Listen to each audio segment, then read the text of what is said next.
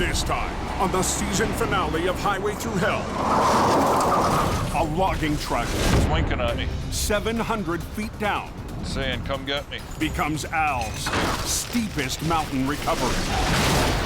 A fiery crash has heavy rescue Keep going. battling to clear the canyon. And as winter wraps, Jamie cranks it up for next season.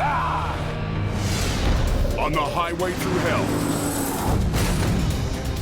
the last line of defense is a heavy rescue team ready to tackle any disaster.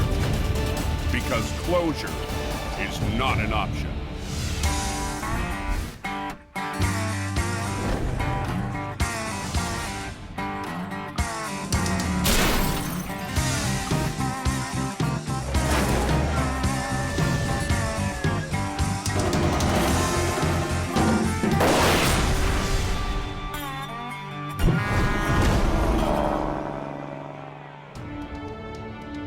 How's Coquihalla? In Hope, British Columbia, I just come down. It's beautiful. the Cascade Mountain peaks emerge from the snowpack. You got a good ride all the way up, mate? Nice dry road. It's a relief for drivers after months of winter. 80 miles north of Hope, Someone said a cup went off the mountain. Al Quiring The guy with the green record. and Gord Boyd climb a mountain road to their next job. We're heading up to go and recover a logging truck and trailer that's gone over the steep cliff and with a load of logs. It's a tough country. 10 feet off the road can sometimes mean 300, 400 feet down. This isn't the first time the Quiring family has gone to battle on these high switchbacks. Nearly 50 years ago, Al's grandfather tackled a logging truck in the same mountain pass.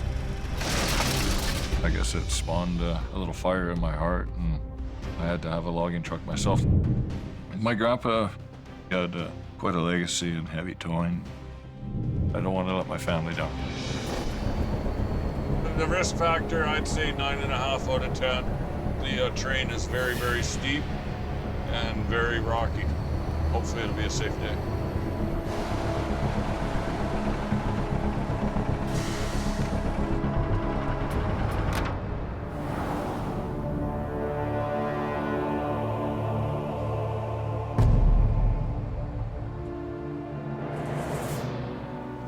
Long ways down.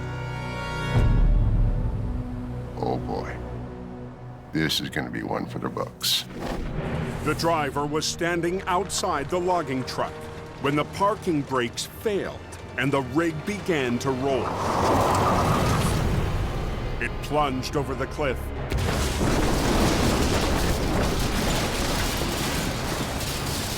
tumbling to a stop 700 feet below.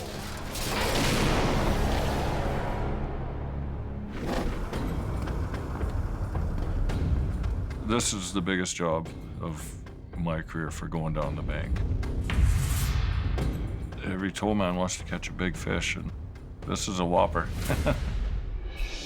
Al's brought in a team of rock scalers These guys are our level 1 first aid. to help with the high-angle recovery. Some of the biggest dangers, obviously, is the falling debris, which could include falling wreckers. Nobody below anything when we're pulling. Okay? Sounds good. Let the games begin. The logging truck is so far down, We're beyond the reach of our winch lines. Al and Gord We're going to be doing some highline fishing. need to shackle every inch of extra cable together Gordy's gonna be the main prime puller. to try and link Gord's truck to the wreck. We'll use all of this and then some. And hopefully we got enough. We're not gonna know till we start hooking stuff together. You guys can go ahead. Okay. Probably better to the left a little bit. The scalers start the 700-foot descent. I think it drops off on us here pretty good. While up top, Gord stands by to winch. I'm not stupid. I'm not going down a 700-foot cliff. That's just not happening. You can see the blinker, it's winking at me, saying, come get me. But the only person Al trusts with the rigging It's coming down. is Al himself. I want to be the guy at the end of that winch line that's attached it. Watch yourself. And the only way to do that is boots on the ground and down the hill. Al is a special kind of crazy. We've already got all the chokers over the bank. As the cables snake down the slope We're now running on my winch line. through the path of lost logs, it's another hazard for Al and his crew below. They're 4,000-pound missiles on a sheer cliff. You're in a real danger zone. Look out below! Can you hear Al? Negative, don't hear anything. Hey, we can't hear him either. He's yelling something. Darwin! Log! Log!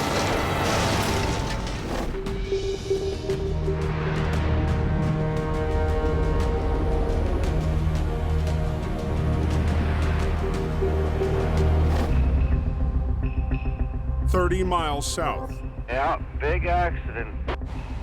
in the Fraser Canyon, It's a complete no-go. Everything being turned around.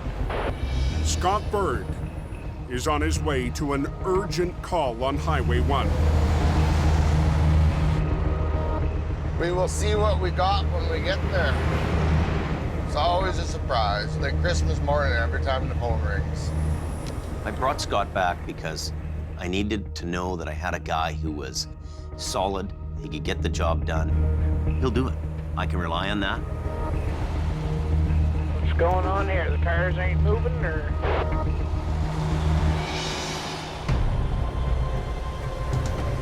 Oh. It's right upside down. A roll-off truck hauling empty bins lay in pieces.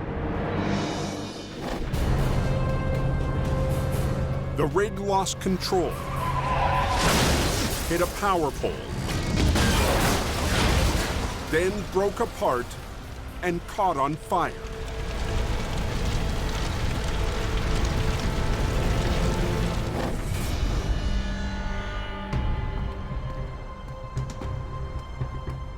Another trucker, still on scene, pulled the driver from the wreck. And he was still in the cab with the flames going. And then I got him out. He didn't think about the hazards of going in to rescue him. It's just human nature to run in and do it, but he probably saved his life. Lucky. What did say that guy was wet? The wreck is too much for Scott alone. Everything is all detached all over the place. Not open yet. I'm sitting here. In hope, company boss Jamie Davis leaves his yard to help Scott get the highway open. The canyon's shut right down. So the quicker we get it done, the better it is. I'm just happy to get out of the office. I'll have a good day no matter what happens. It's gonna be a while. Yeah, she's the waiting game. On a forest road 30 miles north, Darwin! Can you hear Al? Negative, don't hear anything. a load of logs scattered on a slope Darwin! Hey, we can't hear him either. He's yelling something. Log! Log! threaten Al's team. 700 feet below, That's the part that was really scary to me. You don't want to have it. Somebody get pinned or thumped. the runaway log is a reminder We're almost there. Al needs to work fast and get everyone out of the line of fire. When he reaches the wreck, This guy's gonna get towed away. Al decides the trailer will be first up the bank, and he has just enough line to do it. When it went off the edge, somehow this trailer must have pole vaulted and landed down. The trailer is pinned down by logs. Cut that log that you're holding into smaller pieces. And Al uses his chop saw on the trailer's metal frame. That should be enough. Now he's crossing his fingers. The trailer won't get hung up on anything We get up over on this side here. as it's pulled up to the road. Back up, boys. If it doesn't want to clay nice and come out in pieces, then we're gonna be in for a real pull. So hopefully just the trailer's gonna break out. Spades down, boom up.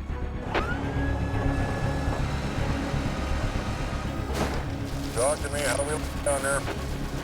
We're just starting to break it apart here now. Pulled the trailer apart and the truck moved a little bit. Come on, sweetheart. And somehow underneath, looked like smoke, didn't it? The battery box was shorting out. Yeah, we got a fire going here. All right. Yeah, we got a fire. We need a fire extinguisher down here. On a mountain road north of Hope, BC, Looked like it blew smoke, didn't it? Yeah, we got a fire. a logging truck has caught fire Tell them we need a fire extinguisher down here. during Al's extreme recovery. We got water? No. Tell them to hurry. No one was on board when the truck's brakes failed and it plunged into the chasm. 700 feet down this god-awful cliff. Unfortunately, the fire extinguisher was up the bank. Getting a lot bigger. Talk to me. What's going on down there? ETA on that fire extinguisher. We're getting pretty big flames here. Fire extinguisher's on the way down.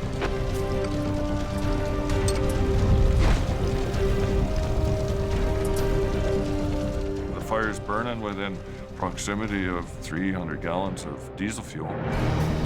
We throw some gravel in there? Yeah.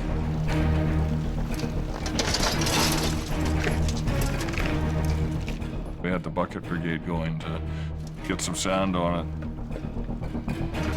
It's our best hope. When the extinguisher finally arrives at the wreck, Get her? the sand and gravel has the fire nearly out. What about back here? Yeah, I think we got it out. Okay. We were very lucky. Next time I'll make sure to check that list off before we go down the hill. Okay, let's clear out here. Now Gord will try once again to winch the trailer up the 700-foot slope. You've got trees, you've got rocks, you've got logs. Okay, pull her up there, Gordon. I'm relying on Al over the radio. Yeah, keep going. You're good. To tell me when to pull and when to stop. It's just busting loose here. You're literally working blind. It's just a tire. Keep going. Okay. Watch out. Back up, boys. The slightest tug from down below, you can feel it. Okay, keep going. But you can only feel so much. We're just stationary. Back off on it a little bit. I am standing by. Okay, don't do anything. Okay. The trailer is hung up and refuses to flop onto its wheels. It's gonna roll. It's a lot easier on its tires. Get a timber 8 feet and just kind of lay it against into the top bunk. But Al comes up with a plan. We gotta prop a log up against the trailer so we can pole vault it onto its wheels. Okay.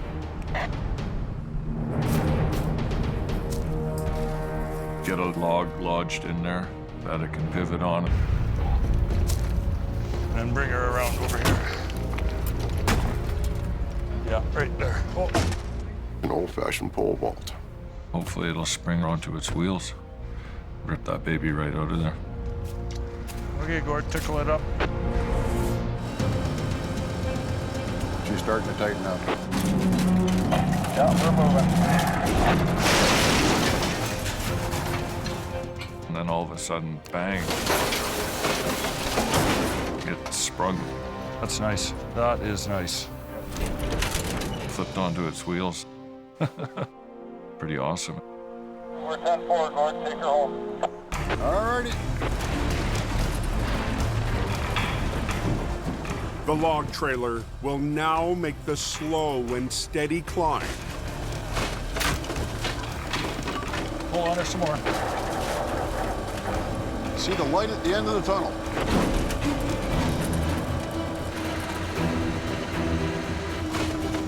As Al returns to the top, Don't stop until you're on the slope there. the trailer finally reaches the road. Sometimes a good chunk of jack pine is all you need to solve your problems. He's on the road.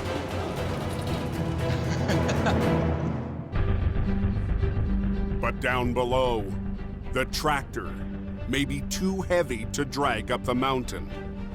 Gordy's gonna clear the scene, and then we're gonna rig for the truck. It's gonna be a little bit more extravagant. What's the hold up here? In the Fraser Canyon, Road's closed, I yell. Jamie arrives at the crash site on Highway 1. They're lined up pretty good, eh? Wow. A crashed bin truck and trailer have kept the Canyon Highway closed for the last 3 hours. Quite the deal. We've got this truck totally wiped out, facing the wrong way, and it's on its side. This is a major crash. Earlier today, the truck hit a power pole and broke apart. The driver was rescued from the flaming cab. Scott was first on site. What's going on, buddy? With the power lines out of the way, Jamie and Scott will team up to clear the multi-piece wreck. Okay, I'm gonna go past the wreck, turn around, I'll do the back end. You can do the front end, just put a line on it, low pull. This winter, Scott's been Jamie's steady hand and most trusted operator. Scott and I, we're a team. We're gonna make it happen. With Jamie winching from his classic 16-ton Army truck, and Scott using one of Jamie's top-of-the-line 50-ton wreckers, they'll work together to flip the tractor. You ready, Jim? Pretty smashed up, that cab. I'm worried about this hood. It's so damaged, it's like a piece of fiberglass in a slingshot and letting it go. Okay.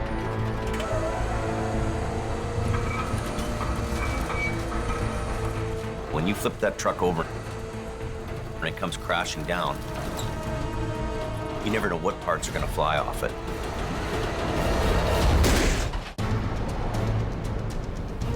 Anybody know if Highway 1 still closed there? On the Fraser Canyon Highway, near Saddle Rock Tunnel, Yeah, it'll be closed for quite a while. Jamie and Scott You ready, Jim? work fast to reopen the Trans-Canada Highway. Let's go right through there. Make it go a little bit long, though. They have to flip a heavily damaged tractor. I'm worried about this hood. It's like a piece of fiberglass in a slingshot and letting it go. It could end up flying apart and hurt somebody. It's gonna happen right in a second. You're gonna have the glory, Jim. Take her away.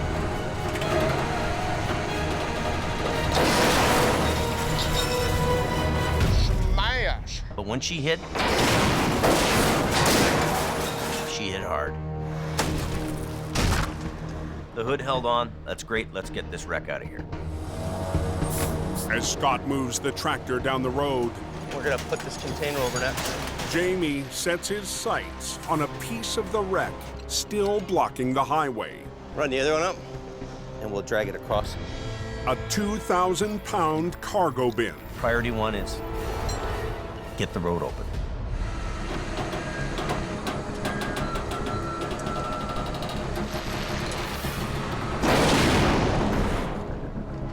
Oh, yeah. Oh, baby. It looks like they could be opening Highway 1. Beautiful. Jamie's old-school wrecker drags the steel bin out of the way. The Army truck is a nice old machine and does the job. We're gonna open alternating. 5 hours after the driver was pulled from the crash, Okay, bud, drive safe and be careful, eh? Yeah, you betcha. the trucker who rescued him is first down the canyon highway. He's the hero here. He saved his life. And traffic's a-moving. Jamie, David, thank you. With the highway cleared, There you go. Scott and Gord will tow the tractor back to Hope, We'll worry about that other stuff later. then come back and deal with what's left in the ditch. There's a chance we could get it out of there. Let's have a look at it. But Jamie has other ideas. If I wanted to be a real show-off, I'd get that thing out of the ditch before he got back. The boss is tempted to tackle the flip trailer by himself. That's a big, big recovery. Oh. I might just throw a line on it for fun, see if we can do it before Scotty gets back. I'm kind of being a little bit of a bugger, and I'm going to steal the glory just to give him a little hard time.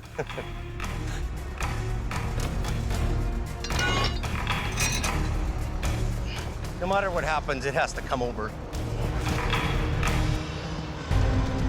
Jamie is gambling his old army truck will come through one more time. A bit of a pull here.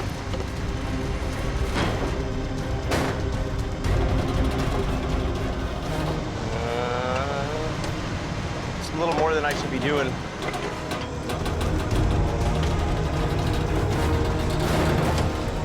That thing's jammed in there.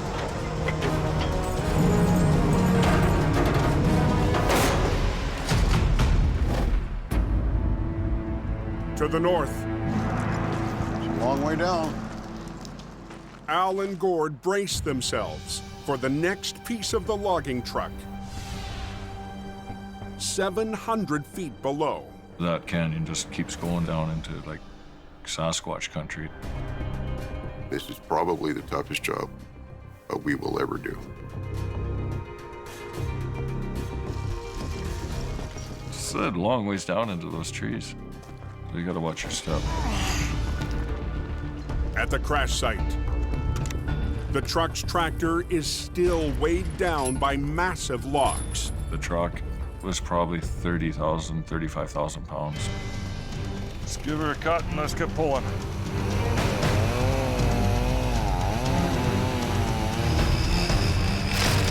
Al's crew carves away at the timber I'll make this go in there a little bit further. to give Gord's wrecker a chance up top. How you guys making out down here? We're all clear at the bottom here. Okay, we're ready. Okay, start the pull. It's about to get heavy. Truck whisper to it. Woo, doggy! Yeah, keep pulling. But 700 feet up, Got my nose coming up. Gord's 50-ton wrecker is maxed out. Why am I putting 100,000 pounds of pull to that thing? Oh, are you pulling? Pull. I'm pulling. It is not coming. The last thing you want to see is this great big green thing tumbling down. on top of you. Cable stopping around him. There's something we gotta do. On a mountain road, Got my nose coming up.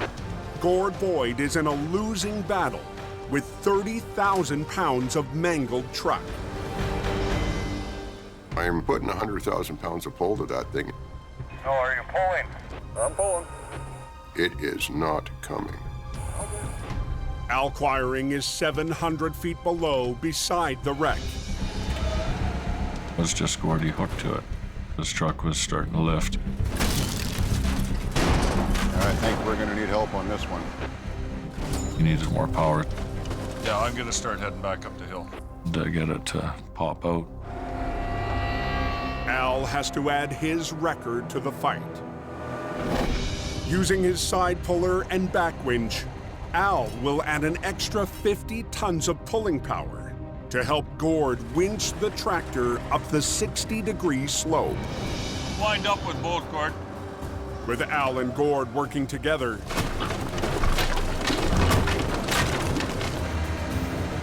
Yeah, you're picking the frame up now.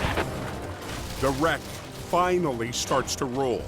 But it has to get past hundreds of feet of logs and trees. Can we just keep pulling or what?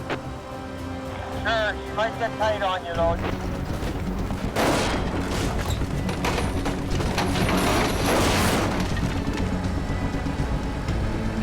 The weight of our two wreckers far outweigh that truck.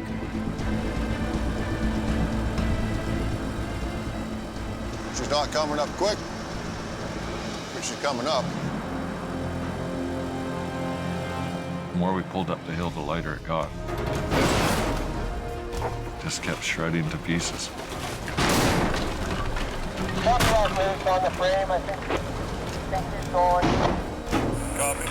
But as the tractor inches up the bank, Still a ways down there. Al's goal to be out before dark is slipping away. You don't want to be working in the dark. Hopefully we get this thing out of here before nightfall.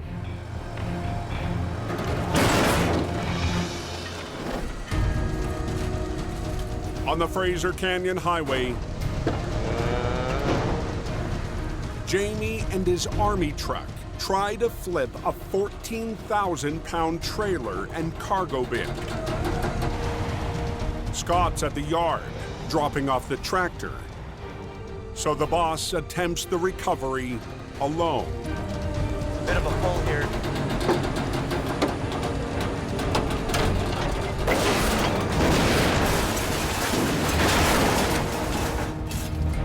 Wow. Jamie and his old-school wrecker So that's halfway home. get it done. Scooping Scotty is as much fun as an old guy can have. But the boss knows when to call it quits. I don't think we should try to do any more with this because I just know better, you know? You just know. And I really enjoyed getting out of the office today. I like this old army truck, just plain and simple. I'm out of here. Heading back to flip the trailer, When I get back up there, we're gonna finish it off. Scott's in for a surprise. Well, they flipped my trailer over, the rotten son of a gun. He beat you on another one, Scott. That bastard. He'd rather be in the ditch, swimming in diesel and mud just like I would, right?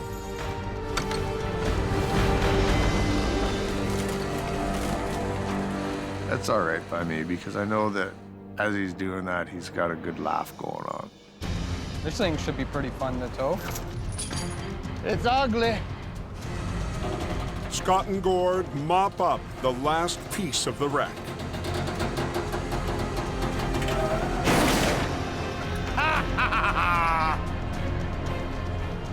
Love it when a plan comes together.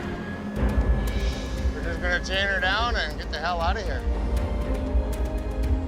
Hopefully Jamie's got that fire cooking. Scotty's done this a long time. He understands the game and he plays it well.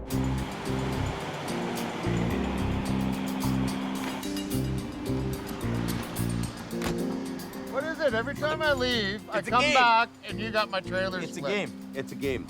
It's getting to be like the old days again. Flip it over and leave it to After you on the you, side of Jim. the... And I'm starting to have fun. No, after you.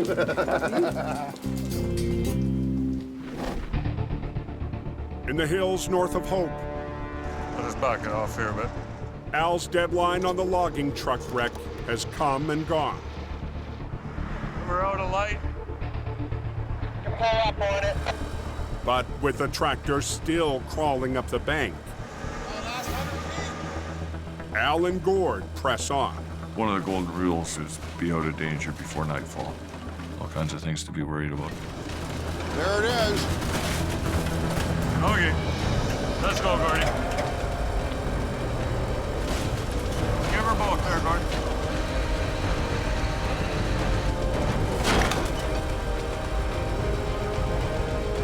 As the tractor climbs the steepest section, Easy, easy. the risk goes up. We're pulling off the side of the truck, getting off the end of the boom, so I'm kind of in a very dangerous spot. You don't want to have a cable snap back.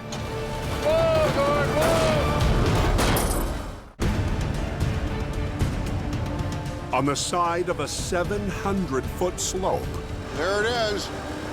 Nice. Come to Papa. Al and Gord fight to pull the final piece of the logging truck up to the road. Tow trucks at the top are starting to really load up. Move up with it, Gord. Just like the video game when you're blasting away at that big giant and you see him starting to wobble. Whoa, Gord, whoa! That's good. Good, good. A couple more good punches, and you're on your way. Well, no wonder it was so heavy. It still had logs on it. That was a tough one. We came to the party, and we conquered it. And that was the best part. Mission accomplished. 47 years after Al's grandfather recovered a wreck in the same rugged country. One like my grandpa did, but a little bit bigger. So. It's another historic moment for Quiring Towing. What a ride that must have been. Hopefully, this job would make my grandpa proud. The only guys that can pull it out is Quirings.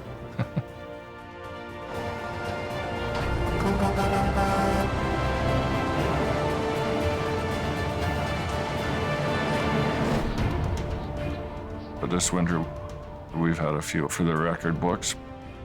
Way more weight, way larger objects, way bigger challenges. That's a big-ass truck. If you don't push yourself, you're never going to find out how good you are. Wind her up. We're gonna rip this tractor out of here. He does not accept defeat on any job. Whatever the call is, we handle it. No, I told you we got her. Very high risk here, very high risk. There are critical times when decisions have to be made. Take your brakes off your trailer! Ben Gordy, he can handle that. Here we go, once more into the breach.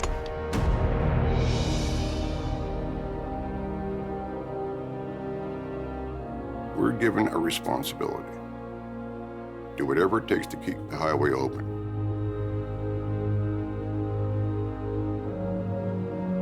We take that responsibility very seriously.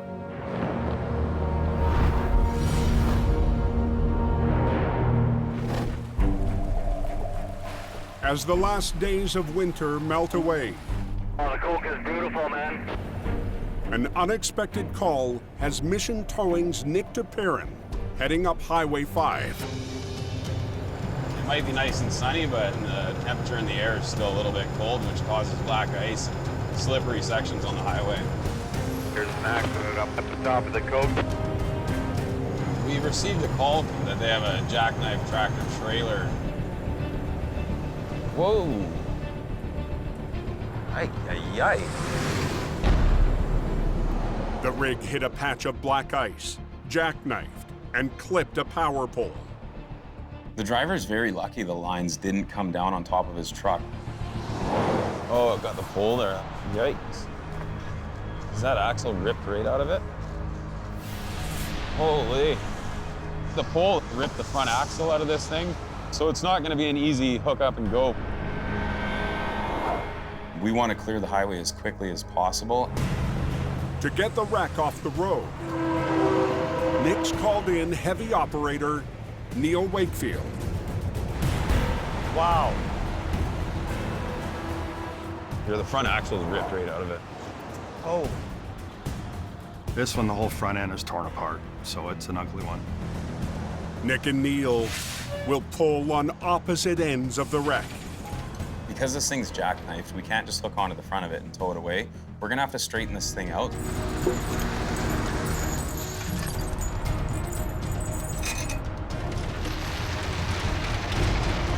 He's gonna start pulling, Neil.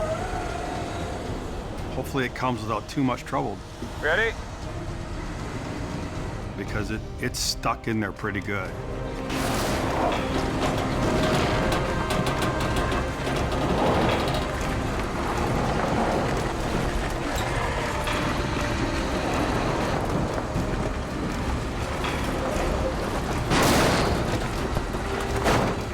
Beautiful, Neil.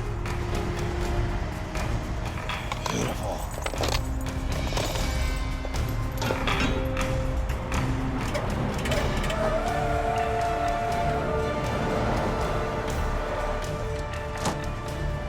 We've got this thing chained up, 2 minutes. and it's time to get it off the highway. In less than 30 minutes, Nick and his crew have the lane open. Yeah. So how's the coke, boys? Perfect both ways.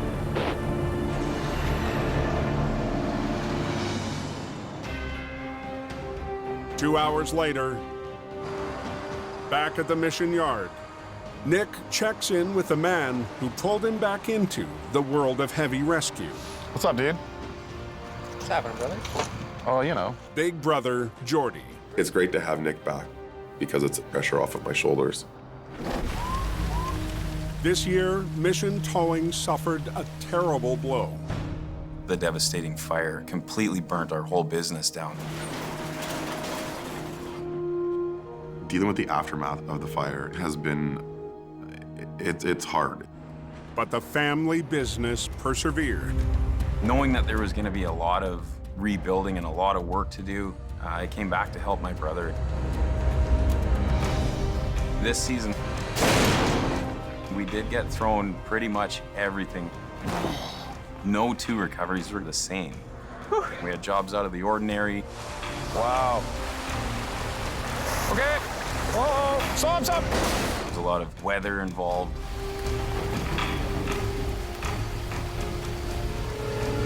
You get everybody clear?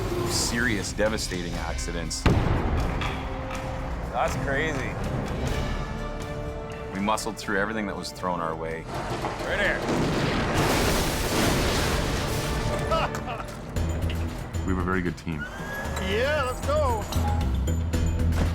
And a good team standing with you is the recipe for success. Bada bing, bada boom, bada bang. That's right. My brother and I are 100% on our A game to move forward to rebuild this, and it's a whole new chapter in life. The sky's the limit, and we're excited to see what's next. Now, knowing what we're up against, we're able to put this together how we want it. Bigger, better, stronger. Yeah. Let's do it. Yeah.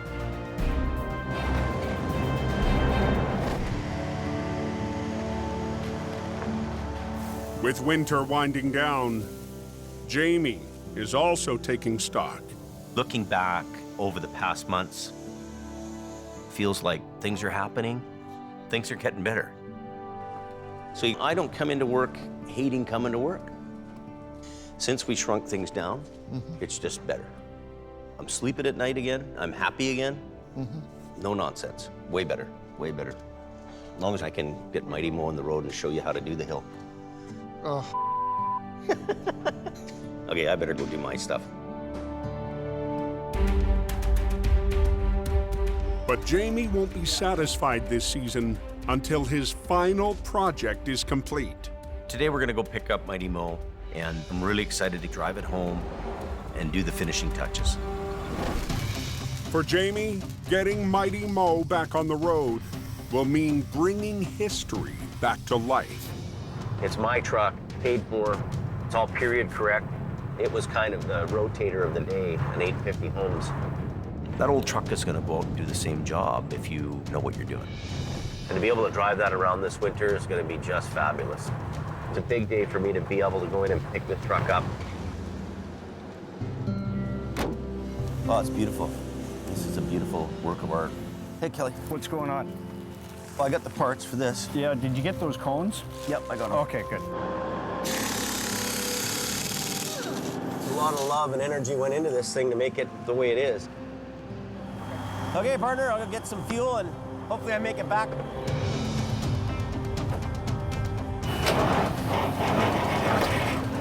I hope I don't have to get towed home. It's a big day for me to be able to go in and pick the truck up. Oh, it's beautiful. I'll go get some fuel and hopefully I make it back.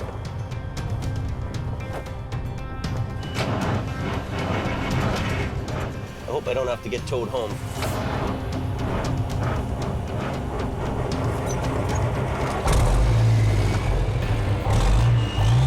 Yeah.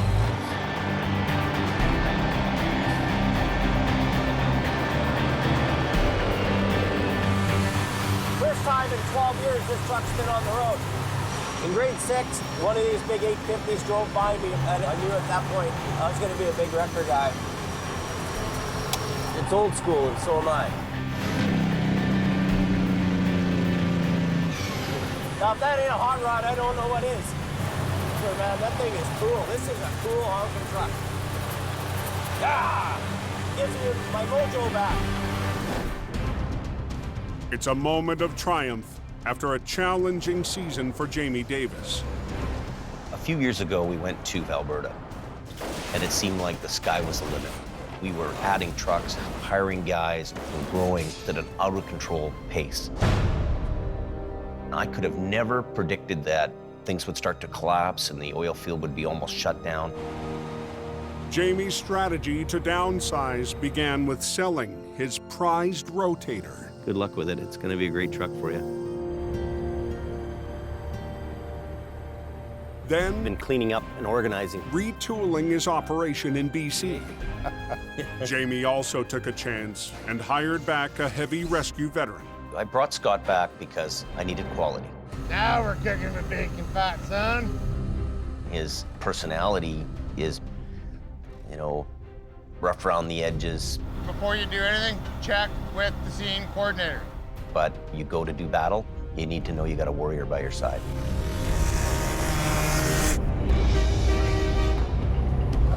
Stars, buddy. You're my hero this week. And he was kind of the glue to the team. Pull, little mambo, pull! He's been a real pillar this season. Yeah, showing you how it's done, son. Showing you how it's done. Jamie's got his whole fleet up here. But this winter, Jamie had to say goodbye to a key member of his team. I got a position with another company. Wow. Colin, he's a self-contained towing army. Decent, Johnny, decent. Well, we're just gonna put the sunroof back on. I miss him because he was a very good worker and he did the job. Just another day at the tow yard. With Colin's departure, Jamie's Alberta operation soon followed. Bottom line is, you can only lose for so long. I think what it did, though, is it taught me that less is more. Rebuilding for the future, back in hope, life for Jamie has come full circle. Oh my God. Try. Look, see that? First time ever, and I'm doing wheelies. Daddy, you're home. Mo's home. Yeah.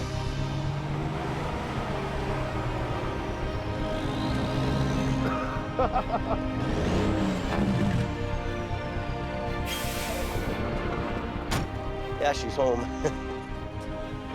I can't wait to take Mighty Mo out next winter and do some recoveries in the snow. I don't know what next winter's gonna bring for us, but we've got the crew, we've got the gear, and we're ready for whatever's gonna come our way. This is gonna be cool. Bring it on, I'm here.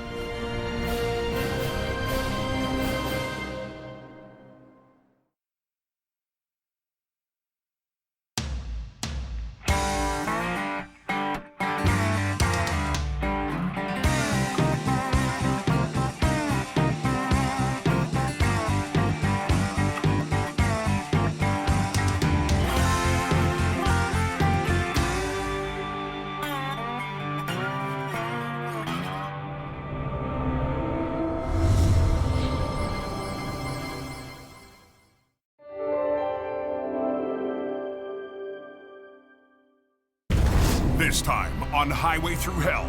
It's a very sad thing to happen to any family. A tragic wreck. Watch yourself there. That's bad. Puts the twist on Nick. This is what they call family bonding. 3 generations tackle a heavy load. Come on! This is a disaster. And a tough job takes its toll on a towing veteran. I threw up almost a liter of blood. On the Highway Through Hell, the last line of defense is a heavy rescue team ready to tackle any disaster. Because closure is not an option.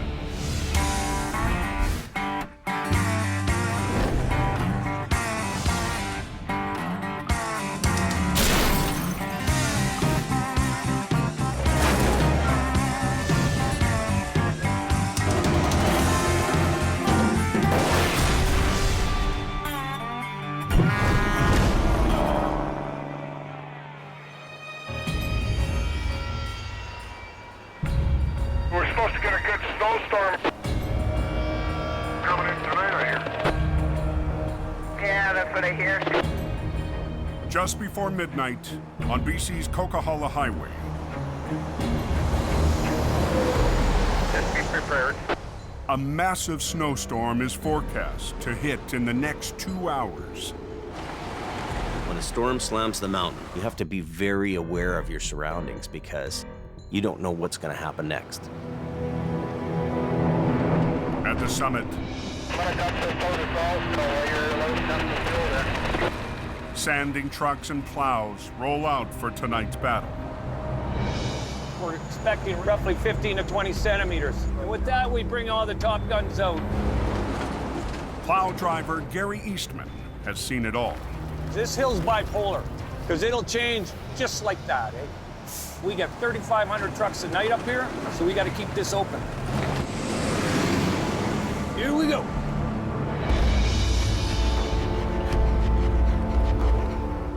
"60 miles away at his home base in the Fraser Valley.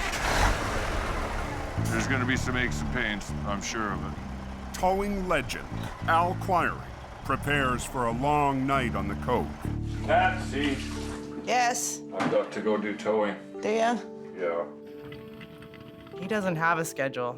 He works when the phone rings.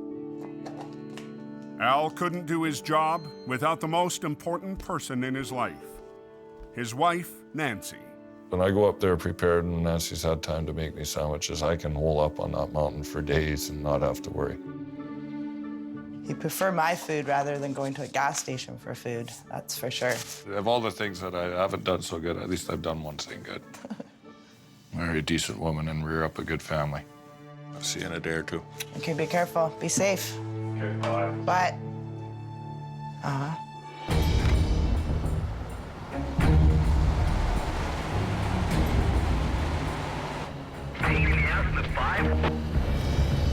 I think you got chain up at Box Canyon, if you can copy.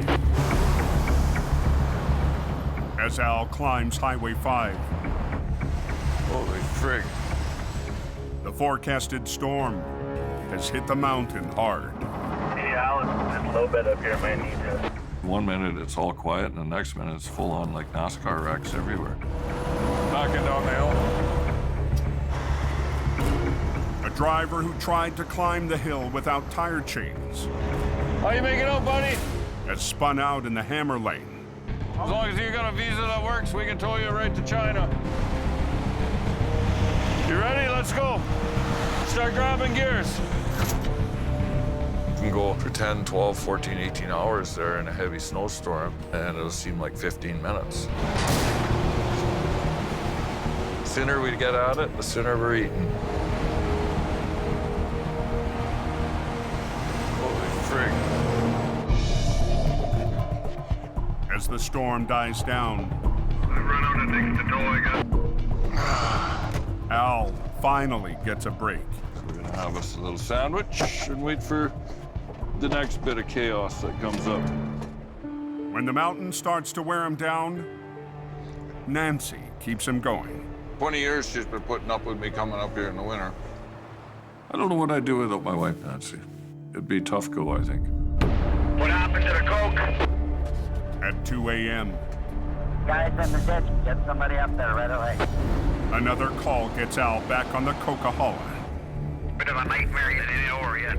But it's not for a tow-up. Most of the time they're calling me for somebody that's blocked the highway, and here it was actually for somebody in the ditch, which is not a common thing.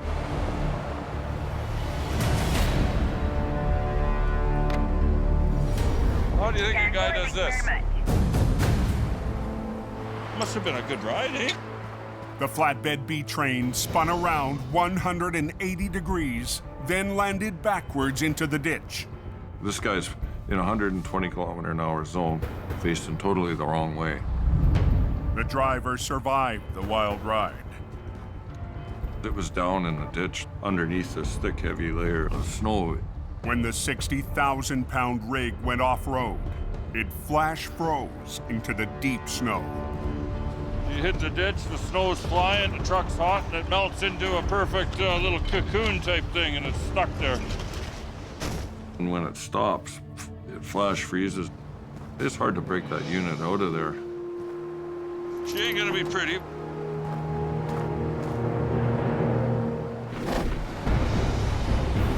Three miles north on the Coke, Goes sideways in a blink of an eye. Jamie's lead driver, Scott Bird, is on his way to rescue another vehicle that's gone off the road. I don't really know anything about the accident other than it's way over in the ditch, so. Tow truck's on speed, he should be much longer. Ken Monkhouse is already working the wreck. Ken's a great guy. Ken's been in this for a long time. You give Ken a job, he goes, he gets it done. It's a routine job. What's going on there, young feller? Need a hand? Got the roadblock? I got through. I got special privileges, you know. But lately, Ken hasn't been himself. You want a hand with something, Ken? No, I've pretty much got it. Oh, okay. I'll just be here for moral support. Belly, belly, bula, bula. Bula, bula, bula.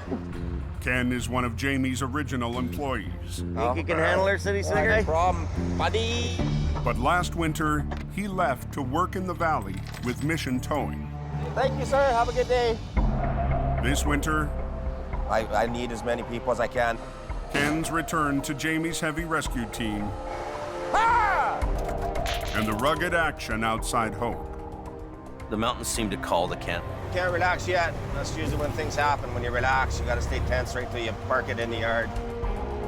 It gets harder and harder the older you get. Really, it's a young man's game. Watch yourselves.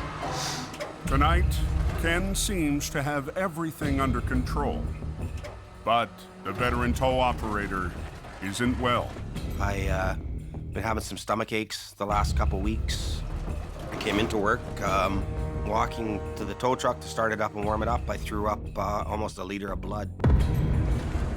Just very, very weak. Ken gets the van on its way, He's having a bad day. but makes it his last call of the night. So I said to the dispatcher, you're gonna have to find someone else to cover these calls.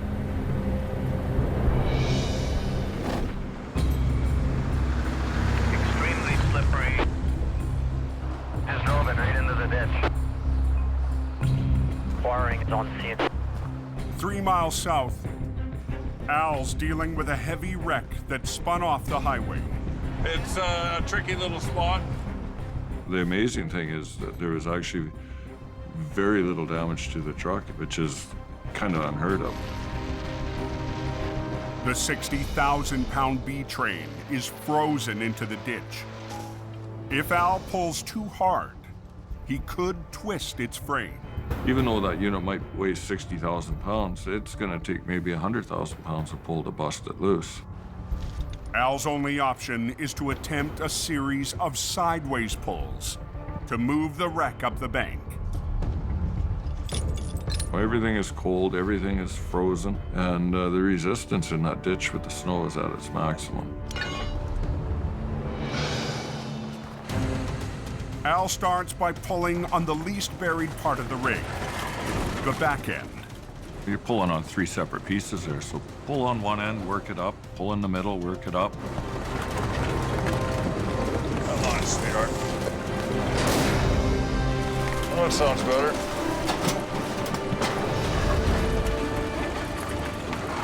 Right on, we made her.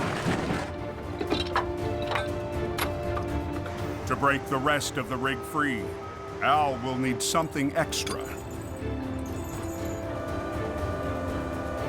Al extends his outrigger. Use the switch to pull out the other one. And doubles a line running to the middle of the rig.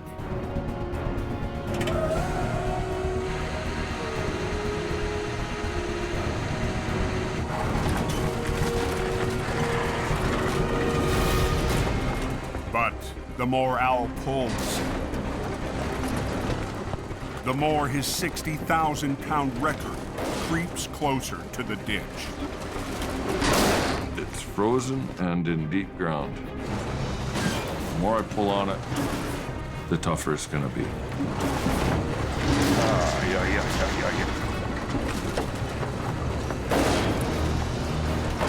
Unbelievable. Roads are compact, slushy, slippery, temperature is -1. Oh, the plows are working north now, guys. 2 a.m. on the Coquihalla Highway. Come on, baby. Al Quiring struggles to get a B train, frozen in deep snow, back on the road. All these little tiny molecules of ice, and you wouldn't believe huge holding power. The buried tractor and its 2 flatbed trailers are putting up a good fight against Al's heavy record.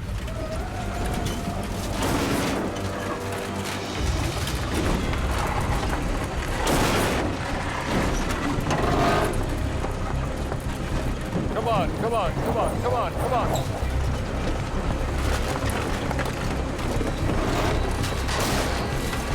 There we go. Good, good, good. Out of room, Al gets the 30-ton B train back on the road. It's nice when things work mostly like they're supposed to. Well, it was a little bit hard to bust out of there, but, you know, eventually we got it. We were able to get it busted loose with the power of the Vulcan V100 wrecker. But Al has one last obstacle. Okay, my friend, we'll get you off the road here. The semi is facing the wrong direction. So we're going to take them back down the highway to snowplow U-turn and get them onto the right side of the highway. Here goes a little yeehaw moment. After 2 decades on the Coke, Al knows all the shortcuts to tow a customer back to safety. That was a heck of a ride. He's out of the ditch. He'll be warm tonight. That's the most important thing.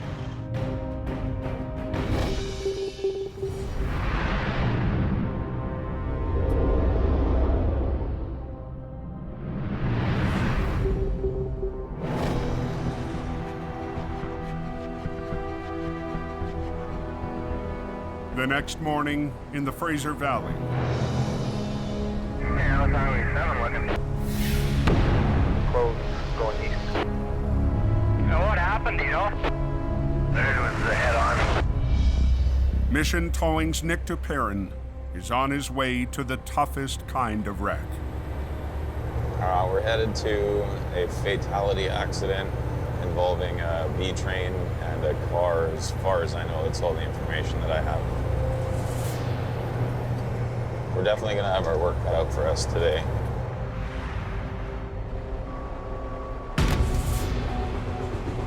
Holy. It's back. A B train hauling particle board collided with a small sedan. The driver of the car died in the crash. Unfortunately, with this accident, there was a young female who didn't make it out alive. Fatality accidents is a major part of what we do, unfortunately.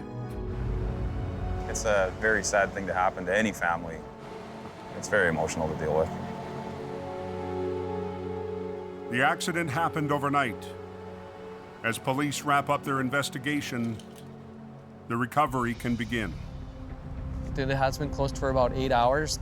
The urgency is to get it open so the people can get to their destination. Heavy operator Neil Wakefield arrives in Mission's 35-ton wrecker. Yeah, just one truck out of the way so I can get to the front. There's a lot of plywood all over the road. This truck is all tangled up. It's a real mess. Yeah, right around the frame right here. Right, we want to get one lane open as quick as we can. Yeah. So if you can drag them that way 20 feet, we can push it over. Yeah, yeah. To reopen a single lane of traffic, highway crews want Nick's team to drag the tractor and its 2 trailers to one side. But hundreds of sheets of particle board are in the way. We're anticipating that we're going to run into a problem. You want to do both lines on that one chain? Yeah. Yeah? But we're going to give it a shot and just see if we can't get this thing off to the one side and have one lane open. Okay, I'm going to pull ahead. It would take hours to pick up the boards, so Nick and Neil have to work around them. So far, so good.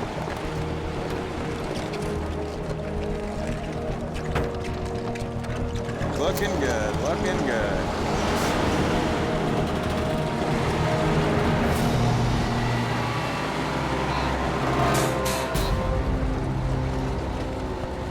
No, we're not going. We're not going.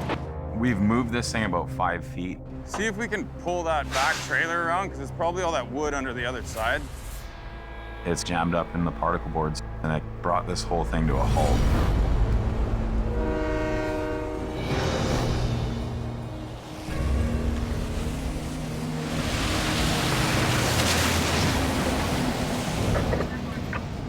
So 103, I want to be heading her down to Pine Creek Hill.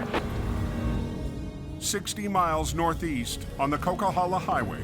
Hey, 10-4, and we got flaggers and everything as you said, right? 10-4. Jamie has dispatched Robert and Ken to handle a complete mess. Gotta get all Buddy's possessions and everything out of the median. The driver was hauling a fully loaded home-built shed on top of a trailer. They started to jackknife, and something must have shifted in the trailer and blew the sidewalls out. Everything the driver owns was launched down the deep embankment. But he's a lumberjack. It's gonna be a long day. Scott Bird is on scene with HR 116 to winch the heavier items back to the road. Start at the top, work our way down, I guess, eh? There was all kinds of tools, pretty much anything that you would find in a guy's home workshop type of thing. But Ken and the rest of Jamie's crew will have to hand-bomb hundreds of other items up the hill. This is what happens when you take a homemade trailer, stuff it full of stuff, and go down the road. It's gonna be labor intensive, it's gonna be time intensive. Take lineup. It sucks that we have to be there, but at the same time, it's somebody's personal belongings, and it's probably a big part of their life. So you gotta pick up as much of the stuff as you can. Dog's breakfast, that is. Hold all the way up. The guy had a lot of stuff in that trailer, a lot of stuff. The crew winches up the most valuable thing in the pile. Nice. A vintage motorcycle. I ride bikes, I collect stuff. I could just well imagine how I would feel if I was in that guy's shoes. But for Ken, recent health problems only add to the misery. I'm not feeling really good today. It's just the energy. The job is about to get even worse for Ken. I'm out of here. Where are you going? Mission. Mission? I got a phone call from Jamie, and there's a little bit more of a pressing issue down the valley that had to get dealt with. Unfortunately, I gotta take off. I don't want to, but I got to. With Scott leaving, the wrecker's powerful winch lines are out of the game. All this garbage.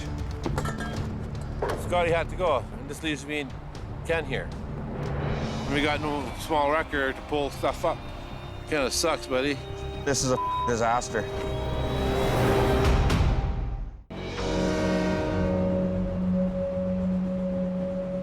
Highway 7 closed. In BC's Fraser Valley, There's a head-on collision there this morning. a major accident has claimed one life and closed a trucking route to the west coast. We want to get one lane open as quick as we can? Yeah. Nick and Neil's first attempt to drag the wreck to one side to open a lane of traffic You give it a try and hope you get lucky. has hit a roadblock. No, we're not going. Yeah, it's getting hung up in all that wood there. Kind of sucks that it didn't work, but we're gonna have to do it some other way. Nick calls in a second heavy wrecker. We'll try unpinning that pup trailer and just drag that thing out of here. The extra wrecker will pull on the B train's back trailer, called the pup. The pup is pinning down the rest of the tractor trailer. The plan is to disconnect and drag the pup away from the wreck so the rest of the B train can be pulled in the opposite direction into one lane. Okay. Watch yourself here. Watch us, Skinner. Beautiful. Okay, so he can pull that over there. And The pup trailer is out of the way, but moving the rest of the tractor trailer won't be as easy. My truck isn't made to pull this kind of weight on its side. It's gonna fight the whole way.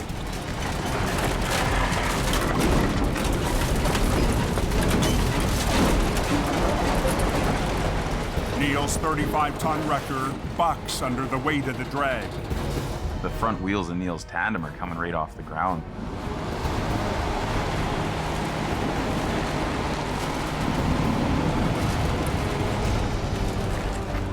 But gets the job done.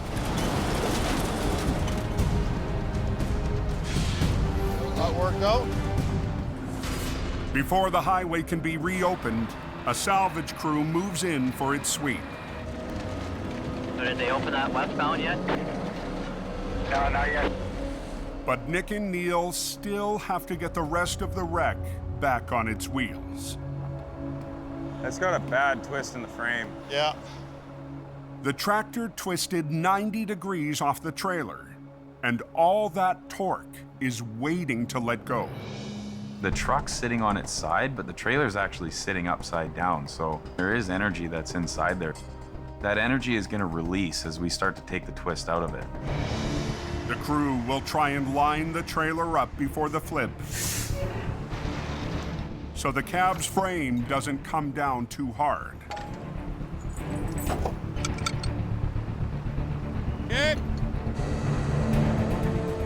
We want to try and keep it together so when we do upright it, it won't be a big mess to clean up.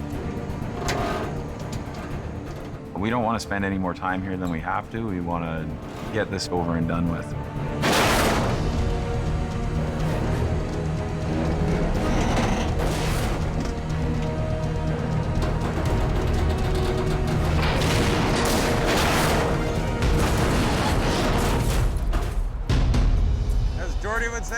Voila!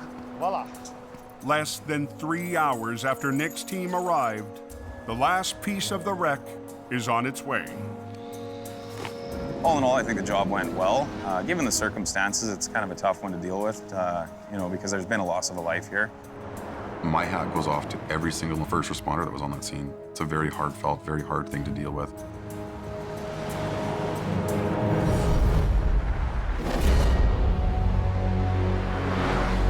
Back on the Coquihalla,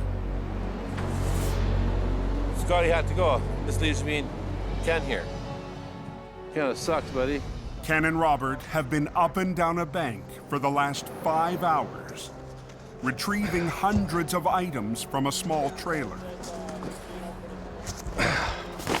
You're at the bottom of the embankment. It's about a 20% grade and it's covered in snow. And you have no traction on your feet, and you're cold and you're wet. When you're doing a job and you're in the deep snow and it's cold, you'd rather be in any other place than in that ditch. You just gotta hunker down and get her done. There's just no other way around it. But life in the ditch is wearing Ken down. I've seen so many things in the 28 years I've been a tow truck driver. After 3 decades of towing, the strain and stress Get out, get out, get out, get out! is catching up with him. Look out! A couple years ago, I slid backwards down a hill. Last July, I came 4 feet from getting crushed by a lumber truck that was on fire on its side, sliding down the road. I wake up in the middle of the night, my heart's going 9 million miles an hour. You can only dodge fate so many times, and when your number's up, your number's up. Sooner or later, it's gonna get me.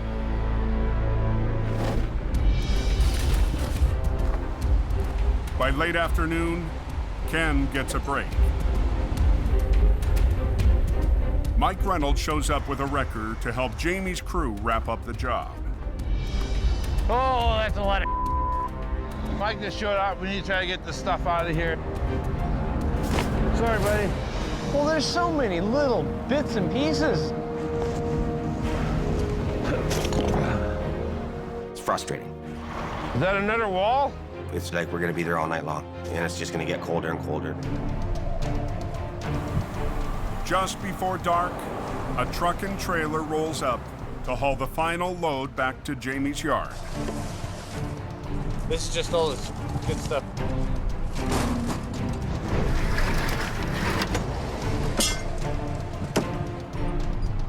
After the marathon day, Ken and crew are finished. At a certain age, running yourself on a big job like that really takes a toll on you. Be out here in this kind of environment doing this type of work. Getting too old for this nonsense.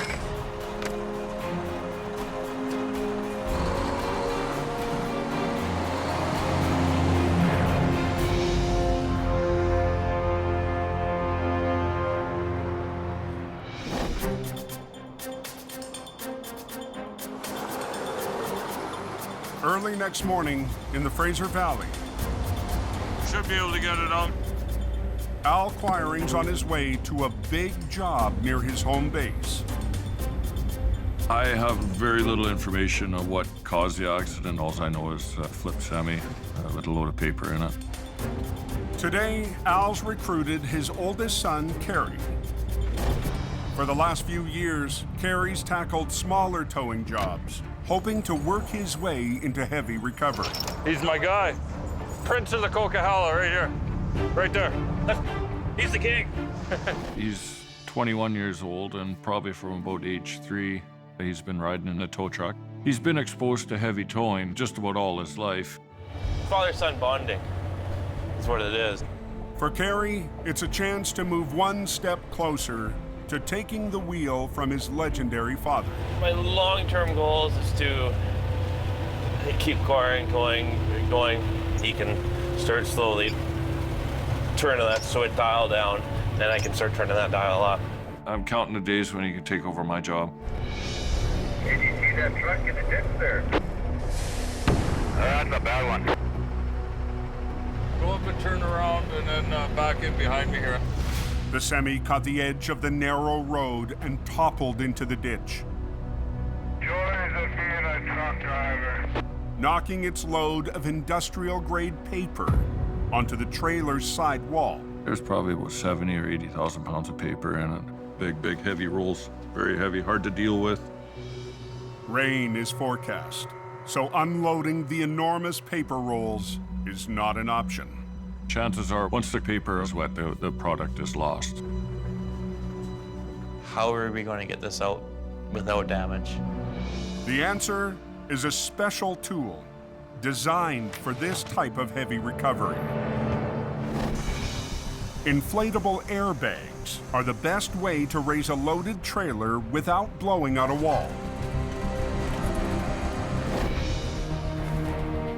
Air cushions were designed back in the 1940s for actually lifting aircraft. Al's dad, Bob, is also on scene. I did enough of this over my years, let me tell you. Making it 3 generations of Quirings. Between the two of them, they have so many family secrets that have been acquired for 4 generations. The book is green.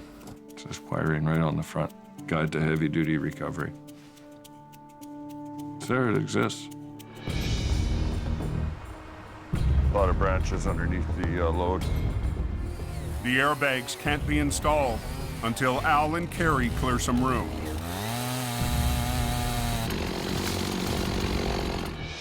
Even cut back, the sharp branches are still a hazard. The airbags will get punctured. So Al shares another tow secret with Carrie. Get some plywood in underneath to protect the air cushions. Beauty.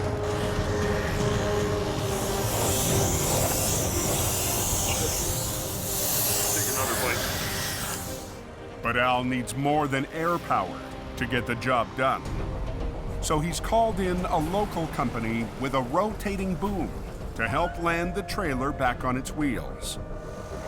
We'll let the air cushions get it up pretty high. Yeah. And then we'll get the straps on there. If Al isn't careful, tens of thousands of pounds of paper could punch through the trailer's wall. As that unit is going up, you've got to really watch that you don't fracture that trailer because it's a real possibility. That paper drum pushes against the trailer, and now that trailer is wrecked. Come on! This airbag might kick out here.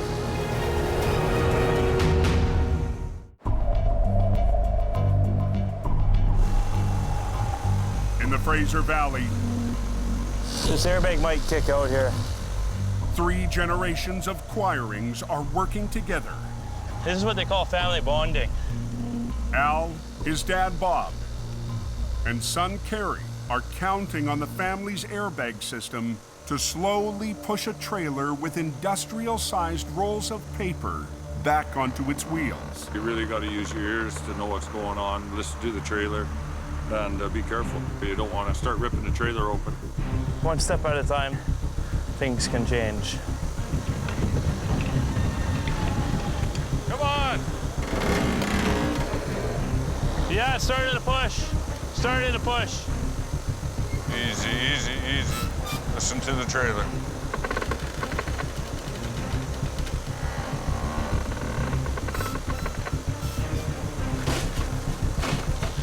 Anchor there. The airbags have raised the trailer as far as they can. So it's up to the local boom operator to bring it home. Pull. Pull it.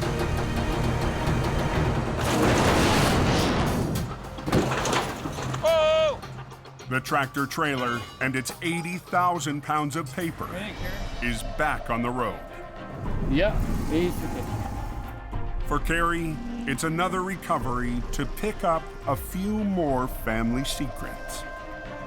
Working with my family, I've learned a lot of tricks and trade secrets, and it's something that separates you from the rest of the crowd.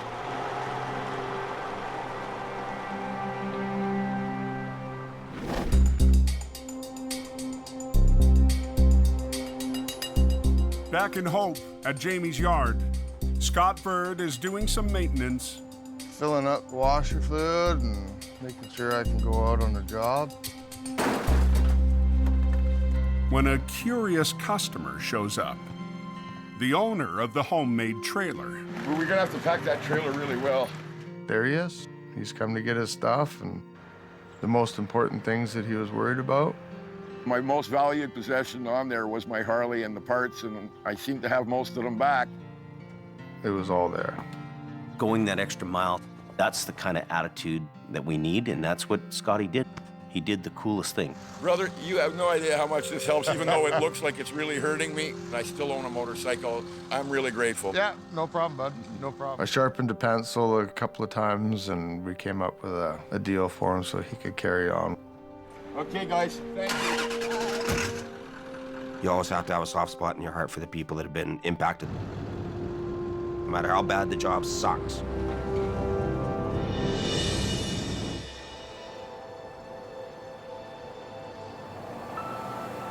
Ken's not at the yard for the reunion.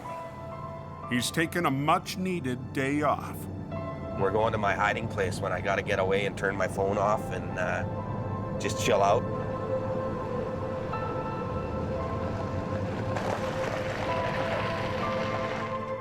After one of his roughest weeks in years, Ken needs to calm his nerves and think about his future.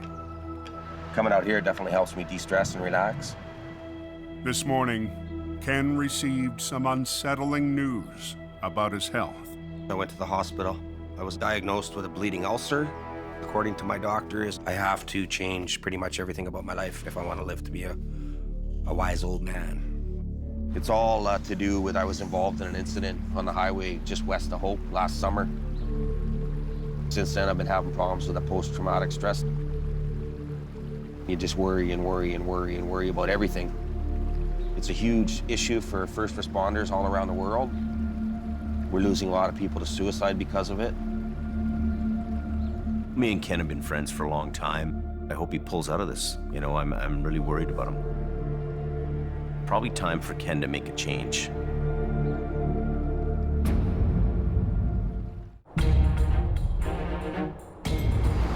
On a backcountry road. Oh, is it a four-wheeler? In BC's Fraser Valley, That's a nasty little road. Al Quiring's oldest son has been dispatched to a wreck. Kerry Quiring is in the family's 20-ton truck, on his way to tackle a remote recovery alone. By the sounds of things, it's a field medic truck. It's tipped over, it's laying out inside. With Kerry, there's a lot of towing in his blood. Rainbow, that means there's signs of gold up here somewhere. He's got to be able to see the job through from the start to the finish. So it's dead? Yeah. Oh. Learning the family business hasn't always come easy for Kerry. His last job didn't go as planned. Look like an idiot. It's been a slow progress for him, but it's been a learning stages as well. Today, Kerry's back road wreck looks tougher than expected. Out of cell range and on his own, There's a little bit of pressure. Another learning step. Kerry has to recover a fully loaded first aid truck deep in a ditch. This looks like a bigger job than expected. To there.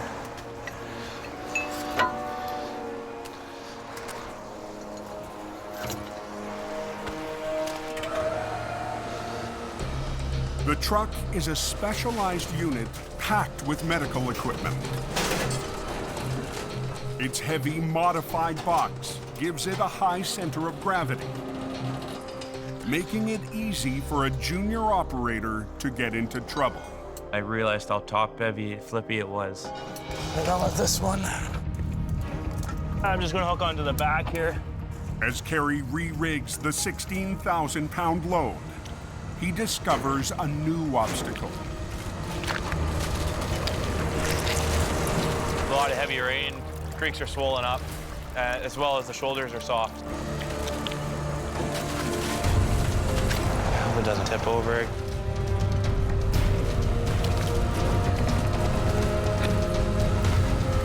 The truck is hung up. Am I doing anything at all? Come on, lift. Lift. Not plow, lift. The more Kerry tries to lift the wreck, the more it threatens to tip over. It started tipping too much, and I didn't like it. I don't like that at all. And I got to a point where it didn't matter what I did with my truck. Yeah, I'm just trying to fight it tipping. I'm in a position where I don't like to be.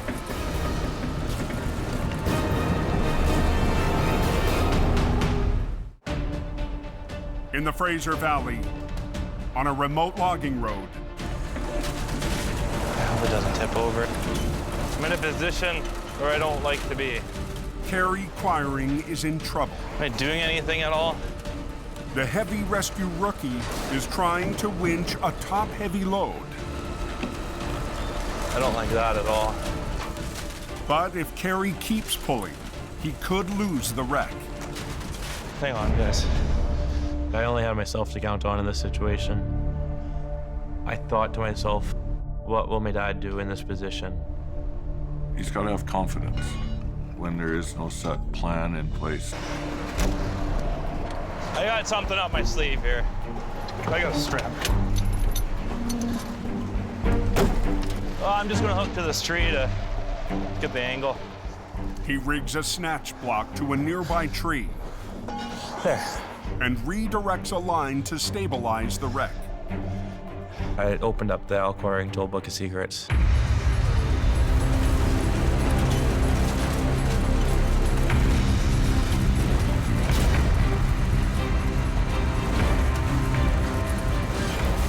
It's a good learning experience for him. That's a Quiring tool secret there. Kerry pulls out a victory for the family tow business. I'm not as quick as my old man, but he's got another 25, 30 years on me. The secrets of his father guiding him along. There's no actual book tow secrets, but it sounds pretty good.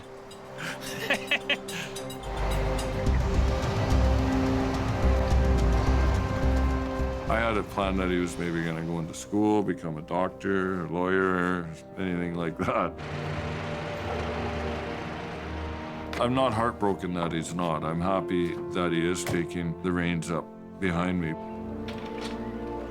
How was your day, boys? You survived out there? Yeah. He just wants to be so much like his dad and like his grandfather.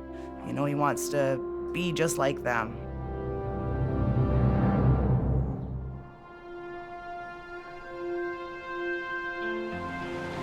In hope. What is this? Jamie has a surprise for one of his longest-running employees and friend. Ole. A new truck for Ken Monkhouse. Look, Monkey, I got your present. Wow. What have you done now, Jim? There was an opportunity to buy what we call a detachable towing unit. It's made just for towing trucks, not heavy recovery. Wow. It's your old truck that you used to drive in. Yeah, I drove it in 2008, man. That's amazing, buddy. There you go. Turns out the truck was driven by Ken before I came across it. Got your name on the door, too. Ken. That's right. Oh, wow. It's a chance for Ken to stay in the business and shift his life into a lower gear. I'm actually looking forward to maybe slowing her down a bit. He can take this truck to the city and do local tows. A little easier job for him than doing the heavy recovery. Well, I can't believe this is like I kept it the a best secret. surprise I've had in a long time, but Kept it a secret. Don't cry. Every life has stress. It just depends on how much stress do you add to your life. I can't add any more stress to my life. All right, buddy. Okay, All man. yours. Go to work. You're a good man. I Take will. her drive. I will. Ken's gonna have a hard time being away from the recovery side of things, but towing is really what he needs to be doing now. It's all downhill from here, Jimmy. Trip down memory lane, getting in this old girl. It's a win for Ken And a win for Jamie as he expands his towing business west towards Vancouver. There seems to be a lot more business in the Lower Mainland. So hopefully Ken can pick up some of that business, give himself a little bit lighter of a job at the same time, and this deal can work out. Jamie trusts me enough to go out and start a new business and put my name on the door. That tells me that he's putting a huge amount of faith in me, so I'm not going to turn my back on an opportunity like that with Jamie Davis. If anybody can do it, it's Ken Mountains. Next time on Highway Through Hell, closure in the canyon. There's 2 trucks banged up down here. Wow. This is not an easy task. Forces Geordie's crew. We want to clear this traffic on this side. To pull an all-nighter. Team Green. Think of a giant ostrich egg. Juggles an odd job. And Jamie's top man. There will be words exchanged over this. Cleans house.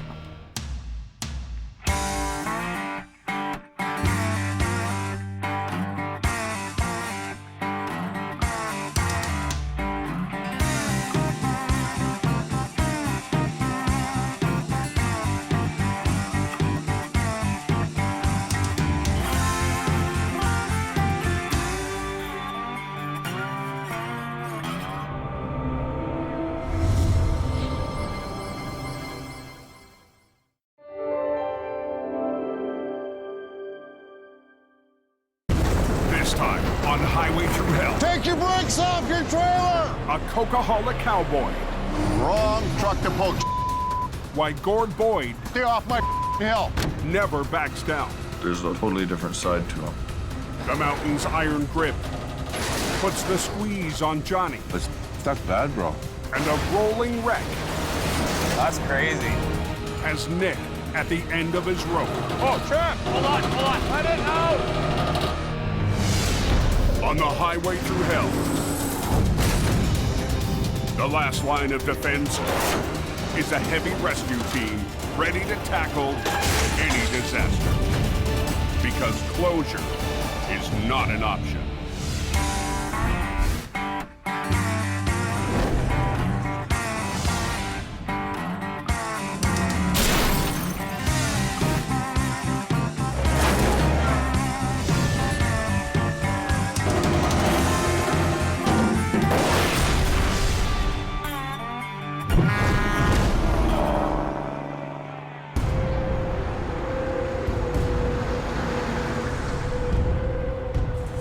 Anybody out there tell me what it looks like going up that Coquihalla?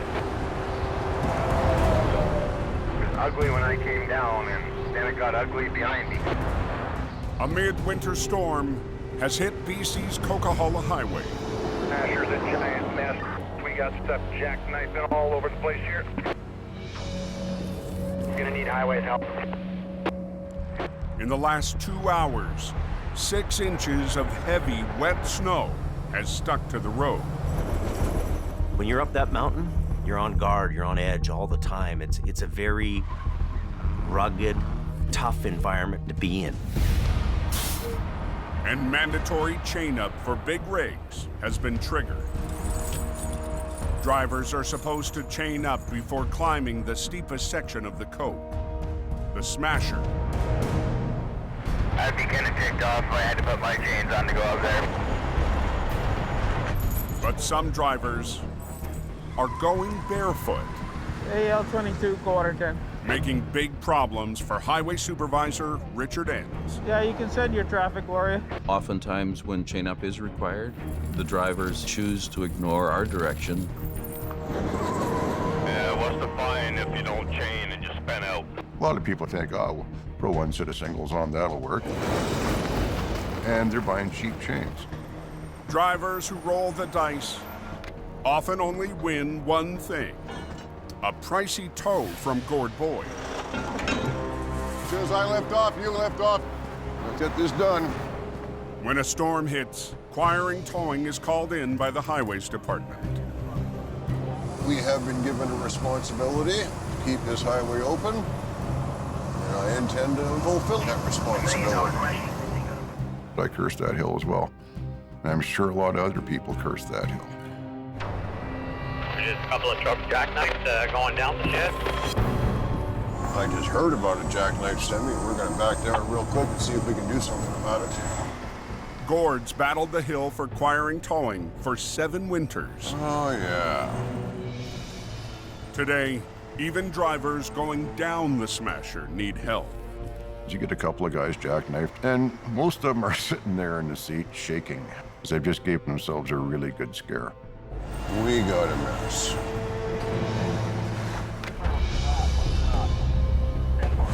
Okay, here's what I want you to do. Put your trailer brakes on, put it in gear, turn your wheel hard left. I'm trying to tell the driver what he needs to do in order to get down the hill safely. Okay, keep coming, keep coming, keep coming. Now remember, keep your wheels rolling. As long as your wheel, okay, brakes off the trailer. One down. As soon as one driver is on his way, another is in trouble. Don't try and go down the hill too slow. That's why you got in this position. I feel sorry for this guy. He's terrified. Okay, trailer brakes on again. Okay. I need him to overcome his fear Come on. and to let the truck roll. Okay, come on. He thinks he's going to have a runaway, but it's not what's going to happen. Okay. We'll go to plan B. We have sand handy, we have shovels handy. That'll probably help. Take your brakes off your trailer! Trailer brakes off! Brakes off! Okay, do not touch your brakes going down the hill. Try and hold about at 20 or 30 kilometers per hour. Giver, just call me the truck whisperer. Big relief to see him going down the hill. Now I can concentrate on the guys coming up the hill. Oh, we got guys spun out all over the place. With too many truckers not chaining up. I got 2 B-trains spun out side by side in the top corner, and I'm behind them. Gord's patience is wearing thin. This guy here tried one set of chains, and he's stuck beside you. How many sets of chains you got on? I have 1 set of chains. One set of singles? And it always works. And I would have been fine until this car got spun out beside you. You know what? Put more chains on. That is what irritates me. He's blaming everybody else but himself.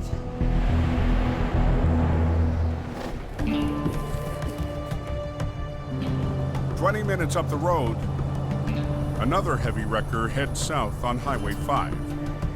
The driver is on his way to a tow yard in Hope. Jamie said that there's supposed to be a big snowstorm there, so he told me to pack a bag there. I expect to stay a couple days if the roads get really bad out there to give them a hand. Born and raised on the prairies, Johnny Tipton has worked for Jamie Davis in Alberta for the last 3 winters. Johnny is a survivor. He should be on a tow truck survival show. He is just a go no matter what. I like driving truck. I like being by myself. I like the varieties of work that we do. Coming down, Johnny. Alongside Colin McLean, Johnny's conquered big wrecks on the flat prairie roads. Johnny's got a quiet confidence about him, for sure. He knows what he's doing. It's just Johnny. Good to go. But with Alberta in the grips of an economic crash, Jamie will give him a shot at heavy rescue on the coast. Alberta's slow, there's nothing going on there for him, so I think this is our best bet. I've never driven this road, so I'm not sure what to expect. I've heard stories about this highway. Definitely in unfamiliar territory there. This is a whole new environment for me. The Coca-Cola, you gotta respect it, because it can end your driving career in a heartbeat. We know that Johnny's a great guy to have on a truck. A little bit new territory for him to try to work here. I hope it works out. After a long day on the road, Johnny Tipton finally reaches Jamie's yard in Hope. Johnny, you made her. Yeah. Cool. How'd you like your trip down? Good. Yeah? It's pretty cool, driving out the mountains for the first time. I hope Johnny can fit in around here and be part of the team. That means getting along with lead driver Scott Bird. Scott's a very experienced operator. Sometimes he rubs people the wrong way, and I hope that doesn't happen with him and Johnny.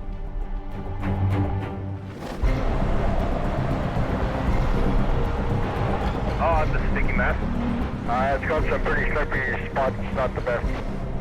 Up on the coke, the snow's not letting up.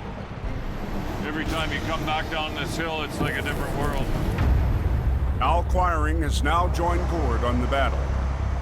We have a lot of those kind of drivers that just don't think ahead. Al's on his 5th tow-up of the last hour when he passes a small car in trouble. We've got a stationary vehicle in a 120-kilometer-an-hour zone. Could be an escalating situation where somebody starts a chain reaction. The driver has a fully loaded trailer on his hitch. I got a job in Saskatchewan, and we're hauling everything that we own. Al already has a semi on his hook, but decides to add the extra load to his train. You can only wonder who would take a front-wheel drive car that's loaded to the hilt, in the back seat full of clothes and who knows what else. Yeah, next time instead of renting the trailer, rent the van. Get going, you guys. You know, sometimes it's easier just to take 5 minutes to get that guy out of a dangerous situation.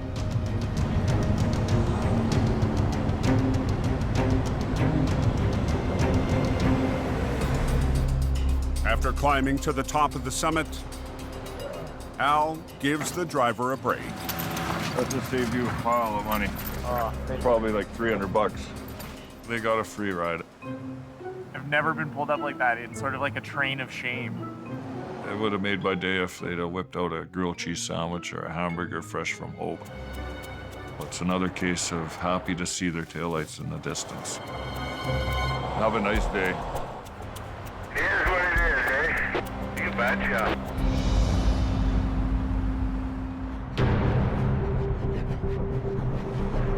I just passed the first MVI up the hill. That snowed up there. It's pretty slick coming down. As night falls, the storm is only getting worse. I've almost been in the ditch twice. Now all this traffic's gonna polish this road up nice like a skate rink. Highway sanding crews are out in full force. Loaded Zodkiss, loaded. No, it only takes one truck to mess it up for everybody else. Just one. It's a gong show at times. Up ahead of you, there's a truck in the ditch there, northbound. 8 miles up the hill, Jamie's lead flagger, Robert, has just arrived to the scene of an accident. Tractor's really deep in there because of the snowbank. When the snow plows go this way, northbound and southbound, it just keeps on packing. It's quite heavy. The fully loaded semi slid off the road and plowed into 3 feet of snow. It's on a curve, right? You get four-wheelers coming, and wham. The driver is still waiting for help inside his cab. I was gonna chunk the black ice and shot into the ditch. The snowbank, and it stopped me from going across the other side of the road. Johnny from Jamie Davis, do you copy? Johnny arrived in Hope less than 24 hours ago. Now he's headed to his first recovery on the coke. For Johnny going up the mountain, it's got to be a little bit intimidating. This is gonna be my first big wreck on the Coke Hollow there, so I'm a little nervous and excited at the same time.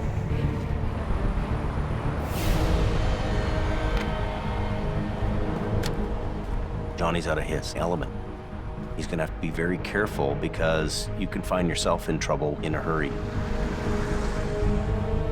The truck and trailer was in the ditch with a lot of snow there, so it was in there pretty good. Guys, you just turn around right here? Or you want to go turn around down there and shoot her back this way? I'm thinking I should hook up that back iron. Johnny decides the best way to rescue the 70,000-pound rig Pull it backwards. Should work. is to pull from the same direction it went in. Well, let's hold traffic, bro. Okay, I'll be quick. But the heavy mountain snow could add another 20,000 pounds of resistance. The snow in BC is very wet, very dense. It's a very different snow from Alberta. For a guy who's never done it before, that's a big challenge.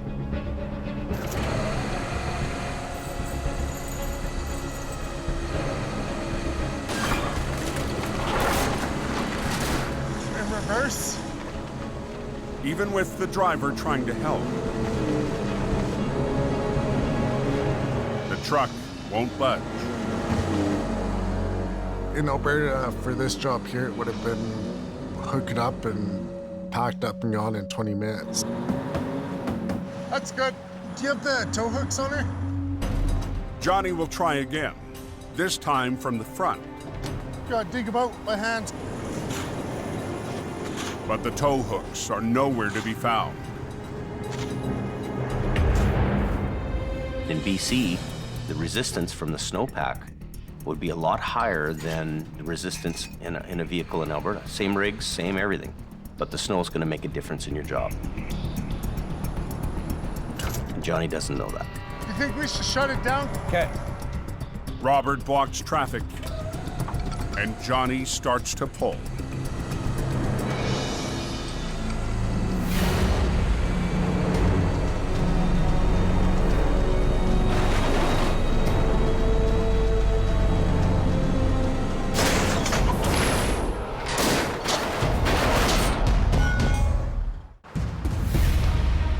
Anyone know what's happening here? On BC's Coquihalla Highway, Now we're blocked here going northbound. They're pulling this truck out. a semi locked in heavy snow. Snap. Has stumped operator Johnny Tipton. They snapped the pin? Yeah. The snow's iron grip has sheared off the tow pin. This is sucked in there so good. It's Johnny's first recovery on the Coke. No, I was hoping it'd be a little more simple than this, but it's a whole new environment for me, that's for sure. There's always some curveball that comes from somewhere and kicks you in the ass.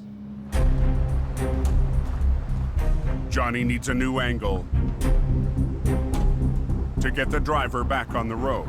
Thinking right here, slide it out that way. That's a pretty deep, lots of snow. So Yeah, that's what's holding us that's up what's right fighting us right there, so. It's like the snow is a big hand and it has a hold of that truck. To help break the suction, Johnny decides to pull from the side.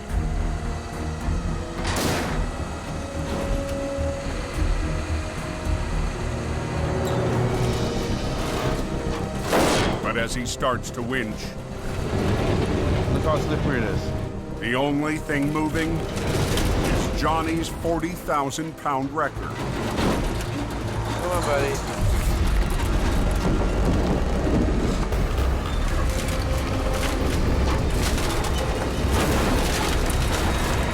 Come on, buddy. Come on. The dense snow refuses to let go of the rig. Sakes, man. Johnny has run out of room. He's a fish out of water. You got to adapt to your surroundings. You got to learn fast. You got to learn on your feet. And you got to come up with a new plan. Oh no, she's snowing. 6 miles south, In VSA 12, he didn't make it very far. He got to the top corner. Gord Boyd is back on the mountain. There's two spun out just outside of the shed there. They're both in the slow lane. Sometimes the snow comes down so quick and so hard you just can't keep up with it. Let's go see what this fellow's problem is. Another driver on one set of tire chains has spun out on the Smasher.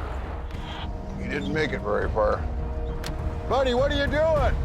As soon as I get a second truck stopped beside you, the highway's closed. People who just don't get it. You're in the middle of the highway, you're blocking the highway. God, these guys drive me nuts. Everybody says, well, nobody can get up this hill. And I go, well, let's see. Have you got tow hooks? You got it in? Lock. As soon as I take up slack, lift it off and just start grabbing gears. Oh, yeah.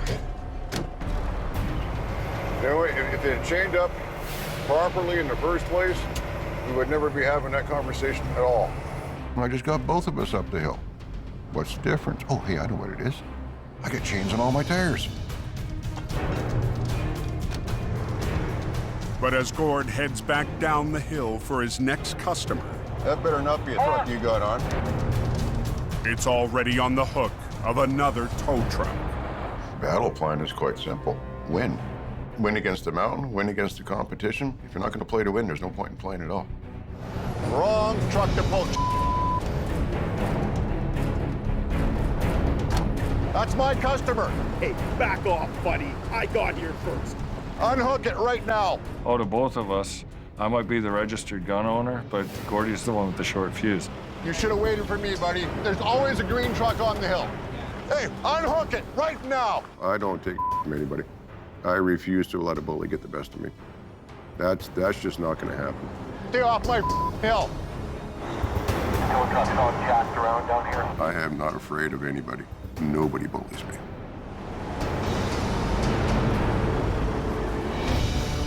Anyone know what's happening here? They're tracking the median. They're pulling it out. Come on, buddy. Come on. High on the mountain, a new face on the coke is fighting a losing battle. Stuck. Johnny Tipton hasn't been able to get a stuck semi blocking the highway to budge. And his heavy wrecker is now on the edge of a ditch. You gotta winch yourself out. Yeah. Johnny will have to anchor his wrecker to the 80,000-pound semi and winch his own truck out of trouble. For Johnny doing his first job in BC, running a brand new truck that's worth $500,000, you've got huge responsibility and a huge weight on your shoulder. You just have to soldier on.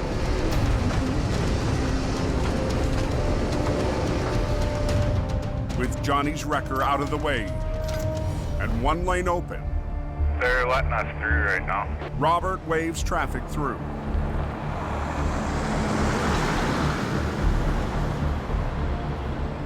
I can't believe it's not coming out. No, it's stuck bad, bro. The snow is not wanting to let go. He's got to attack this job with a different way of thinking. I'll let you talk to him. Hang on. Jamie's prairie operator needs a lifeline. Yeah, I can't get this thing to budge.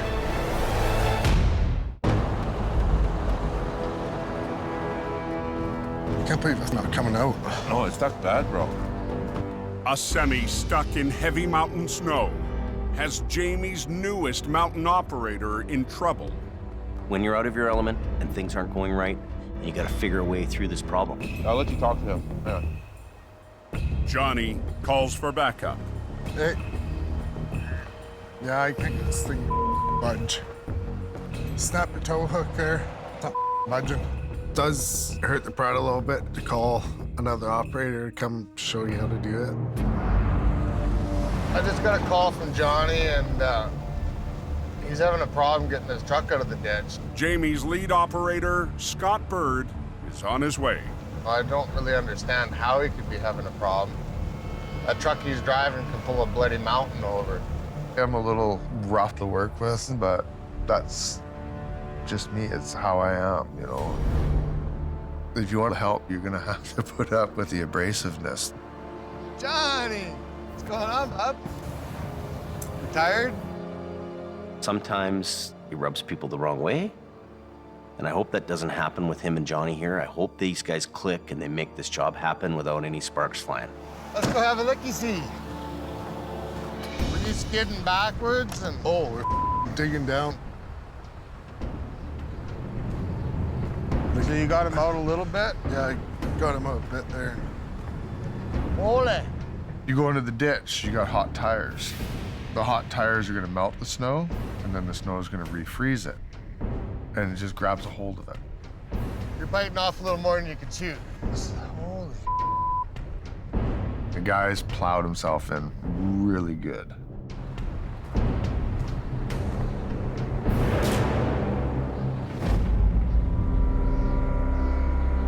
Looking pretty white up top, huh? By midnight, traffic heading up the mountain has finally tapered off, giving Gord Boyd time to think about his clash on the highway tonight. I learned how to deal with bullies. I learned how to develop thick skin. Gord's faced a lifetime of battles that began long before he ever drove for Quiring Towing. People don't realize as a heavy-duty operator that there's a totally different side to them, which is unseen. I stuttered badly when I was a kid. Man, it was pathetic. I couldn't string 5 words together in a sentence if my life depended on it. I got beat up a lot until I started fighting back. When you're a kid, the worst thing you can be is different. Because all the other kids are going to pick on you because you're different. It's been the driving force in the last 20 years of my life was to overcome my stuttering. It took me a lot of time to get over, and still do it to this day. And it's just one of those things I carry with me.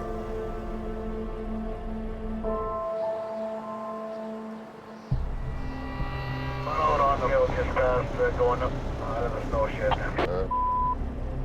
Yeah, I'll get the highways guy down there.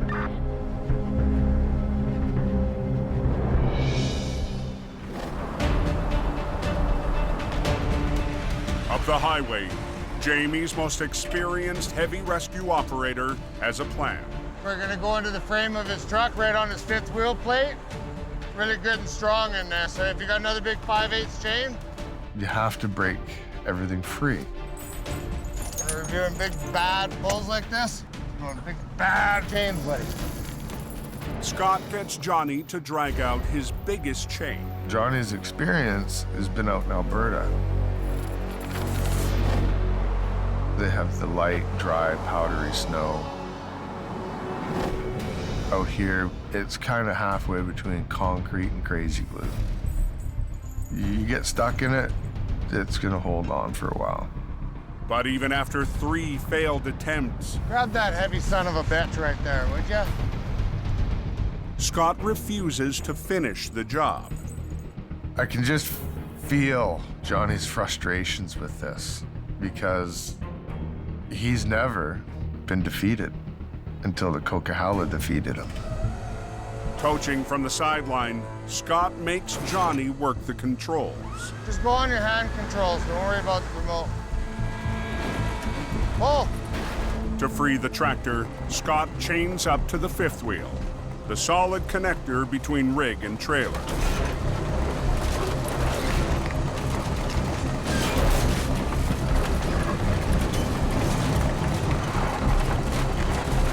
Come down.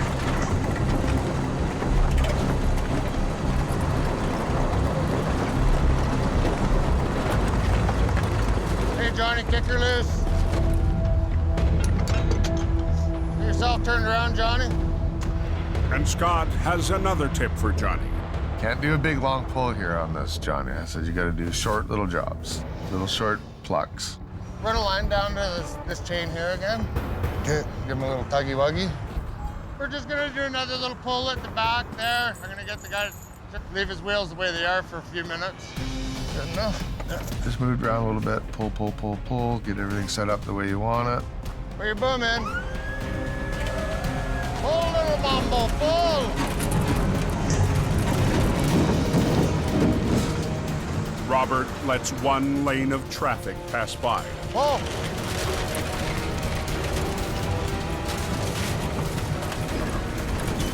Stop! Stop! Pull, little bumble, pull! On BC's Coquihalla Highway, Stop! Johnny needs to hit reset on the last stage of his toughest recovery. When I was pulling there, it was kind of taking the weight off my front end of the truck. You gotta pay attention to what your truck's doing. Pull! It's just experience. It's a learning curve. Hey, Robert, shut her down.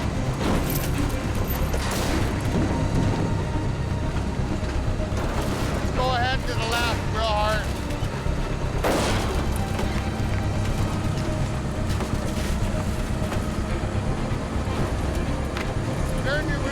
to the left.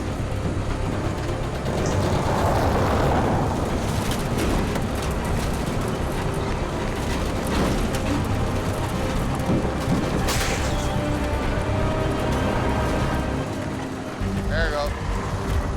That's good. You believe in your machine yet? Yeah. Young grasshopper, you will learn. 3 hours after Johnny's first mountain recovery began, the job is over. I'm happy now, we're out, so he's just gonna tow me up. That'll be it for me. Thanks for helping me out, man. Scott didn't come there and just take over the job. He just showed me what I should do to break it free. There's always different little ways of doing things. You're just learning something tonight, right? If I didn't have the respect for Johnny that I do, I would have just kind of pushed him over, and I didn't want to do that to Johnny because Johnny's a great guy. He's taking a big bite of the pie. He should have just took little ones. And he's learning. Burton's. Scotty did the coolest thing. He mentored Johnny along, and I'm really proud of him for doing that.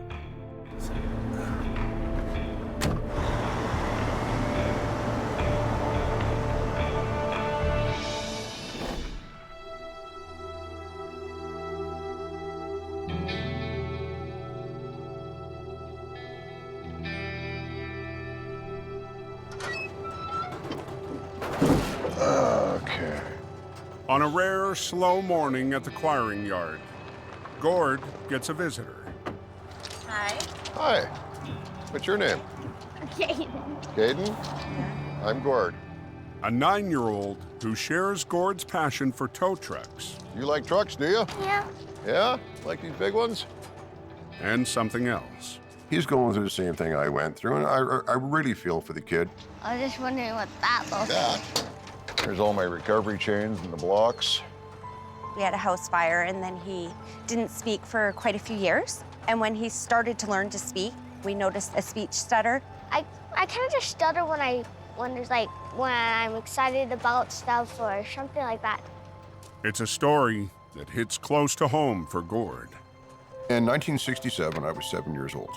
Standing on a street corner, waited till traffic stopped, took 2 steps and got hit by a motorcycle. And immediately after started to stutter.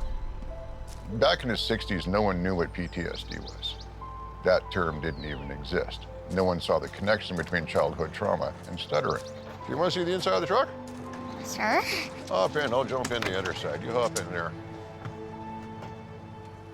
This is my office.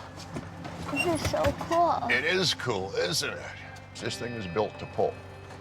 This thing is built to pull anything. Is there people giving you a hard time at school if you're stuttering? Yeah.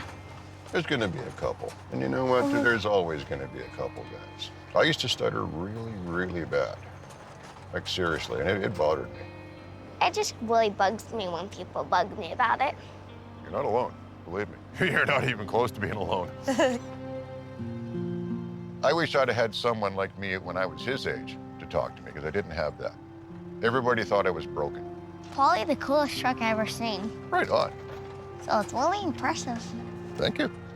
I'm glad you like it. You know, I really do hope I helped the kid a little bit, because I remember what it was like when I was a kid and going through that, and kids are cruel. You have yourself a good day, Caden. I'm glad you came by. Bye. Bye.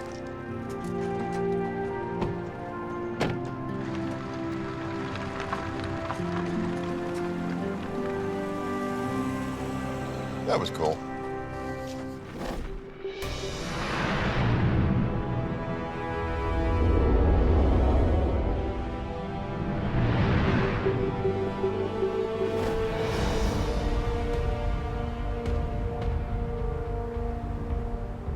"50 miles northeast, in the backcountry near Harrison Lake, BC.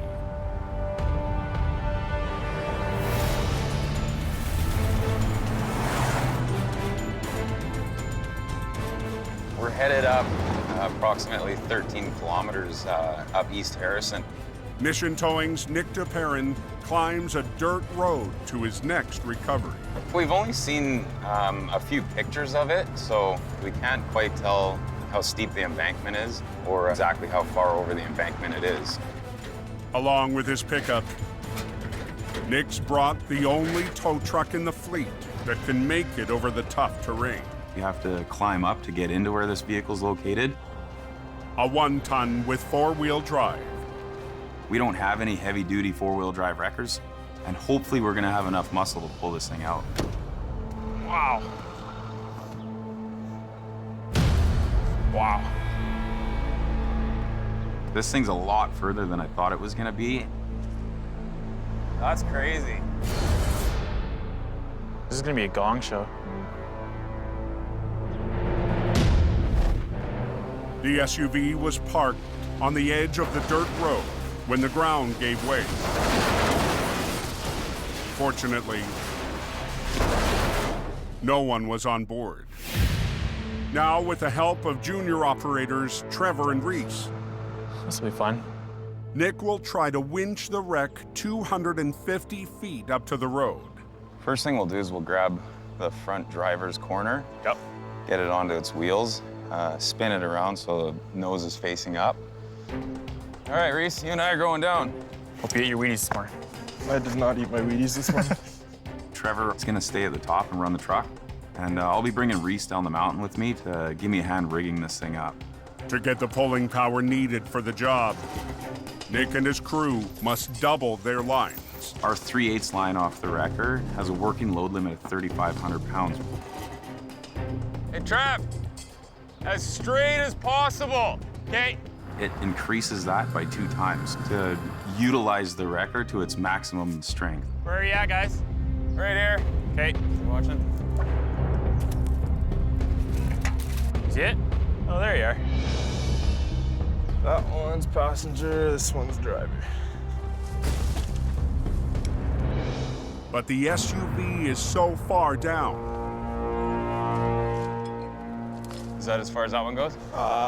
Hey, Trav. That's it. They can't run a loop from the wreck to the tow truck.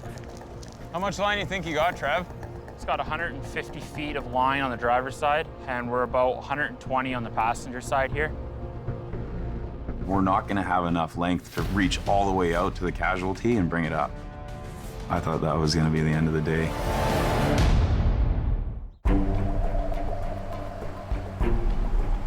That one's passenger, this one's driver.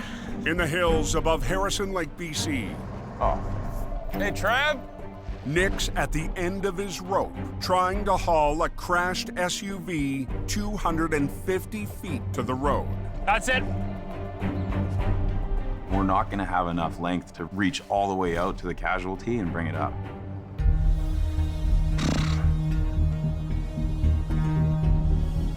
See the other shackle right there? But Nick has one more idea. So I'm thinking we actually might have enough if we run that 7/16 line in one length right to it. Check. The crew will loop the first winch line through a snatch block, then rig it to the second line, making a longer single line to reach the wreck.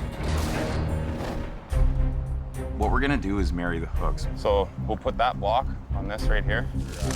We've reached the distance we need to reach with our line, and we've increased our working load limit. That'll free us up that other line as well if we need to tie it off to a stump. Marrying the hooks will give the 1-ton the capacity to winch 7,000 pounds. So we're gonna give it a go and do the best we can with what we've got up here today. You want me to start running this up the hill? Yeah, please. But there's still a chance the truck's winch won't have enough power.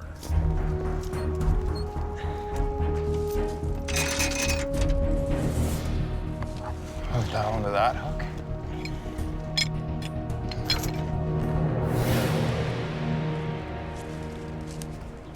Hey, Trav?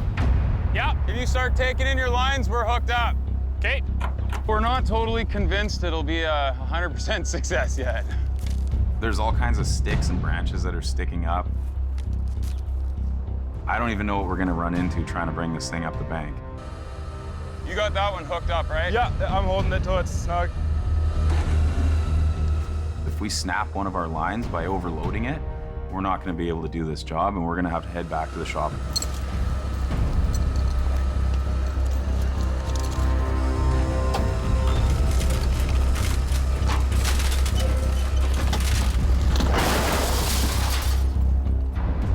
truck is on its wheels.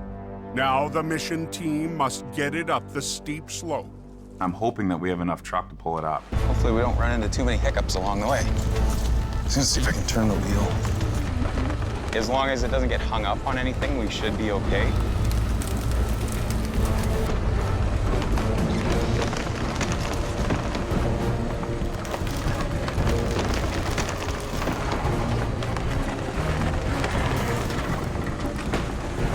Bring your boom in. Line? Yeah. But just 30 feet from the top, the load is fighting the small tow truck. Hold on. Oh, sure. Bring your boom in. Line? Yeah. On a mountain road near Mission, BC, a wreck on the end of a single line is testing the limits of a 1-ton tow truck. Hold on. Oh, sure. And Nick's team. Let it out. Huh? Let it out.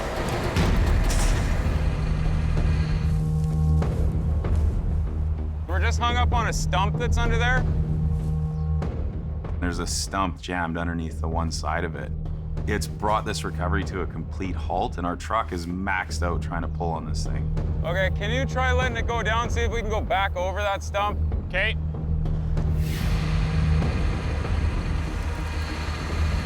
I don't know if we're gonna be able to get it with this 1-ton. No.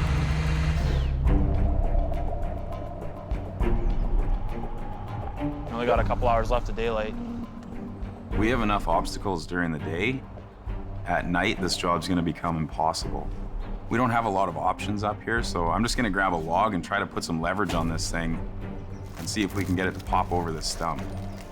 Pick it up. Yep. Okay.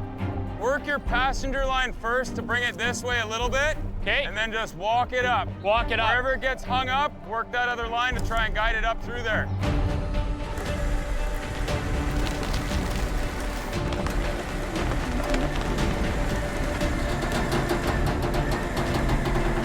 Okay, let it down.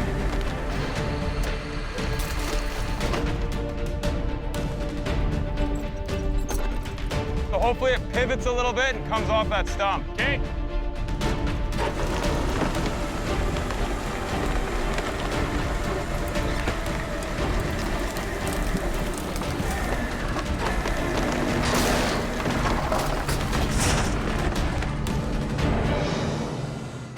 Good?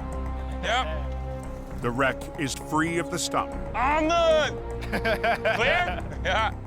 The biggest obstacle now is gonna be to get it up the steepest grade of the hill. We're not totally in the clear yet. A little more on the driver's side again.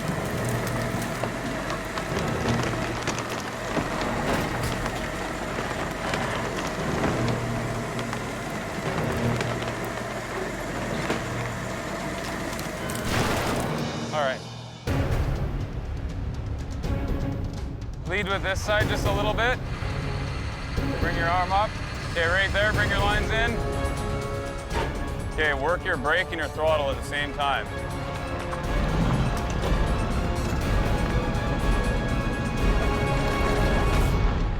Just before dark, We got it out.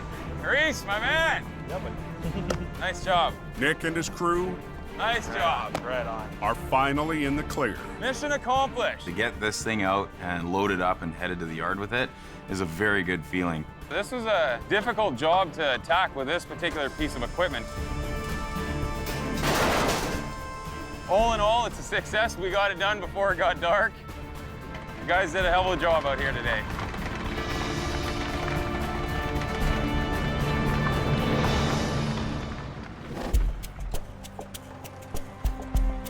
The next morning at Jamie's yard in Hope, Johnny. What's going on, buddy? Well, this is it, man. Yeah. Living the dream. Johnny Tipton is still recovering from his rough night on the coke. The weather and the environment here is so much different from Alberta, right? This industry is a tough industry because you're getting different jobs thrown at you all the time. Couple little learning curves you'll go through, I'm sure. It's not the first one, it won't be the last one.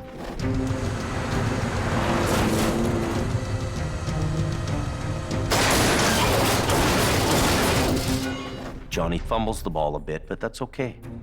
Well, I was glad you were around there to help me out and all that. Scott goes up there, picks it up for him, and you know what? Touchdown. The way that Johnny and Scott are getting along here, I think I want to keep Johnny here in BC. Hey, Johnny. Hey. Hey, I need you to put your BC plates on. So we'll take the Alberta one off and bring it back to me. You can't expect your guy to know everything about everything.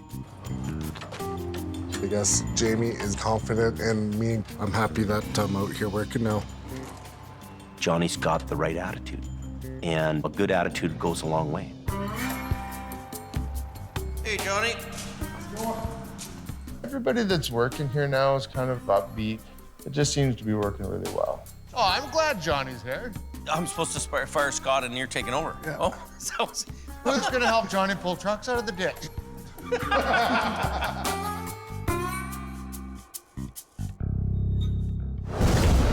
Next time on Highway Through Hell. Wind her up, give her some throttle.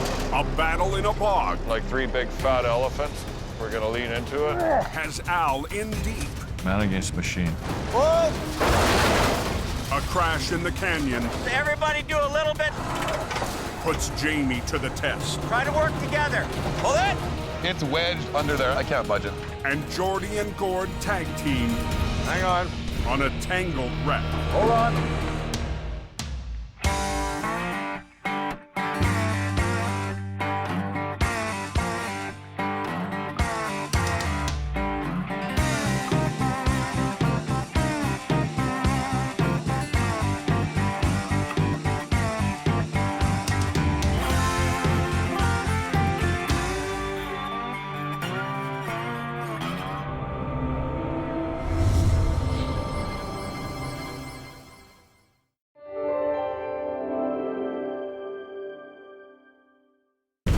This time on Highway Through Hell. There's carnage all over the place.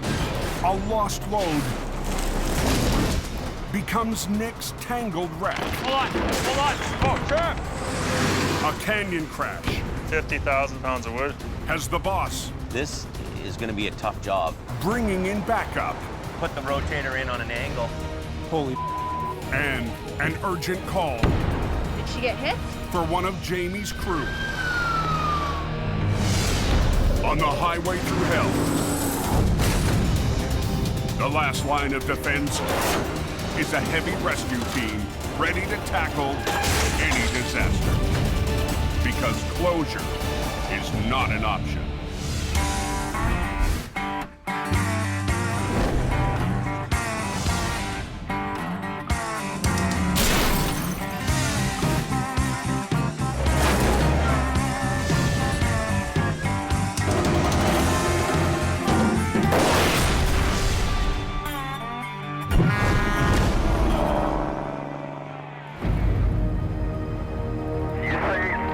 On the coast?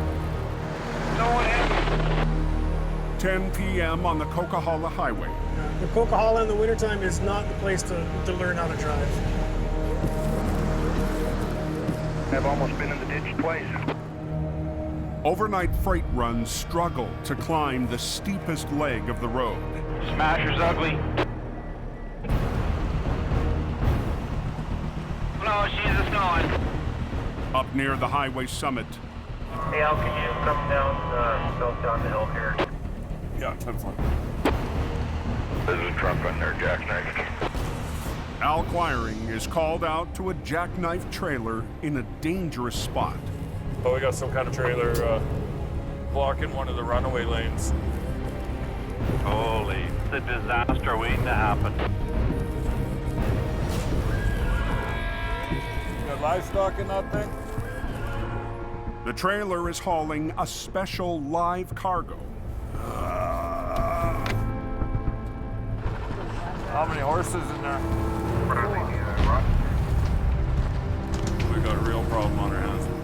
The horses are show jumpers, worth more than $1 million. I can't believe it did that damage. The driver is one of the sport's top riders, Kyle King.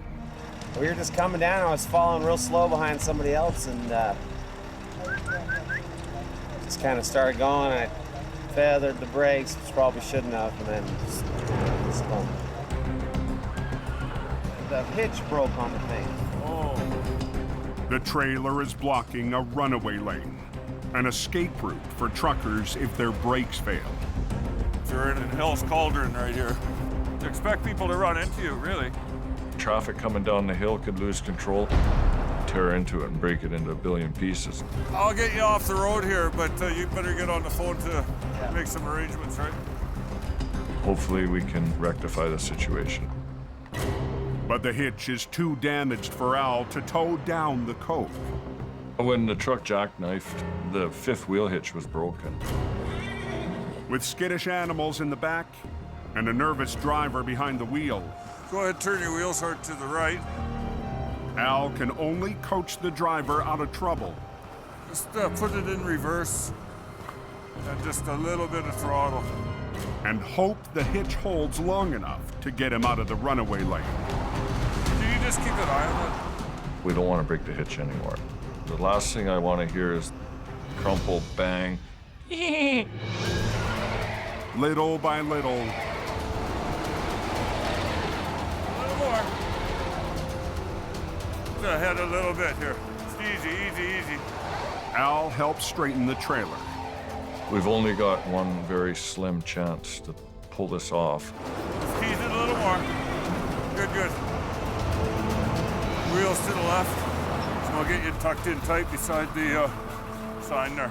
But we want to go nice and smooth so we don't piss your horses off. Otherwise, we're going to be having steaks all winter. After 20 minutes, the trailer is cleared from the runaway lane. We got them into a safer area without further incident. Safe and snug as a bug in a rug. The horses will be transferred to a new trailer and hauled off the mountain. Makes me very happy. Okay, let's roll. You never know what the incident is going to be. You've got to be open-minded and be prepared to handle whatever comes. Yeah, it's pretty slick, but it's open.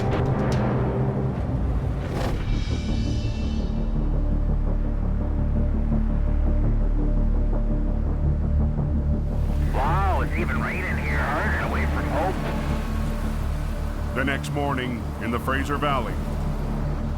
Heads up, guys. It sounds like there's an accident blocking the highway. Mission Towing's Nick DePerrin heads to a call on Highway 7. There's a rolled over tractor trailer with a load of logs on it. There's a power line down somewhere. If the load's gone over the embankment, who knows what we could be up against. Anybody know what happened on that number 7?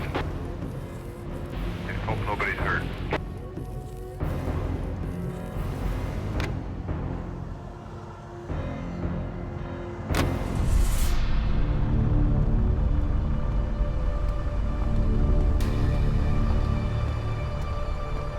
It's an ugly one.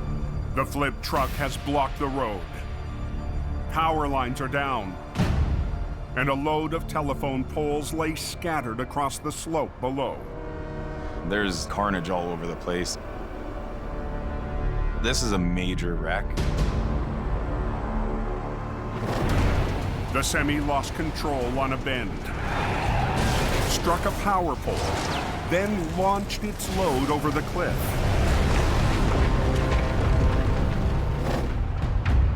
The driver escaped with only minor injuries. The guy's lucky to be alive. It would have been a completely different story if he would have gone over the bank with the load. The accident Don't go 7. has blocked Highway 7, an important secondary route to the West Coast, and cut power to the area. Hydro's got to install a new pole. Take those lines, attach them up to the pole before we can get anywhere near it. This definitely isn't a typical recovery. Nick puts a call into Mission Towing's lead operator, his brother Jordy. Hey, dude. Oh, buddy. It's a good one. Oh, yeah. Since Nick's been back, this is probably one of the biggest jobs that he's had to be on. But Nick can't begin the recovery until hydro crews deal with the power lines. It's gonna be a while. They're just getting started here. Okay. Okay, I'll keep in touch with you. Okay, dude. Bye. One thing that is very important to me is to not disappoint my brother. That one log's just barely hanging on by the tip there, and I think if that one lets go, this one potentially could swing that way. And it is powerful enough to kill somebody. Most difficult part for us of this one's gonna be the load. We're gonna have our work cut out for us.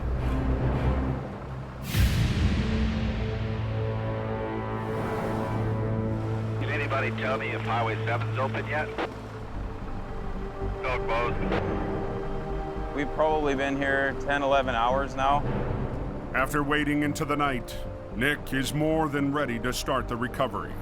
Dying to get to it and start tackling the job. I've eaten 2 lunches since I've been here already. By 11 p.m., the downed lines have been cleared and power restored to the area. All right, boys, it's all yours. You're all done? Yep. But the wreck still has the highway closed. Yeah, it's gonna be there a while before they roll it over. Nick's top operator, Neil Wakefield, and the rest of tonight's recovery crew roll in. It's all clear. It's showtime for us. Yeah, let's go. Get this done.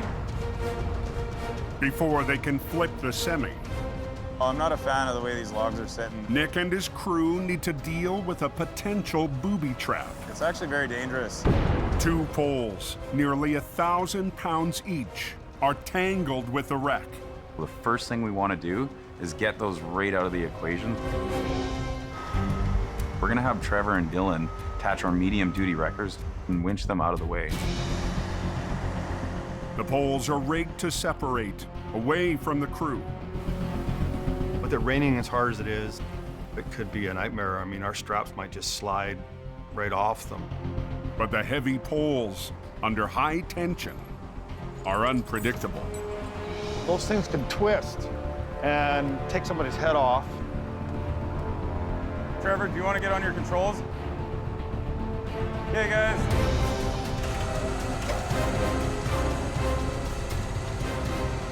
Tension both those lines. Both of them, right away. Hang on, Dylan, hang on. Lead with the low one. Lead with the low one. Hold on, hold on. Oh, crap! We want to bring this one up and then just work the 2 together. On Highway 7, Trevor, do you want to get on your controls? Nick's team must pry apart 2 telephone poles under high tension. We don't have a whole lot of control over where they're gonna go. We might not be able to get out of the way if one of these logs comes rolling at us. It is powerful enough to kill somebody. Okay, lead with this low one. They need to get the slippery poles away from the semi that was hauling them. Tension both those lines. So they can start the recovery and open the highway. Both of them, right away. Hang on, Dylan, hang on. Lead with the low one. Lead with the low one. Hold on, hold on. Oh, crap! Here it comes. Right there, right there. Yeah, that's lay it down. There we go. Perfect. Exactly what we needed it to do. Good. With the poles out of the way, I'm gonna move down to where I gotta be. Nick and Neil turn their attention to the sideways semi, blocking the narrow highway. This is gonna be a bit of a bitch. We need to flip this thing back onto its wheels. But we don't have a lot of space to work with. We have to squeeze Neil's big wrecker in between a rock wall and the front of this truck. So I've got to be within 6 feet of the front of this truck. I'm really close beside it. With one wrecker on the back and another on the front, Nick's team will try to flip the semi without damaging their own trucks. I'm chained up and ready to go. You're ready to go? Okay. Tight to the front, Neil's 35-ton wrecker will try to flip the tractor, while from the back, Dylan's wrecker rolls the trailer. The biggest worry is that when it hits, it'll slide right into my truck. Okay, start pulling it, Dylan. Once we started coming over, we can't stop.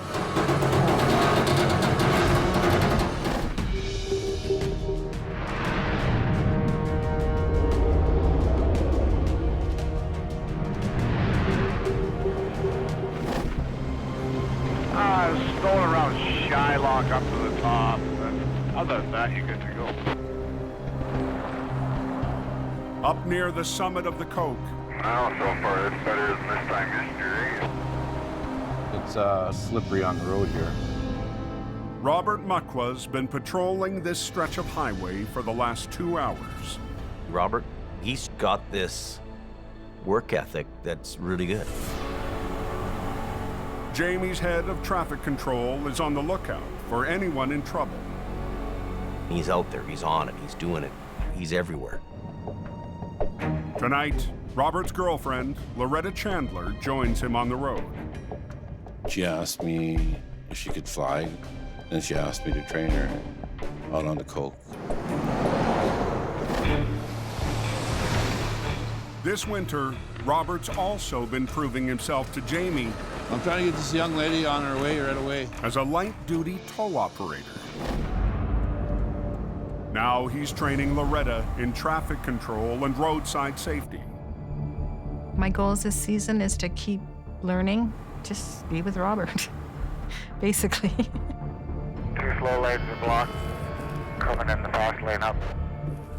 As they approach the Smasher, the steepest section of the highway, That his truck broke down? Robert and Loretta roll up on their first test of the night. Holy buddy, what are you doing? It's bad. A driver has abandoned his trailer to put on his tire chains.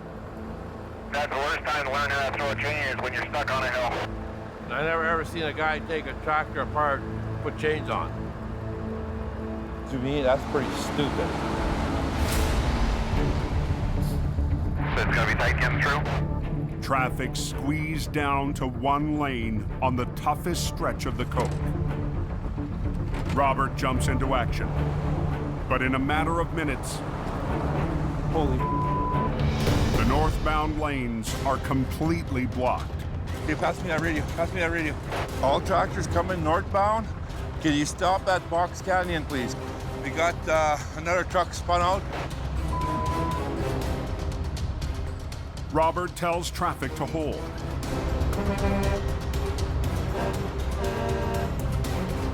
No more coming up. You got one heading your way now. He's got no radio. I looked at it. Damn it. But one driver doesn't get the message. That screaming up there. The other one's behind them. They don't even have chains. Good on here, okay? Okay. Do up your jacket, BB, okay? Okay. Robert sends Loretta down the hill to warn drivers. Okay, we got another idiot with no chains just went by me. Then calls for backup. Hey, Scotty. There's 1, 2, 3, 4 tractors spun out. We gotta get up there before there's any more collateral damage. Jamie's lead operator, Scott Bird, heads up the mountain to break the gridlock. You're getting a build-up back here. This is absolutely a joke. Scotty's on his way up. Should be here right away. The traffic's backed up solid. Robert is helpless. Unreal. Until Scott arrives. Just a whole lot of ugly. You got all maybe 10 seconds to figure out a battle plan. Scott sets his sight on the first semi. That's where he's going to be hooking you up from. Grab the first one that's the top of the pile and start peeling your way down into it. The roads are solid white, very slippery, so... Truck backing down the granny lane. Next up, the truck that caused all the mess. The driver has reconnected his trailer. And away we go. But without Scott's wrecker, can't climb the steep grade. I don't know what he was thinking, but it surely wasn't the right thing to be thinking. Move ahead now. With the highway finally unblocked, Can we go now? Yep. Right on. Robert checks in on his special trainee. Do up your jacket, baby. I won't do up. I'm in a rider like 2 peas in a pod. That's why. See, now I got him on one knee. Every warrior needs a princess. What's the Coca-Cola like? It's wide open.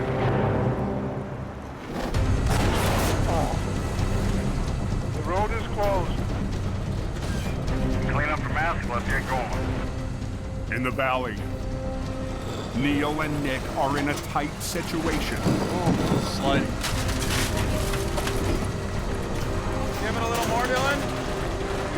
They're always stubborn. They're about to flip a semi in a space so small, Oh no. Hang on! it could land on Neil's wrecker. 12 hours ago, the rig clipped a power pole and launched its own load of poles down an embankment. Now the semi threatens to come down hard on Neil's 35-ton towing machine. This job really has to go textbook in order to land this thing right where we need it to.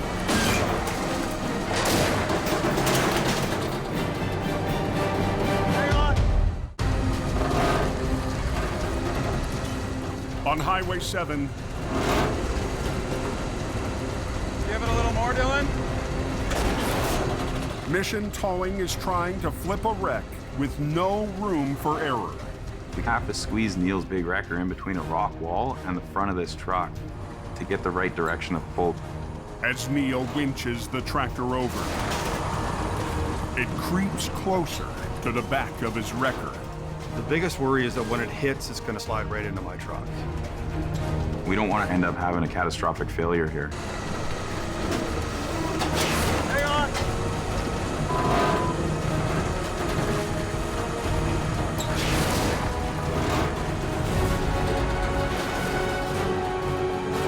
Right here.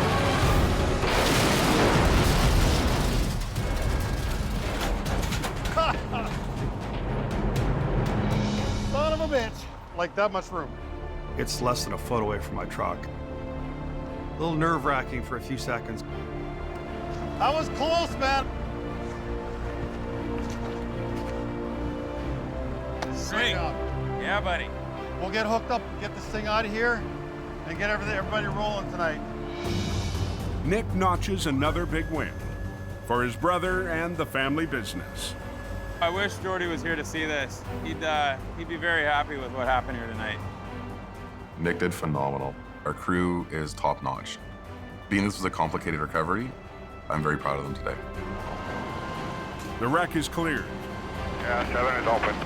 The highway's reopened, but the job isn't over. Nick and his crew will return tomorrow to recover the rig's load of telephone poles over the bank. It's been a long day. Everybody's worked really hard. We're gonna come back and deal with the logs in daylight.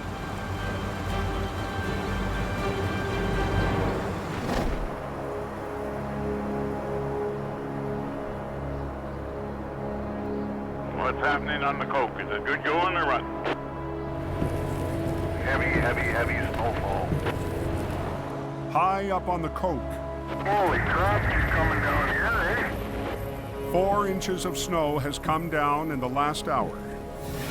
Another 4 is forecast overnight. Just be careful up there, she's slippery.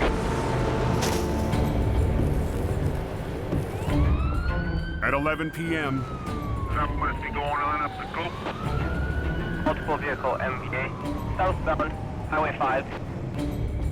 Yeah, we just got a phone call there, so it's official. operator Johnny Tipton has been dispatched to an accident near the summit. There's 4 or 5 cars involved in that incident. Yeah, pickup truck. Jamie Davis. On the radio, there's word that one of Jamie's trucks may be involved. That's quite a mess they got there. I just went by, eh? Holy. We just had a call that the Tunder's been into a crash up there. I hope everybody's okay.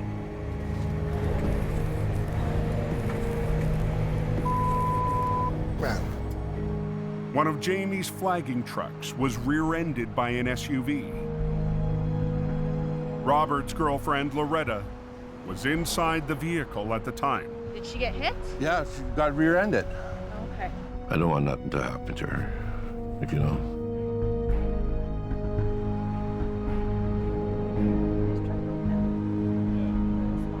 She's my life, right?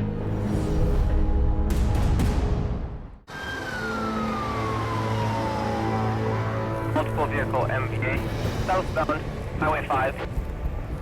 On the Coquihalla Highway, That's quite a mess they got there. Did she get hit? Yeah, she got rear-ended. Oh, okay. a Jamie Davis traffic control vehicle has just been struck from behind. Robert's girlfriend, Loretta, was inside. He's gonna go up and do an assessment on her. Thank you. Robert and Loretta had pulled over to assist at another accident. Now all of a sudden, I see this SUV coming. I looked at Loretta, and that's when the Thunder got hit. My heart sunk. I don't want nothing to happen to her. I love her. She's my life, right? How's Loretta? Well, she's in pain and everything else. I'm just worried about her. Paramedics discover Loretta has only minor injuries. She could have been really seriously hurt. This how scary it is up here. People want to go 120, 130, 140 on road conditions like that. What's their hurry? Her spinal cord could have broke from that hit. What if she couldn't move? If Loretta hadn't positioned the flagging truck where she did, other drivers could have been seriously injured or worse. I made that decision that night to put the Tundra in front of the 3-car pileup. For the rest of the night, Robert won't leave her side. She's a little banged up. So we're gonna put on, drop the truck. And I'm gonna take her to the hospital. I got a big heart, you know, I'd do it again.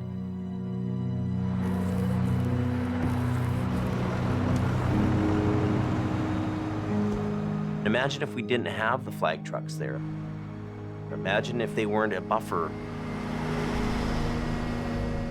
Think about it as if it was your loved one at the side of the highway. Would you drive a little differently? When you see flashing lights, slow down and move over. We all have families.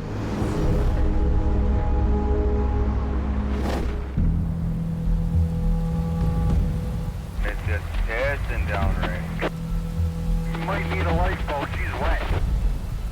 The next morning, Anybody know how it's doing on the canyon? heavy rain is falling hard just outside Hope. Holy man, what a day. And then look at the water coming off this mountain. This is bad. Jamie's on his way to a wreck on Highway 1 in the Fraser Canyon. We've got this B train in the ditch. It's very heavy, it's loaded with lumber. This is gonna be a tough job. Oh, it's slippery.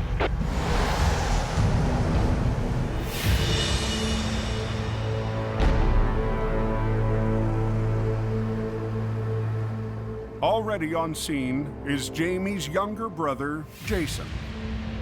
50,000 pounds of wood. Jamie's called him in to help get the hefty, tilted load of lumber back on the road. There goes the boss. He drove it into the ditch. He didn't wreck anything on the bottom half of the trailer. Jason's company, Aggressive Towing, is called in when Jamie needs extra iron on a big job. I tell you, this trailer is not looking very good up here. But the brothers don't always agree on how to get things done. Just gonna do this. Boom. And you'll still, like, it'll just do this. I don't like this. No, I'm sure we're gonna have 2 or 3 different guys arguing about which way to go, because brother's there, I'm there. This is a big B train, a lot of weight here. We're gonna need some big muscle to do this. Jamie's dispatched another record and is top operator from Hope. We're doing a pretty heavy tug today. Scott Bird rolls HR 66 to the recovery. So let's see if we can't get her pulled out of the ditch.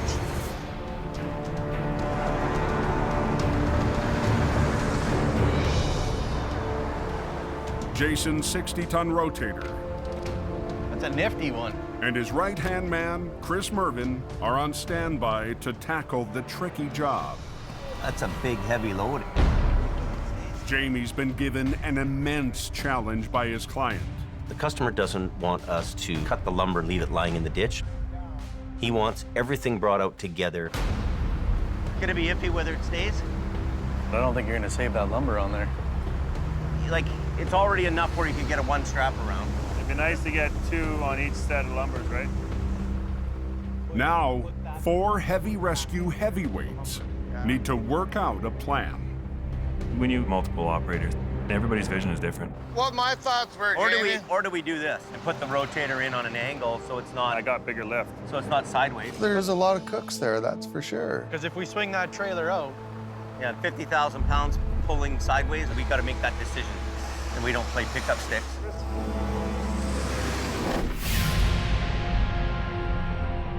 So where's the accident at? It's just a ginormous mass. You'll see it. In the Fraser Valley on Highway 7, Holy.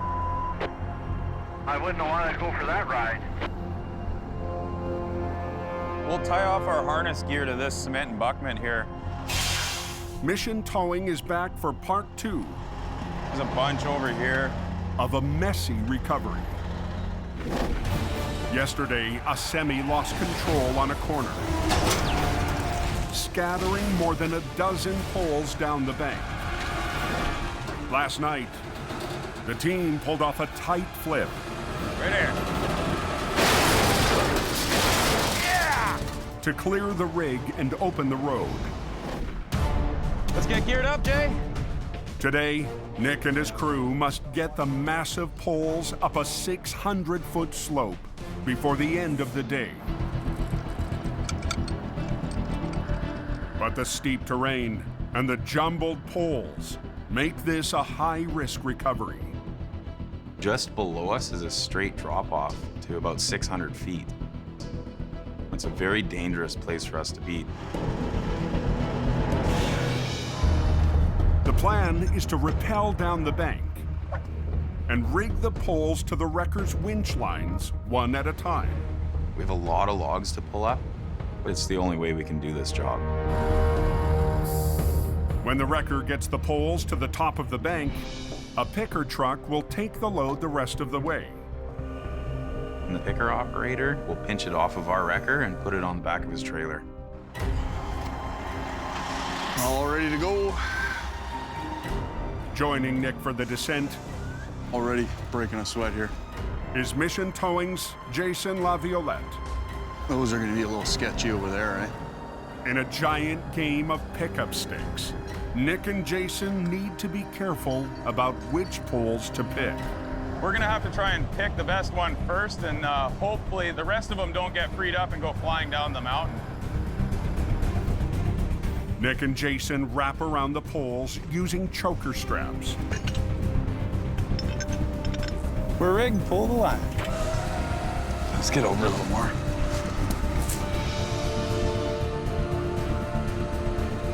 As the winch pulls, the straps tighten. No problem. And the pole is slowly dragged up the slope. The picker grabs the 900-pound pole and hoists it onto its truck bed. Okay, which one's next? Be real careful on that. This particular job is very dangerous for us. Okay? Yep. With all the loose debris, with all the loose rocks, it's very easy to fall and break a leg. So we're trying to be as careful as we can.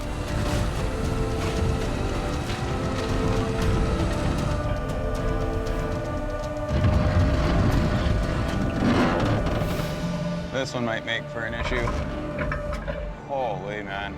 But some of the poles Whoa, look out, Jake. are hard to hold on to. We ain't getting that one back. Keep the power lines in mind. And there's another danger. Dude, watch that wire up there, man, in case that thing comes down. He's right in behind it.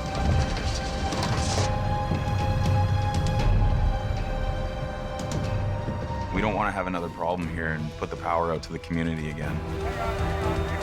Watch your cable. Oh my God. Oh.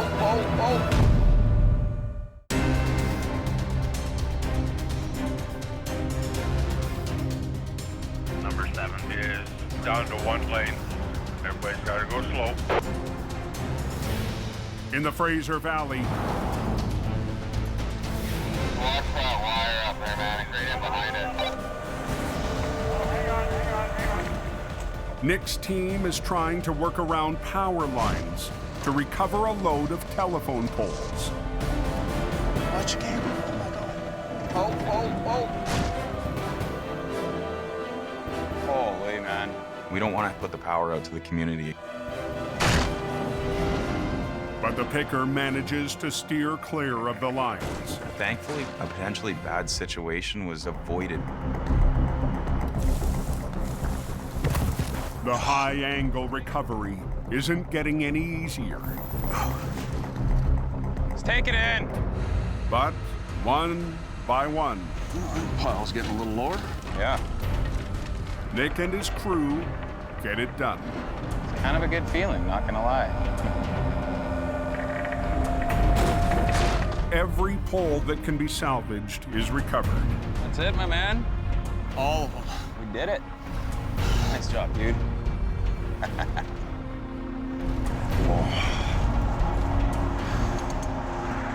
Thank you, Trevor. That makes it way easier. Thank you very much.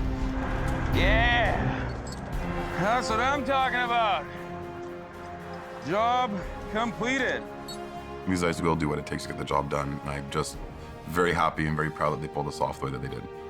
I'm very satisfied with what our guys did here today.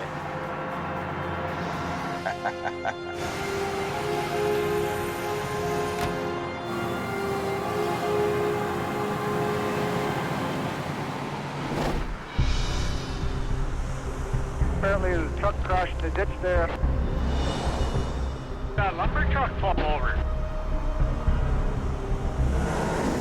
On Highway 1, It's already enough where you can get a one strap around. It'd be nice to get 2 on each set of lumbers, right?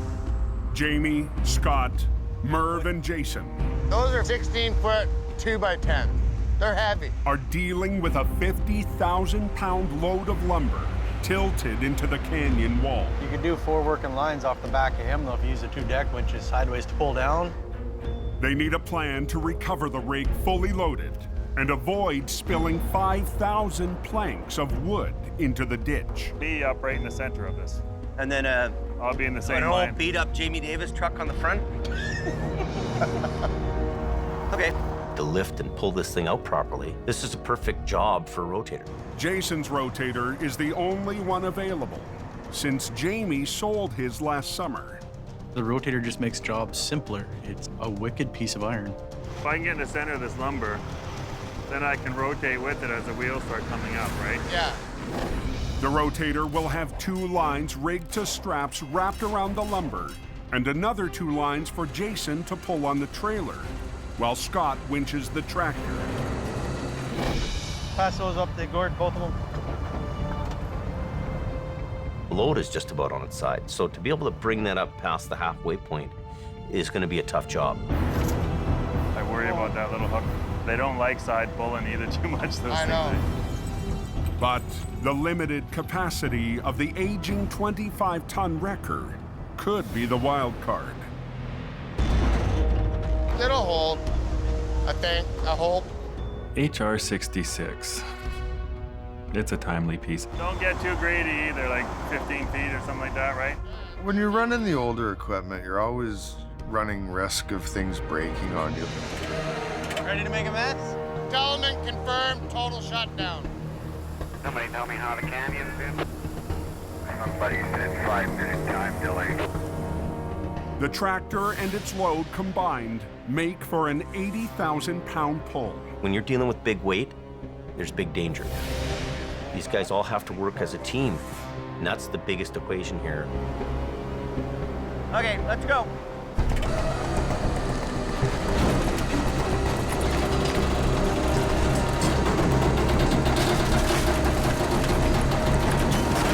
A little more in here.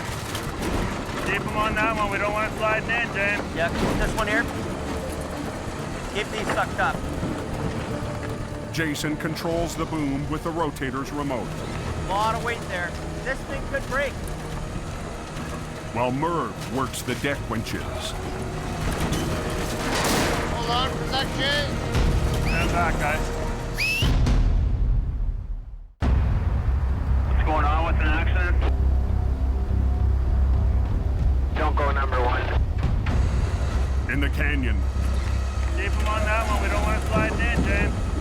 Jamie and his brother Jason fight to get a fully loaded lumber truck out of a ditch. Until this thing is all the way on the road, I'm not gonna breathe easy. Keep these sucked up.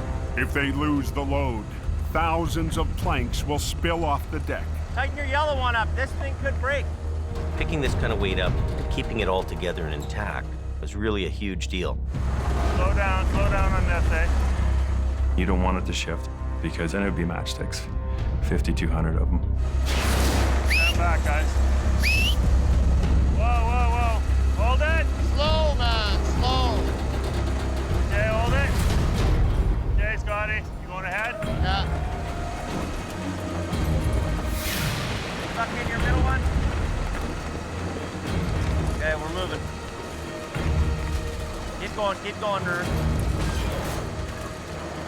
Little bit on this. Yeah, keep on the other one. Easy. Not so hard on this one, eh? She's coming. Finally, We're on the road. the lumber truck is on the highway. Perfect. Damage-free recovery. Trucks are one thing. It's the guys running the trucks that makes all the difference in the world. I think we got her beat now. Okay. Everybody worked together really well. That's the art of recovery. Really sweet job. Yeah, nice. Way to teach my brother and Merv a few tricks here like usual, but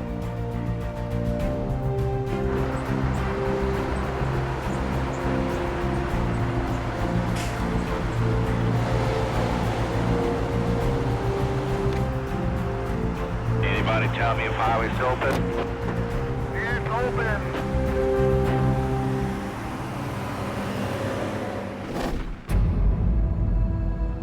2 days later, at Jamie's yard, This is going to be the first time I've seen it since the accident. Loretta is still recovering after her close call on the coke. That was a hard hit. Very hard. Loretta was in a flagging truck when she was struck from behind by another vehicle. She pushed me about a good 70 feet.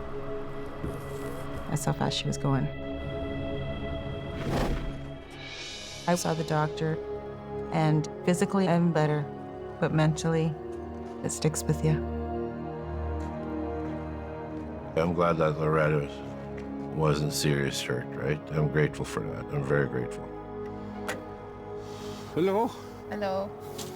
How are you feeling? Still a little sore. A little sore? Yeah. I have a recovery to go and do. Yeah. I really hate to ask you, but I really need you. I had to ask her to come. Yeah, I can do it. You sure? Yeah, I can get back out there. She didn't hesitate one bit. She said, I'm there to protect you. I don't want nothing to happen to you. I'm going to go out there and help him. Keep him safe. Bring him back home. Doing this recovery is a very important step to my recovery.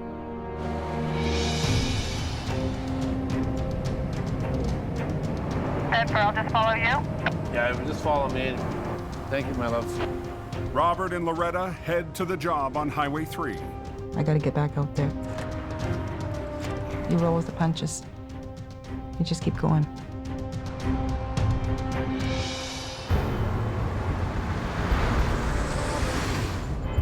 Down the road, Where the heck is it?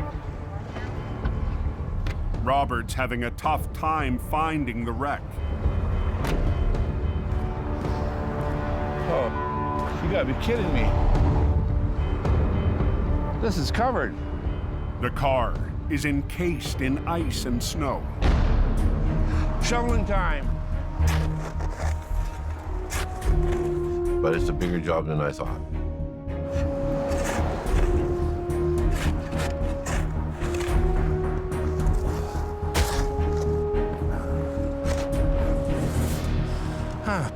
I just say, yeah, okay, I'll come and do it.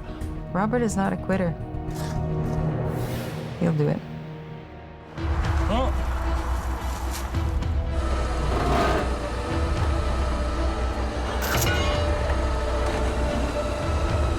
Come on, come on. Come on, come on, come on. Whew. That is a big snow hole. That was in there good. Robert, he picks it up, he's getting it, and he's making it happen. G'day! Having Loretta with him is an added bonus. Hey, Loretta, I'm gonna be coming up to you. She's top shelf, and so is Robert. Thank you very, very much. Okay? She's my warrior princess, and she's there to protect me. It's like I'm there to protect her. Doesn't matter how hard your job is. When you love somebody, care about somebody, you can get through anything.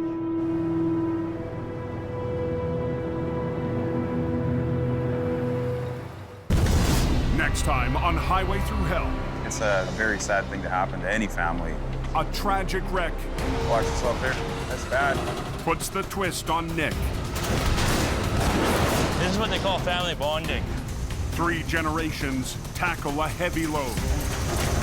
Come on! This is a disaster. And a tough job takes its toll on a towing veteran. I threw up almost a liter of blood.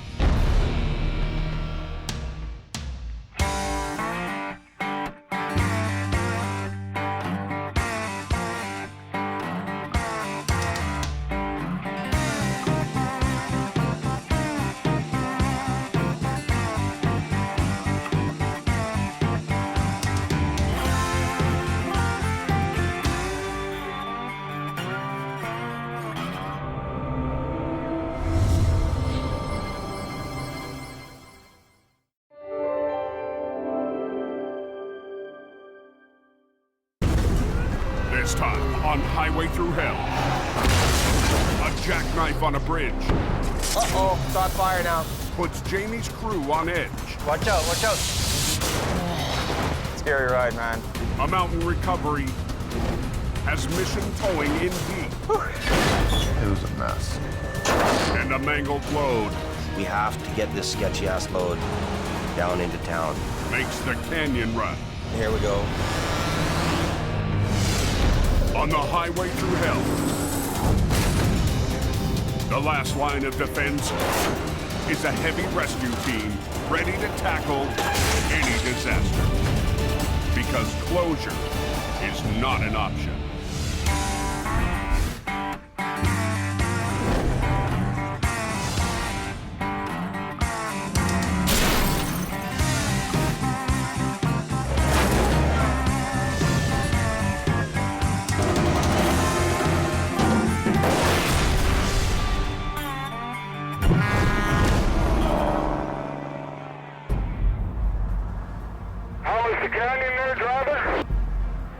Football warning of Linton, Boston Bar.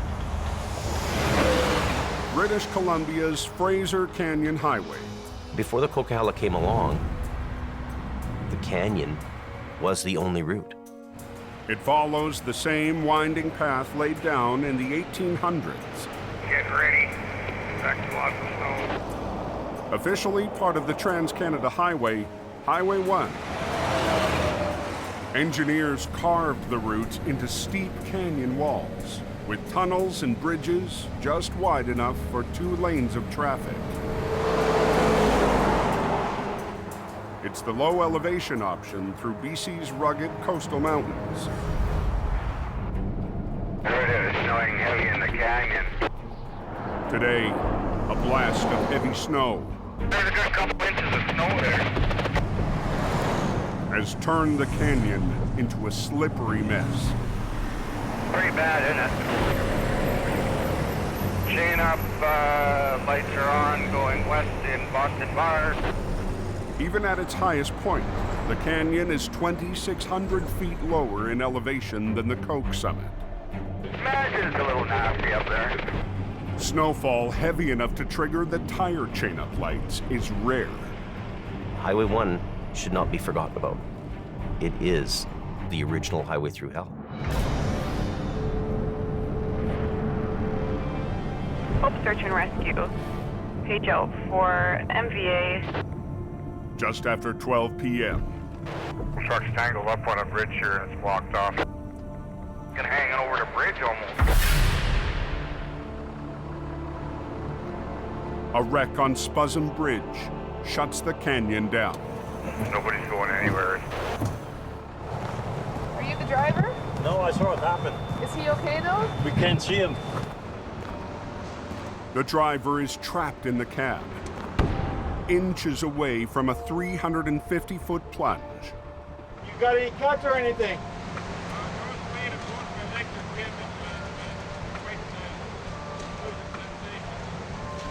Okay, we've got help coming for you.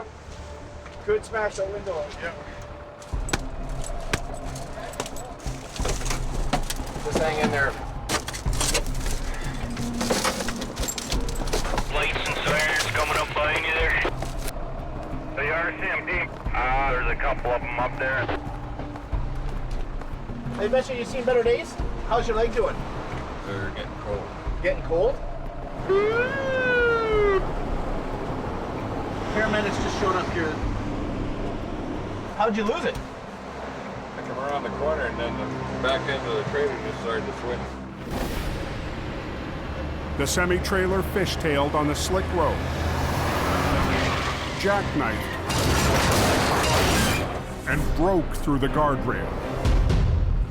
And thankfully, for whatever reason, the force was going not fast enough for it to go over. It just popped it back in. Saved his life.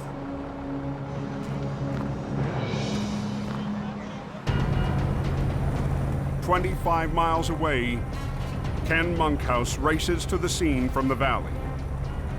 We're going up to Spuzzum Bridge. Buddy driving it is still entrapped.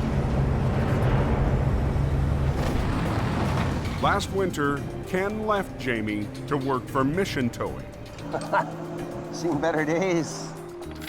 But he missed life and hope, Thank you, sir. Have a good day. and the chance to run a heavy record. Really happy to have Ken back. I'm happy that he's there. This is one of my first opportunities to get in there and show him I got what it takes to be a member of the heavy rescue team. We're gonna get up there as quickly as we can, but we don't want to crash too, so. Jamie Davis is already en route. Everyone is on their way here, okay? At the crash site, The railing's still pretty intact? Yeah. first responders rush to get the trapped driver out. Yeah, the road's closed up here at Spuzzum Creek. The truck's jackknifed on a bridge. It's going to be a while to get him out of here. Ken arrives in Jamie's 16-ton army truck. That would be a nightmare. Surprised the cab stayed on. Rescue crews brave the damaged bridge to get the injured driver. They're in the part of the truck that's hanging over the railing on the side of the bridge. Your stress level does not get any higher. After a quick assessment, Ken calls Jamie Davis for backup. It's bad. This thing's at both ends, and the back end of the trailer's facing Boston Bar, so we only have access to the front of it. Okay, part of the cab is hanging over the edge of the bridge. Highway 1's closed.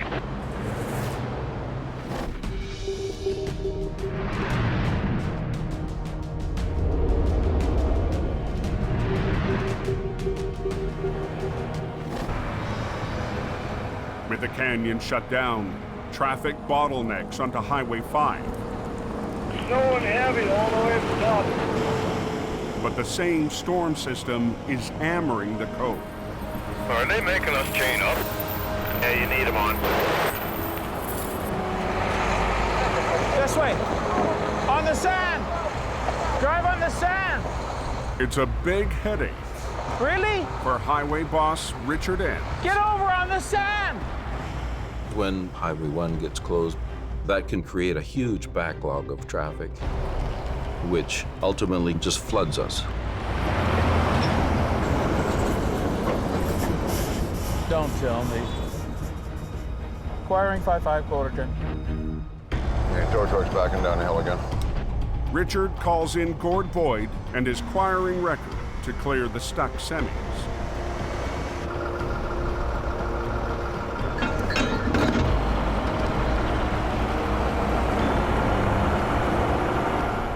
I keep pulling until they tell me to stop.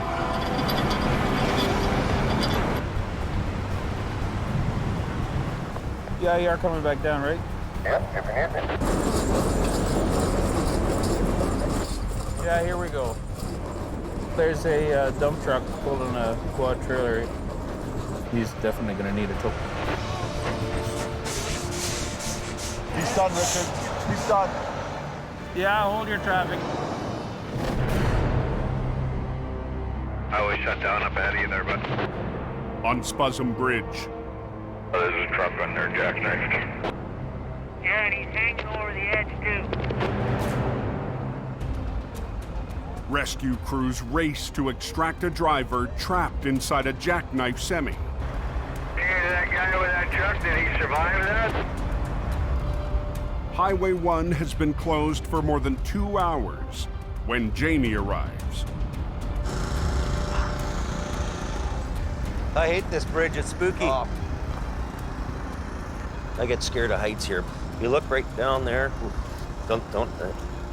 This isn't the first time Jamie's been called out to this bridge. Well, this was the site of a really huge wreck 6 years ago. 2 guys went over in 2 separate semis, and they were down in the gully. 1 guy made it, 1 guy didn't.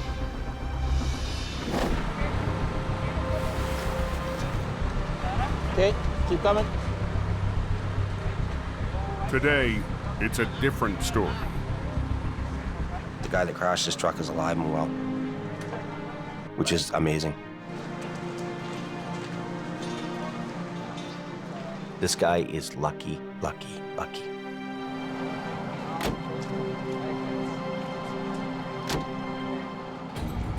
Now it's up to Jamie to remove the wreck. Pressure's on to open the road. You know, we've got to pull this off. But the jackknife is blocking access to the north side. We can't even get around with a wrecker on the bridge because it's so tight. It's a 5-hour drive to get another wrecker all the way around.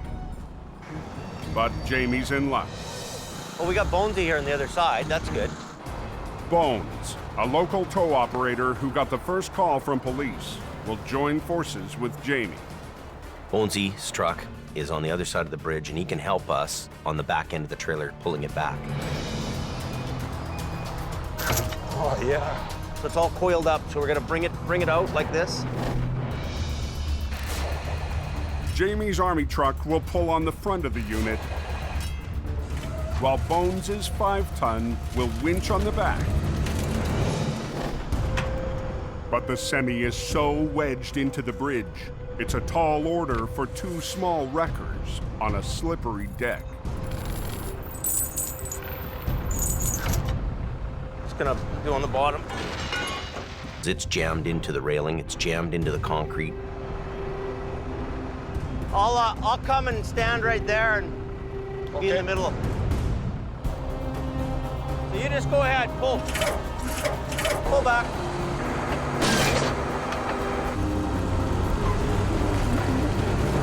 sliding back, eh?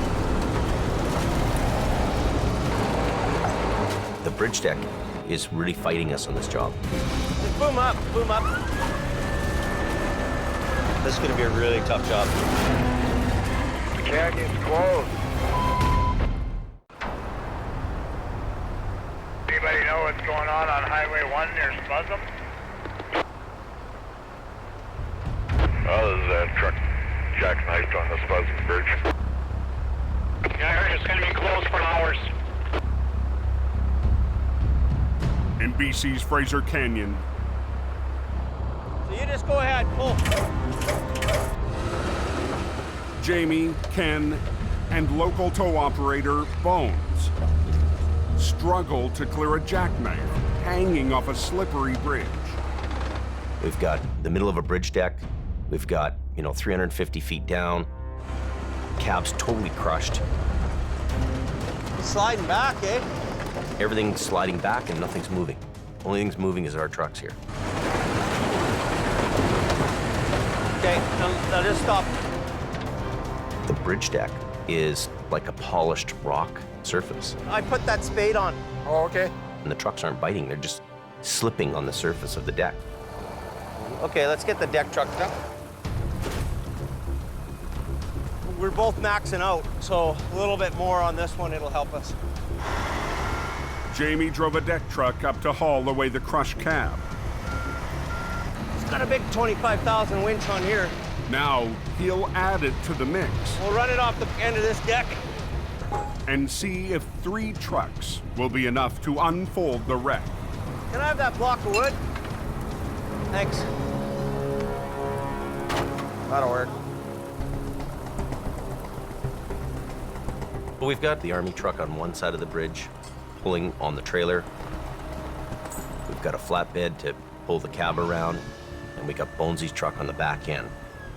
The pressure's on. I mean, we've got to get this thing open. So just pull to what you can pull. Don't overdo it, right? I'm following your direction. Pull, pull.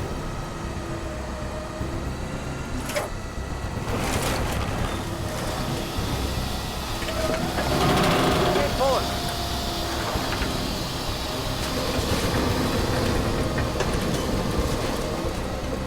All right, front end's up in the air. Keep pulling. Keep going. Pull a little bit.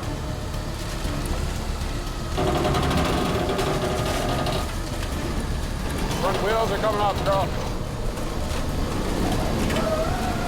Good jam. We're into the railing now. Okay.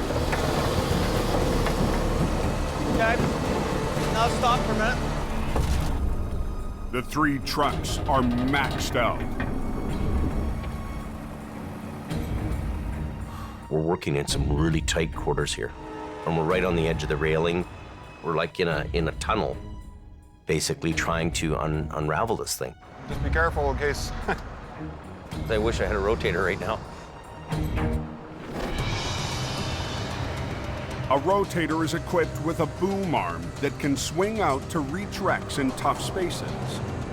Good luck with it. It's going to be a great truck for you. But over the summer, Jamie sold it to cut costs. It'd be really nice to have a rotator. We could reach out and pick that cab up and bring it around. We don't have one. Yes, sir. Hey, buddy, we have to have you up here. I need as many people as I can. The jackknife won't budge. So Ken calls in the last truck available today. Bye-bye. I got Scott coming up. We have to get this wreck off the bridge to get the road open again. So there's no way around that, right? Nope. Will you tell me how the coke holds up here? Back on the mountain, Not worth it, man. The 5's not worth it. diverted traffic is clogging the coke. Idiot. What are you doing? I told you to stay here until the plow trucks go past. Richard is still fighting a battle to keep a lane open for his plows. If he would have thrown those chains on, he could have been on the way now. Once the semis are all stopped, they're done. Yeah, drive out in the snow where you're gonna spin out. If you would have stayed in the brown lane, you'd have been just fine. Well, let's back him up. Back up! Hey! Just when we were trying to get traffic flowing. And I got all excited because the code was open and damn it. So it's going to be closed for a while is what you're saying. On Spuzum Bridge, Fuel leaking all over the place. a jackknife semi has heavy rescue in a tight spot. No space to work. Fluids leaking all over the place. Oil, fuel, it's slipperier than heck. Gord's here now, he can help too.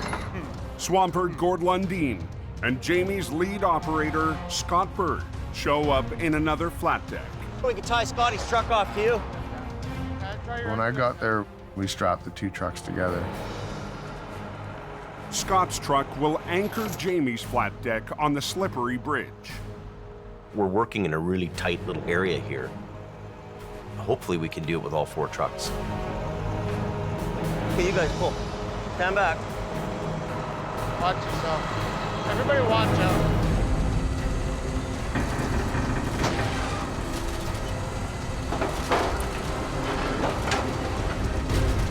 We're getting there, Jimmy.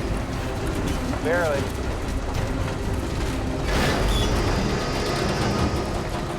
There we go, buddy.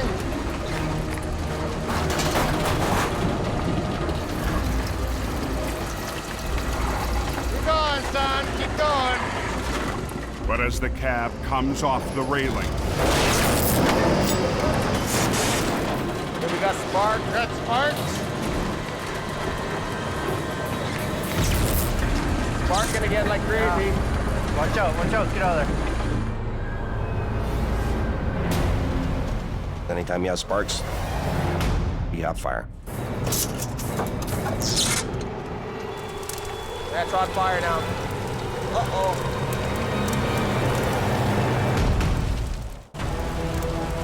Uh-oh. It's on fire now. Got a fire extinguisher? an electrical fire has flared up on the bridge wreck. Watch out, watch out. Getting it about halfway around, all of a sudden, wire arcs out, and this unit catches fire. Send me these batteries. Get a Crescent wrench. Got a Crescent wrench? Good. Here. And we've got flames happening because the batteries are still energized. Jamie must disconnect the batteries that are sparking the blaze. There's diesel fuel everywhere. There's diesel fuel on the bridge deck. That's just something we don't even want to think about. Hey, it's going in the cab, man. How bad is that? Oh. Keep spraying till she won't spray no more. Spray the hell out of it. Oh, let's get the batteries disconnected quick.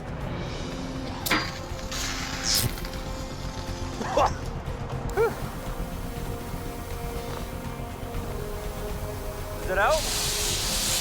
Is it out? Get to the fire station!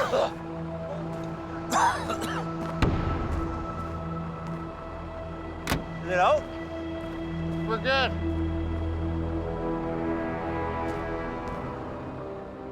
If that fire hadn't have been put out, the truck would have burnt, the bridge would have been condemned, we would have lost everything.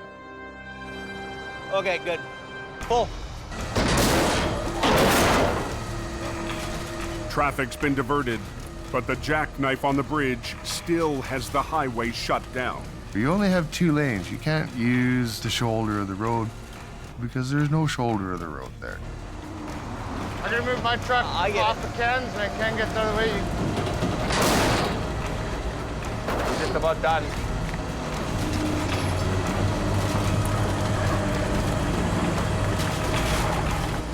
You there? Yeah, I'm there. Okay, undo her. Let her down. Okay, get this wreck off the bridge. Got things mangled, eh? We have to chop up that in the front. We can't have all these parts and pieces hanging off of it when we're going down the road.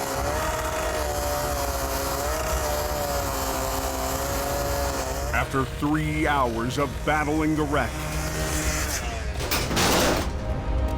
Yeah, I think we're good. Jamie and his crew are one pull away from opening the road. Ah! We've got the old school know-how. I just like yelling at people. And I'm happy that we're doing it with less. So less is more. That should be good there, Gord. Okay, stand back. The highway shut down here. We've got to get this road open. Hold it in! Hey! Hey! These aren't turning!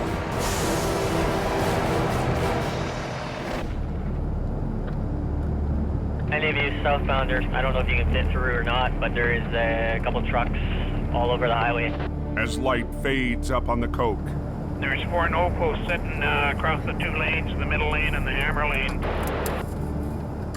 another crash threatens to bring traffic to a halt. This truck right behind me here, he's impacted the guardrail significantly. The concrete barriers called no posts have created another hazard for the highway maintenance team. This day just gets better and better, don't it? Richard needs to engineer a quick fix. So the supervisor takes matters into his own hands.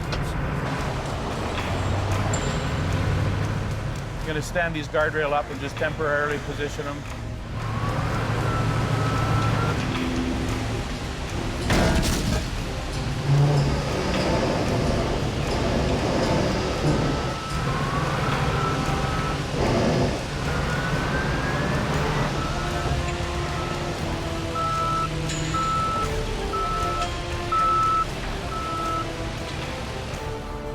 Just want to get all these chunks of concrete because they'll cut tires and everything else.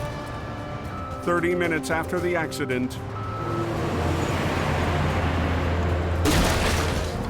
Richard and his loader have the no post back in line. That'll get us through the night anyway. It's all cleared up now. Yeah, the coke's open northbound. Boogie, stand back. On Spuzum Bridge, Hold it, hey! Hey! These aren't turning. a semi that's been blocking Highway 1 for 5 hours refuses to roll. No, they're locked right up. Okay. The semi's brakes locked during the crash. The airlines needed to release them are destroyed. This is just a bad deal all the way around. Okay, we got to cage the brakes. The only option is to manually unlock the brakes, one wheel at a time. You got yours, Scott? Sakes, I can't even get the cover off. It's one of those moments where you think, maybe that nice little office cubicle would have been nice. You want me to crank it from up top, Scruff? I can't move it. Be warm and dry and not stinking like diesel and I want out of here.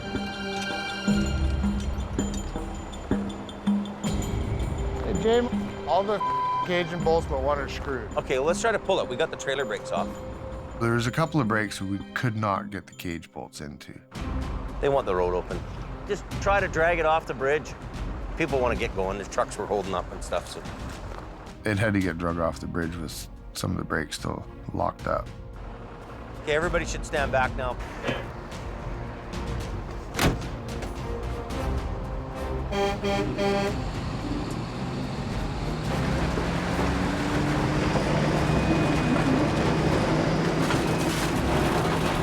There you go. One more truck off the road.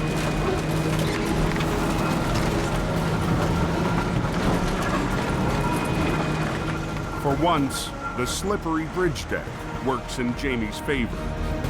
That trailer's getting worse and worse. Hey, Scott. You know what? That side is breaking as you're moving it. That's gonna bust. That thing's gonna bust in half, so I want it unloaded. Okay. And it's all braking here. And if this snaps anymore, the whole load's just gonna wind up on the highway, so. This whole truck is so mangled, it's a sketchy load, period. And it isn't going anywhere. We're gonna have to come back tomorrow to deal with this. That's just how it is. It's open.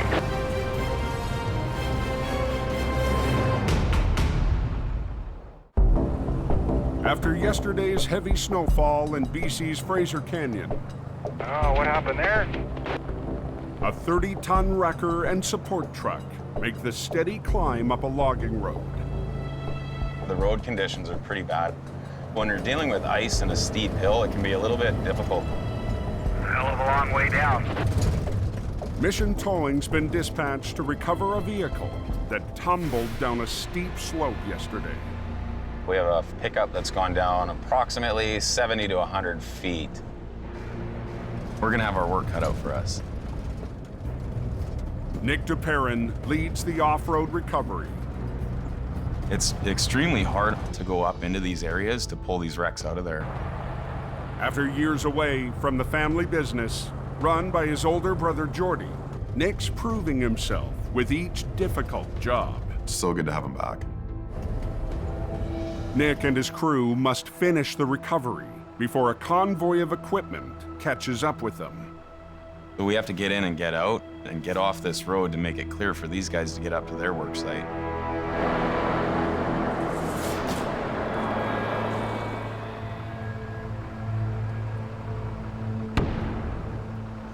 Wow, scary ride, man.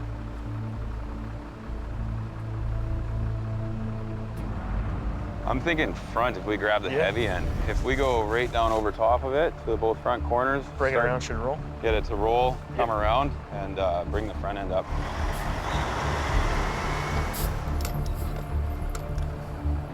Driver Dylan Greenwood is also on scene to muscle the wreck up the bank. Good to go? Yep. Dylan has a lot of experience with working up in the mountain. They'll need more than 70 feet of winch line to get the wreck on the hook.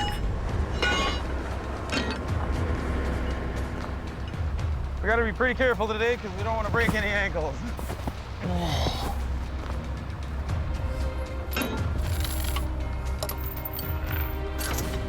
Whenever you're ready, it's on your go. Okay.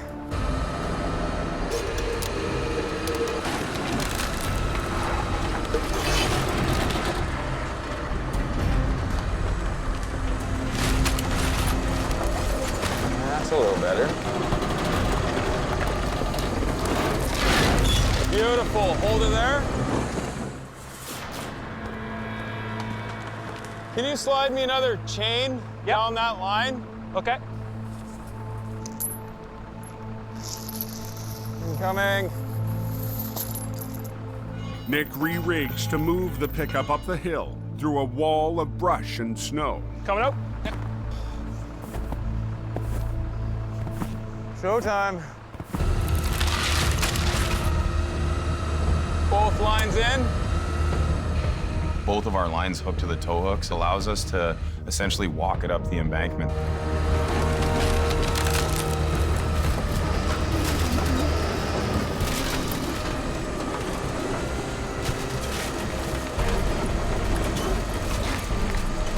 Couple of big stumps here.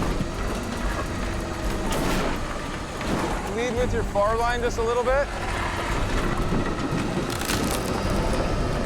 If this thing gets hung up, it can dead stop this job right now. It's fighting us.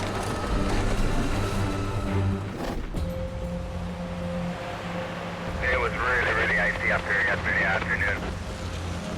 22 miles south on the Fraser Canyon Highway. They're slowing you down, alternating. Traffic is moving again across Spuzum Bridge. Highways is putting in a temporary guardrail so that the bridge is safe today.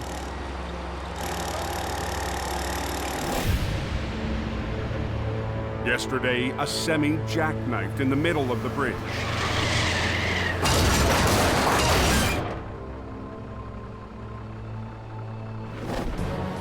After the trapped driver was freed, Uh-oh. It's on fire now. heavy rescue overcame obstacles one after another to clear the wreck off the bridge and open the road.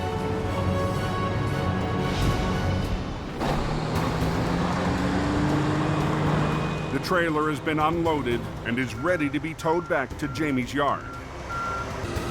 Okay, go for it, boys. But the crushed cab has to be dealt with first. Now we're kicking the bacon fat, son. Jamie's right-hand man, Scott, is in charge.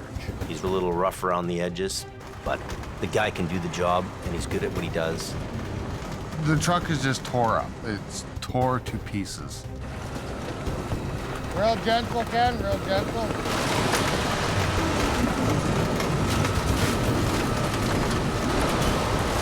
Good, good, come on, nice. Like it was meant to be. But the twisted tractor is far from ready for the road. Yeah.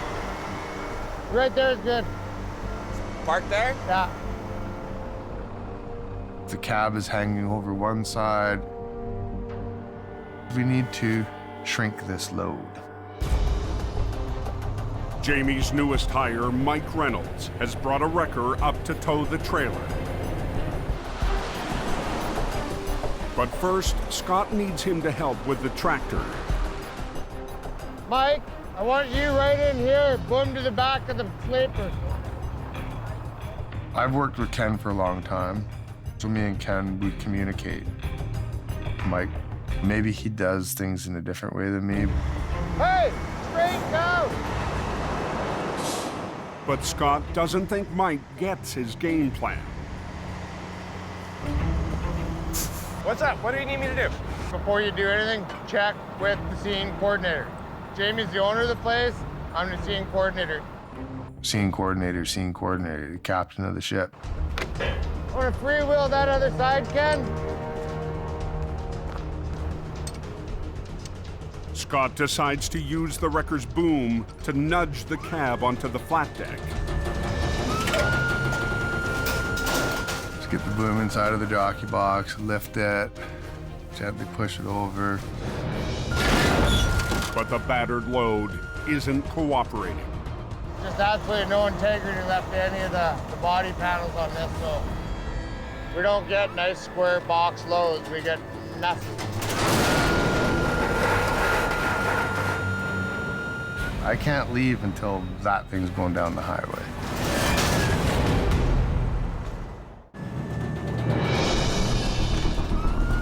On Highway 1, this is our mess of the day.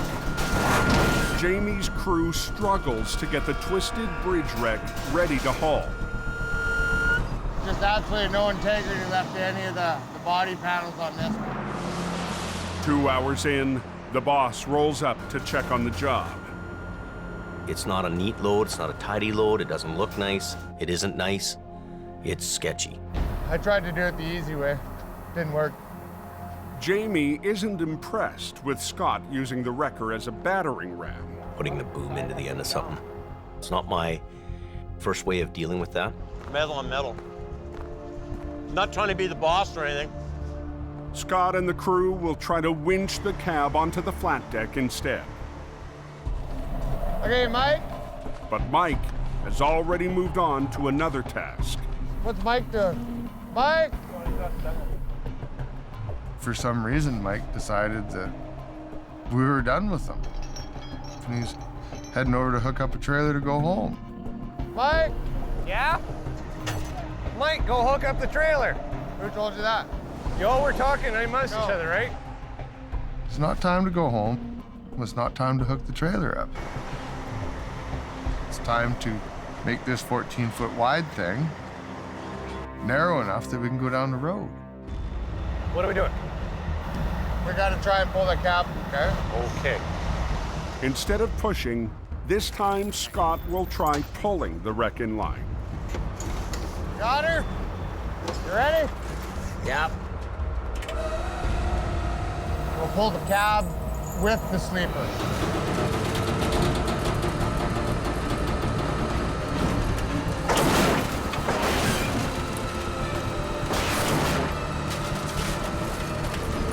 Okay.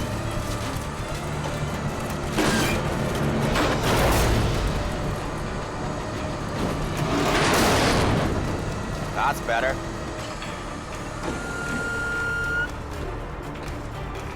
That's about as good as it's gonna get.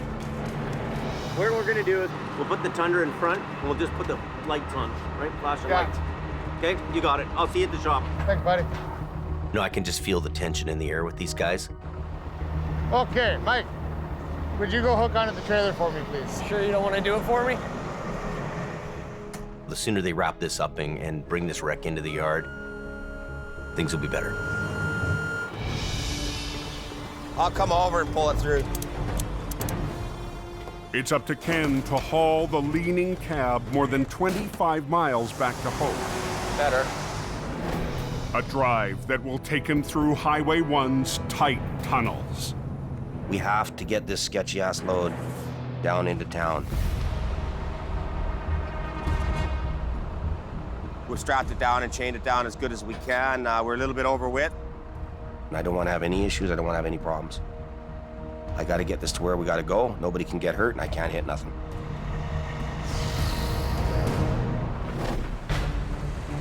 Swing it over about 2 feet. A little further. This side just a bit. 22 miles away above the Canyon Highway. And I'm gonna ease off on the brake and then we're gonna start going. When I say ready, let's go. Mission Towing's under pressure to finish a steep recovery and get off the logging road. It's fighting us a little bit. That's what I'm talking about. Inch by inch. It's coming beautifully. Perfect.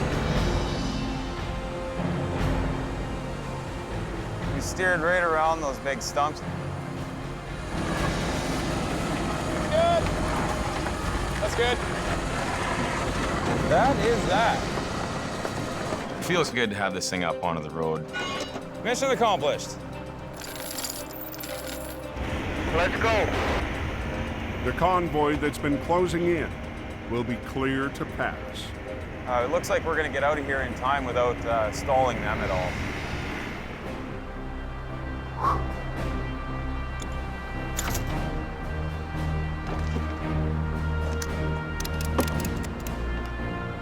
Nice job, dude. Yeah, perfect. We're out of here. All right, man. Get out of here. Anything's possible on these types of roads.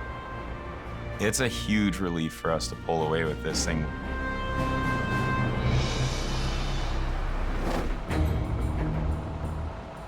On Highway 1, A couple of short chains and a couple of binders, and away you go. Yeah. Ken gets ready to haul the bridge wreck back to town. But the precarious load Better. would make any driver nervous. This is a load that you don't want to do, but you got to do it. We're doing it as safely as we can. Okie dokie. Robert will drive ahead to warn oncoming truckers.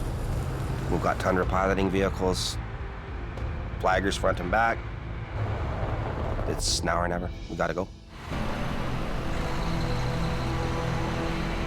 They need to clear 3 narrow tunnels to get the wreck to the yard.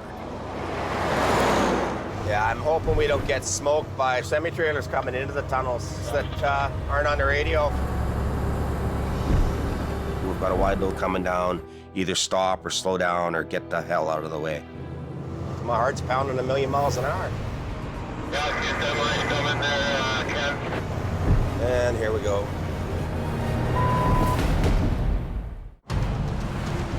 Got the tractor on a flatbed that's real banged up.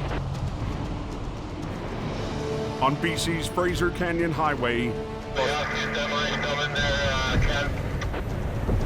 Yeah, I see that.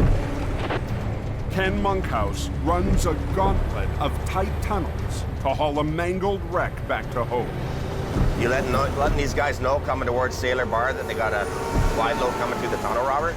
Yes, they are. I got some stuff there coming. It's probably 13 feet wide. And we're driving through sketchy-ass little tunnels. All traffic going eastbound on Highway 1. I got a wide load coming through. Commercial transport driver, he'll look at our loads and go, not on your life, buddy. They turn those loads down. It's specialized. It's difficult. Truckers going eastbound, number 1. We got a wide load. We're piloting a wrecker. Could you please slow down and move over past the fog line a bit? Thanks.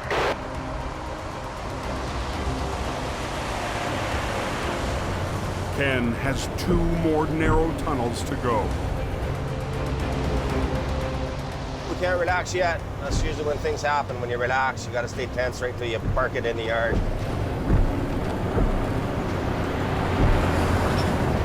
And now it's getting really foggy. Wide load in the fog. Come around the corner there. Leaning a bit more now. You're sweating with your hands on the steering wheel, looking out of your mirrors, but with pins and needles. But I can see the cabs bouncing up and down pretty good. How's the other side of that tunnel looking, Robert? All clear so far. Are you coming through the tunnel now? Yeah, I'm just coming in now. Head for it.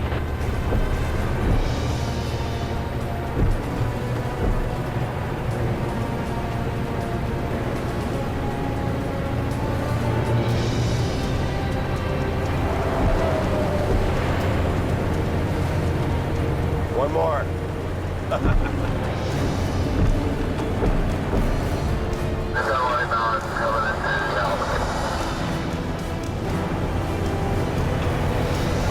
Okay, I'm clear of the tunnel, Robert. It's good to get out of those tunnels. Ken makes it out of the canyon.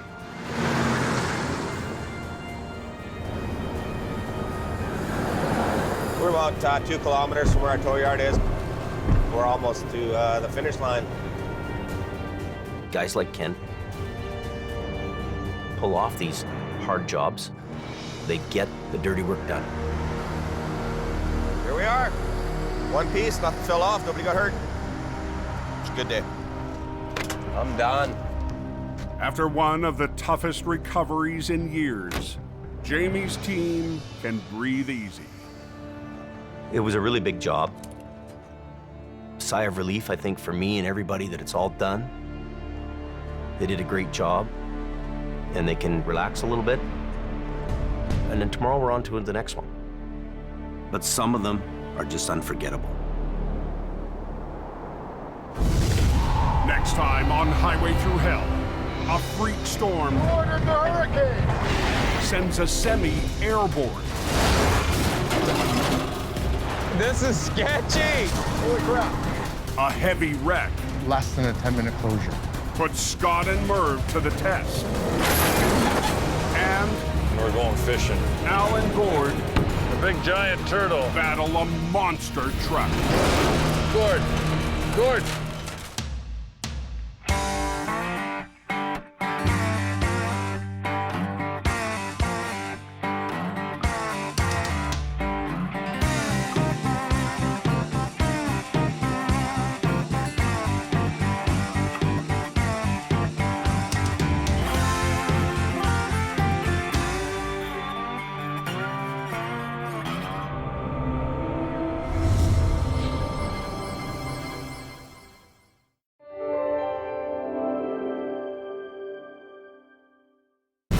This season on Highway Through Hell, David is on fire. The fun of trucking. Come on, let's go! Ah! Yeah! Come on.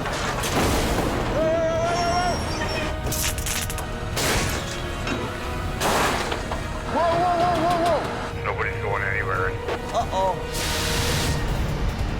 One chain? Are you serious? All in here! Oh yeah, you pooched are good. That looks like it was a hell of a ride. Watch out, watch out. Definitely a Japan's moment.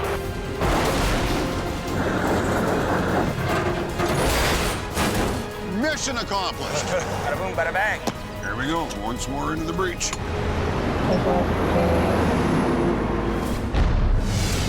On the highway through hell, the last line of defense is a heavy rescue team ready to tackle any disaster. Because closure is not an option.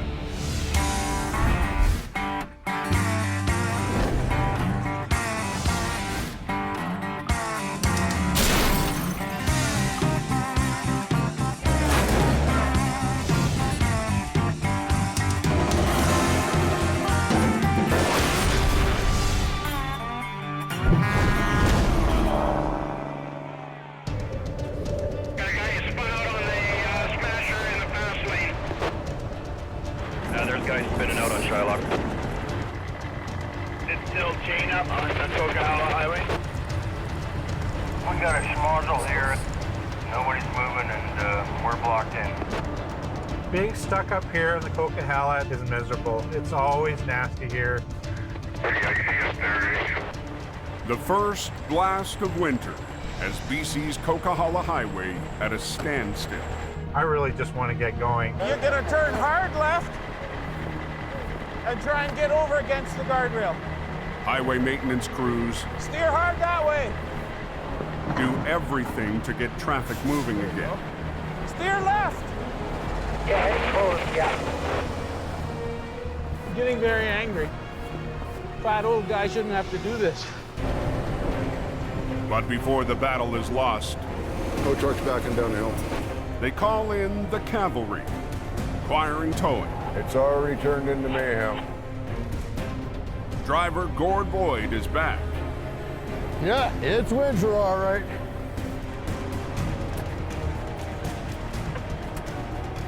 First storm of the season is getting up there and shaking the rust off. It is literally just like a war zone up there. Straighten your wheels! Straighten your wheels! Straighten your wheels up! I'm the guy who swoops in, does the dirty job, and gets the hell out of the way. That is not too smart, that one.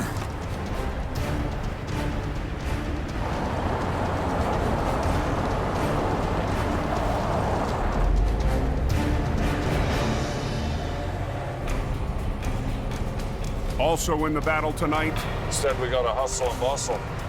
Gord's partner on the mountain, Big Al Quiring. I've been towing on that hill for 25 years. The snowshed corridor is icy. Al and Gord tow semis that are spun out on the Smasher, the steepest section of the highway. Usually the first storm is the whopper, because that's when people are not prepared. Tonight, truckers should have their tire chains on. Oh! Oh! But Al's found something new. Snow socks. We don't use those in BC, buddy. They tested them in Colorado. They're so far away from the ocean there that snow is champagne powder. One set of good chains.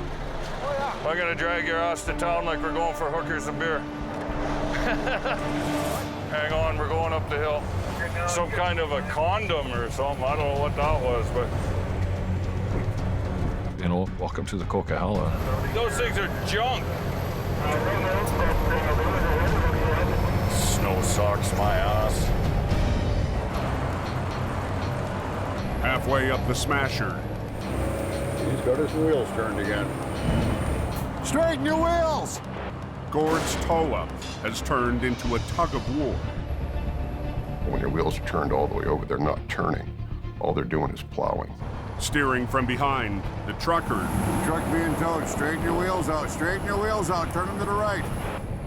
is making the tow-up frustrating. Straighten your wheels up! God, some of these guys. For the Quiring team, some things never change. There's always a few guys who just are unprepared for winter. Always. We have compact slushy delivery, temperature 0 degrees.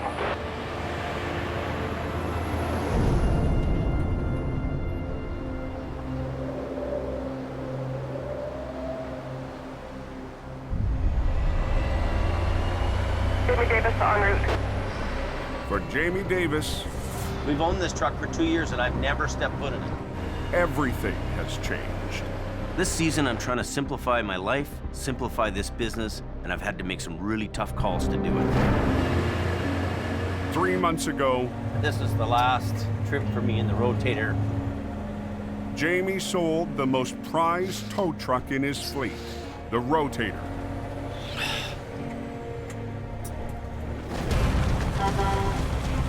From the first day it rolled into his yard 4 years ago. That's really nice. It's got 8 winches. Yeah, it's pretty good, eh? The Rotator has been Jamie's dream truck. They have the ability to move and swivel around, and they can pick up huge weight in a short radius. The Rotator is the Godzilla of wreckers. Keeping the highway open.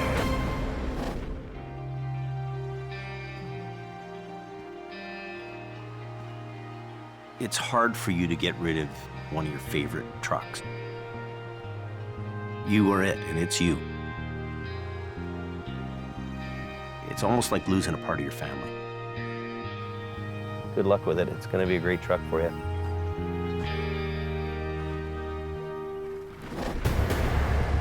The sale is part of Jamie's plan to downsize his operations in Alberta and BC. We're retooling to adjust to what the state of the economy is. It really was a business decision. It had to go. This winter, Jamie will focus on his base in Hope and get back to what he loves most. When you're managing people 24 hours a day, it becomes a full-time office job. And I don't like that job. Holy, that truck just cooked right down to the frame. Jamie's heading up to an urgent call on the coke. We're headed up to the truck fire. Hopefully this truck is burnt out and we can move it fairly quickly. Holy cow, looks like that thing's burning pretty good. The burn job is up near the summit of the Coquihalla Highway. Carved through BC's Cascade Mountains, the coke is an engineering marvel, a vital trucking corridor to the West Coast that can turn into one of the most challenging rides in North America.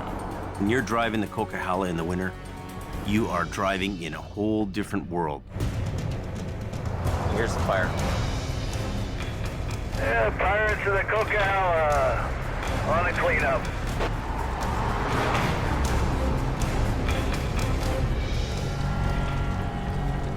After the cab began to fill with smoke, the driver pulled over and disconnected the tractor from the trailer. Tractor fires are really dangerous. You have rubber burning, fuel, oil from the engine. It's like a living, breathing animal that's ready to bite you. The diesel fuel tank also has a gaping hole in it. We have no fire services. Nobody's gonna come and put it out. That's the end of that. The wreck is blocking one lane. Take your windows up, going by that truck. And billowing smoke across the highway. It's smoky, it's causing hazard to other vehicles. Well, it has to get off the road. To clear the highway quickly, Jamie makes a bold decision. We're not gonna sit here 20 hours to watch this thing burn. Drag the flaming wreck up onto his flat deck. Main thing right now is they want the lane open. We need an extra guy. Jamie needs help to haul away the trailer. So he's called for one of his heavy rescue trucks, HR-66, and his new lead driver. I'm hoping just to hook it and buck it. This winter, Jamie's brought back a familiar face. Scott Bird worked the mountain passes for Jamie 3 years ago. Textbook. And has more than a decade of time logged on the coke. You ready? Making him one of the most experienced heavy rescue operators on the mountain. Hiya! Dirty! But Scott's raw personality can rub people the wrong way. I'm gonna get really Paul! Don't yell at Get me, in your buddy. truck and go home. If you don't do as you're told, leave. Scotty, he gets under my skin like nobody. So the last 4 months have been nothing but bull or what? but he knows his game, and those guys, they're few and far between. Scott took a job in Alberta, but felt the call of the code. The things that I missed about Hope, there's more action, there's more weather, there's just everything.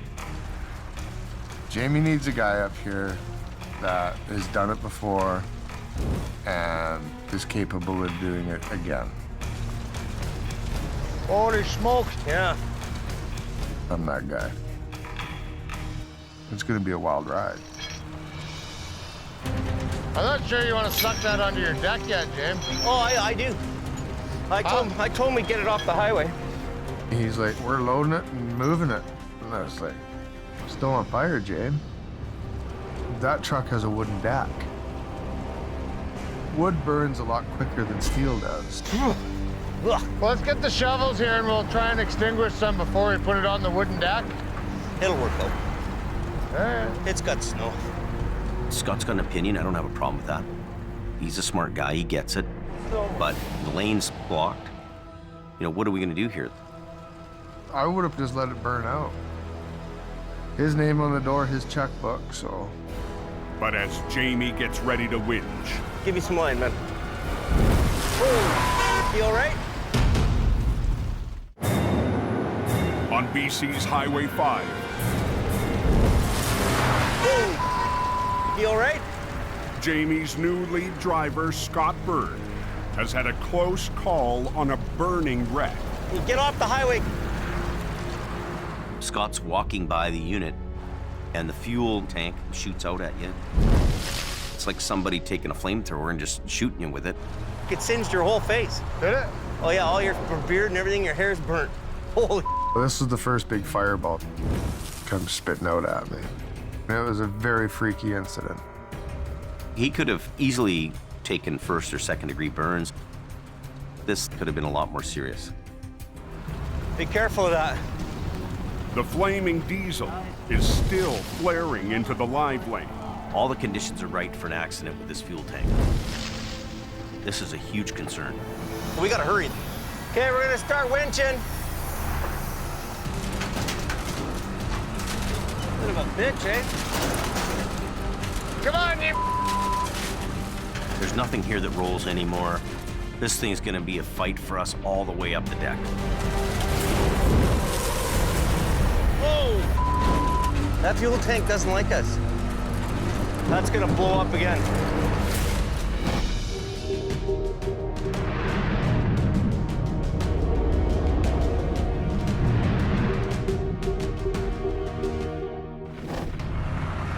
Ooh, that didn't look good. On an active logging road 40 miles west of Hope. You can only go too fast once. Heavy rescue operator Jordy DuPerrin has been called out to a vehicle in a river. Missed the corner and went straight into the river. This wall's just done. Bottom, go! Jordy leads mission towing. Just this line, bottom, go! Voila! Beautiful. A family-run business started by his grandfather more than 60 years ago. Just do the job right. I never want to let my grandfather down. It's something he's worked very hard for his entire life.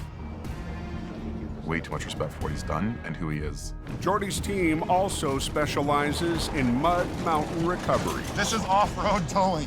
On the back roads outside their home base in Mission, BC. Here we are. It looks like it was a hell of a ride. You're gonna have quite a time getting him out of there. He went straight through this. The van lost control on a tight turn, missing a bridge and plunging into the water below.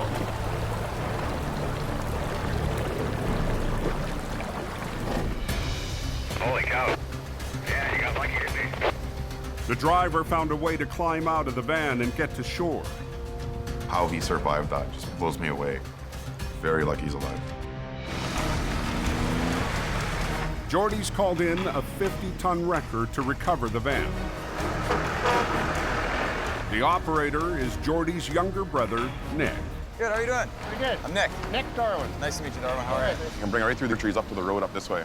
Nick has come back to the family business after 4 years of city towing. Well, I'll show you the path I want to bring it up. My brother and I are the same breed. We come from the same blood of towing.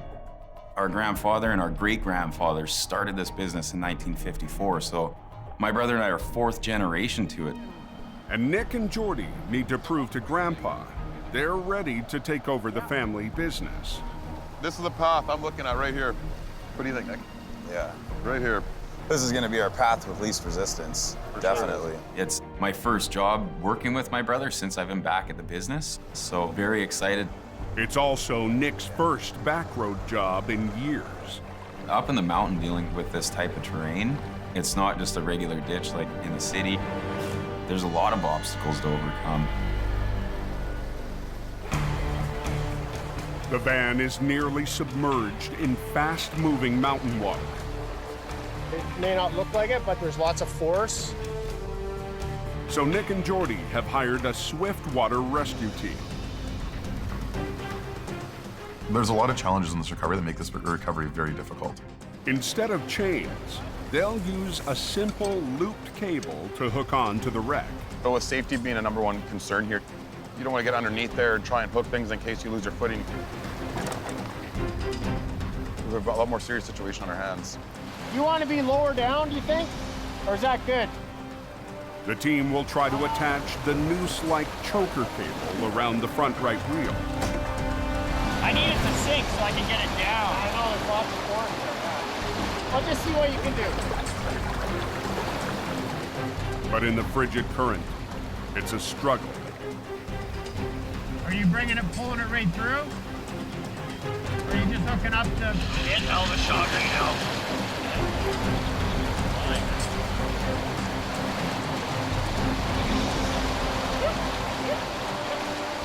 They actually hooked a choker to the vehicle best we could for the water that was moving fast around that vehicle.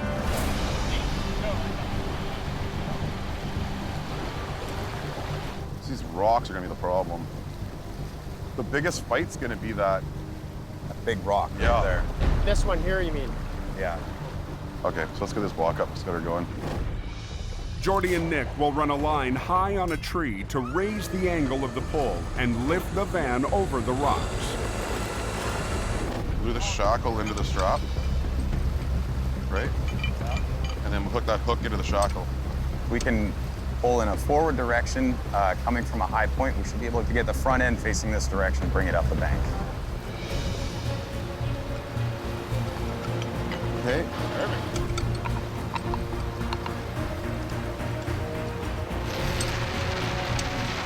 Hook that hook up.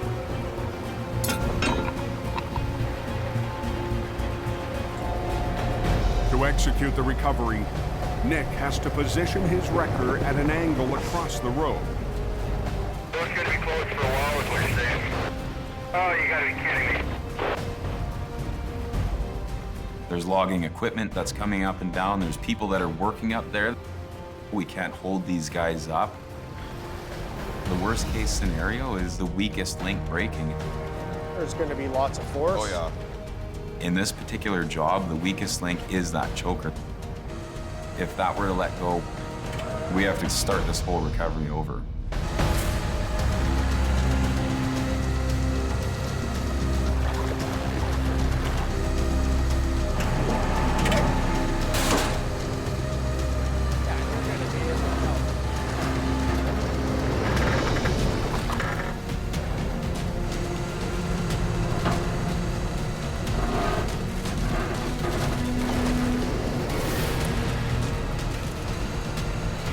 Right into that big rock.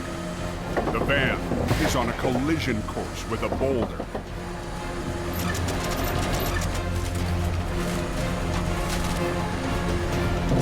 Oh my God.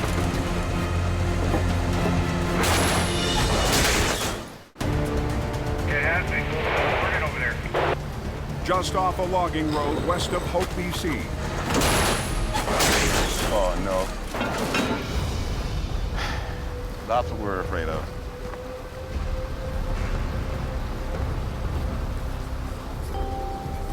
Did the choker come off? Yeah.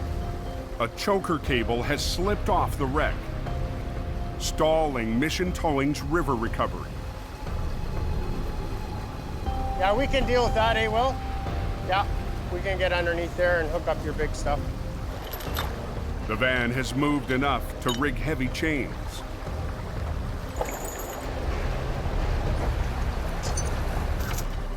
But Jordy and Nick still face a minefield of rocks between the van and the shore. You got that one rock or the other rock right now? It's got to come over either one of them. We're never gonna get it over that rock right there. No. I think we're better off going the direction we were going Yeah. and Keep it try going. to get that front end to come around Okay. it. Okay, guys. From the road, Nick will continue to winch using a single high line to coax the van over the rocks.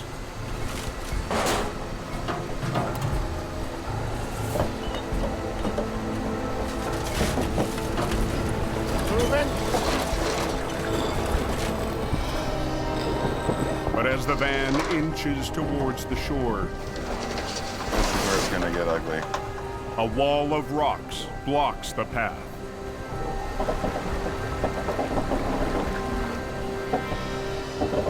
The front end's gonna come right out.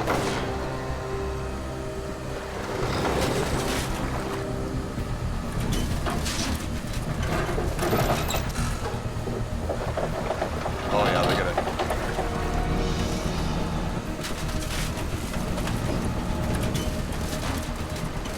I ripped that tire right off. No, no, no, no.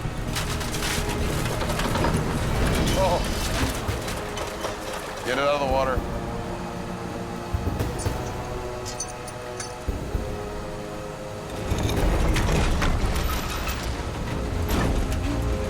Up, more. Nick! Yeah. More.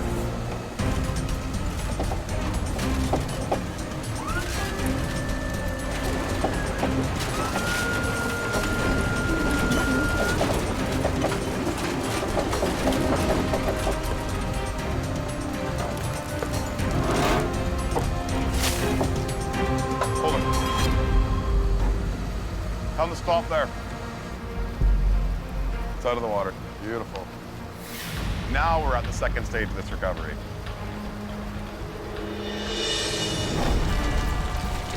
Fire burning pretty good. On the Coquihalla Highway, Hard on the lungs, man.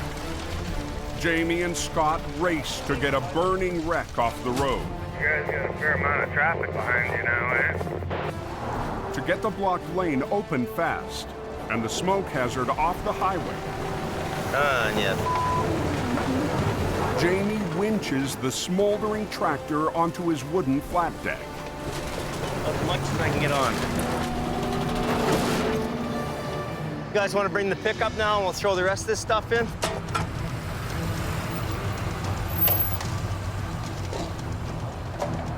There's so much leftover debris from the burnt truck. It fills a pickup load. Don't wreck my tailgate. We gotta hurry. We gotta go! Sweep that thing up, sent the right gear, and it's gone. The fire is out. Jamie has to head back down the coke with the smoldering wreck. Feeding that fire with oxygen is obviously gonna make it flare up. I'm gonna start limping down the road. It's gonna be a real slow go. Going a little slower, less oxygen.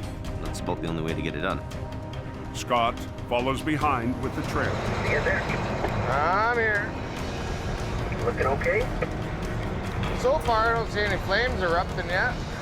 We're watching for fire to start up again, and just keep people aware that there's something in front of us here. You're right up behind me on here, Gordon.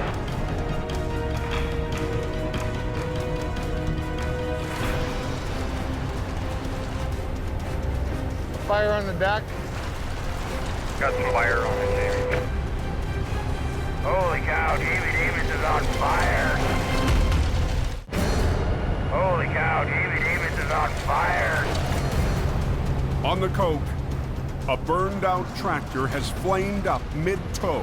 Hey, driver, your wreck's burning pretty good back there. Over. The fire threatens Jamie's wooden flat deck and traffic on the highway. Yeah, hit the next pull up there, Jim. There's some fire coming. Quite a bit. Following behind with the trailer is Scott Bird. We're gonna stop at a wide spot, get this thing to go up. We gotta pull over right now and deal with it before it gets out of control. Oh, look at that. Yeah. Come on, quick, quick, quick. Come on, jump, jump, jump. Jump, jump, jump. Quick, quick, quick. Gross. Need a little snow. We find a spot and, you know, shovel some snow on it. Snow and put the flames out. That's the way it gets done here. Well, we like our wreck hot, eh? Just like we knew what we were doing. Me and Jamie are working together like we did years ago.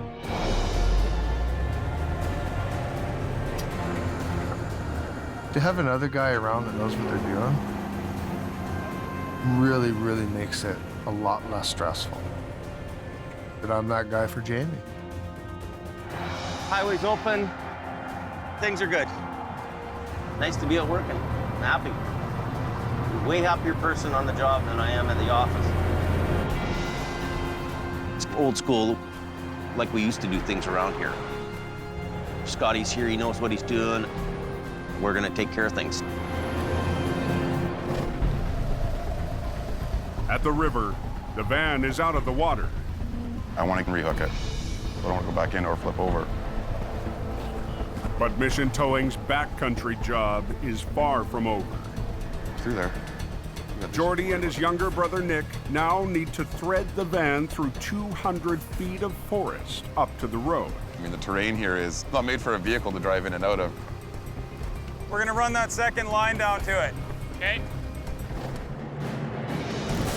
They'll use 2 winch lines to guide the van through the trees and over the uneven terrain. One line pulling the vehicle straight, the second line on a different angle to steer it around the trees. Am I stuck on something, George? Yeah, right here. Basically, you have one line pulling it. The other line is steering it around the way you want it to go. That tree's in the way. That's the only way you're gonna get around these trees. Yeah. Gonna be a pain. Traffic on the logging road has been shut down for the last hour. We're hoping to be quick for them, make this happen quick.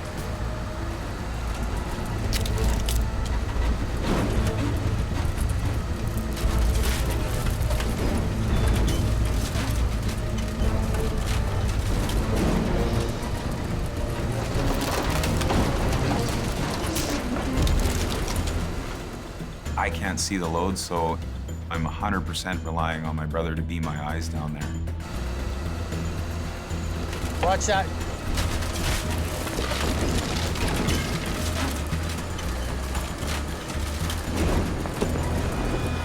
Oh, no. Oh.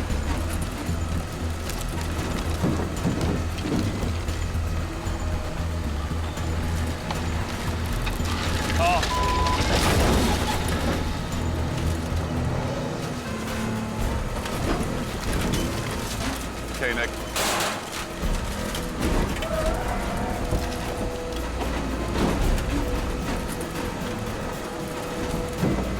Come on. There we go. It's coming. Oh, yeah. We're almost there, guys.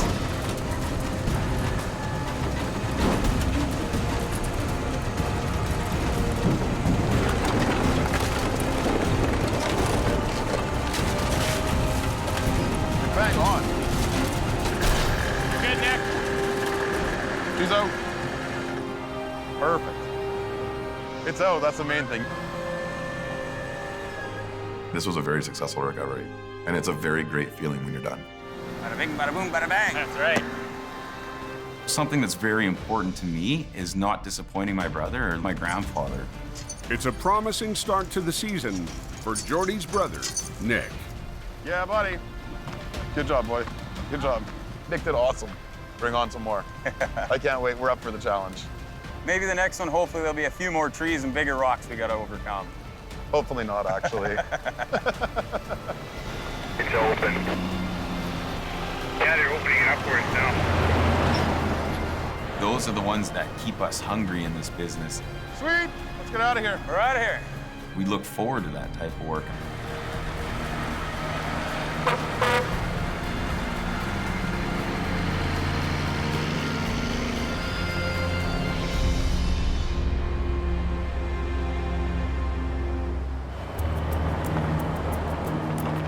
Six hours after the call came in, the burn job is back in the yard in Hope. There's no smoldering. Jamie gets an urgent call from a customer in Alberta. They have a whole bunch of fire department guys. They got the road all blocked off. A semi hauling dangerous goods has crashed 120 miles west of Edmonton on Highway 16. So yeah, so they'll roll out there right away. Okay? Okay. A hazardous material wreck is serious, they're dangerous, and there's no looking back. That's pretty serious stuff that they're doing there. You either get it right the first time, or you don't get it at all. Dispatched from his base in Edmonton. Yep, she's closed westbound. Jamie's lead driver, Colin McLean, rolls to the crash site. There's a rollover and emergency vehicles everywhere. Everybody's on scene. We'll find out more when we get there. Over the last 2 winters, I'll back up. Yeah. You back up in the front, right? Yeah. Colin has gone from heavy rescue rookie. God, kidding me. Good decision. We'll do that. Try and do that? Okay. Hey! To top driver on Jamie's Alberta team. Did you see that? That was beautiful.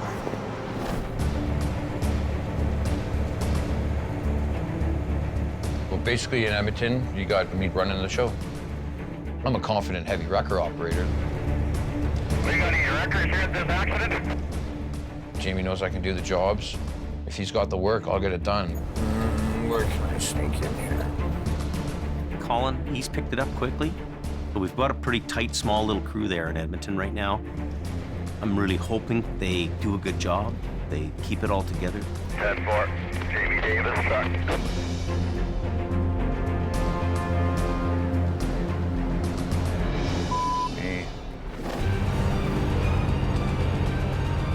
The driver lost control and plowed into the ditch.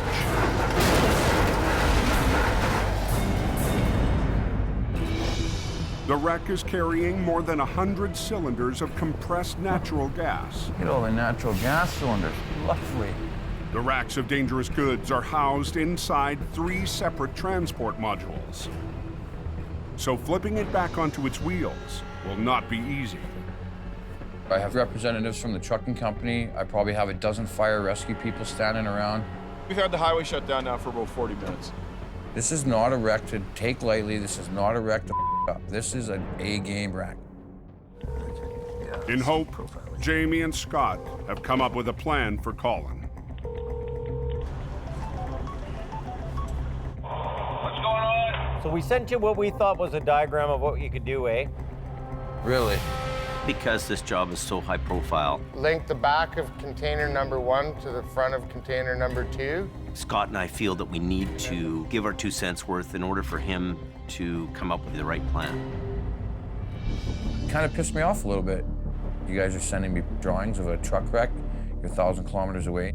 Okay, you really guys are starting to bother me, but I know you care, so I'm gonna let you guys go, and I'm gonna go to work. Yeah. I know what I'm doing. I know my job. So just stay out of it. Right now, westbound traffic is shut down, so it's important to get the truck off the road.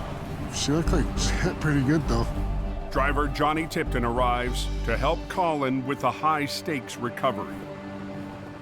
You gotta be super alert. Any little mistake could turn into a big disaster. These modules weigh approximately 18,000 pounds. 18, and 15. Okay. It'll be a good challenge for me and Colin. This winter, Colin and Johnny are operating a pair of 50-ton wreckers, HR-116 and HR-117, the most powerful trucks left in Jamie's downsized fleet. These 2 units pack a lot of punch. They're heavy-duty recovery winch trucks. But all that pulling power won't matter if they can't hook onto the wreck. What can those lifting hooks take, do you know? We lift the modules with those. Okay. It's rated for the weight of the unit. They're rated for lifting up, not being pulled on them. The modules hookup features were too small. Look at it. If they're not going to be able to take the weight, we'll snap them. The last thing we need to do is have anything break, have this thing roll back over. And we start pulling on that. This is new. Okay.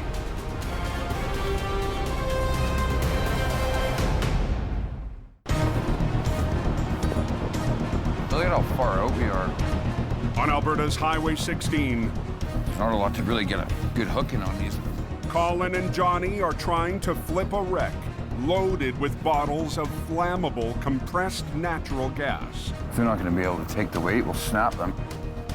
The truck's 3 containers have lifting hooks designed to raise each cargo box up one at a time. Tap it. They're rated for lifting up, not being pulled on them. But the small hooks are no match for the massive pulling forces needed to winch the semi back onto its wheels. This isn't going to be an easy rigging job. You're looking roughly 80,000 pounds. We're about 75 feet to the crest of the road, so it's a pretty good pull. Let's put a wrecker down here. So we do have lifting points here. After a closer look, do a reverse roll. Jamie's crew hatches a new plan. I'll put the boom right here, and then as we lift, I'll boom out. Johnny comes up with the idea to put his truck right next to the wreck down in the ditch. As Johnny raises and anchors the wreck from the field, Colin will use 3 lines to gently hoist the gas truck from the road.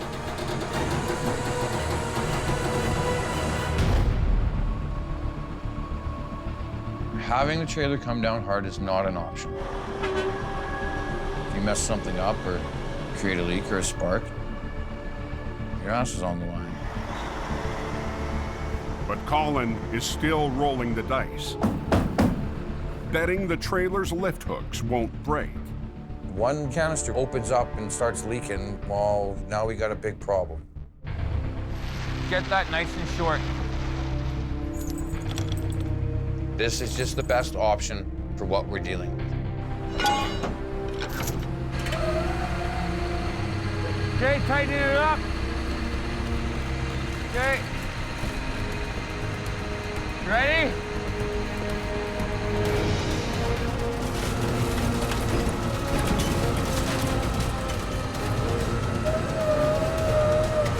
Hang on, let me catch up.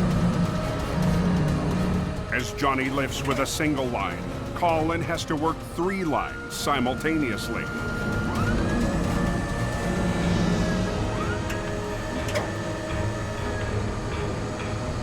But the guys can't see each other. How you doing, Johnny? Yeah. Oh. Everybody watch out.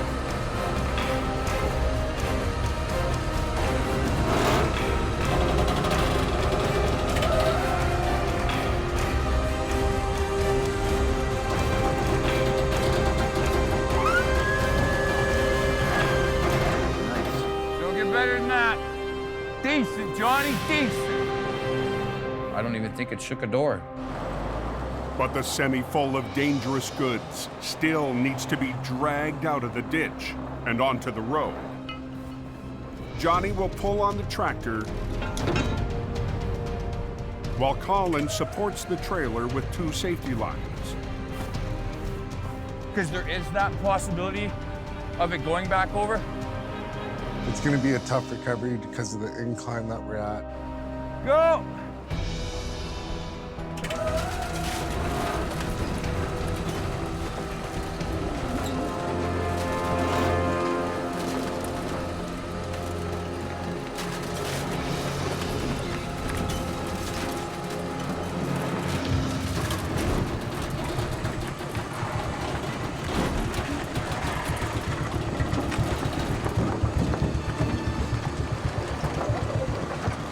tractor is eased onto the road.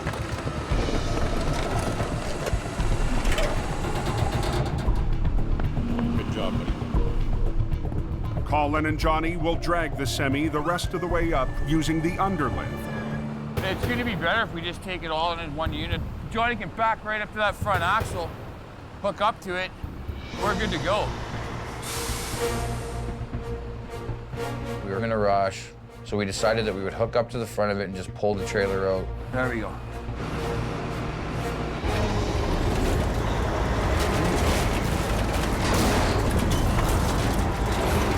Come on, Johnny, pull that thing up. But the heavy load won't budge. It's definitely pissed off. Me.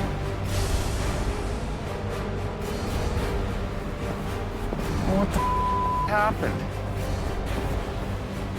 It's gotta be stuck down right there. Ah, son of a bitch. On Alberta's Highway 16, Hey, hang on. Colin and Johnny's plan to tow away a hazardous load That's what it is dead in its tracks. Stuck in the hole in the back wheels there. Melted snow has turned the ditch into a muddy bog. Put your truck crossways. Just pull it straight ahead. Okay. Colin and Johnny are forced to re-rig, keeping the busy highway shut down. All right. This is supposed to be the easiest part of the job. This really pisses me off. We should be out of here by now. Got it? We had to unhook, put both trucks on it, to winch it all the way up out of the ditch. Just about. There we go. Nice.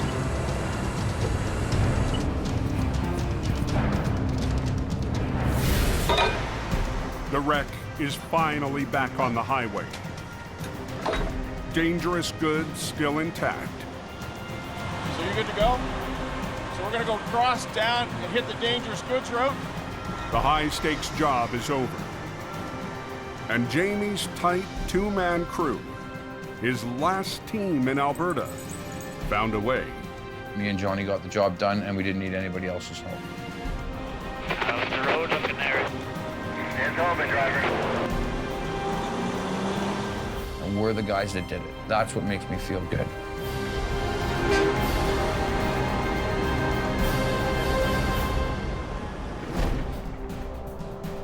Back in BC, there's relief. Bye. After 2 years of building up his business in Alberta, the economic downturn has forced Jamie to simplify his operation. This season, we have the right guys, we have quality, and my stress level's down. And shift his life back to where it all began, in hope. What I gotta learn to do is be there and enjoy it for what it is.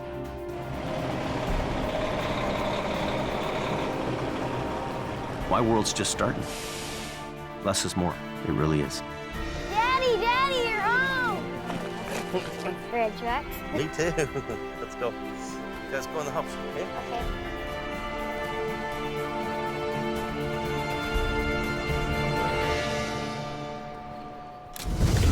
Next time on Highway Through Hell, a terrifying tumble plunges the mission team into a daring recovery. It will go over. Oh! And a frozen truck becomes Scotty's roadside mystery. She's all blown apart here. Colin and Jamie use air power Wall's coming out of it. to battle a sketchy load.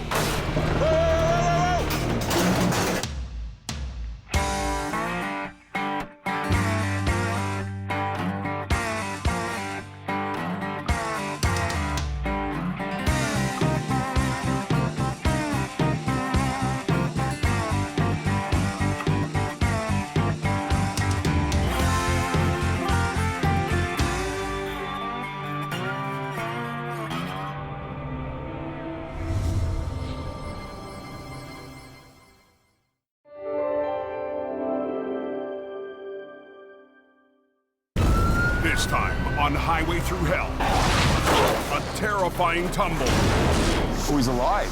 Plunges the mission team into a daring recovery. It will go over. Uh-oh! A frozen truck becomes Scotty's roadside mystery. She's all blown apart here. And Colin and Jamie use air power. The wall's coming out of it. To battle a bulging load. On the Highway Through Hell, the last line of defense is a heavy rescue team ready to tackle any disaster. Because closure is not an option.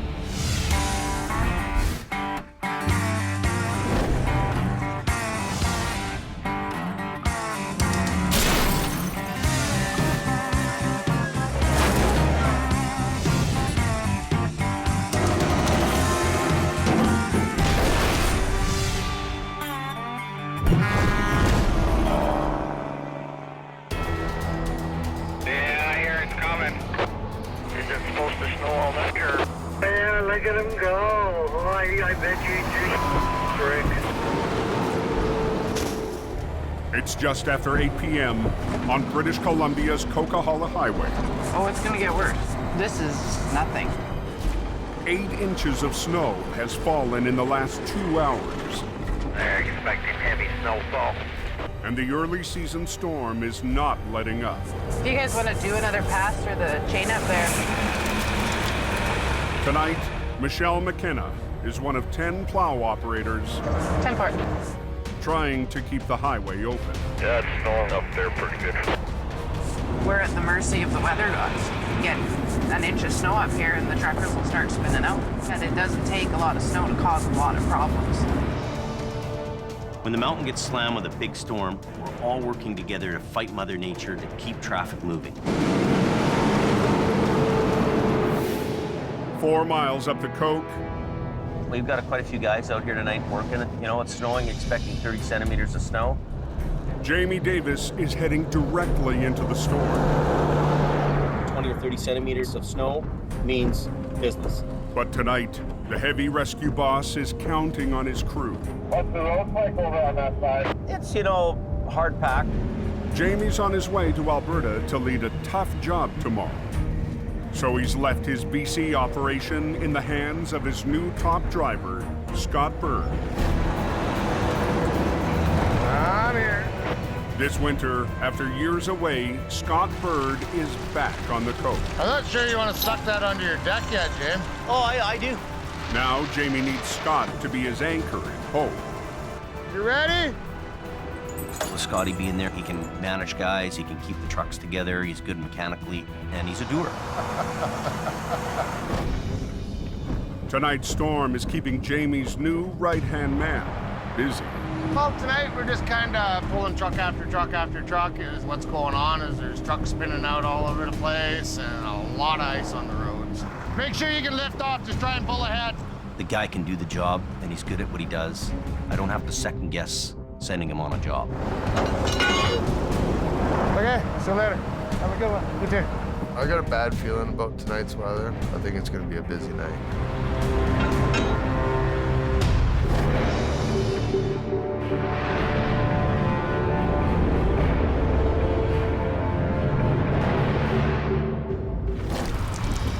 Down in the valley, a 4,000-foot drop in elevation.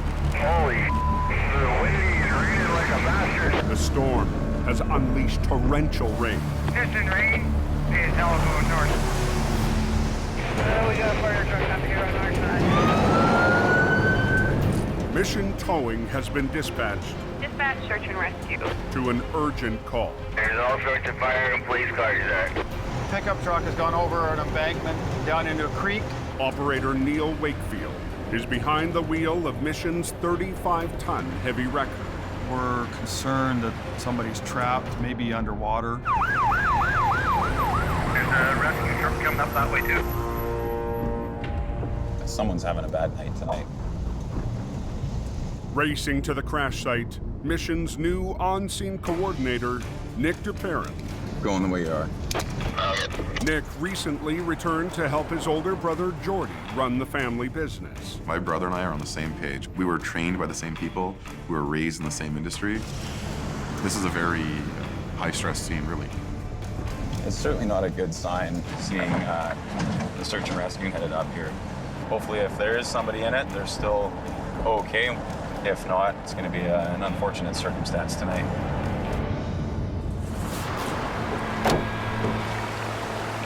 Holy.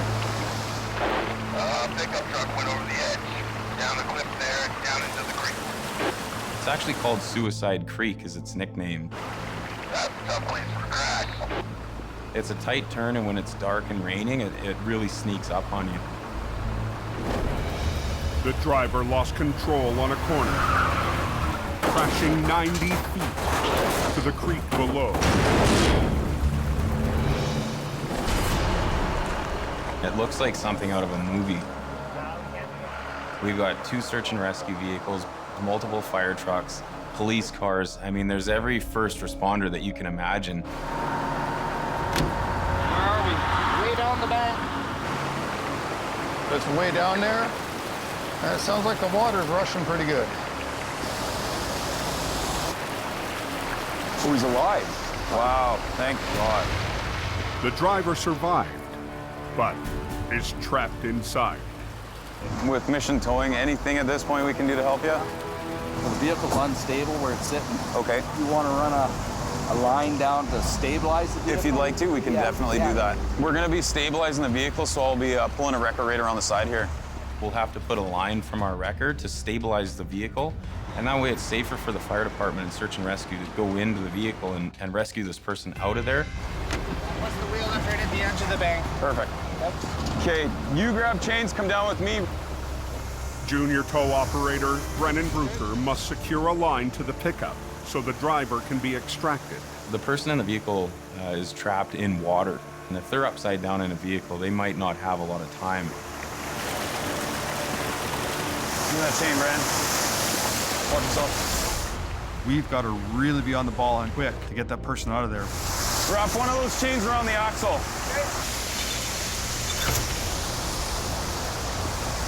Take up the tension. Just snug it up, but don't move the vehicle. With the wreck secured, the rescue team moves in to get the elderly driver to safety.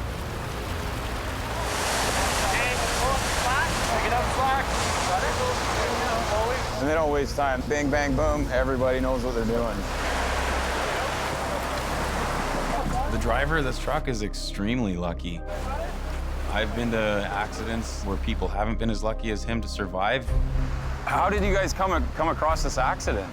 The driver was found by 2 young men passing by. No kidding. I was driving by and my lights reflected off of something down there, and we started honking his horn, so went and stopped and checked it out. Just by fluke, they just happened to notice one of the lights on the vehicle shining down the bank. They made a decision to go down. If they didn't, the guy in the truck would not have made it through the night. The 911 callers also got stuck just up the road. Tomorrow, I can come up myself and pull your truck out for free for what you guys did here tonight. Appreciate it. Anytime, guys. That was the best case scenario. These guys have done their job. It's our turn to do ours and bring the vehicle up. But as search and rescue drives away, Nick and his team lose their powerful lights. Shine it by the front wheel again? That's the most unfortunate thing is all the fancy lights are gone too. So it's a lot darker. That's one hell of a situation. The number one danger is the dark. We're talking about moving water, a steep bank, and the rain. It's a very complex recovery.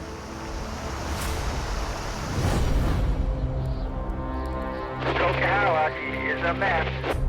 High up on the Coke, the temperatures dropped another 9 degrees. It gets worse here because it's snowing really hard. Hard rain in the valley has turned to heavy snow on the summit. Scott Bird, Jamie's top driver in Hope, has been working through the storm all night. Just before Juliet is stuck in the beach. John, this is Mike Juliet, right there, so I'll be right there. I'm hoping this is just a quick pop out of the ditch thing. This is kind of a notorious black ice area.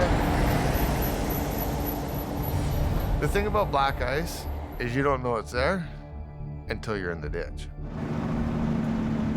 I'm seeing our guy in the ditch up here. Quick pull right on the back of his tractor. Tonight, Scott has an extra pair of hands. Jamie's newest recruit, Mike Reynolds. So this is number 3 here. So this one over here, we got to put a motor in. In the summertime, I quit my job at an automotive shop and took a resume over to Jamie Davis. We need to pump out 7 trucks within the month. Can you do it? Was pretty much hired on the spot. Jamie has also promised Mike a shot at running a big record if he can prove he's ready. He can fix things, he can drive them. If he can stick around me and Scott, he should be able to develop really great recovery skills. I think it'd be pretty fun to be running a heavy rescue truck all the time. He's gonna have to prove himself. Oh, it looks like it's gonna be a bit of a pain in the butt, but... It's Mike's first chance to show off his skills. The goal is to get the driver and his load back on the road.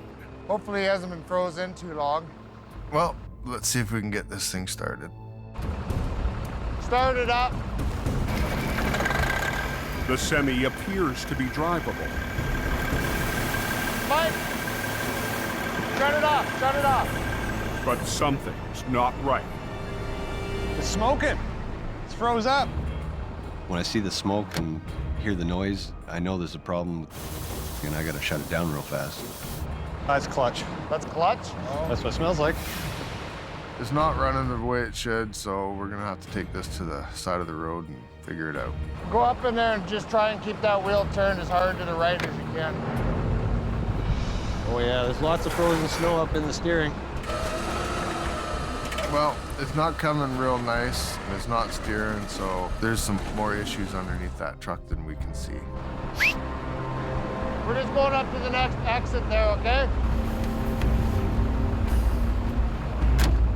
This is a situation where Mike's mechanical skills come into play here for the customer. Hopefully he can figure out what's going on with this guy's engine and get him on the way so he doesn't need to be towed. Froze up, Tiff. Yep, we need help, both sides. Scotty's got the hard side. Huh?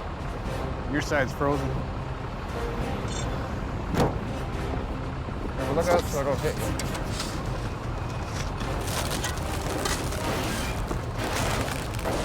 Okay, do you want to lift this side? I'll lift the other side. Okay.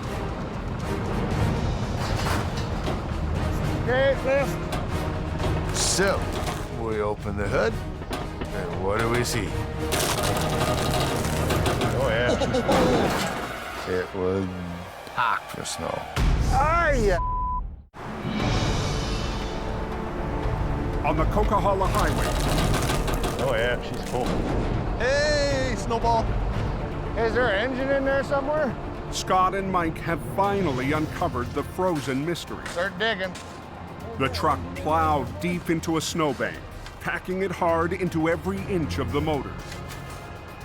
I've never seen an engine packed up with snow like that. You can't see nothing in there. An engine could cost anywhere from $20,000 to $50,000, so you got to pay attention to what's going on. I've never had to dig out an engine packed in snow before. Jamie's new hire, Mike the Wrench, must rely on his skills as a mechanic to chisel out the engine block. Be careful, go too crazy with the bar, break something. Well, I was poking around in there with that bar. I didn't want to hit any coolant hoses, fuel lines. There's all sorts of stuff. Got the fan system on the front of the motor. If in chance that stuff got into the air intake, if it broke a tubing, we would definitely don't want that getting sucked into the motor.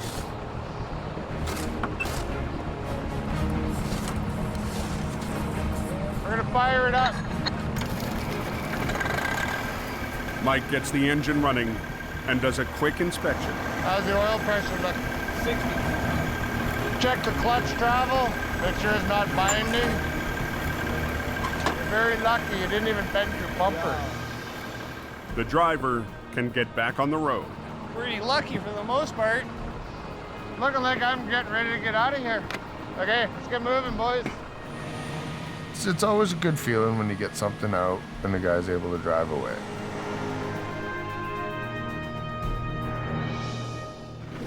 Harder angle, right on this angle right here. Okay. At the recovery site near Mission, BC, Nick and Neil position their wrecker to winch out a vehicle that's gone over the edge. Just let me get as much light as I can on you guys.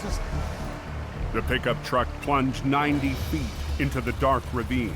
It's tough because the truck's fairly far down the bank and my lights can only go down on so much of an angle. Over a bit more? Yeah, just a little bit. That should be good there. We just want to get past that rock. So we're gonna want to make sure that those chains are hooked in real good. There is a boulder right underneath the front of it. We need to bring it back and up and over that rock. That one over here? Take off the tension! Our biggest problem is there's rocks down there that are quite big, so we don't want to get hung up on those rocks. But if you get hung up on a rock, it's going to go in places that you don't want it to go. Okay? You watch, I'll pull. You know, I can barely see the vehicle, so I'm relying on those guys to tell me what's going on. Do I need to boom up, Nick, or are we good? I'd boom in and up a bit. Okay. Winch? Yep.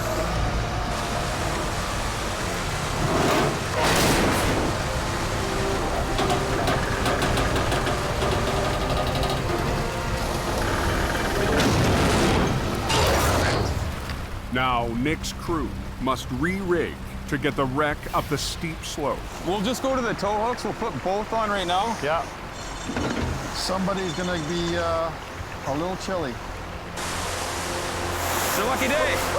We have to go into the water, and this water is freezing cold. Pull back through. Please. It's not somewhere you'd want to put yourself unless you had to be there. Here, I'll feed you some slack. Got it. That's honestly the coldest water I've ever had to take a dip in. Woo. The plan is to run 2 winch lines from Neil's wrecker to pull the pickup up the rocky cliff. Now we're gonna tighten them up. Just double check everything here as it's tight. And then once it's tight, you guys can come up and we'll do the recovery. Very good. Perfect.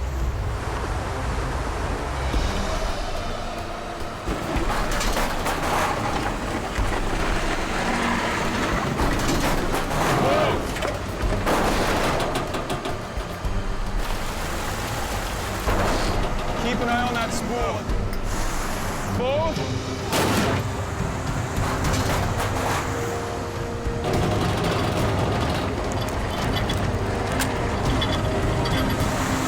Hold it there. Something's going on. We can't see all the obstacles, and the vehicle gets hung up. We're gonna tear that thing to pieces.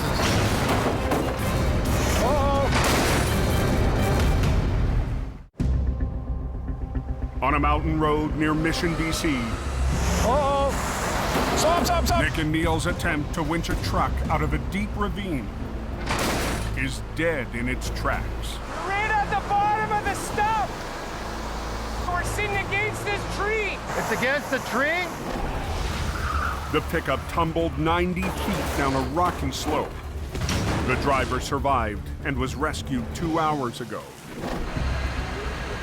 Now on a line lowered down from Neil's 35-ton wrecker. Grab your truck, point it a little. The truck is hung up on a stump. We're only about 10 feet from the bottom, so we haven't made it very far into this recovery. So as soon as we try to pull it, it wants to tip it up that way, and Okay, so what am I it will hooking go onto? over. Reese, what I need you to do is come around the outside with your truck and get it into position. A 1-ton driven by junior operator Reese Griffiths was brought in just to tow the wreck away. We're gonna run a line off your truck. Now Reese and his small truck could make or break the recovery. There's all kinds of things going through my mind. Is it something our 1-ton's gonna be able to help us get through this? Straight to that front corner right there. Nick is betting the extra line from the 1-ton will be enough to steer the pickup around stumps and rocks as the big wrecker hoists it up to the road. He's gonna be pulling it, but just guide it this way a little bit. Couple serious obstacles to overcome. Hoping for the best, but expecting the worst. Ready? Yep. Okay. A little more line. Let your tension off a bit, Reese. Right there. Perfect. The pickup is finally just 20 feet from the top. Hold it there for a sec, Neil. Okay, just totally slack off, Reese. We're almost over the road. Want to give me slack on this one? At this point, to us, it looks like it's a clear shot straight up the embankment. I'm just gonna drive ahead with it. Okay. This is where Neil's gonna work his magic. Yeah, buddy. All right. Sweet.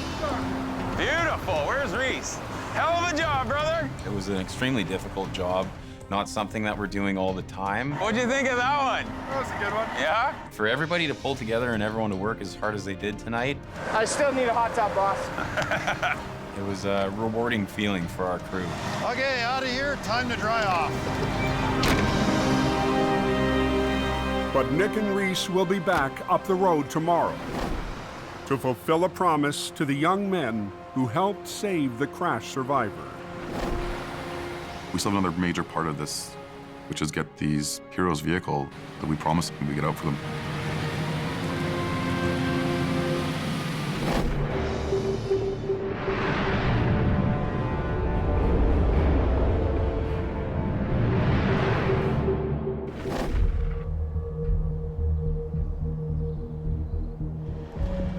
After driving through the night, Jamie arrives at his Alberta yard to hook up a special tool for a tough recovery. We got a call that a tractor trailer's flipped over.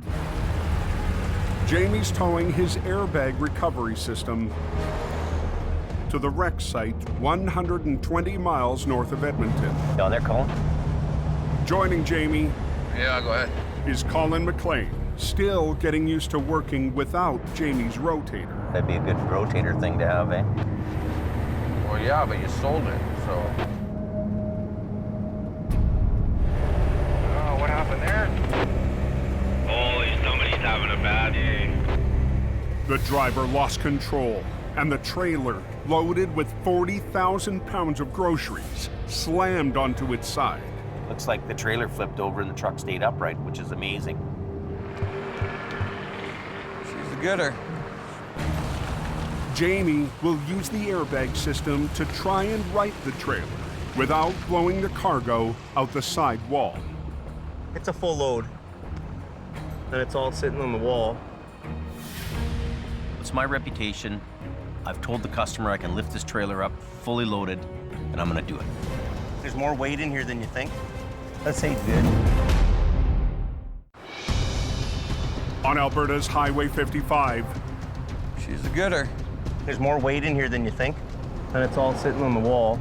Jamie and his crew need to right a trailer. This ain't good. With more than 40,000 pounds of cargo pressing on a side wall. My job is to bring value to the table for the customer here. Having this trailer break open and having groceries fall out the side of it wouldn't be cool. We'll need all these hoses.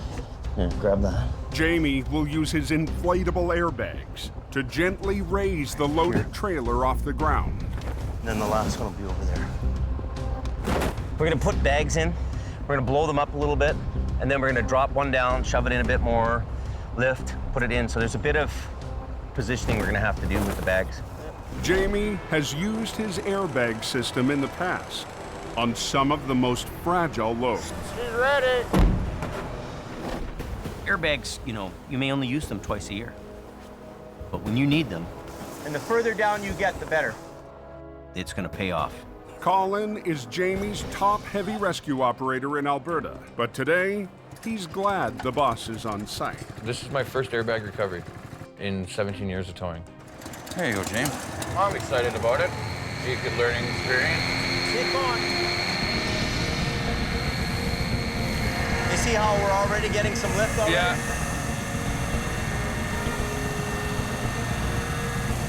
I'm just looking at how the bags are kind of picking up against the wall, making sure that it's actually lifting the trailer. We're gonna be real careful with this guy right here. You gotta remember that the wall is very flexible and it's also very weak. So you don't want to put too much pressure at any one point. If you try to lift too much of the trailer at one time, you're gonna collapse it. So you lift a little bit, little bit, little bit. If you get too greedy and you lift too much in one area, you'll end up blowing the wall out. But as the trailer lifts higher, Colin spots a big problem. Look at this wall here, eh? This is all blown apart here. Issue on this side. Was it ripped? Having a cracked wall on the side after you start lifting is not something you want to see.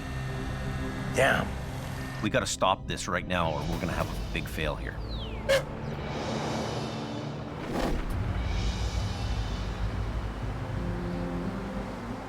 After the long night on the back road recovery, Nick Duperrin returns to his family's tow yard in Mission, BC.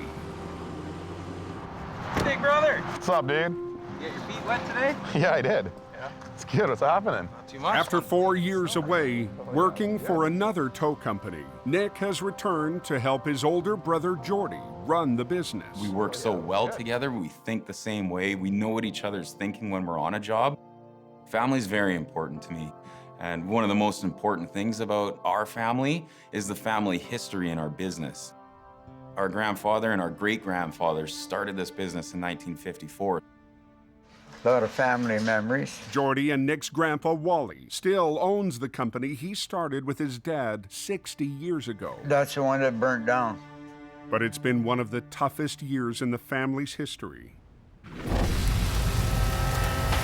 3 months ago, a fire devastated the business.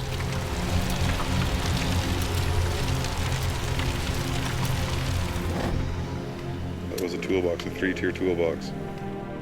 Look at the door. Honestly, man, it just breaks my heart to see our shop like this.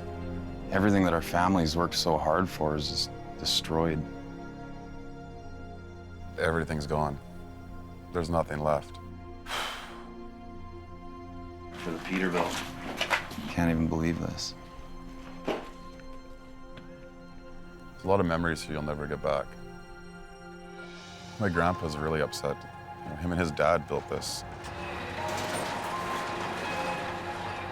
We rise from the ashes. That's what we do, we rise from the ashes. As hard as it is, you know what, we go forward, right? Yeah. Yeah. You know, we keep saying to ourselves, whatever doesn't kill you makes you stronger. We come out of this with a positive attitude and try and service our customers like family. And today, that family spirit will be put to the test. Back at Suicide Creek, the scene of last night's recovery. What we're gonna do is no cost to the owner of the car because of what they did last night, saving the man's life. We really believe in paying it forward. It's kind of our way of saying thank you. This is it here. We got the Holmes 480, winch on the front. Junior operator Reese will help recover the Good Samaritan's car, but he'll be driving Grandpa Wally's favorite truck, 43. This truck's got a lot of miles on it, a lot of miles in the hills. Gonna go get a few more miles on it today. Yeah. I've never ran a Holmes before, so it's gonna be a good learning curve. Okay, I'm gonna take the Tundra, so I'll follow you up there. Okay. Sounds good. Be careful, and I don't want it wrecked. That's my pride and joy. I'll take care of her for you. You'll be shot at sunrise.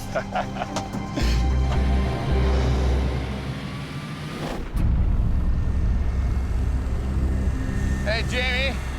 Back in northern Alberta, oh no, Collins discovered a tear in the wall. This is all blown apart here. A trailer loaded with 40,000 pounds of groceries is coming apart at the seams. A section of the wall has opened up from another section of the wall. It's ripped rivets. That's bad.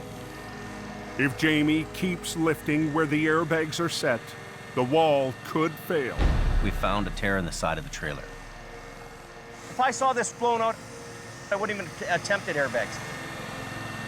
Well, is that going to be an issue on the back? Yeah, it's going to be an issue, period.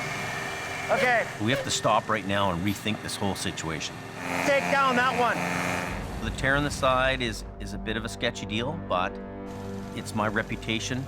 It's my name on the door. I think we gotta take one of these ones out and put it there. It's up to me to do a good job and save the customer money and not cause a worse mess than's already there. Take this third bag down and move it over. Right there. Colin helps reposition an airbag to try and seal up the wall. If you're lifting on both sides of the tear, you're doing this. If you put the bag on the tear, you do this. Okay. Using the airbags, we're able to put the metal all kind of back together. It brings the tear together. It doesn't separate the tear. It's risky to your equipment. You might end up, cutting a bag with the sharp edges, so it's a bit of a gamble. This is the critical time right now. The wall is holding. The guys need to rig up here a little bit now. Get your tailboard right here on an angle. You want to be pulling right here. Now Colin and operator Johnny Tipton will use their wreckers to lower the trailer back onto its wheels once the airbags have done their job.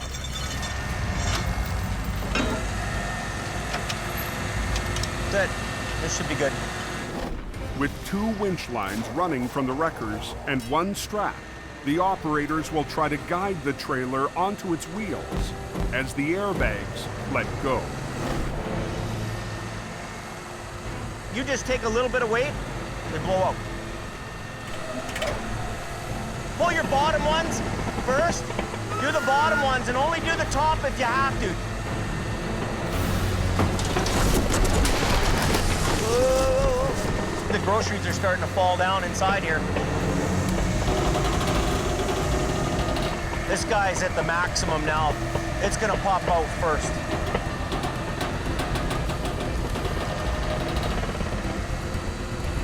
Good.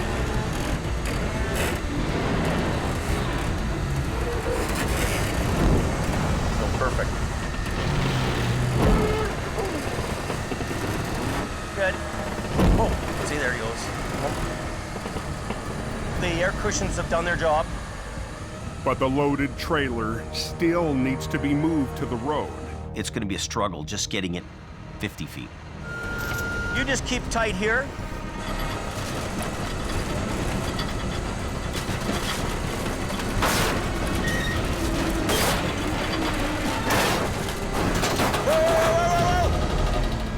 Wall's coming out of it. The force of the pull makes the back wall bulge out even more. Damn. This trailer's going nowhere. This is kind of a, almost not doable because of the rivets that were blowing out of there. You can just see it popping, right? It's gonna break. All bets are off. If we try to do anything more with it, you're gonna not even be able to tow this thing back. It'll be so wrecked. Gotta rethink this whole deal.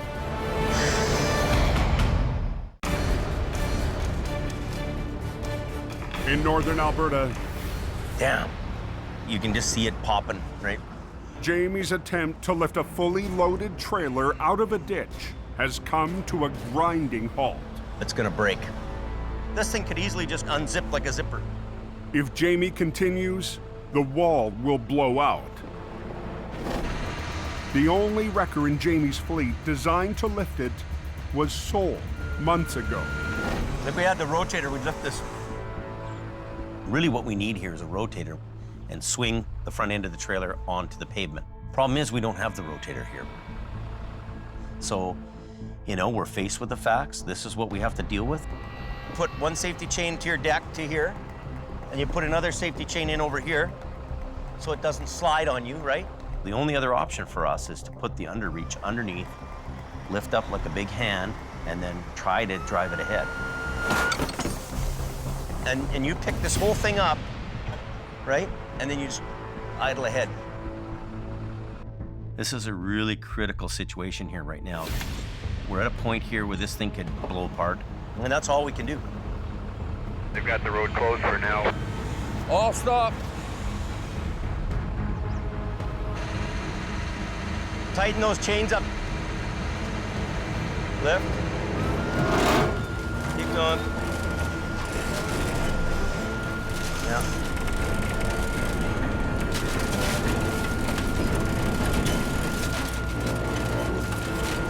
Okay, so what you do now is you just go straight ahead, okay?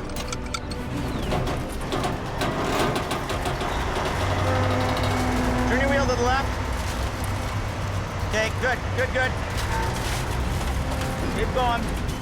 You got a 53-foot trailer kind of dangling off the back of your truck.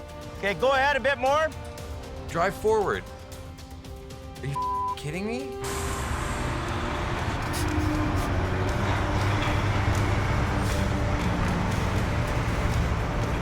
Crank it to the left.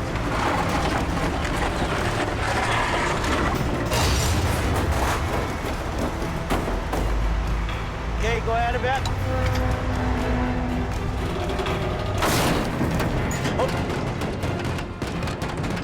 These are the kind of things that makes your hair stand up on the back of your neck. This trailer is just about ready to break apart.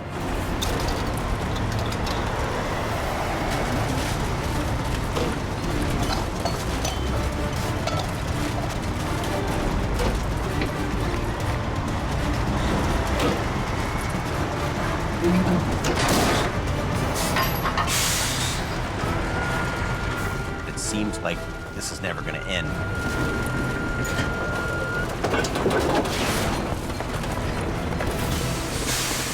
Another couple inches is all we need. We need this much.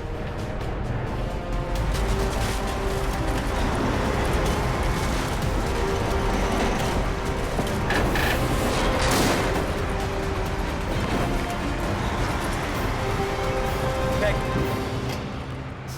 Okay, good. We lucked out there.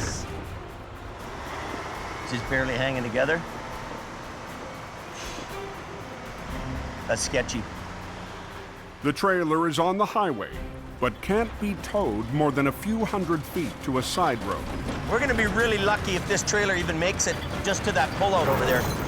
We've got to come back tomorrow and unload this trailer. Is that all opened up there now?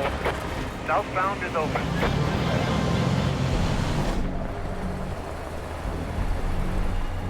Near Mission, BC. You gotta be a little careful. There's a lot of sharp turns here, so it's quite easy to slide off the roads.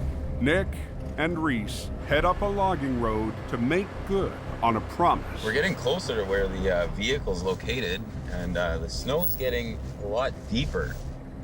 They're searching for a car that got stuck near last night's accident scene. The vehicle belongs to the two young men who called 911. All we want to do is show some appreciation for some people in our community that deserve to be appreciated.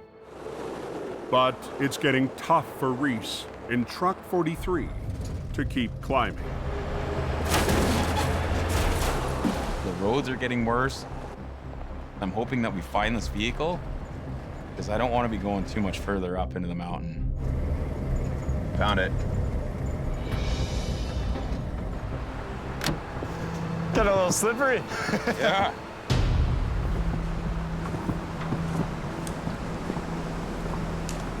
Only obstacle I see is this log that it's sitting on.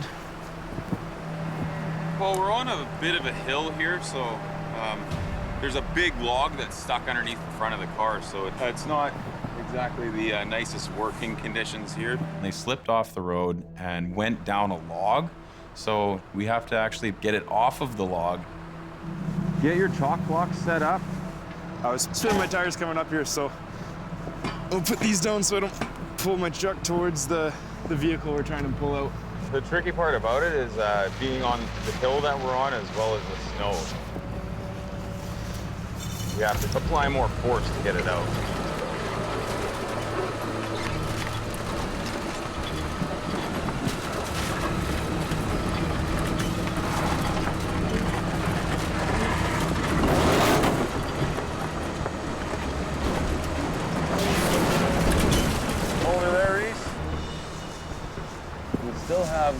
lot of sticks and stuff that's jammed underneath.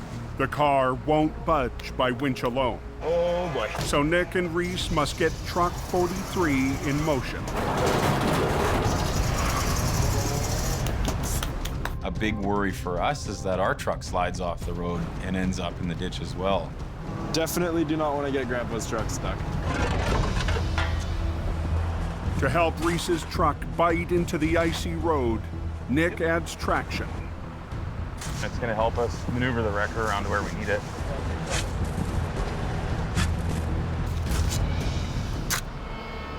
But a sudden shift in the weather forces him to rethink his plan. Yeah, we need to get out of here quickly. Starting to see some snow, so this is a game changer for us right now. The weather can change really quickly up here. All of a sudden, we can be in the middle of a snowstorm and be in a lot of trouble. I'm thinking before we try moving your truck, let's bring the Toyota up and we can run the snatch block off the Toyota Redirect and down to the front of this. Yes, sir. Nick will use his truck to redirect Reese's line to increase their pulling power. We're gonna put the Tundra to the test. We're gonna give it a shot. We need to get out of here quickly.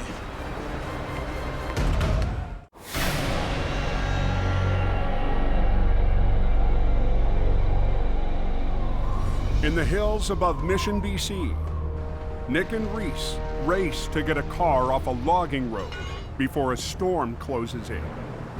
It's getting ugly. The snow's getting worse. We don't want to be up here in the middle of a storm. Okay. Nick uses his pickup truck to redirect the pull and prevent the 1-ton from getting stuck.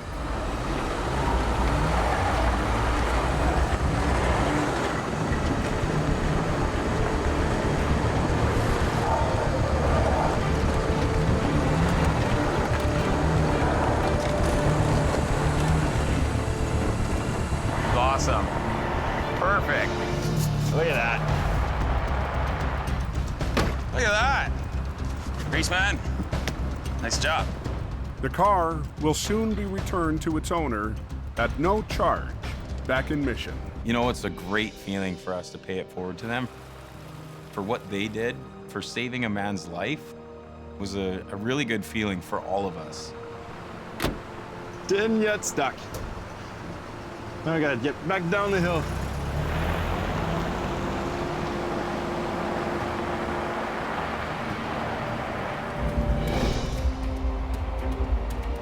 After yesterday's battle with a bulging grocery trailer, Jamie and Colin have one last task to finish the job. Here with a replacement trailer for the cargo, and the wall's just too breached for us to haul it with the load on. This trailer's got a broken frame, it's not going anywhere, and it's gonna mean a whole day of unloading. The trailer's tweaked, so the door is jammed. So the best thing to do is just punch right through it. So it might be a little destruction, but it'll work. Yeah. It's gonna be a bit of a rip and tear show. Well, let's see what happens. That was good. Well, the door's open. It's not a call you want to make, but you know that if you try to haul this thing down the road, it's going to be unsafe and it's going to end in disaster. This is going to be one hell of a job. 40,000 pounds of groceries must be moved by hand. Everything for the kitchen sink. Before the broken trailer can be towed away. Yeah, it's a pain in the ass. It sucks. Get organized here and start hand bombing. You're on a scene like that, it's all hands on deck. It doesn't matter if you're the swamp or the boss, you're moving boxes. Not wrecker pickers, it's trailer pickers. This is a valuable load, and if we can recover 2/3 of it, you know, that's a savings to the trucking company, and it's also a savings to the insurance.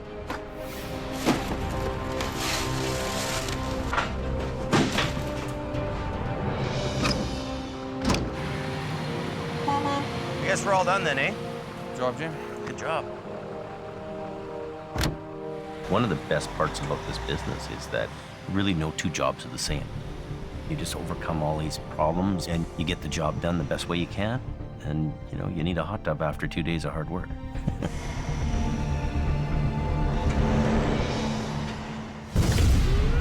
Next time on Highway Through Hell, a crash on a bridge, It's on fire now. puts Jamie's crew on edge. Watch out, watch out. Scary ride, man. A mountain recovery has mission towing in deep. It was a mess.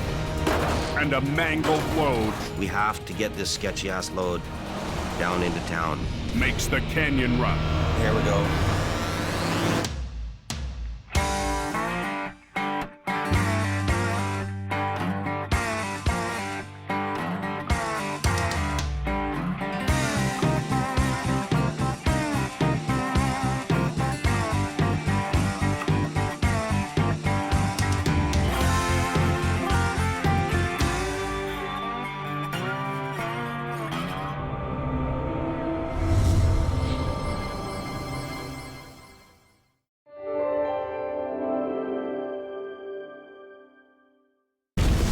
This time on Highway Through Hell, burning rubber It's cooking. brings chaos to the coke and puts the crunch on Al.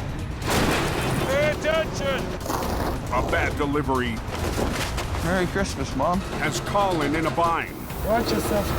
You can definitely see the fingerprints in the steering wheel. And a close call How's the pole? is Nick's next mission. Nick! On the Highway Through Hell, the last line of defense is a heavy rescue team ready to tackle any disaster. Because closure is not an option.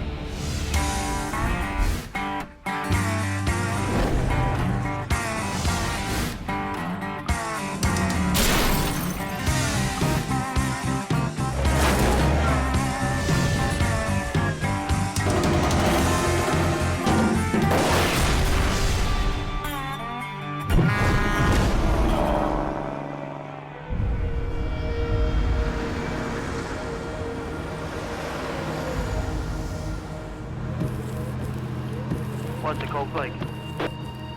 Snow all the way. It's beginning to look a lot like Christmas.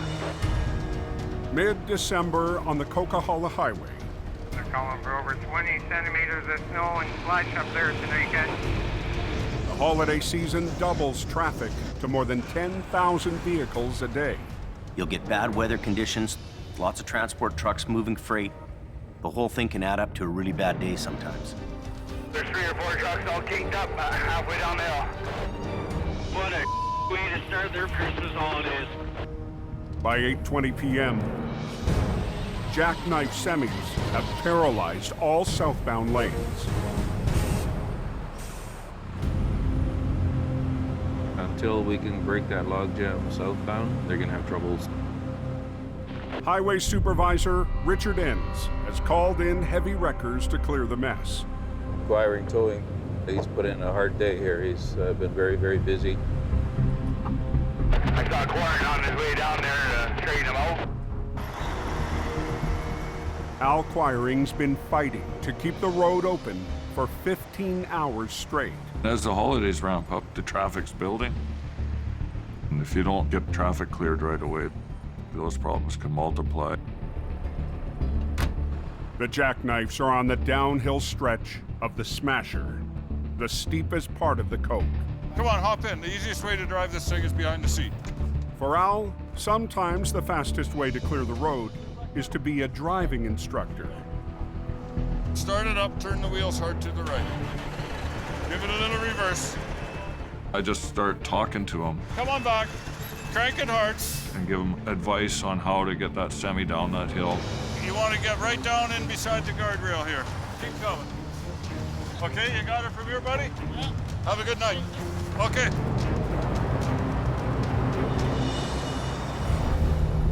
But another semi still stands between Al and an open highway. We got the highway blocked and the highway. Then I put the chains, then we're gonna get you straightened out, and then you can change. This is my property, okay? My job, but you're on somebody else's highway.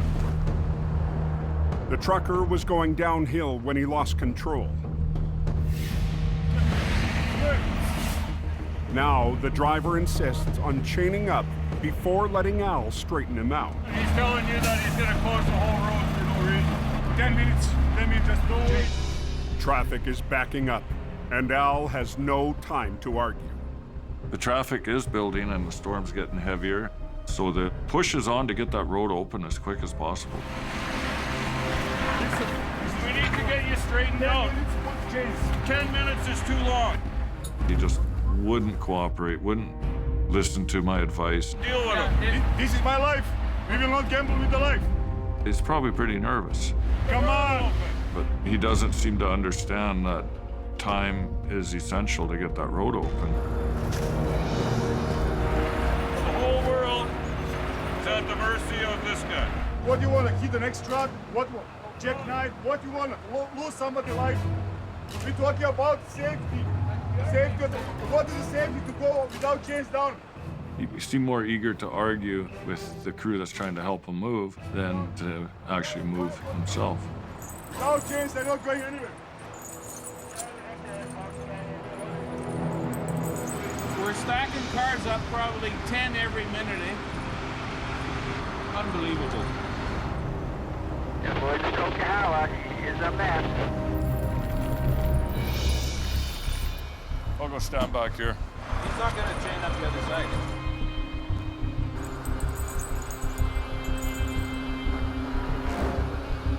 So you're going to have to start following the instructions. Charlie Victor, when did you come up here? We're having troubles with the truckers. Richard calls in enforcement. The CVSC, the Commercial Vehicle Safety Enforcement fellas, they're serious business when it comes to motor vehicle traffic.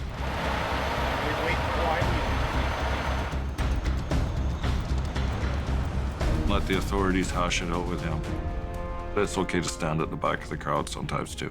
Can I get you in the truck here now, please? Right now. The driver finally gets the message. Just stay right tight against the guardrail. You'll have no trouble. There you go. See, there's no problem. Just keep coming. You got lots of room. Just ease up, put it in low gear, and just roll forward. Keep going, keep going. Sometimes you're just happy to see a guy's taillights. Okay, buddy. Back to business. With the smasher in his rearview mirror, the driver is still shaken up. Of course, I was scared. I have a 1-year-old daughter, 4-year-old son. When I got the kids, everything has changed in my life. In the moment, I was thinking I will lost everything. And I don't know. Now I'm happy. I'm very happy. That's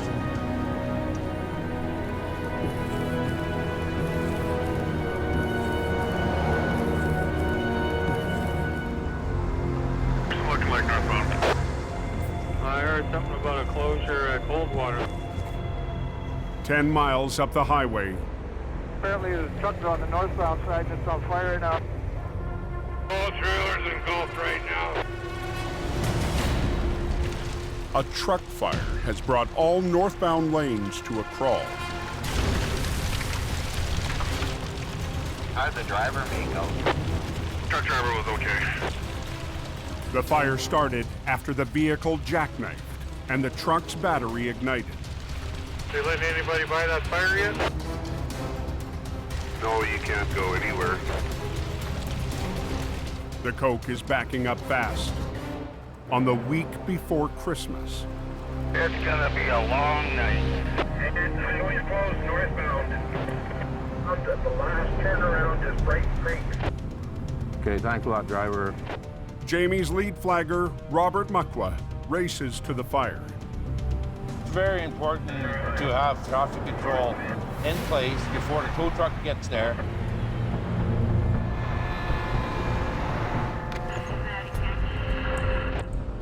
Robert sets up half a mile back from the accident to warn drivers. A lot of people are going home to their families for the holidays. Plus, we got truckers that are delivering stuff to stores and that for Christmas. The trailer is loaded with groceries. But with no firefighting service available here, authorities have no choice but to let it burn. Does anybody know if the coke's open northbound? No updates yet. Trailer's still up in flames. We were assessing this trailer to see if that wall was going to collapse, but it seems like it's holding. As the tires heat up,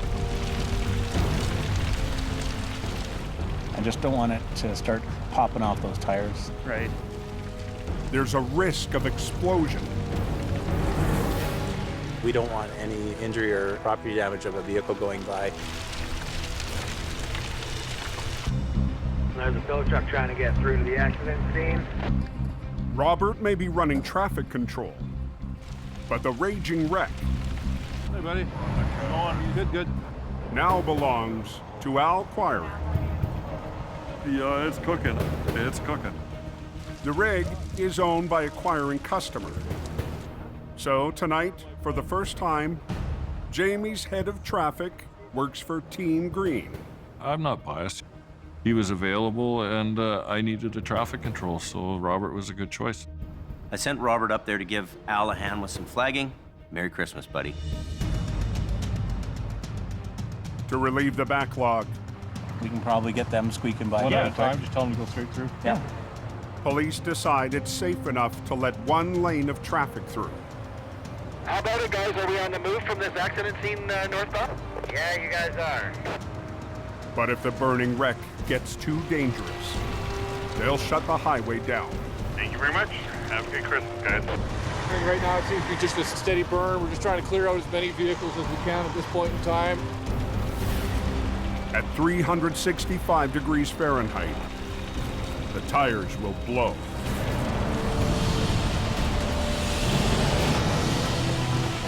When it builds up pressure, this explodes. You can hear them.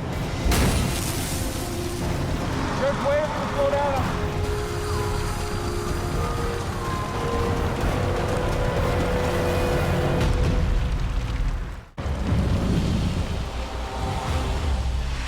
Just wait for the slow down. I want to check this out first. On BC's Coquihalla Highway, This don't look good. a burning semi has holiday traffic on hold. Truck, trailer, everything's engulfed. Al Quiring's on scene to deal with the carnage. Yeah, it's cooking. It's cooking. The risk of exploding tires has forced police to shut down the single open lane of traffic. Biggest issue is the tires exploding. So once they're done burning down a little bit, then they're going to let the traffic start rolling again. Is it still one lane or what's going on there? Hopefully we can get one lane open here soon. Closed so she burns out. Drivers with Christmas cargo can only wait and watch. Would be nice to be in Calgary in the morning. Don't know if we can make it now. Finally, just before midnight, Very dangerous. the last of the tires have nearly burned down. Al and Robert can get close enough to snuff out the flames. A first for both, working together on a wreck. It seems kind of odd that they're working with us, but I had confidence in Jamie Davis's traffic control, definitely. Well, to get it cooled down a little bit anyway. With the fire dying down, Al and Robert discuss a plan to get the traffic moving again. Want to be putting the speed down from 120 Yeah. to 90 to 60? I'll leave you my extra signs. I got a stolen traffic control outfit here, and they're going to take care of the scene. Hopefully Jamie doesn't pay attention.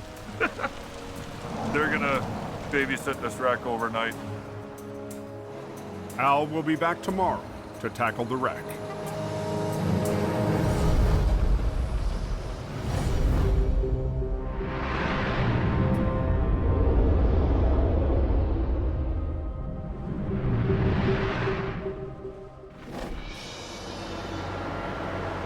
Early next morning, on Highway 16 east of Edmonton,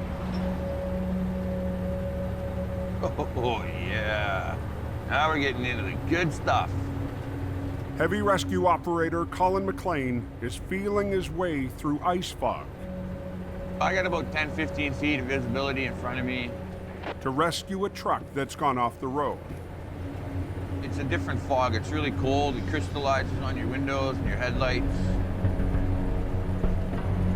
Sure hope a cow don't run across the road. Colin is one of the last drivers working for Jamie Davis in Alberta.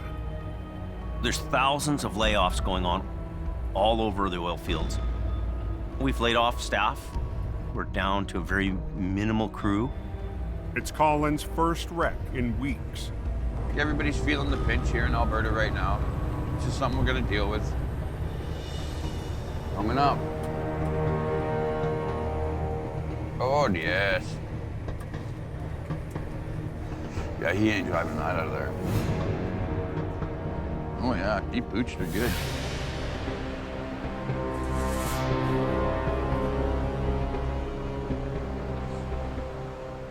The driver lost the road in the fog. Morning, boss. She's in the ditch good, eh?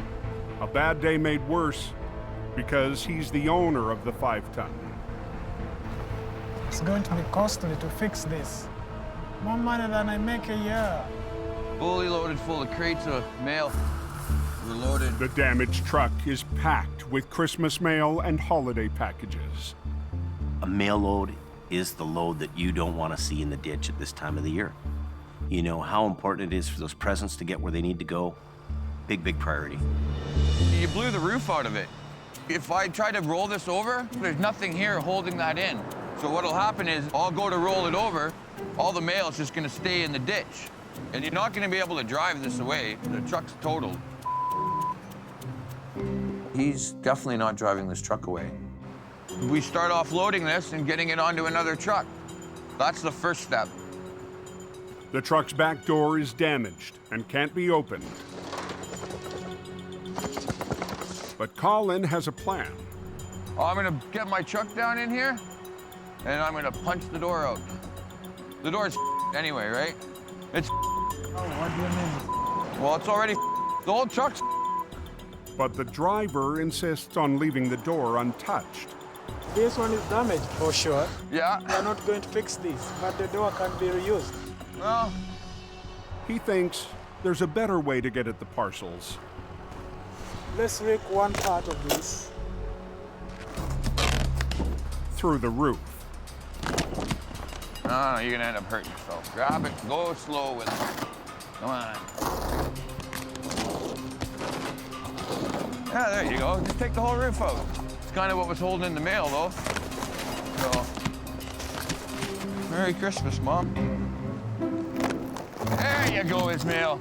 The job's on hold until another truck and team of workers arrive to transfer the cargo.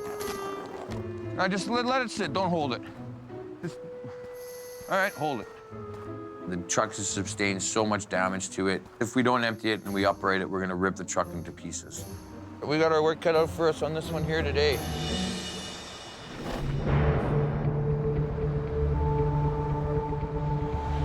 On BC's Coquihalla Highway. What's the Coquihalla like? I heard something about one lane that was open northbound. Yeah, there's letting everybody go around now.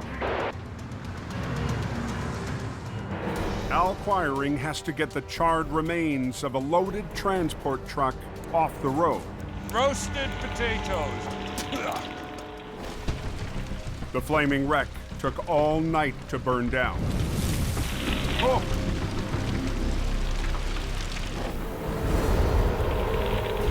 There's nothing left other than bare metal and crow food.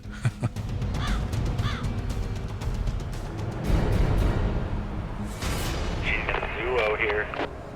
Heavy holiday traffic has been squeezed down to one lane for the past 12 hours. I wouldn't take the Coke there northbound, and she's lined up there pretty good.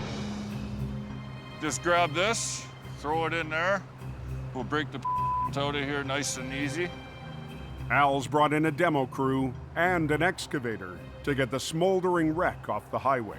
Just tear it apart with the hoe? Yeah, I think that's a good plan. Why couldn't it be a beer truck? Our money truck. That's the one we're waiting. 30 years, I'm still waiting for the money truck. Copy, Al.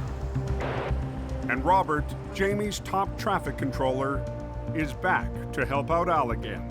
You there, Robert? I'm here, buddy. I'm here. Al knows that I know my stuff. I'm there to keep everybody safe. I make sure. And we're gonna break the truck out of there. We'll load it up on the low bed there right away. Hopefully by then we're gonna have the big demolition trailer. Okay. To keep the cleanup moving and traffic rolling, Just fold her down into a nice pile. Al will have to keep the excavator away from the single live lane. Just rip her right out, Daryl. The scoop with the claw, roll this thing up into a super soft tackle and into the basket. Bring her right up to the front. We got about 1.5 feet there. Good, good. Yeah, get out of that burning truck there and you come around the corner. I think I'm coming up on it right now. Yeah, you should smell it by now.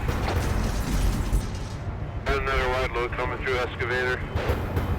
We've got the excavator lifting up stuff. We're doing what we can in that single lane, but there's sharp edges. There's protrusions, and it definitely increases the danger. Pay attention!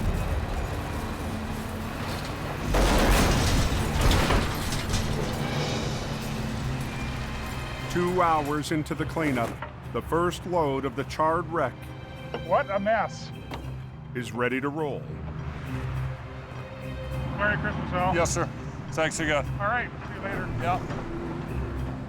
But the rest of the burned out trailer must be broken down before it can be hauled away. Hey, Al, demo trailer's here. Robert, you on channel? Now go ahead, Al. Stop traffic after him. That far. A demolition trailer is called in to cart the mess away, but it will have to park in the live lane. Northbound, we're gonna have the road closed.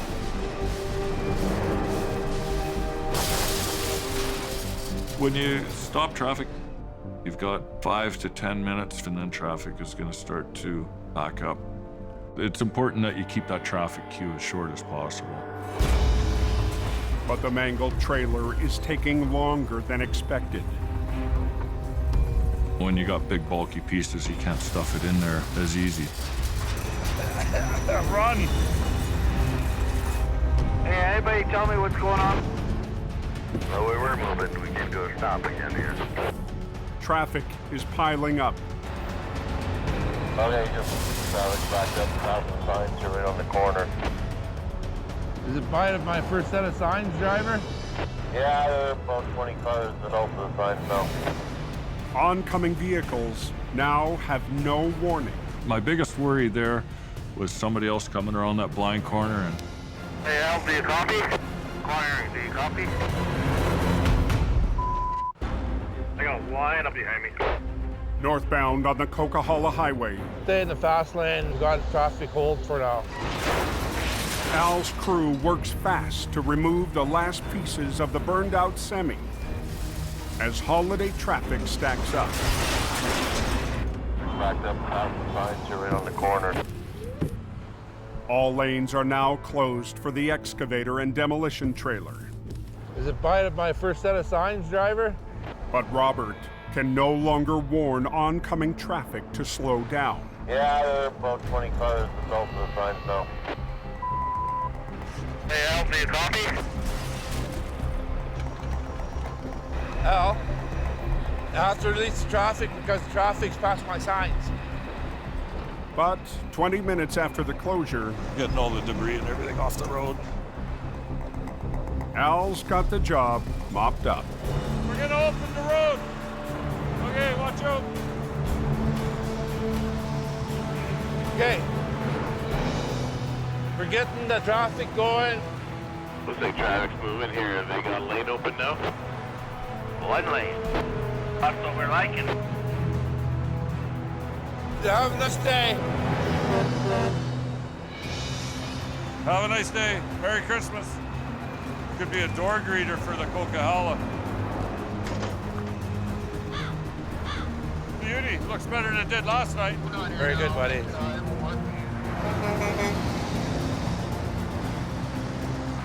We've pulled the job off safe.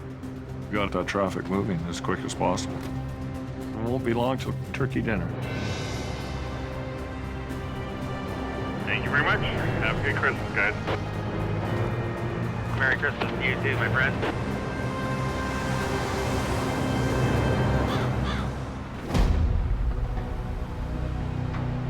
In Alberta, Colin's still in the fog, Just another day at the tow yard. waiting for a wreck full of Christmas parcels to be unloaded. The entire integrity of the roof has been blown out. There's too much weight in it. If we were to upright this with all that mail, we just have mail everywhere.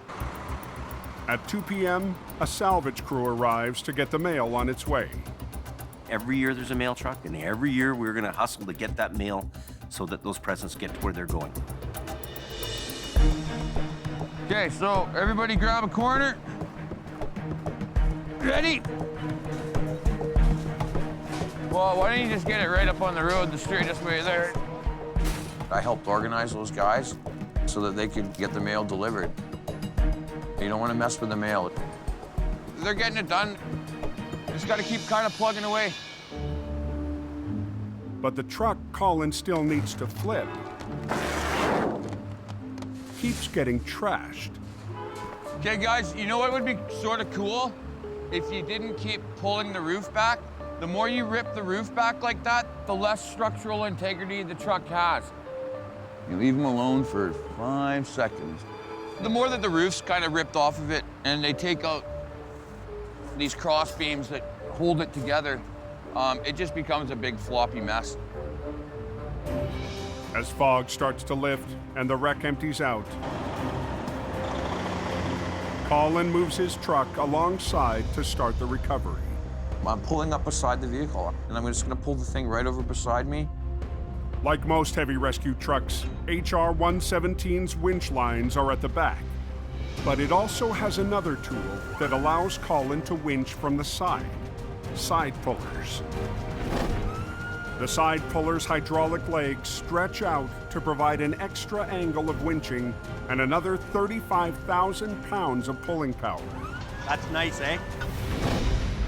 When you don't have a lot of room to work with, the side puller's the greatest machine. In a conventional tow truck, I'd have to T-bone that and use both the winches off the back.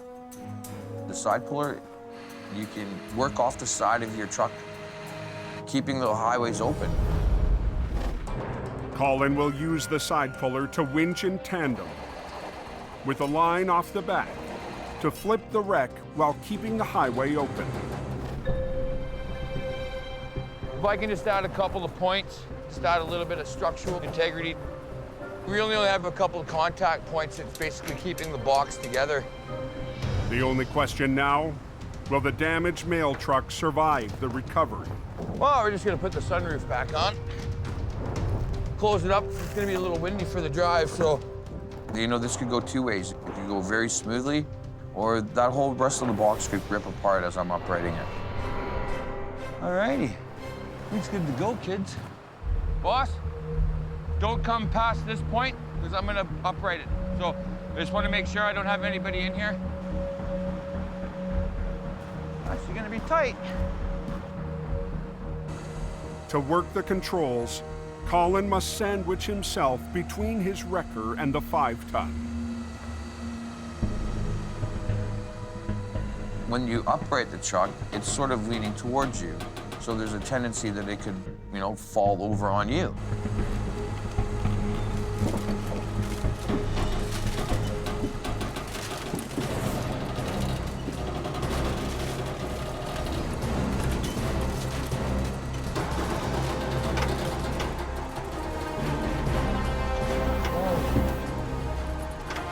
I might even be too close to it. Watch yourself. Watch yourself, mister. In Alberta, actually gonna be tight. Colin's feeling the pinch. I might even be too close to it. Trying to flip a 5-ton truck just a few feet from the wrecker's controls. I definitely don't want it falling on me. The truck's ripped roof also makes Colin's side pull unpredictable.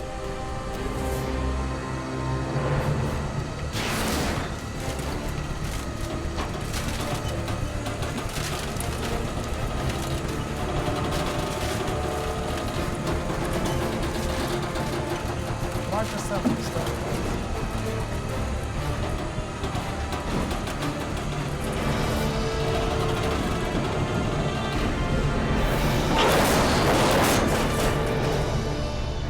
Decent, Jimmy. The 5 tons back on its wheels. We got away with it. The plan worked perfect. We didn't leave any of it on the ground.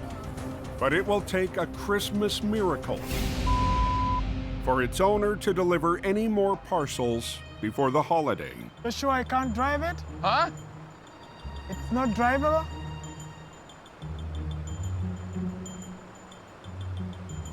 No, Ismail, that ain't drivable, buds. Not at all. It's a bad day for business. I feel bad for him. Sometimes it just really sucks. He's okay. His cargo's still intact. Those are the important things. Everybody's gonna get their Christmas packages. You just gotta kind of look at the bright side of things, and I'm sure he'll be all right. That's a win. That's a win all day long.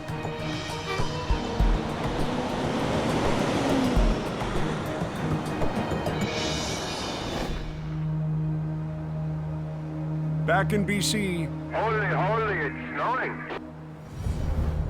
Snowing like from one side of the head all the way to Juliet. A final wave of Christmas traffic braves another storm on the Coquihalla summit. Extreme snowfall warning tonight. 10-14. Highway Supervisor Richard Enns monitors road conditions. Go ahead, John. I thought you said this was over. It isn't over till, you know, that special lady sings. Quiring Towing's Gord Boyd hasn't had a break since early this morning. That sloppy flakes. For some reason, it always seems to storm the weekend before Christmas. Last trip before I shut down for Christmas. You're home for Christmas and stay there. All it takes is one person to do something stupid, and that's it, the highway shut down, which is where we come in. It's backed up at the top. Now hold your traffic leads till we get that sorted out. Quiring 5-5, quarter 10. Tow truck's already backed down. Thanks, Gord. Nobody's going anywhere. Santa's not going to be happy. A surprise traveler is trapped in the queue. For the whole month of December, I wear my hat. Today is my last day before Christmas, my last run. I'm hoping to get the roads open soon. Gord closes in on the spun-out semi. I got one. No choice, buddy. You're blocking. No, I put on the tin. I have a tin. You're blocking 2 lanes of traffic. But the driver doesn't want to pay. You're getting pulled out of the way.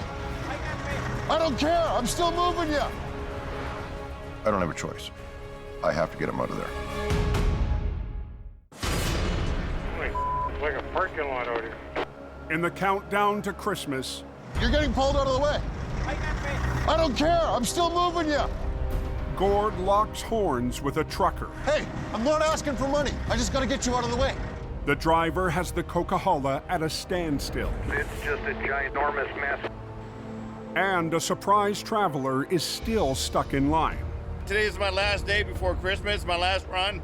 I'm hoping to get the roads open soon. Because it's Christmas time, you really want to keep things moving along. Relax. I got to move you. I don't care if the guy's got money or not. I got to get him out of there.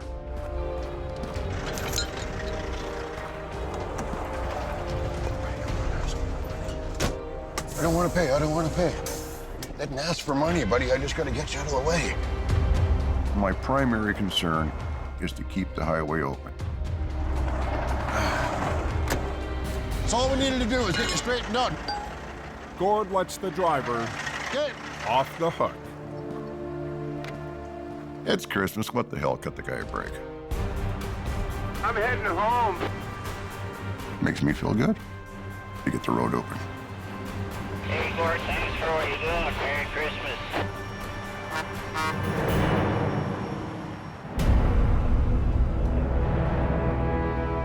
50 miles west of Hope, Thank you. It's raining pretty good. in the Fraser Valley, Free truck wash today. the storm has unleashed heavy rain. Oh, the closer we get to Vancouver now, it's starting to rain harder. At 3:30 p.m., Mission Towing's Nick DePerrin gets the call for a wreck on Highway 7. It's cold, it's raining, it's not gonna be fun. I don't really know what we're up against, but we have to get in and get out because we have a very important night tonight. The crew is expected at Mission's Christmas parade this evening. But for Nick and heavy operator Neil Wakefield, duty comes first. Apparently the truck crashed in the ditch there. That's not gonna make for a very good Christmas present. A box truck has crashed into a ditch, narrowly missing a power pole. It's my second day with this truck. It's a brand new truck. I am in so much trouble. Yeah. You can definitely see the fingerprints in the steering wheel. The truck's empty, but because of its tight position beside the pole, Nick and his crew have limited angles. Quite often the truck in the ditch is very simple, but this one's a little more complicated. What we need to do is bring the truck straight back and prevent any collateral damage to the truck falling against the poles. The truck didn't hit it when it went in, so it can't hit it when it comes out. Back and bringing it with it, so we'll get you into position. To get the job done quickly, Nick's called in a local tow operator. We needed a second truck on this job. We can go to the suspension on the front and come over top of the tire. Okay, so. Yeah, just bring it back to here. Beautiful.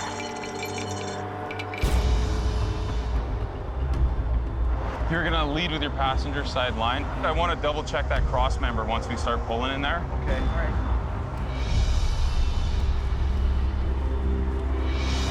Let Larry take a bit of pressure. Let's see how that works for us. As Neil pulls on the back end, the other wrecker will redirect the front end away from the power pole. We've got inches to pull this thing out and not make a mistake. It could be a catastrophe. Whoa! How's the pole? It's right up to the pole. These are live wires, so if the pole comes down, we're in a lot of trouble. Okay, let him take it in and then go with him just a little bit.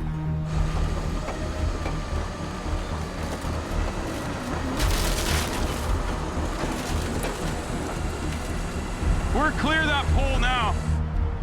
The 5-ton still needs to make it up the steep ditch and onto the road. This one's gonna take a few different steps to finesse this thing out of here. They're aware we're gonna have to turn it, shut it down? Okay. The highway is reduced to a single lane in each direction, so the wreckers can get into position for the next pull. Unfortunately, with this part of the recovery, we need the room to work here. To lift the wreck out of the ditch without causing more damage, Do you have a big belt for a Christmas wrapper on the back? Nick will try a heavy rescue maneuver with a festive name. A Christmas wrap, and it basically reaches around to the low side and just supports that truck as we bring it up. The key to the Christmas wrap is a thick strap slung around the trailer. The strap should help to cradle the box and keep the truck on its wheels while it's winched out by the two wreckers. These guys are gonna have to make sure they're operating their trucks at the same speed. If he doesn't hold it back, and if I pull one line a little too tight, that truck's gonna lean and go right over. And now we've wrecked the whole truck. Okay, here we go. Lead with this side.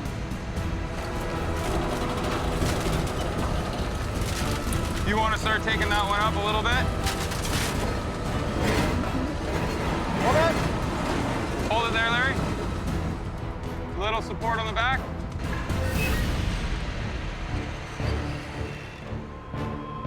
Slack it off just a little bit.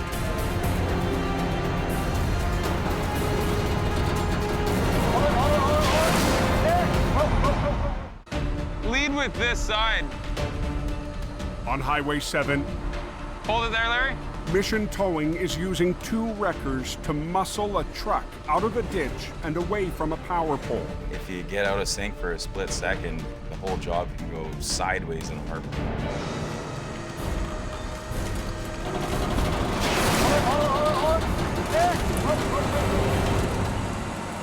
Okay, hold it there.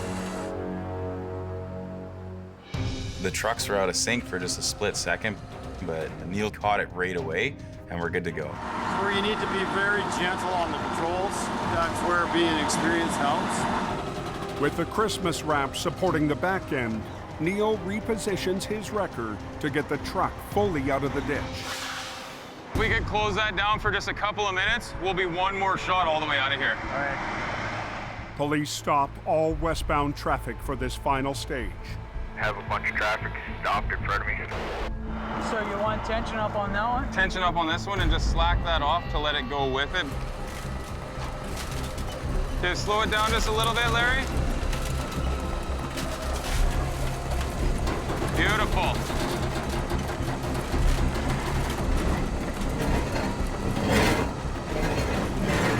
Okay. We can take the slack right off of this, we're good.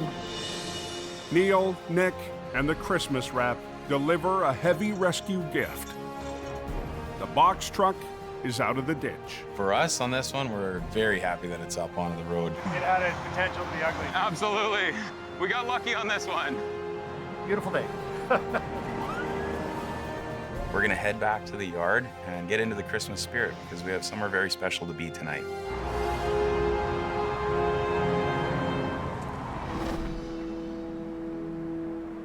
As night falls, thousands gather in Mission for the annual Christmas parade. Most of Mission City is there, lining the streets of First Avenue. Parade night.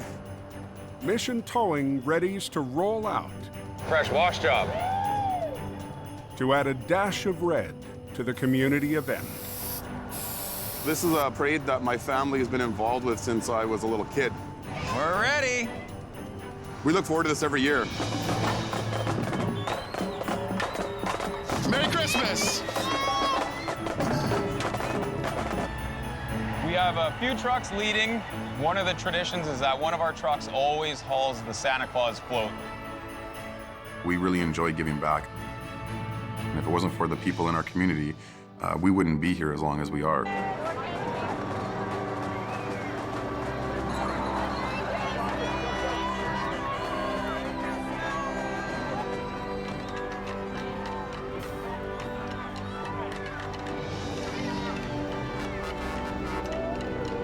Merry Christmas!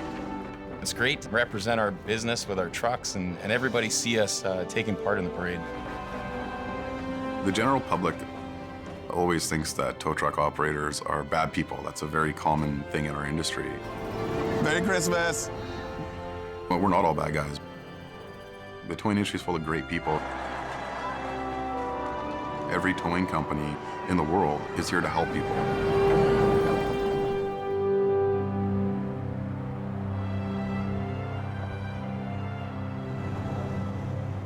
The level of commitment and sacrifice that tow truck operators make, it's unbelievable. They miss Christmas, they miss family events, and go and look after people and help people 24 hours a day, 365 days a year. Without question.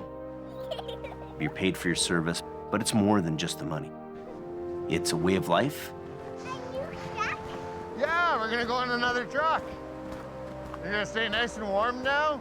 It's a huge, huge responsibility that we undertake to be in this industry. Hey, buddy. That's a nice one, dude. Cool. This is the kind of call that makes a tow truck driver feel good, because you're helping a family get somewhere safe. It's about helping people up there more than trying to get hold of people's credit cards. I understand that I'm sacrificing my family time so other people can get to spend time with their families. I feel good about doing that. Okay, when I lift, you lift. When I shift, you shift. Okay? When we show up, people are just in a bad situation or having a bad day. Really, we're just there to help. Okay, you have a good day now. Thank you so much. You're more than welcome. We look after you. That's what we do. It's a good feeling. Thank you, sir. You have a super Merry Christmas. Next time on Highway Through Hell. Take your brakes off your trailer! A Coca-Cola cowboy. Wrong. Truck to pull, Jas. Why Gord Boyd Stay off my hill. never backs down. There's a totally different side to him. The mountain's iron grip puts the squeeze on Johnny. Stuck bad, bro. And a rolling wreck That's crazy. has Nick at the end of his rope. Oh, Champ! Hold on. Let it out!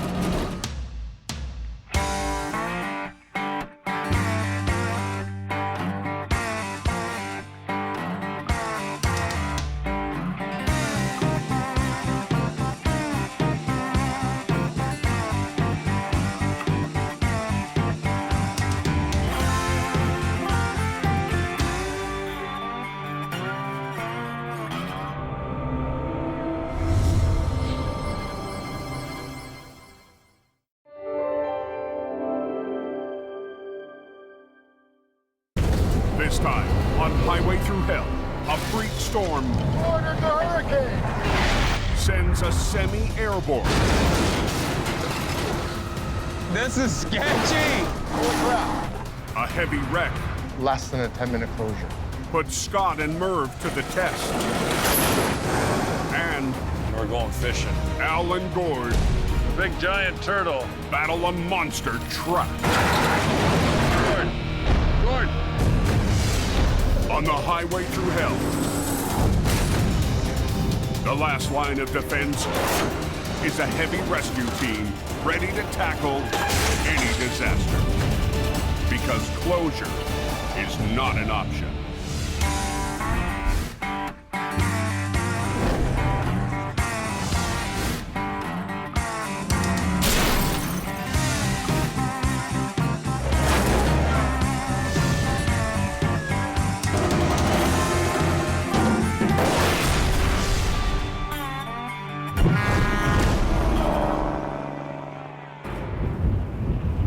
Holy it is extremely windy.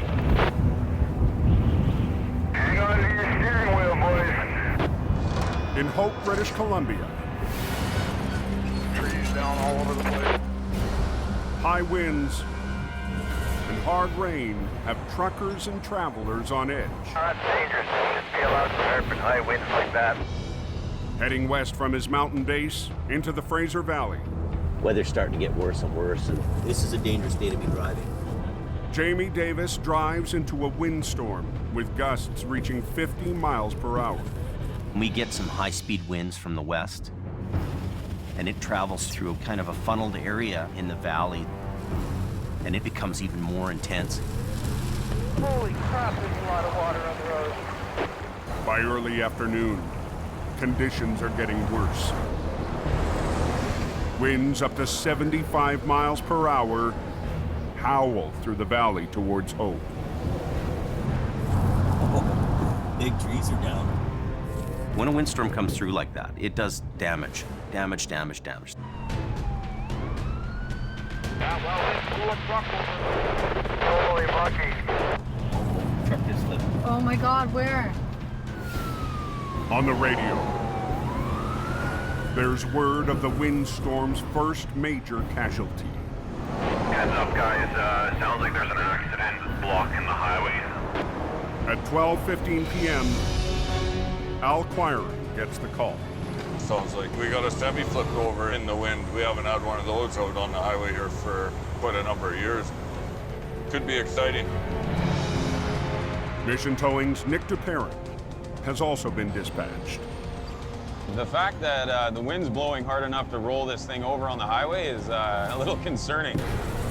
Could be scary today. The Semi is blocking all westbound traffic on Highway 1. I'm the first to arrive on scene. Yeah, I gotta just have a look at it. See what we're up against. Hopefully I don't lose my hard hat today. This is unbelievable. It's hard to even walk. I don't think I have felt wind that strong before. Chances are I'm thinking it was probably empty or a light load, and that's probably what pushed it over. The driver escaped unharmed, but not unshaken. I just got put midair. The wind was so strong underneath the truck. Because I only have 6 skids on it, it picked me up. Rocked by gale force winds, the lightweight truck becomes airborne.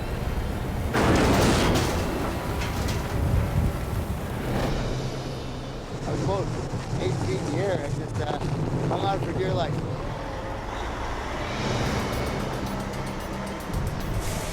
Ten minutes after Nick arrives, Where's that kite?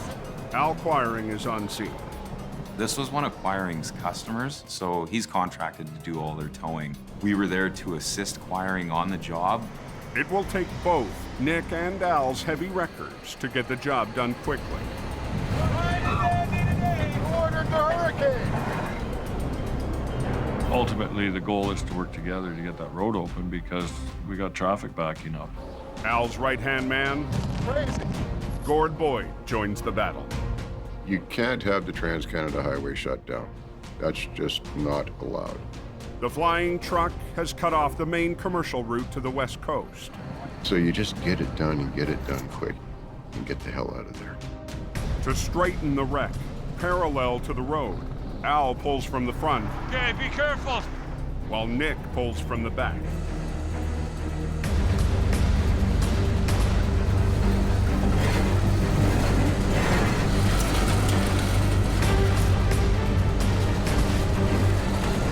I've never felt wind that strong. Not on land.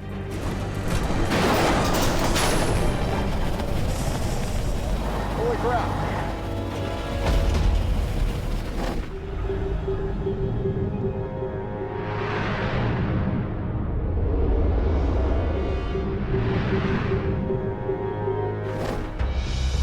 What's it doing up on the cove there?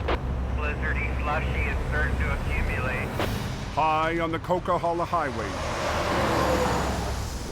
the same storm system is hammering the summit with heavy snow.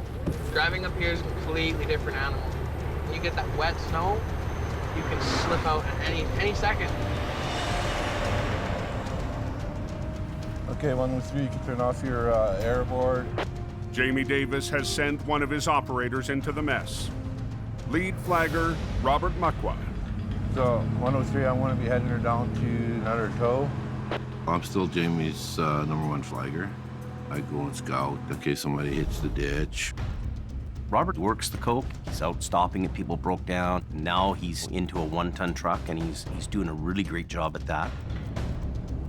There's a car spun out. We're just coming up to it right now. Yeah, that's the one. You're in a bad spot, eh? Yeah. I'm trying to get this young lady on her way right away. In case another vehicle comes along and slams right into her. Last winter, Robert's first season on the Cope. Stop! Stop! A close call nearly claimed his life.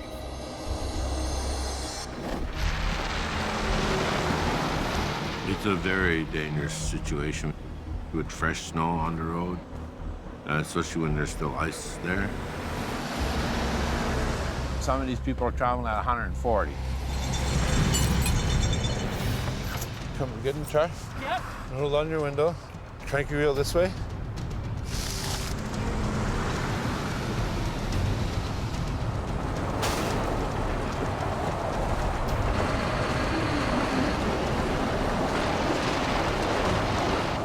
Despite the dangers, Robert gets the driver out. Doesn't matter what these big guys do, let them pass you. Your life is more important than getting their cargo, and it's important for you to get home to your family as well. Just take your time. Okay, you have a good day now. Robert always has a great work ethic. He stops and talks to people, and he does a great job. It feels good to have a job well done. 103 just... With another 5 inches of snow forecast for the Coke tonight, Robert's day isn't over. The roads are very slick and slippery. Recipe for disaster.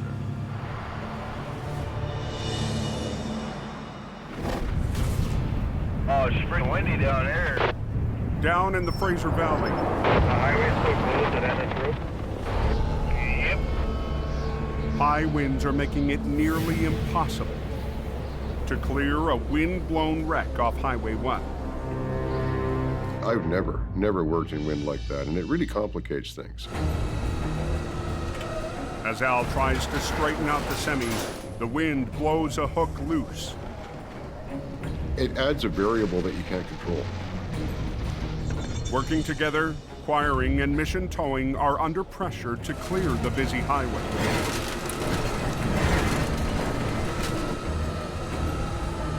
They got the truck coming over there. Watch out. Highways wants the road open, RCMP wants the road open, and you got to get it done quick. Well, I'm concerned once we pick it up in the air that trailer's gonna act like a sail. No matter how we do the job, it's gonna be a little risky. We're gonna do an all-to-drove jelly roll. Just pick it up and then rotate it right in the air. Okay. No worries, he'll walk you through it. Al and Nick will perform an end roll. With their 2 wreckers on opposite ends of the trailer, they'll slowly lift, then roll it back onto its wheels. A technique Al nicknamed the Aldergrove Jelly Roll. An Aldergrove jelly roll is an end roll done our way, with a little bit of finesse and a little bit of skill. This is a first for me for the jelly roll, so we're gonna learn something from Quiring today. But in a windstorm, Al's trademark move could end badly. Very high risk here, very high risk. This thing is already blown over once. Hook it right on the 5th wheel pin. My biggest fear is the wind catches it, flips both wreckers over. Now we've just wrecked everything. This is ugly. Ah! Don't do a thing. Dude, this is sketchy. All of a sudden, there was this huge racket. Crap. The highway westbound is still closed, Dave.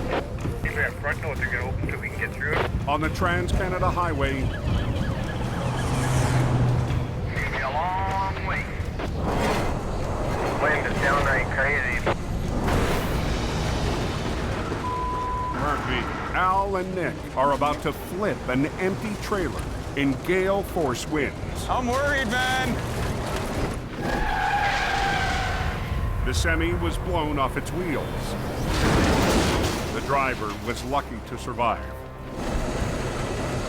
Ah! Don't do a thing. But just before the roll, all of a sudden, there was this huge racket. Barn just lost the roof. What? Barn just lost the roof over there. Turned our head, and here goes this big barn roof like some scene out of a tornado movie. Al has to rethink his plan. I can put my side outrigger down, but we're fighting that wind big time. You know, if a good gust comes in, our sticks are right up. I was worried about the stability of their truck. Their truck is quite a bit lighter. We're going to just err on a bit of caution. We're going to put the other wrecker in here and hang on to it just in case the wind comes in here and catches this thing and takes this thing for a ride. To help add some weight to the recovery, good. Al's son Kerry arrives with a 20-ton wrecker. Okay, snatch blocking up. With Nick's wrecker tied down. Good, that's good, that's good. Al's hoping the extra weight is enough to keep Mission's wrecker on the road. As soon as that trailer starts to come up, the wind's gonna be pushing against it and fighting us the whole way.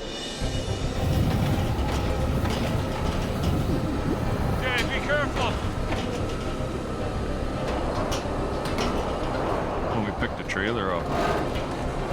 It moved like 3-4 feet in the air. You could actually feel the wind on that trailer. Keep that tire skipping right on the ground. Keep that tire on the ground. The winds aren't backing down, so Al adjusts his roll maneuver. Lower your winch line there, Nick. Hey. Keeping the trailer's wheels anchored to the ground. We get this thing up in the air, and the big wind comes, it's already knocked her down once, so. There's a chance it might go over one more time yet today. It's always in the back of your mind that something's gonna happen. Let her down. Let it down on your red. Let it down on your red.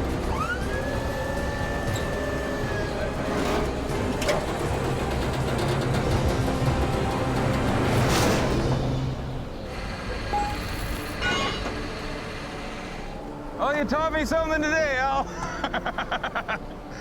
That was a first for the Alder Grove Jelly Roll. Nice job. An adrenaline rush in the wind like that, very high risk here, very high risk. We pulled it off, though. Just as things wrap up, Nick's brother Jordy arrives on scene. I missed the Alder Grove Jelly Roll. Yeah, we pulled it off in the wind, too. I legitimately had to finish 2 other accidents. Of course, by the time I get there, the rollover is complete.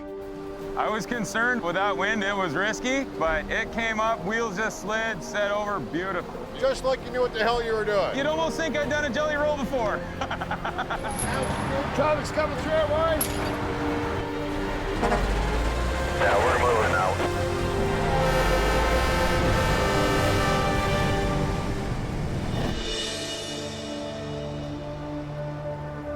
Bit of a nightmare, and it ain't over yet. In hope, Boy, it's a good night. Jamie hears the news. Highway 1 is open, but there's another problem. Hope's going to be out of power probably for the next 12 hours at least.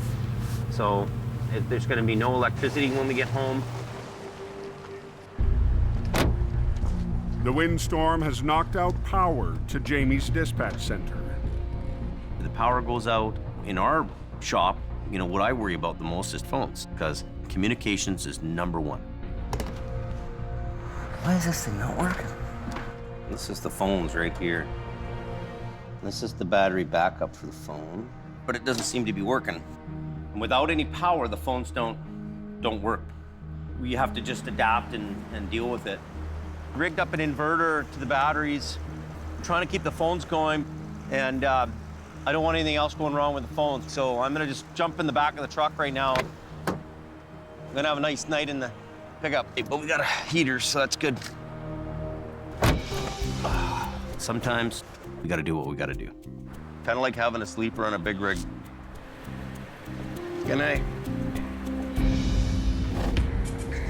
Up on the coke. I heard the coke was going pretty heavy, but they got 4 plows on the smasher. Plows push through the unrelenting storm. Going hard. Plows are working though. And blowers carve into snowbanks to keep the road from vanishing. But if we don't get rid of it, nobody gets through. Operator Ron Hagen is constantly watching for anyone in his path. Hey, you gotta really watch that people aren't around walking in any of the path where you're gonna be discharging the snow. But tonight, Look at this guy. Did you see that? no one was expecting a tailgater on a snowboard. Just went by. I don't believe it. Hey, you guys on the hill there, there's a pickup truck heading south down the hill with a guy behind the pickup. So watch out for him. Oh, man, no kidding. Lord. 6 miles up the road, What a moron. Robert's pulling a double shift when he spots a big job for Jamie Davis. I'm coming down Mine Creek Hill, and I see there's a tractor on its side. It was right there. The tractor and trailer is flipped right over. Just hope nobody's hurt. The driver lost control and flipped into the median. He touched some black ice back there and he lost control. But no injuries, nobody's hurt, nobody's going to the hospital. That's the way I like it.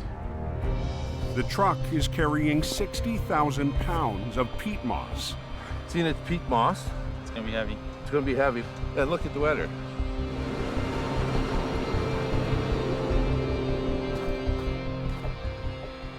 Robert takes photos, then calls Jamie.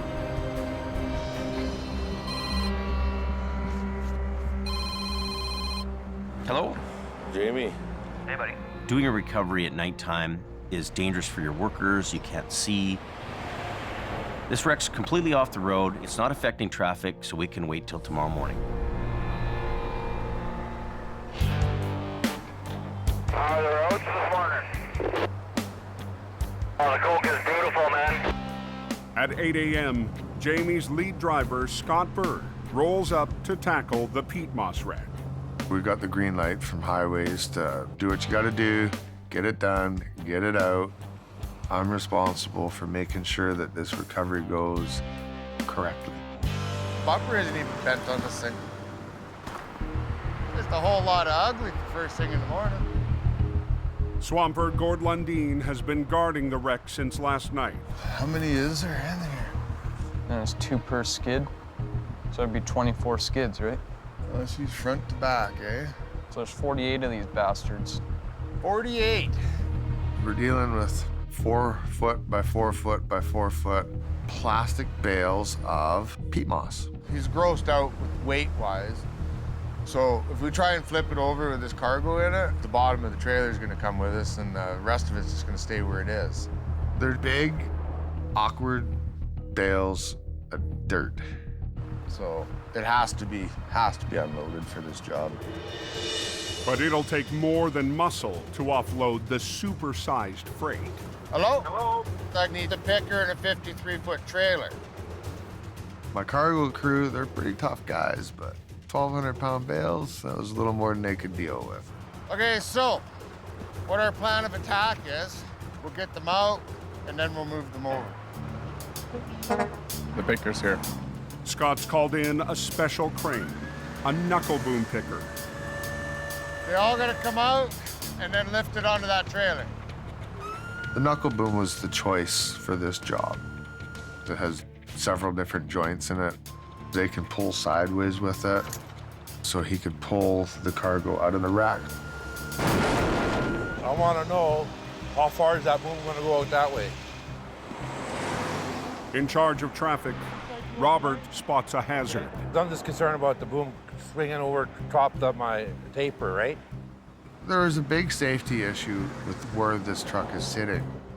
The picker truck's swinging over his load and there's a failure, and it swings into oncoming traffic. I can't have that. Watch your back, Scotty.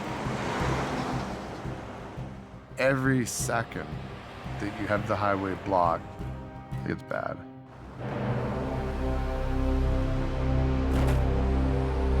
Hey, all good, buddy? Yeah, haul it out. Heads up.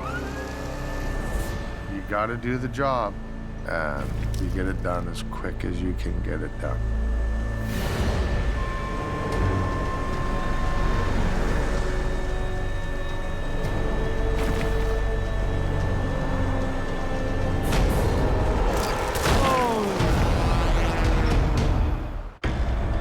Hey, all good, buddy?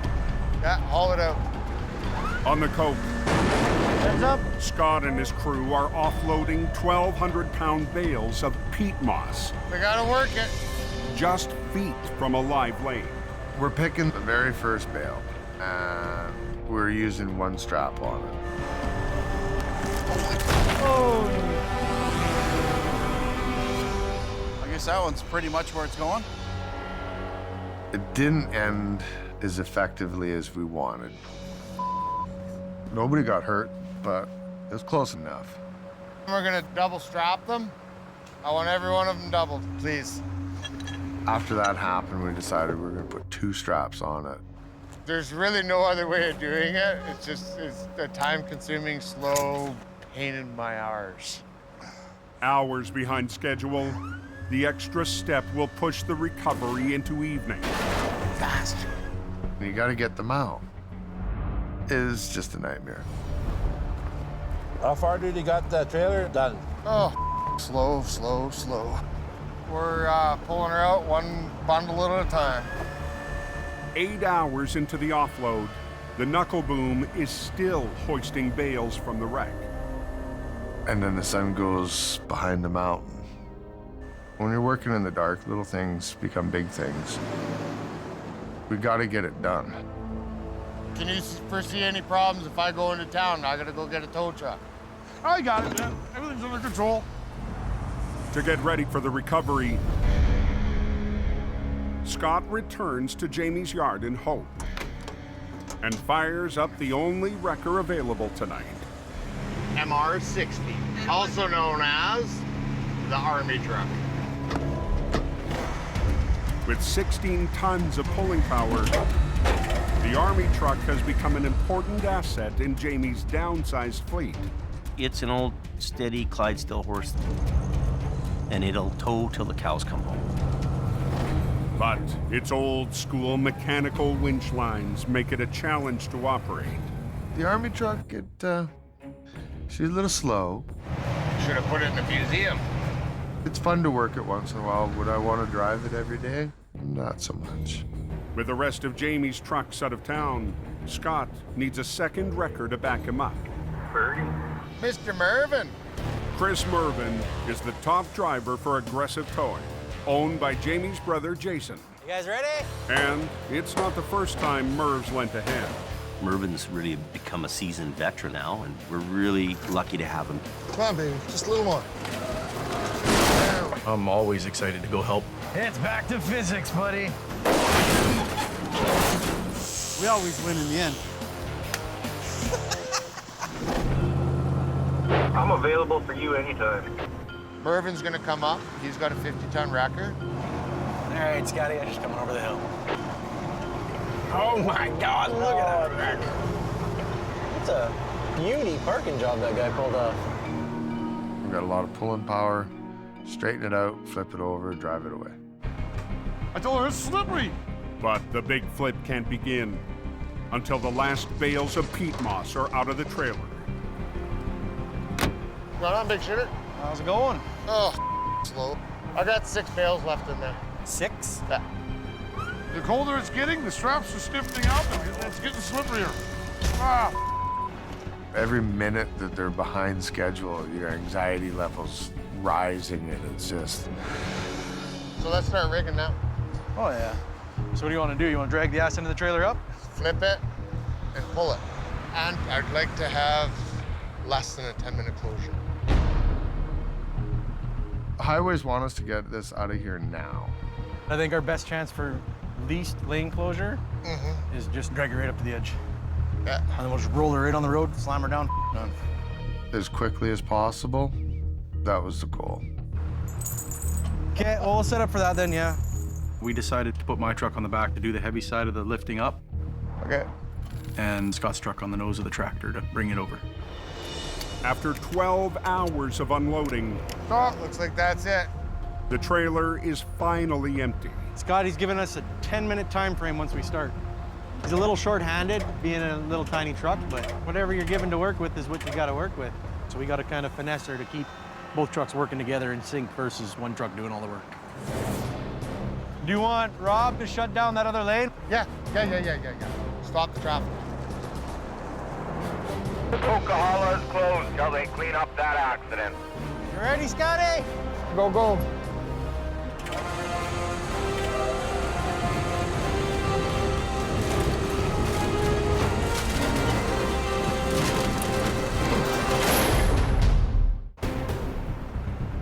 The Coca-Cola is closed now.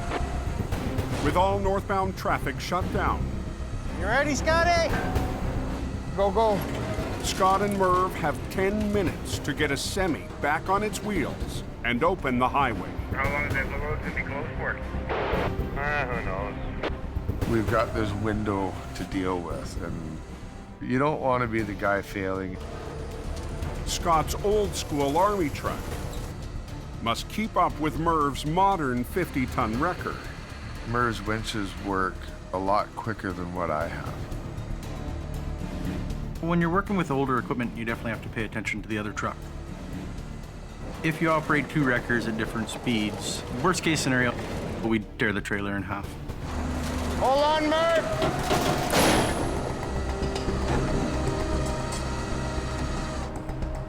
Okay, wind her up.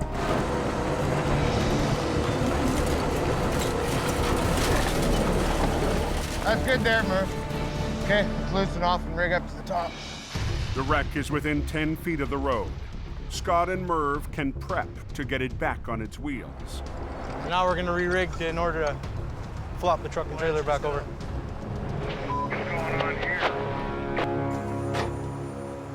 Happy, happy, go forward. Happy, happy, go, go. Yes. Done.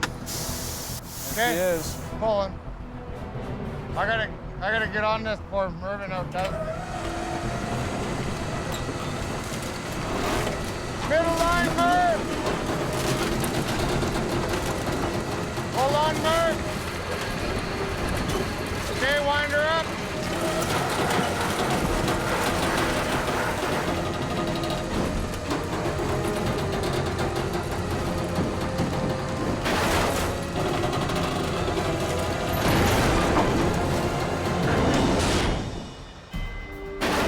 Picture perfect. Are we under 10 minutes still? Yeah, we are. What are we looking at, 5.5 minutes, Scotty? Whatever it is, buddy, it's working. And we'll let the traffic go. Let's get the road going, people. Okay, here's traffic. Everybody out of the way. You can just kind of take that sigh of relief. You couldn't ask for a nicer job to be done.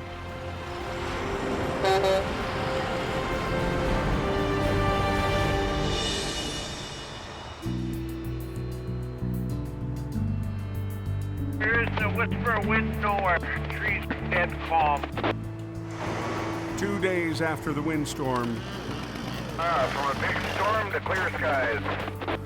crews are still cleaning up in Hope. And the power's back on at Jamie's dispatch. Jamie Davis towing. You can see how devastating the winds were.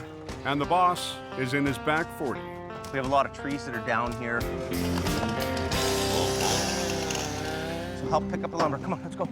Jamie's recruited his twin daughters, Alexis and Brianna, and son, James Jr. You can do it. It's not that big. Just try. Oh my God. Just try. Sorry. So we're gonna load the wood in the back of the Tundra and get a heaping truckload full.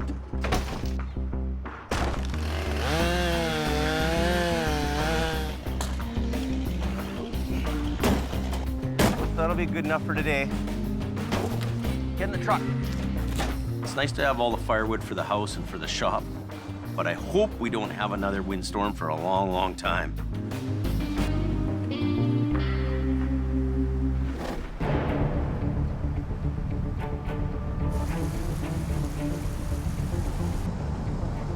"90 miles northwest. We're going fishing. Catch us a big fish. 2 heavy wreckers climb a back road to tackle a beast. It's a truck with an industrial rock hauling box on the back. It's laying on its roof about 40 feet over the bank. Al Quiring. Oh! Watch out for the wheel wash there. It's a deep hole. And Gord Boyd. Pick up on 43.5. Are on their way to a mammoth recovery at a mine site. It's probably a 100,000-pound dump truck or close to it. So the forces will be against us to begin with. Pick up down 41.2. This is all washout here. Survive and get out of here alive is the goal. Pull in tight by this excavator here. This is gonna be a fun day. The rock truck missed a tight turn and rolled 40 feet down the bank. The turtle on its back. A big giant turtle. That must have been a holy moment while he was going over anyways. The driver walked away. That's a big-ass truck. Like, seriously, that's a big-ass truck.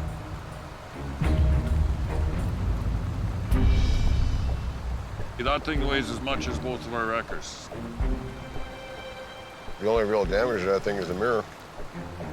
This truck is the size of a house, 100,000 pounds, 15 feet tall and 14 feet wide. They call them a West Coast fat truck. Real crazy. This is crazy. Yeah. Gordy and I have a lot of experience, but a job like that maybe only comes across the towman's desk once or twice in a lifetime. We're gonna be doing some pulling. Hopefully we're not outgunned. Want to walk down and see if we can get a hook in the frame on the far side? The Goliath will be the ultimate test for Alan Gord. It's not gonna get out of there on its own. The sooner we start pulling on it, the sooner we're gonna be out of here.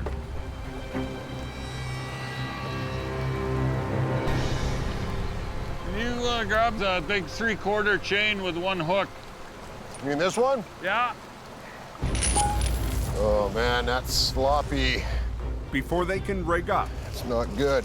Gord gets a feel for what heavy rains have done to the muddy slope. Hillside is water soaked. I think the forecast is for rain. Got it. Oh yeah, sure.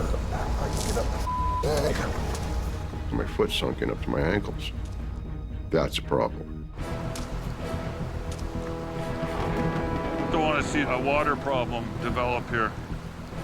Once the ground gets saturated with water, it becomes unstable. Grab one of my big 5/8 sling hooks. Yeah. If that slope fails, there's a good chance it'll start tumbling and take the wreckers with it. Okay, we're gonna have a problem there. Look at that. That ain't good. You're gonna go for one hell of a ride. And it's gonna hurt. Holy crap, that's slimy.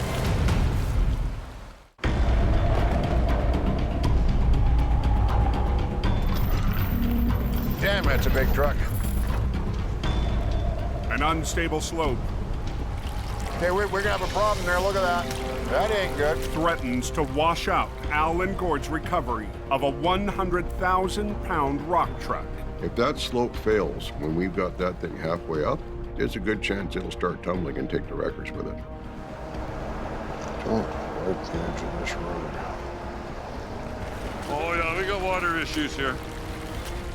If I can't have my truck sitting on solid ground, I'm not pulling anything.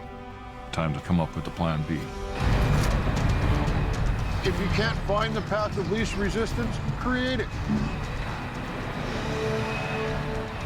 Luckily, the quarry that we were actually working for had a loader and excavator. That's a rock. Always be ready to improvise. We got Michelangelo in an excavator here.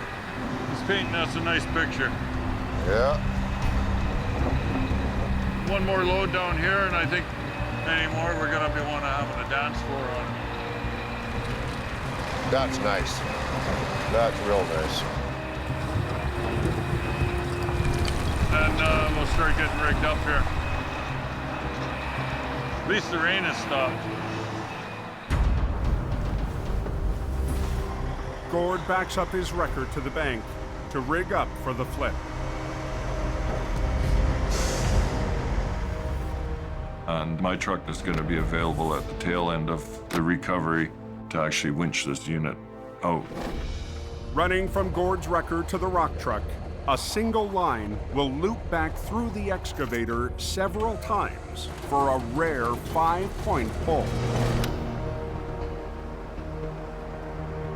I've been doing this for almost 35 years, and that's the first time I've had a 5-part line put to anything. Gord uses pulleys called snatch blocks. Every snatch block you put in the line doubles the pulling power of it. To loop the line back and forth between the excavator and the rock truck. In theory, this should give me enough to overcome that. This will work. Okay. The excavator will also act as a dead weight for Gord's 50-ton wrecker. I don't have enough weight to counteract the weight of what I'm trying to pull over. He weighs 100,000 pounds alone. You have to have the anchor. Right now, with this machine hooked, I outweigh the casualty, and I've quadrupled my pulling power. So I have one line through 4 snatch blocks. So I've got a 5-part line, 200,000 pounds of pull. Okay, we're ready to go. We want to pull this thing out. We want to get out of here. Got it. Got to have evidence suitable for framing. Just go nice and easy. This was a chance for me to put theory into practice. Most jobs, 1 or 2 snatch blocks is more than enough. You don't get a chance to do these things too often.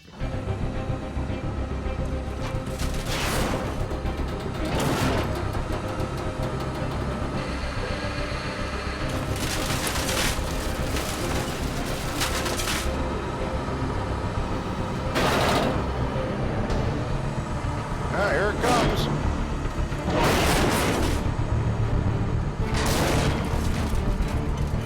Now is when it's gonna start getting heavy. The hard part is getting that big fat turtle onto its feet. Come on. Start to piss me off.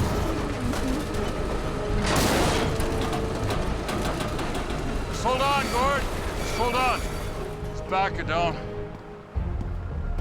Gord didn't have enough power in all those blocks to get it up on its wheels.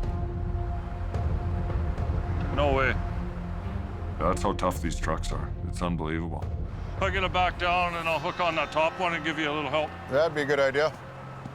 Al has to add his wrecker to the fight. The owner of the truck wanted this thing brought out, and I don't want to let him down. Al's just gonna add his line to make it want to come over. Little extra oomph. Whether or not it'll be enough, we'll find out.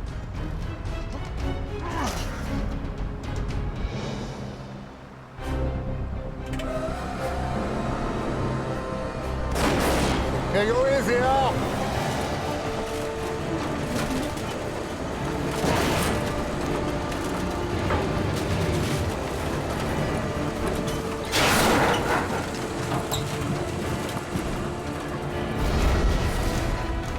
Looking a little better. You just might get lucky. That's what I like to see. Okay, hold on a sec, Al. We're getting closer to heading home for dinner. The rock truck is on its wheels, but still needs to make it up the steep slope. It'd be nice to get air to it right now and get it to release so that it rolls back. Yes. The truck's air brakes are still locked from the accident. If we were trying to drag that with the brakes locked up, I'm sure we'll be there for a week. We don't want to try and pull 100,000 pounds. It doesn't want to roll. It works better when it rolls. Well, the 32-point inspection looks good from here. Okay, you ready for air? Yeah, we'll try that, Gord. Okay. Once the brakes are released, the rock truck could go for a ride and take the wreckers with it. It's on a slope. It wants to roll back down the hill. Push the button in. Push the button in. I always get nervous doing this part. If things went sideways, I was gone. Gord. Gord. Push the button in. I hate this part. Gord and Al are about to attempt a 100,000-pound pull up a steep slope. I always get nervous doing this part. But nothing will happen until Gord climbs the wreck and releases the brakes. It's on a slope. It wants to roll back down the hill.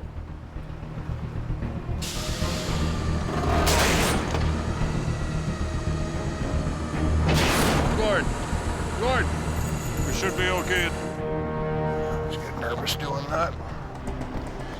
Yeah, as long as the wheels will just keep tugging on her. I'm gonna have Gord keep his lines on it to control the truck and get this thing out of here, hopefully.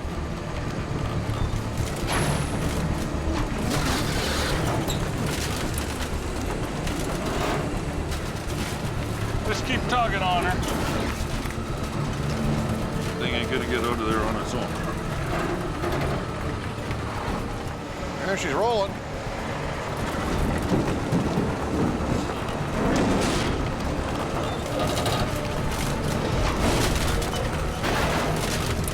Go, go, go. This is going very well. Oh, oh, oh. Beautiful. We're good. Okay. Mission accomplished. There she be. Damn, we're good. I'm happy that we pulled it off. Came out of there without wrecking anything, wrecking our trucks, wrecking ourselves. Chalk, another one up for Team Green. Sometimes you get lucky. It's amazing what two guys can do.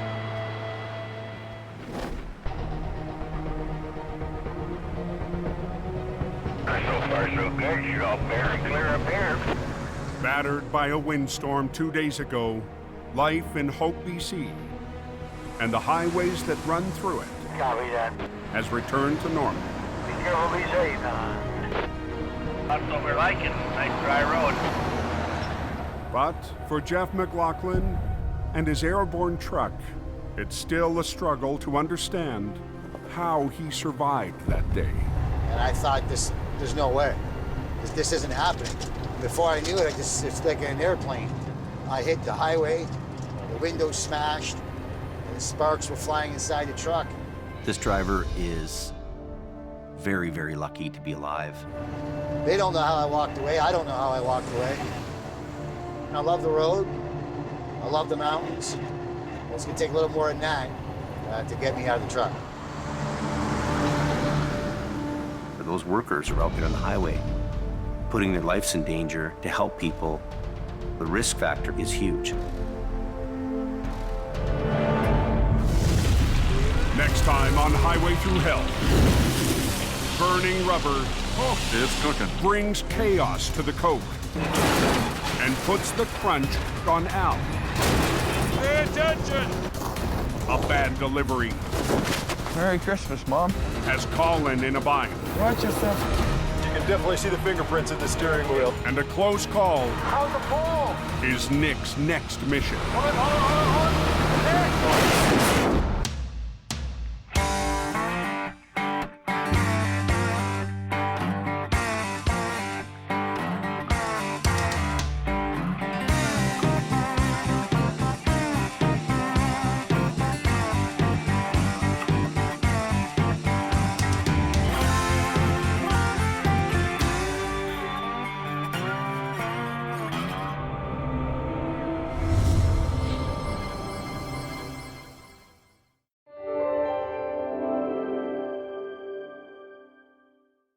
This time on Highway Through Hell, closure in the canyon. There's 2 trucks banged up down here. Wow. This is not an easy task. Forces Geordie's crew We want to clear this traffic on this side. to pull an all-nighter. Team Green Just think of a giant ostrich egg. juggles an odd job. And Jamie's top man There will be words exchanged over this. cleans house. On the Highway Through Hell, the last line of defense is a heavy rescue team ready to tackle any disaster. Because closure is not an option.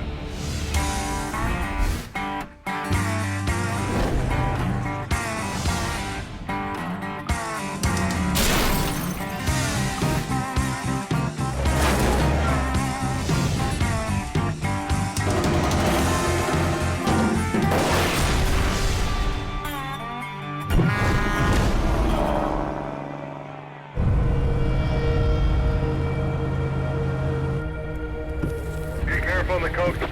This rain is supposed to turn into snow. Watch as you start coming up the head. On BC's Coquihalla Highway, It is definitely sticking up its obvious.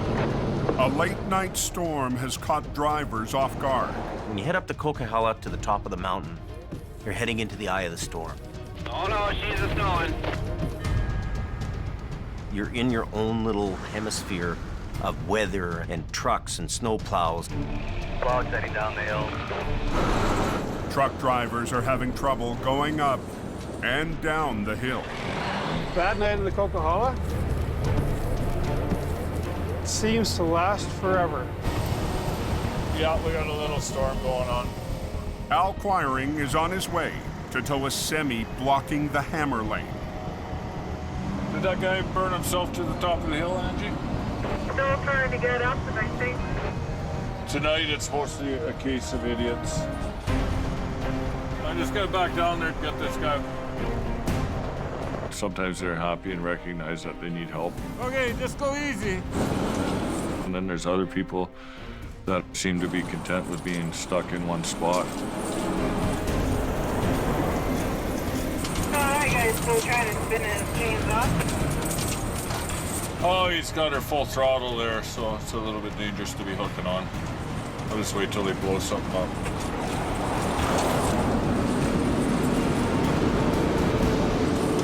Al meets up with highway maintenance.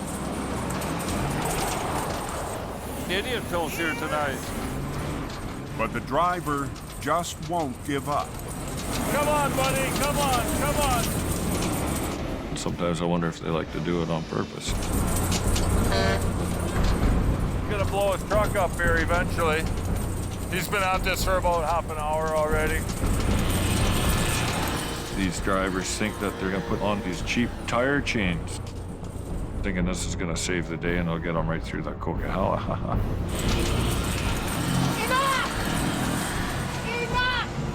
Finally, You're getting towed! the ice and everyone's patience has worn thin. See, watch out.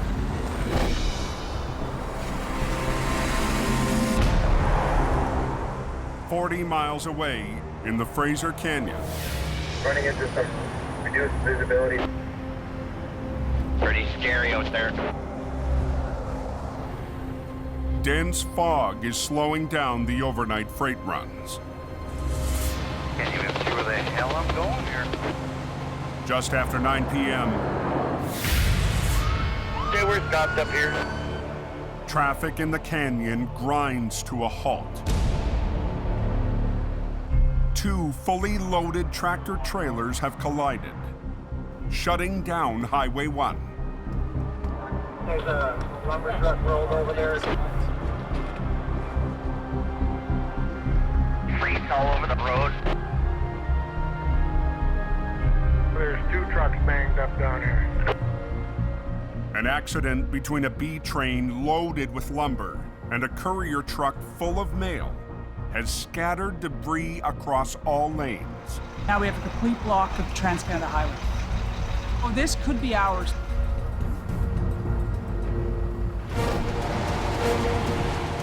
The lumber truck lost control in the fog,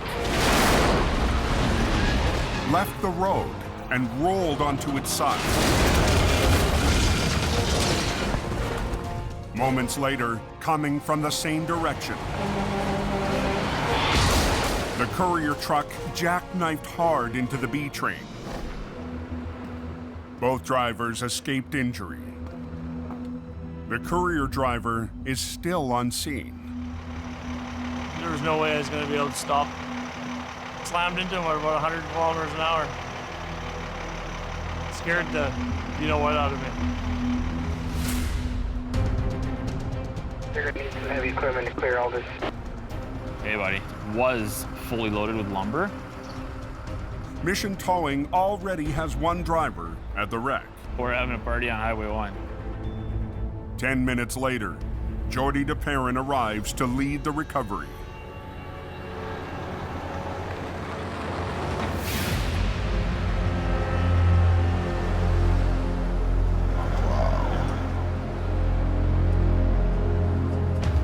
She's pretty twisted there. This is a big recovery. This lumber truck takes up the entire road. Wow. Yeah, the whole highway's blocked off, eh? There's nothing getting through until we move it. It looks like an all-nighter. This is not an easy task.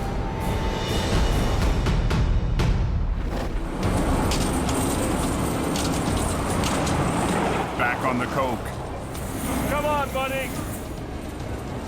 A driver blocking a lane, Enough! trying to get up on his own, Enough! has run out of options.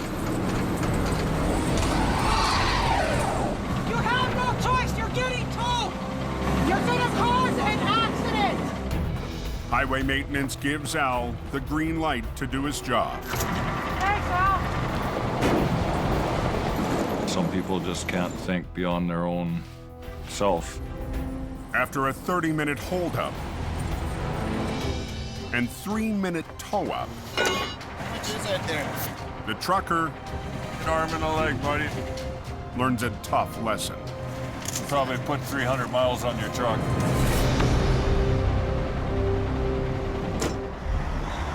Wait, listen. D-train in the weeds, downside. But Al's night is just getting rolling.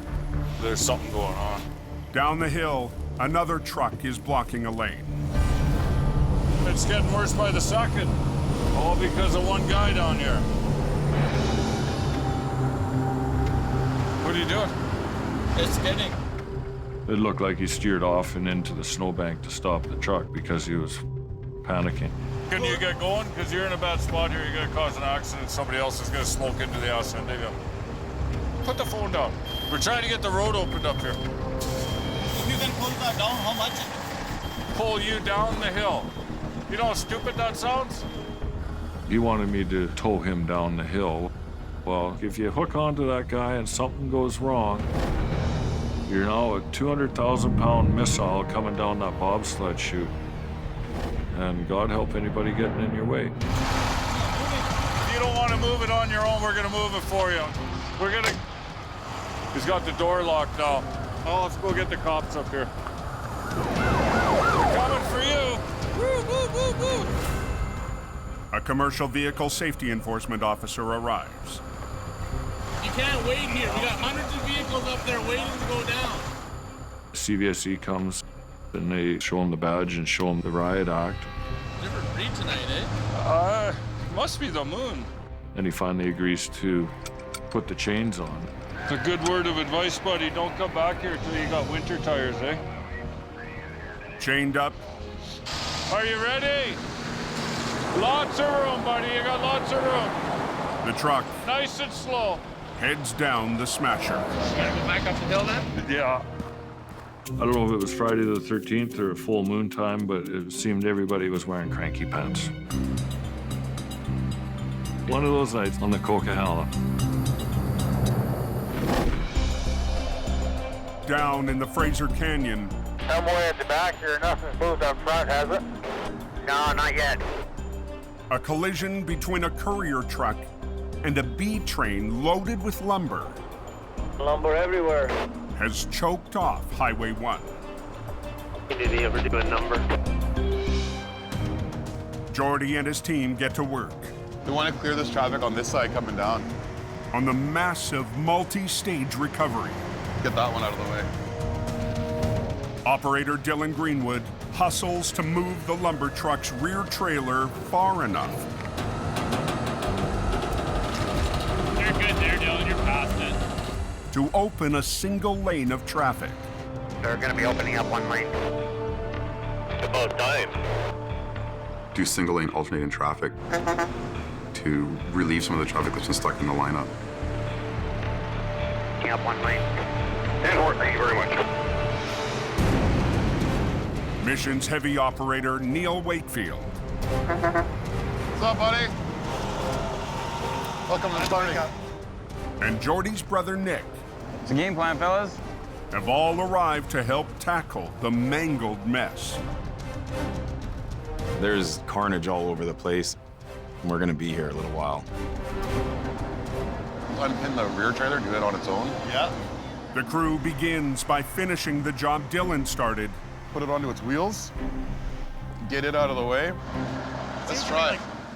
Flipping the back trailer of the lumber truck so it can be towed away. If we just get a long chain, we can grab hook. We actually have to flip this thing all the way around to set it down onto its wheels. Come on, slow down. But the live lane of traffic, just feet from Jordy's crew, Nick, watch your back. leaves little room to work. So I'm ready whenever he's ready. Okay, watch Dylan. I'll watch Neil. You ready? Okay, coming over. Neil, go. We want to bring this thing up and rotate it and set it down onto its wheels. It's controlled the whole time. that line. And just get ready, because it's going to want to swing. Kind of one eye on the wreck and one eye kind of keeping an eye over your own shoulder. Neil, hang on.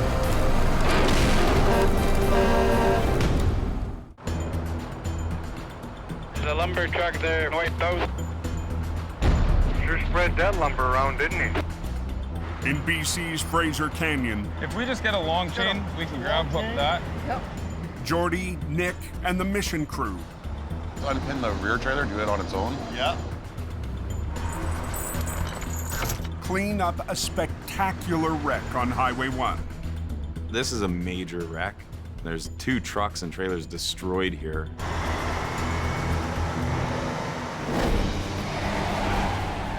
Two hours ago, a B train carrying lumber flipped onto its side.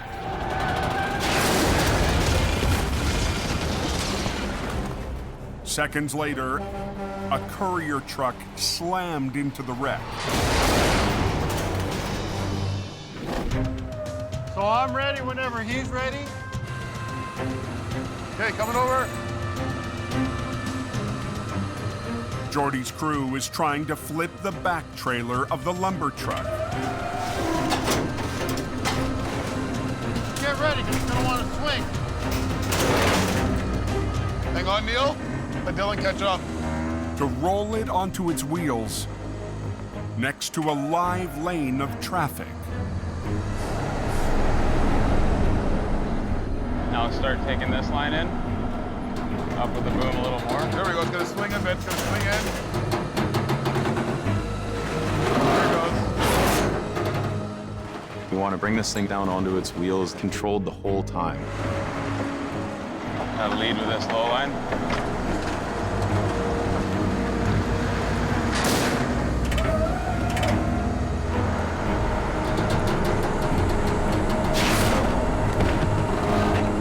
The first piece of the lumber truck That's good, Trav. Didn't even break any airlines, so he can just drive away with it. Love it. is hauled away. Now Jordy and Nick will tackle the courier truck. This truck has a load of mail and parcels in it. We want to get this delivery moving as quickly as we can. Hold tension on both of them for me, Dylan. Keep it tight. I'm not so convinced of this one being easy.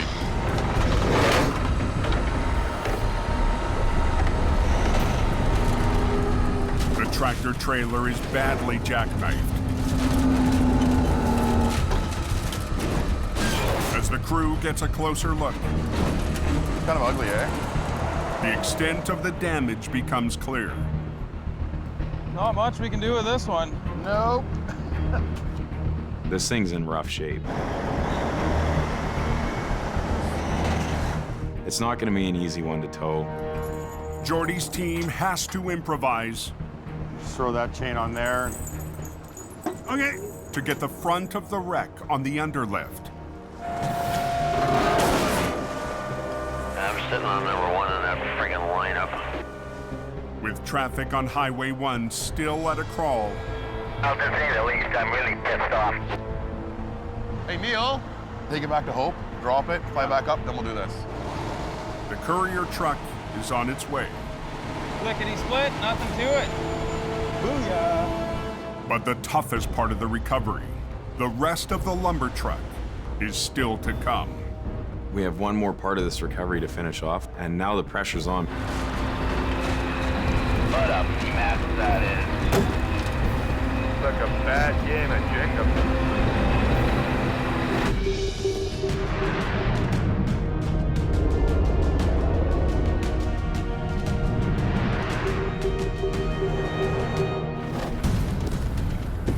125 miles to the north. It's that type of snow that just turns to ice as soon as you drive on it. Breaking the Cascade, eh? Scott Bird drives through a storm. We are seeing snow tonight. She's slick. To a wreck 3 hours from Jamie's home base. We're on our way to Cache Creek to some sort of collision involving be at least one big truck. I believe this is our accident. Southbound stopped at the bottom of the hill, just be advised. Pushed a little bit up, eh? Well, you hit me hard, man. The semi was clipped by an oncoming rig that's already been towed away. She's a fixer. The driver's side hood is gone. The front tire is pushed way back. The wreck is blocking one lane on a downhill stretch. We got single lane traffic here. Yeah, it would be wise to approach it real slow. It's obviously very icy. There's no time to stop for nothing. That's kind of a recipe for disaster.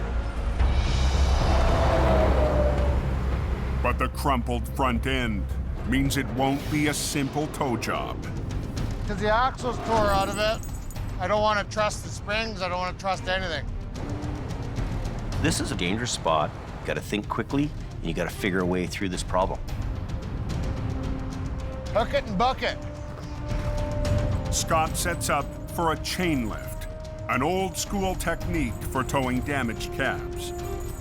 That's the way we're going to go about her tonight.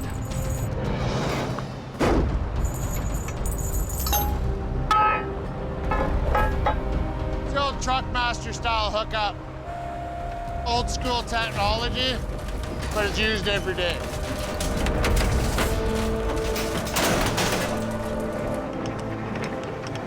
Unhooking it.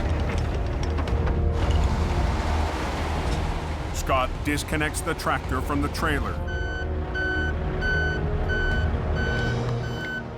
so the units can be towed separately back to Jamie's yard in Hope. Now I gotta go underneath and pull a drive line out. But before Scott can haul the tractor away, he needs to prep it for the road. I'm thinking, hey, this is gonna be easy. So we got the shaft out. We can open the road, make it a little safer for everybody. Air it up, hook it up, and go. Put an airline on this and we're out of here.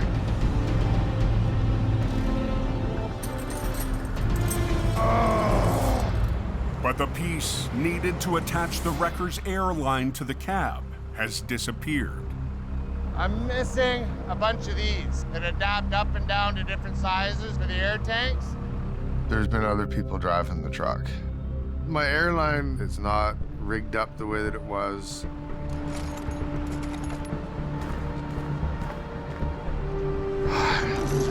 Marbles.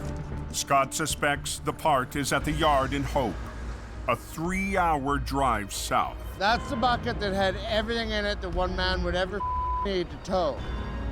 And now it ain't there. I don't have an end on my airline. I ain't got all. They're alternating traffic. On a highway near Cache Creek, 3 hours from Jamie's yard, Scott Bird is in trouble. I don't have an end on my airline. I ain't got all. Scott's missing a small part needed to air up and release the brakes on a damaged tractor. Somebody else can use my truck. You don't put all away. Without the part, Scott can't tow the wreck back to Hope. Oh, come on. I should have had that thing picked up and moved off the road within 5 minutes. My hopes and dreams of a quick lift and go were very rapidly crushed. Now here I am on the side of the road looking like an idiot. But Scott isn't giving up. I can get it off the road. It's just a matter of finding enough pieces to do it. I had to get creative with some plumbing hardware. Scott improvises a fitting for his airline. Okay, that's that. Bada boom, done. Scott's nearly ready to roll, but won't let go. about the missing part. Chasing around after stuff because somebody didn't put it back the way that they found it. We can't do this on the side of the road.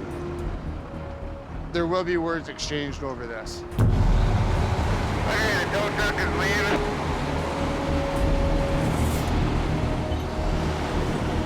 We're out of here. What lanes are blocked? On Highway 1, This thing is messed up. Mission Towing is in the final stage of a massive all-night recovery. That accident cleaned up? After 7 hours, Jordy and his crew must remove what's left of a lumber truck. It's about 6:30 in the morning and we don't have a lot of time. Rush hour is right around the corner. To get it done quickly, the crew will try to flip the tractor and front trailer at the same time. I'm just gonna chain the cab down so that when we pull this thing over, the cab comes with it. To pull it off, they'll need all lanes of the narrow canyon highway. Just shut it right down? Shut it down. We try not to close the road, but the best way to do it is to do a road closure. One is closed. With two wreckers on opposite sides and opposite ends, one will try to lift and rotate the trailer, while the other peels the cab off the passenger side and onto its wheels. Backing up.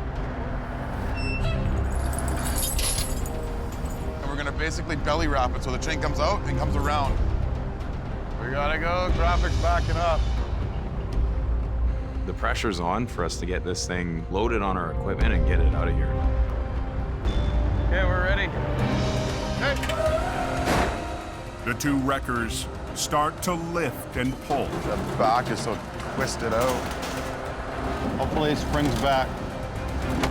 Work that lower line. That lower line. There we go. Neil? Be careful, you guys. We want to do this in one shot. Boom up a little more. There we go.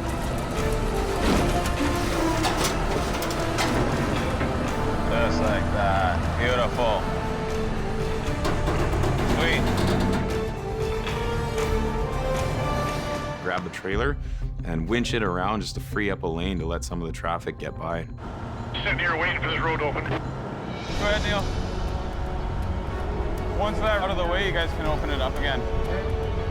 We're trying to do this before daylight, before the rush happens on Highway 1 here. Are they letting any traffic through there on the accident yet? Yes, sir. Roger that. Highway's open. Very, very, very impressive. But the job's not over. Tractor and trailer must now be separated before being towed away. There we go. We're happy to have this thing basically on the home stretch now.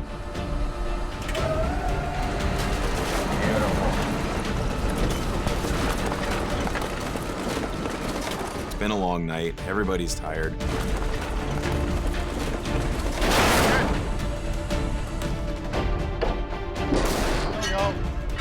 We're looking at the time and it's coffee o'clock now. Slick. That was awesome. It was quite the job, and we got it done right for daylight. Great teamwork by our crew. There's a major wreck in the big scene. We're celebrating a victory on this one.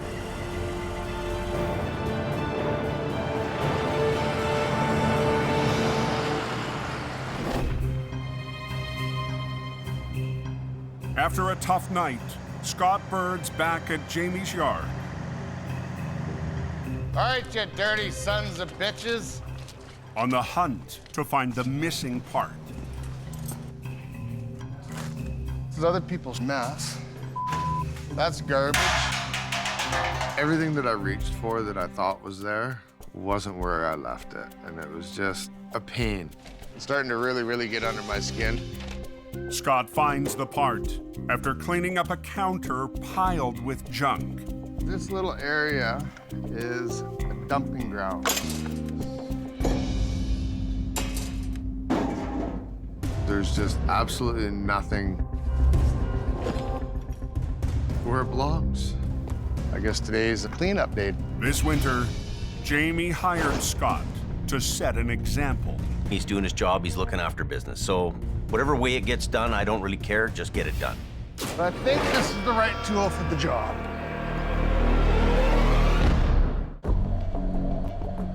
At the heavy rescue yard in Hope, this little area is a dumping ground. Scott Bird's still fuming. It's just a cluttered frickin' mess. But I think this is the right tool for the job. He's sending a message to the rest of Jamie's team to put their tools back where they belong.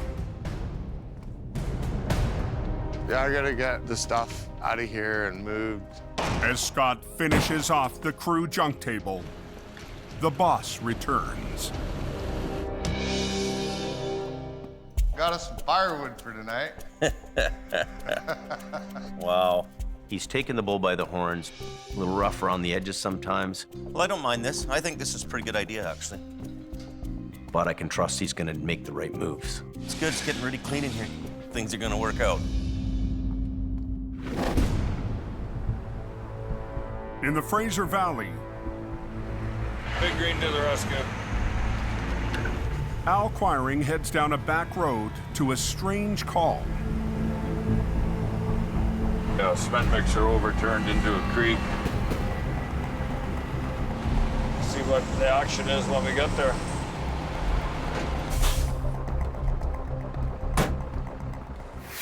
A 65,000-pound cement drum went for a tumble and rolled into a ditch near someone's front yard.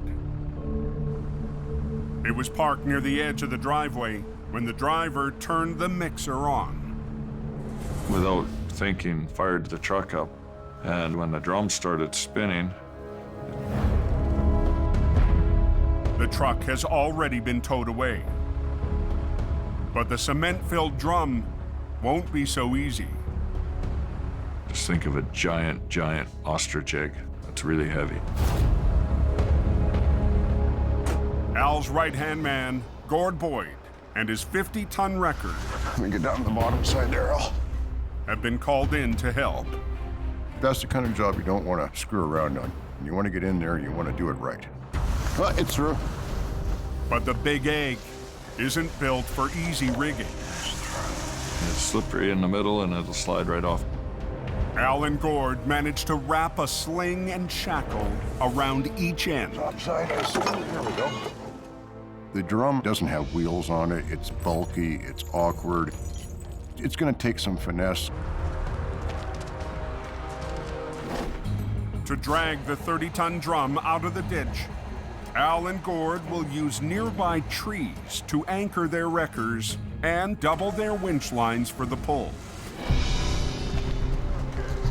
This line here, we're just gonna use one snatch block in it, and then this one will be through a block, double block.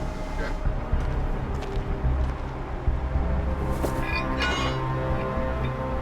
There you go. Beautiful.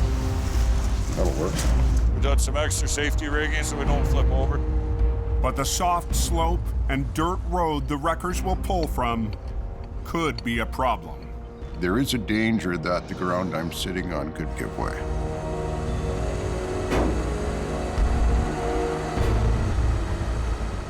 Gord and Al tighten their lines. Anytime you're around those kind of conditions, you've really got to be on your game. Use both lines there, Gordon. Just bring it all the way.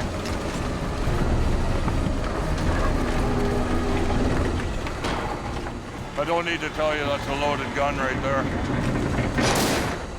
Gord, pull more with the bottom.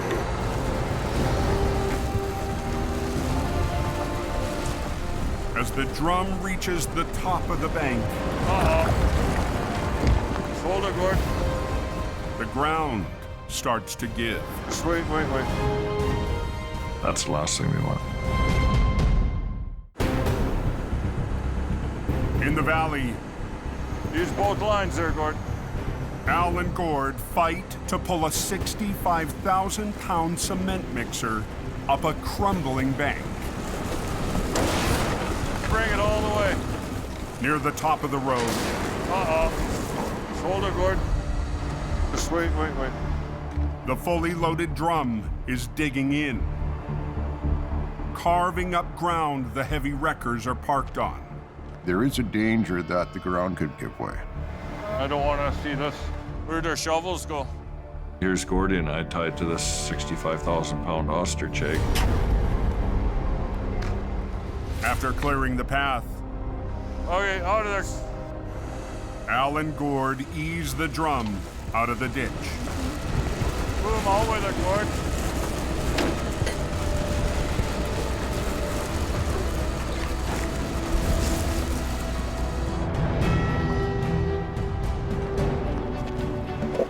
Okay, bring her down. Reagan did his job just like it was supposed to. We did it right. It worked. Okay, that's part of the battle. Now the fun part.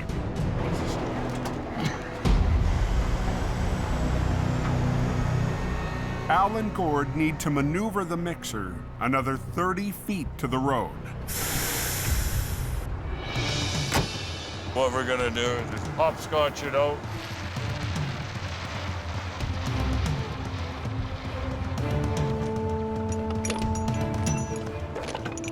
This is actually the tricky part because we're going to balance this thing with two trucks and we're going to try and move it. Just back up till you're touching and just start booming out with it. Don't worry about the tree, you'll go underneath it. Okay. It's going to be a bit of a dance to get this thing out on the road. Boom out and I'll pull it as far as I can. Okay, that's boom all the way out. I've got the weight. Keep bringing it.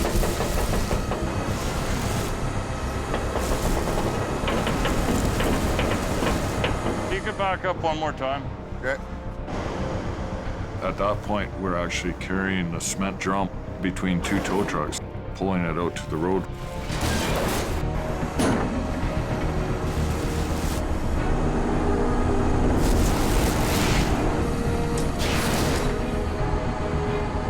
That's it, Gord. We got it out. With the drum on the road, a flatbed rolls in Get this thing loaded and get it out of here. to cradle the big egg for the ride home.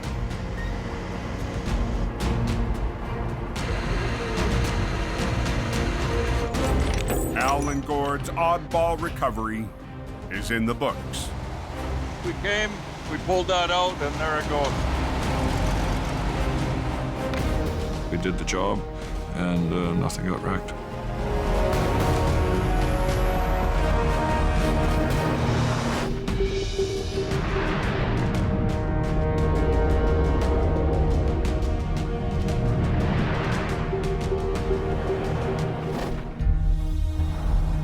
Three hours east, Another storm coming in tonight, I hear. Jamie's newest driver rides into unfamiliar territory. We're up here doing teamwork for this police rotation. Mike the Wrench Reynolds was hired as a mechanic with a chance to become a heavy wrecker operator. Jamie's dispatched Mike to the town of Princeton. We're heading up here to Abbottowing's yard. Mike will back up local tow operator Tyler Lee They're expecting a couple of bad storms. How you doing? Not bad. during one of the toughest weeks of winter. Jamie had asked me to help out the local tow company that doesn't have a heavy wrecker. Just outside the town, I don't think I want to go down this hill. Highway 3's narrow and winding trucking route Could get ugly. is tough for drivers and Jamie's new recruit. Highway 3 has all kinds of different dangers to it. It has steep hills, winding corners, and it has huge drop-offs. So we're gonna camp out here and take on whatever work we can get. Mike's visit doesn't go unnoticed by the locals. What are you guys doing? That's the closest I've ever been to them. Mechanic, tow truck driver, a deer whisperer.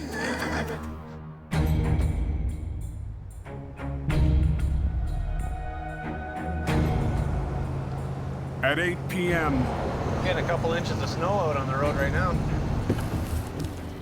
Mike heads out to Whipsaw Hill. Whipsaw is on Highway 3, and it's the same steep hill as the Coquihalla, just add a few more curves to it. Trucks spin out on it just like they do on the Coke. 11% downhill grade. Slowly slipping down this damn hill. 20 minutes into the Whipsaw stakeout, Trucks fighting and clawing and scratching and trying to get up. Mike's on the move to a spun-out heavy load. All the way to Brisbane. Snow.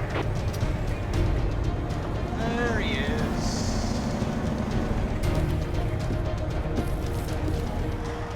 The loaded B train is blocking the road on a steep switchback. You gonna be able to pull me up? Icy conditions. Super big, huge, 120,000-pound double trailer truck. It's tough stuff.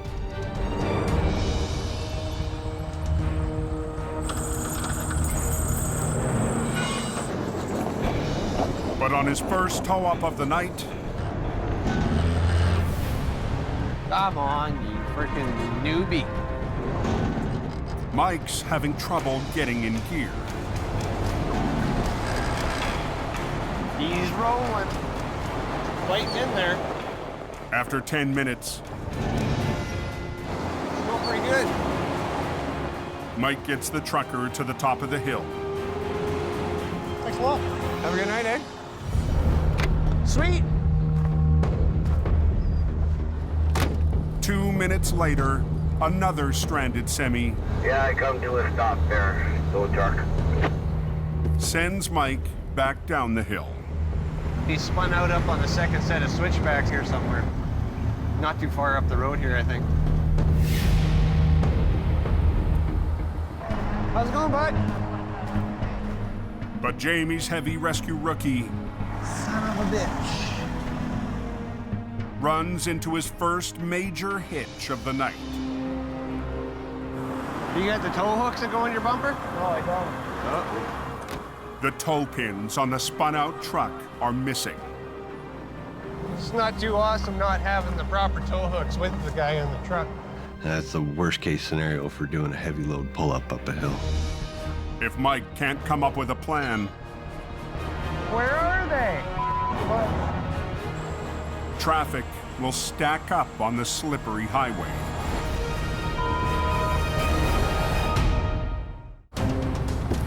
Yeah, I come to a stop there.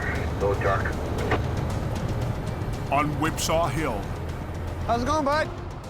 Mike the Wrench is helping truckers climb an icy stretch of Highway 3. A little bit new territory, new ground for him to try to work within here. When he runs into trouble, He's got no tow pin on the front of his truck.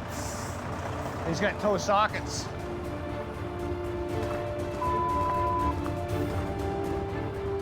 I'm not impressed with this situation. Mike's only option is to attempt a modified chain lift.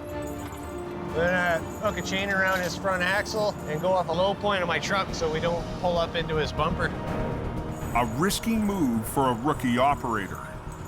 So I'm gonna add a snatch block to the back of HR66 so I can run my winch line down from the boom to the snatch block, which is a nice low spot, and that'll go straight back under his front bumper to his front axle.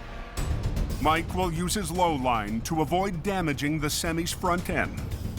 But losing his high line will decrease pulling power. Not having that downward angle on the cable will lose a lot of the weight from his truck to pull me down. You get extra tire spin. It's just a straight up tug of war now. We're just gonna go first gear low. Yeah, all the way up there. Okay, I'm ready. All right, taking off. All right.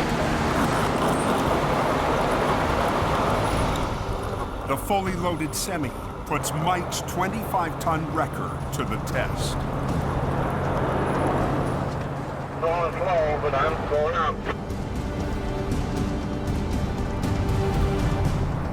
That was pretty easy, eh? Yeah, 10 more. Mike troubleshoots his second tow-up of the night. Feels pretty awesome. Getting off this road. Then moves on to one more. So we got another guy called in.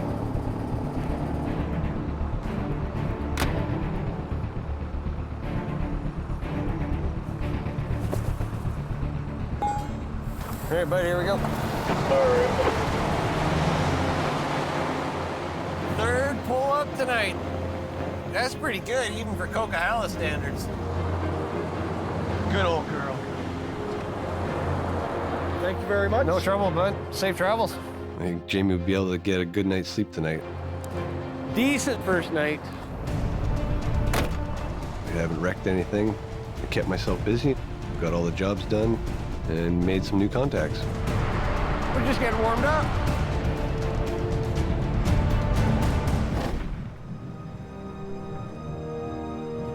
Back in Hope.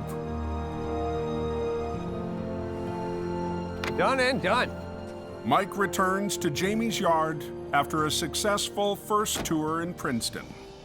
Mike's taking care of business here, and he's starting to learn the recovery game. I think he shows great promise for the future. He's a ticketed mechanic. He can fix things. He can do recovery work. I've got my select group of guys with me. Well, good job. You pulled it off. Really good job. He's a valuable part of the team. All right, we'll see you later. You Gotta betcha. deal with the office. It's a good feeling. I don't have to second guess sending him on a job. I know he's gonna handle things.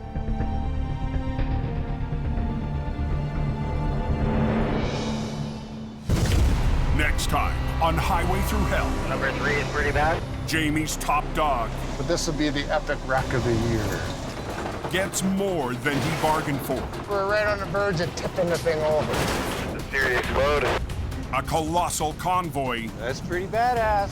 trapped on the mountain Here goes nothing. tests a heavy rescue rookie Ready? and Go ahead. mission towing I'm not convinced it's gonna work. tackles a river monster.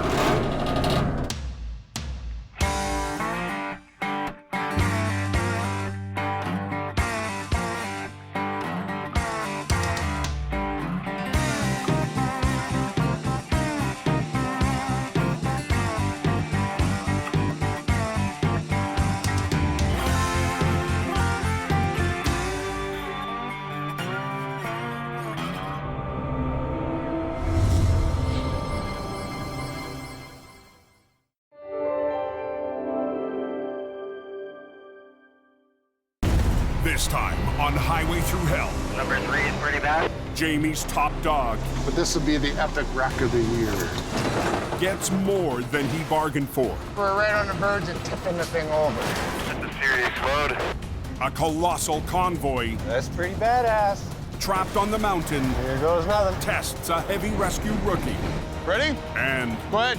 mission towing I'm not convinced it's gonna work. tackles a river monster. On the Highway Through Hell, the last line of defense is a heavy rescue team ready to tackle any disaster. Because closure is not an option.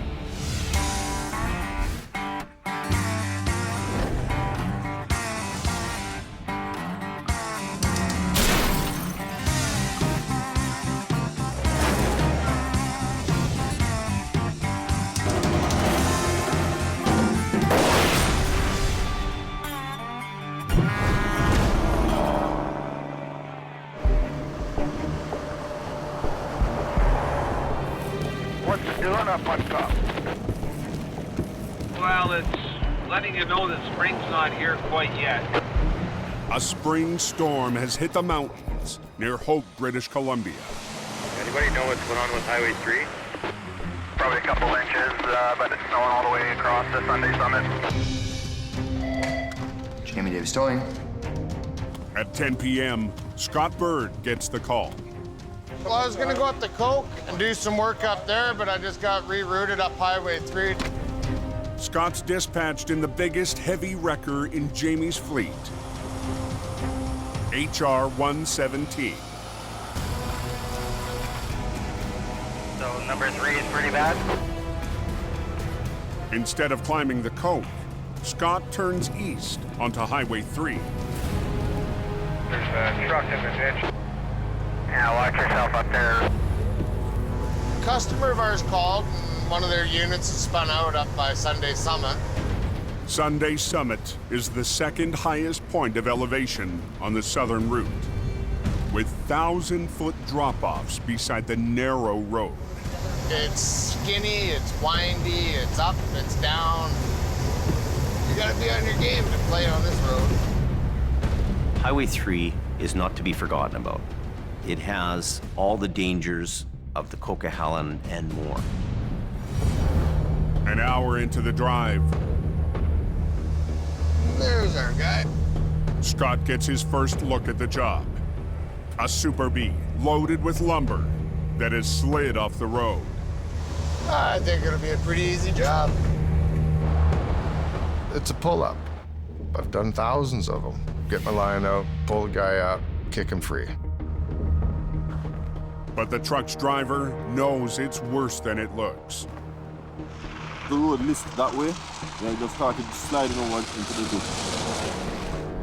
The B-Train's tractor and its 2 trailers are leaning hard to one side.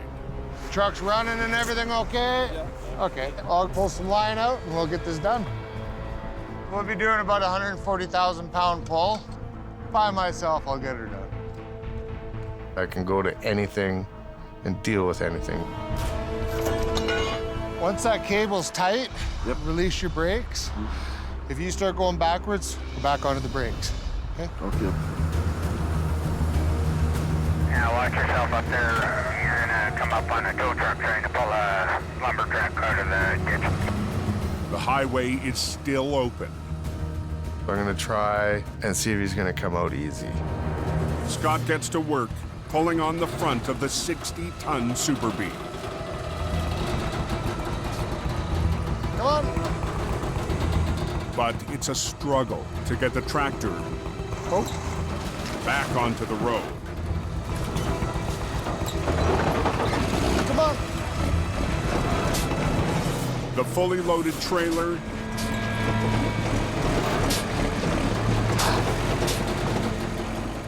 refuses to budge. Gravity is my biggest enemy right now. Scott will have to try another approach to get the heavy trailers to move. I have no choice. I have to have the whole highway shut down. I need you and Robert up here flagging. Fast. It was supposed to be a quick and easy job, but Jamie's top operator is hardly panicking. But this will be the epic wreck of the year, where I pull a loaded Super B out by myself and he drives away. That's the way it's gonna happen.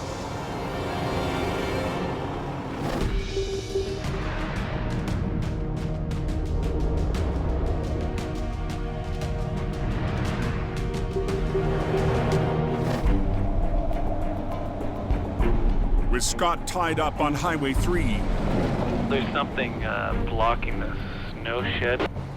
Jamie sends his newest driver up the coke. I just got a call to head out for a spun out 13-axle truck up on the smash. We're gonna go up there and give him a tug up the hill. Mike's gonna take a shot at this job.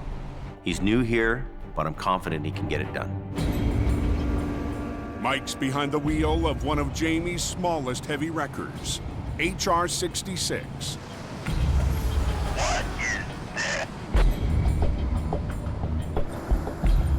As he arrives at the snow shed, That's pretty badass. The job takes on a whole new dimension. The first thing I see is the back end of this big, huge trailer. Up ahead, Yeah, there's a bunch of big loads stuck up there. Mike discovers 3. there's more than one superload in the convoy. Sorry. Sucks to be you.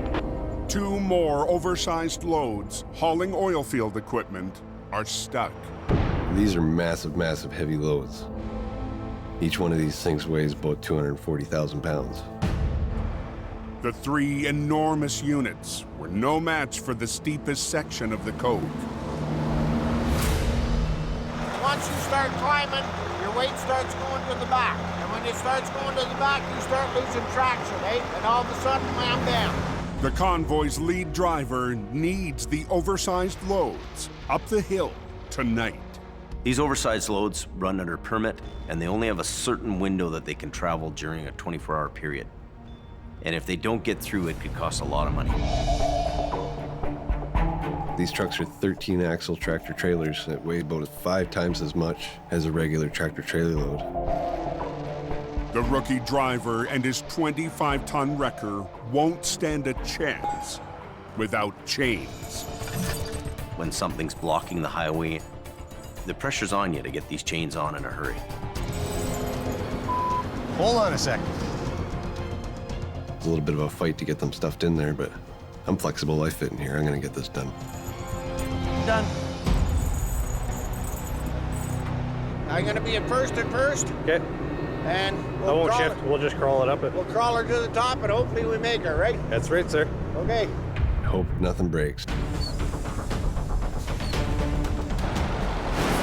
Chained up, Mike starts moving the first superload. Crawling up the Smasher's 8.5% incline.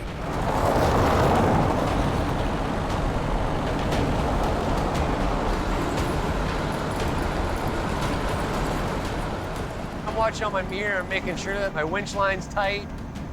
I'm staying in the same path as the truck.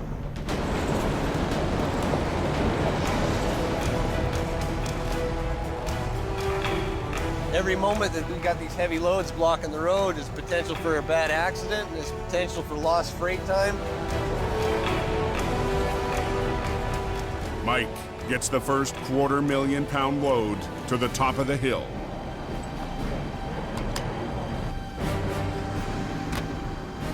That's a little weighty. Yeah. Back down the road, 2 more wide loads remain stranded. All right, so you go down and get the other guy. Okay, white truck's in the barn. Sweet. The convoy's permit is set to expire in an hour, so Mike heads down the cove. Tow truck's backing down the granny lane of the Smasher. The fastest way he can, in reverse. It's super hard to see out your mirrors, and especially when you got headlights coming at you. Gotta be careful, driver.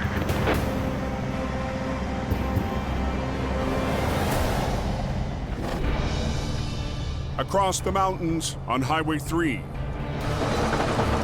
Come on. What was supposed to be a simple recovery is turning into a problem for Scott. Damn it. The recovery veteran has struggled to winch the heavy B train out from the front. Okay. Scott's called in flaggers Robert and Loretta to shut down the highway. You have to slow down to come around that curve, right? So I'll let you know when I get down there. Closing the highway will give Scott room to pull from the side. Narrow truck's coming up and then Scotty's coming out. Be stopping all traffic. It's not a pull-up. It's a pull-out. It makes a whole big difference to what I'm going to be doing here. Scott rigs 2 double lines to the lead trailer to work the lumber truck back onto the road.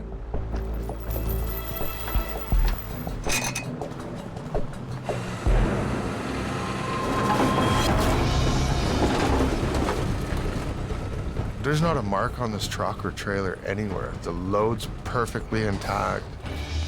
So now the pressure's really on. With more than half the B train out of the ditch, Scott re-rigs for another attempt at pulling from the front.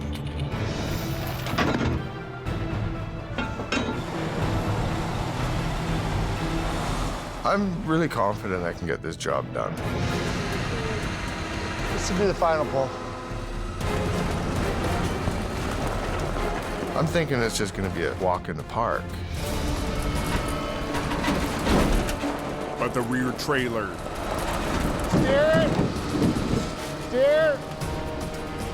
is putting up a fight.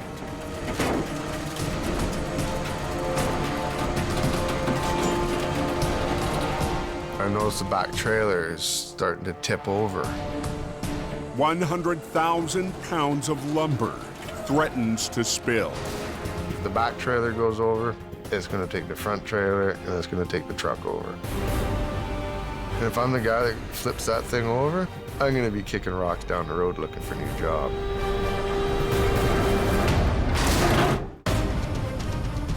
Okay, guys, road is closed one direction. On Highway 3, east of Hope, Steer it! Steer! Scott Bird struggles with a loaded lumber truck.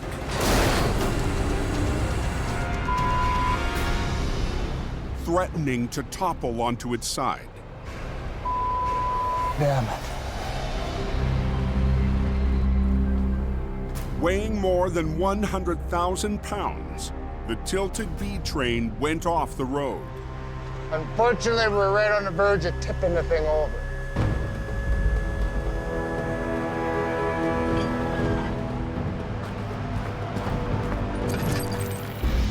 Sometimes they look easy and they're not quite as easy as they look. And it's right at a very crucial point right now that if I do the wrong thing, I'm gonna have a big problem. Working with only one truck, Scott repositions to try and break the back of the B train free.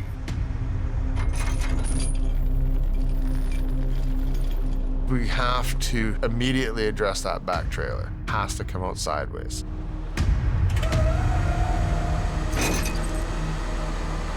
With a truck and a set of trailers and a load, it's nothing for $400,000 to be sitting there. So I don't want to screw it up.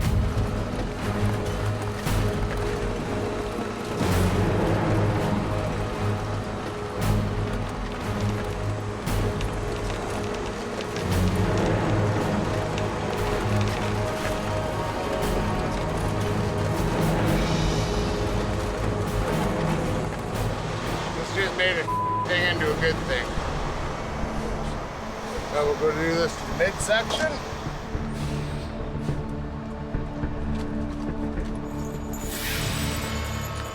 I'm gonna put it back on the road without a mark on it. That's the way it's gotta be done.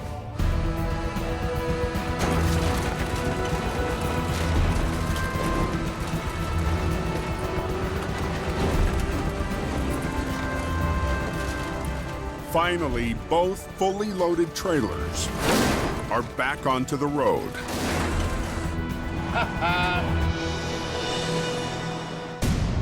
Hey, I have another problem. But at the front of the rig, So it won't start. It won't start? Nope. all the fuel has shifted into one of the tractor's two tanks. All of his fuel's gone down to the downside tank. The driver can't start the truck.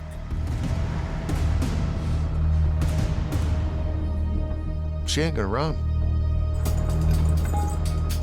Now I have one more situation I gotta deal with before he can drive away.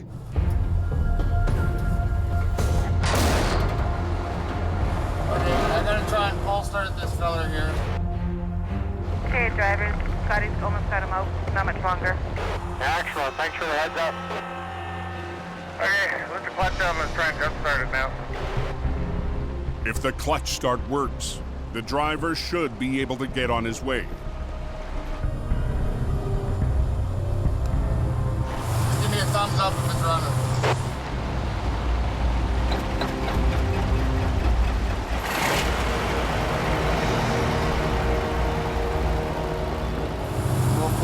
stuff here and we'll cut you loose. Loretta, let your traffic go. Good job. Okay, bud. Take care. Okay, man. I'm going for the road. Yeah. It was a little bit of a grunt, but we got her done. You can buy all the big wreckers you want. You need the talent to run it. And Scott has that. Pride is everything. Do it right. Feeling good. Truck's out of the ditch. Customer's happy. That is a beautiful thing.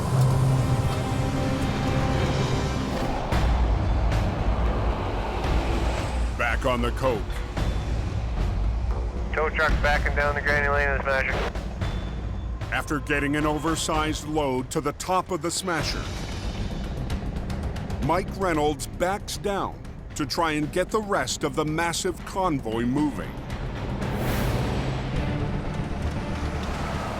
It's a little intense backing down the hill, especially when it's your first time.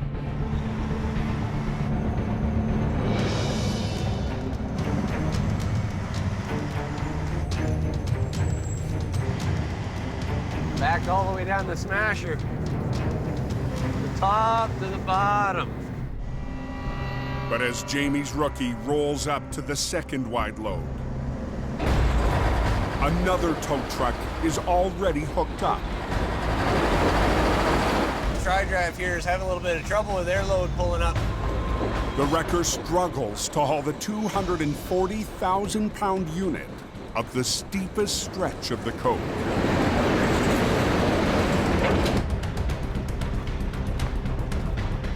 These oversized loads, they got a time restriction on their permits. Yeah, I got one triple on. You gotta get this thing figured out pretty quick here.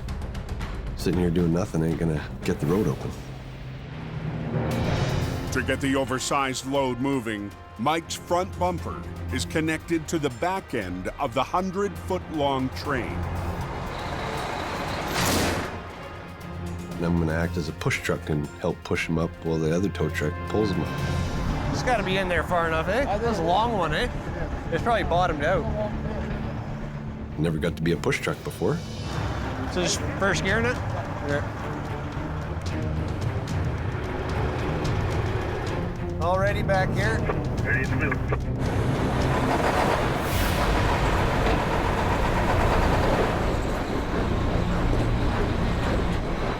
Even with Mike pushing and the other truck pulling, the load won't move.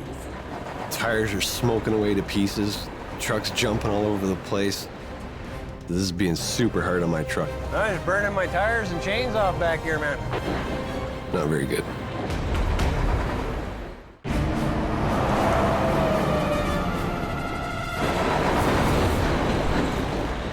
I'm just burning my tires and chains off back here, man.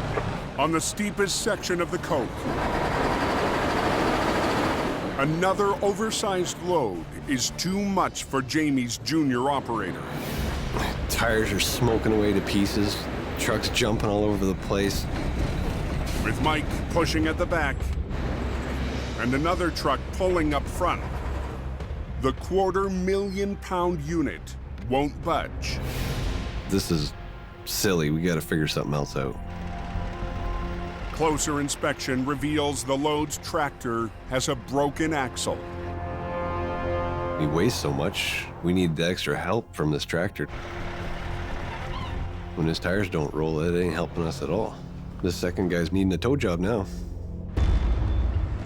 The damaged cab is towed away. They're gonna take the tractor off the first unit that I pulled up the hill and bring him down here and hook him up. Leaving Mike and the convoy's lead driver to take on the 240,000-pound load. It weighs over 4 times as much as HR66 does. I'm gonna put it in bull low and 90 under. Start under this, I just got bull low. Okay. Wait, our cards are lost. So here we are.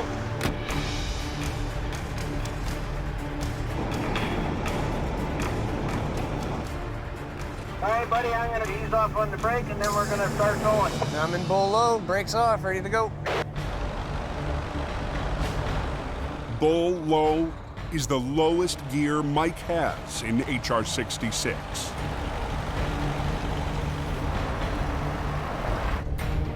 This is just me pushing now. No tow truck up at the front. It's really, really tough to get traction, and it's really easy to spin my tires. It's a little bit of a chewy fight, but we're gonna deal with it and get this job done. Stay in the hammer lane right to the top. Guys are towing a tractor up the hill here. Steer slowed. Okay there, Mike, we're gonna slow it right down and then we'll come to a stop there, okay? It's the second heavyweight load of the 3-part convoy. I'm in neutral. Mike's helped up the Smasher tonight. A little bit of teamwork. But there's still one more unit to rescue.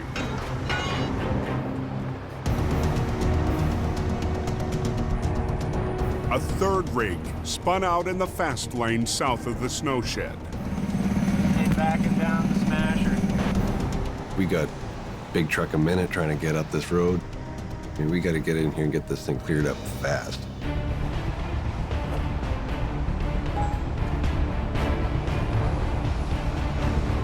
Just got to get through this last one. Here goes nothing. We gotta go right because we're gonna have all those trucks behind us spinning out. With more than 100 feet of oil field equipment in his rearview mirror, Mike crawls through the shed towards the finish line. We're almost done. We're almost out of here. Gotta earn my stripes here. This might be in the top heavy load department.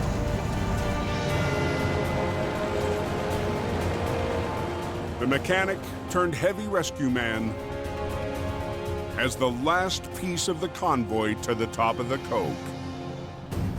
No small feat for the junior operator. We hauled up about 720,000 pounds of iron tonight. Maybe I set a record. You get thrown into these jobs to learn it by the seat of your pants. This is what you got to do. You got to try these things and you get better at them. Good luck to you guys.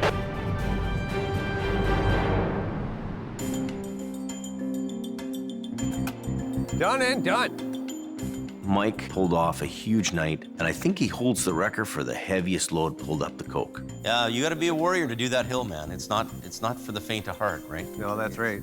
But good job, though. That's really good. Thank you. Yep. Okay, all right. I got to get back to my paperwork, buddy.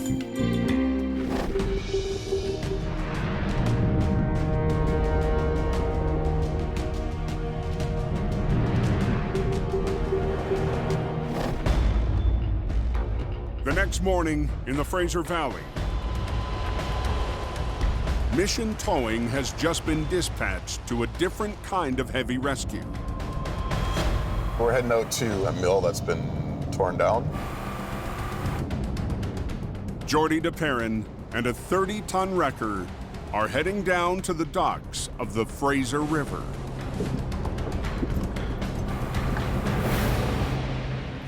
A customer called us stating they had a piece that was in the river.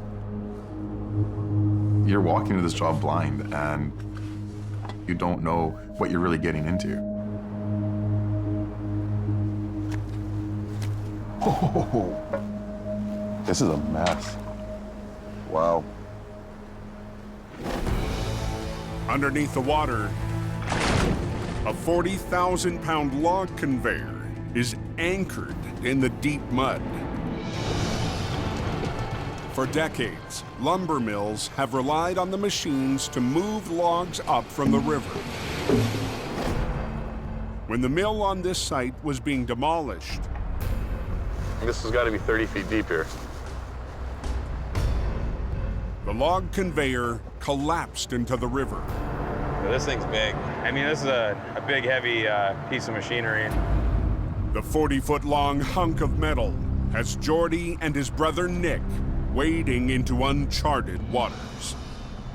This conveyor is buried in river mud. It's heavy, so it's sunk down into that mud pretty hard. Very different than pulling a vehicle out of a ditch. I've been doing this job a long time, and this is the first log conveyor I've ever been faced with. With so much of the conveyor buried in the mud, the crew can only rig to its top side. You always want to hook underneath so it lifts it as you're pulling at the same time. In this certain situation, we have no choice but to do this. Winch in, boom down, boom up. Operator Dylan Greenwood starts the pull.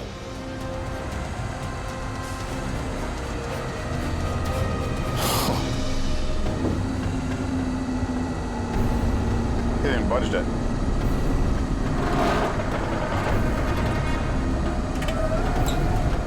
It's dead stopping Dylan's wrecker and lifting the front tires off the ground. We're watching for any sign of this thing moving at all,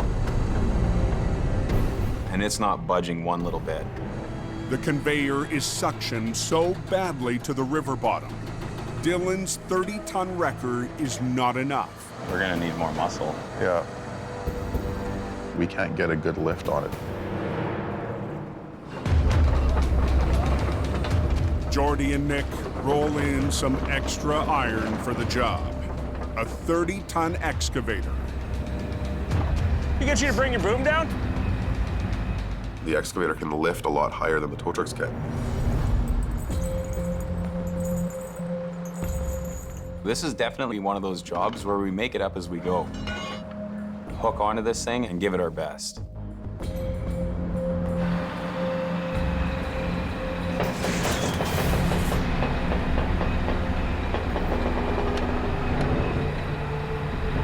Okay, ready?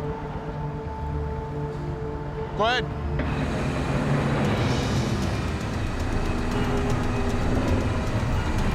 All right, there we go, there we go. The excavator's high-angle lifting power. Keep going, brother. Raises hopes. And it's starting to move. We're very happy about it. We're working with him to lift and pull at the same time to get it up here. We're taking half the ground with us. But as the 40,000-pound relic finally starts to rise, He's pulling a boat anchor out, eh? it begins to plow up another obstacle. The resistance that we're trying to overcome is overcoming us right now. We're gambling right now with this one. Dylan! Dylan! Stop, stop. No, no, no, no. In the valley, on the banks of the Fraser River, load it up. Mission Towing tries to pry 40,000 pounds of dead weight out of the mud. This thing's just a big hunk of metal. It doesn't have any wheels on it. It's not gonna roll. It's gonna fight us the entire way. As it finally starts to move, the log conveyor builds a wall of mud, pushing the limits of an excavator and a 30-ton wrecker. Dylan! Dylan! Stop, stop. No, no, no, no. Sinking in down here.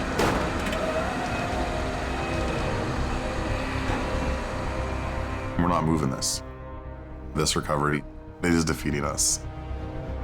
Jordy and Nick need more muscle.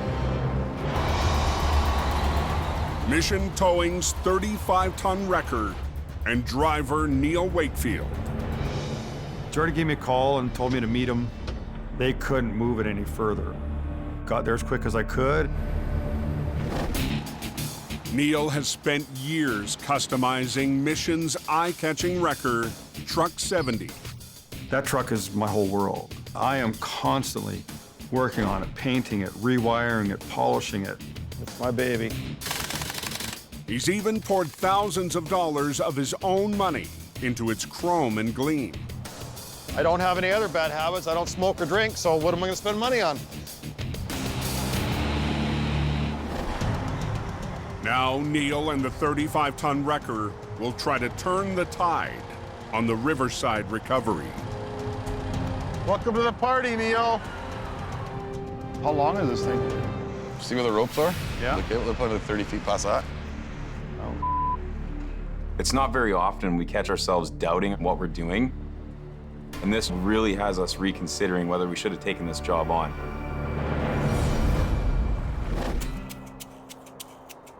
In hope, Here, take this to E and ask her where she puts all those. Jamie's at his yard, Sherry, behind a desk, for his least favorite task. trying to pay the bills, that's where it's at. So we're gonna do that right now. Do you want me to get that? But out front, his stepson, Brandon, has a new role. Jamie Davis towing.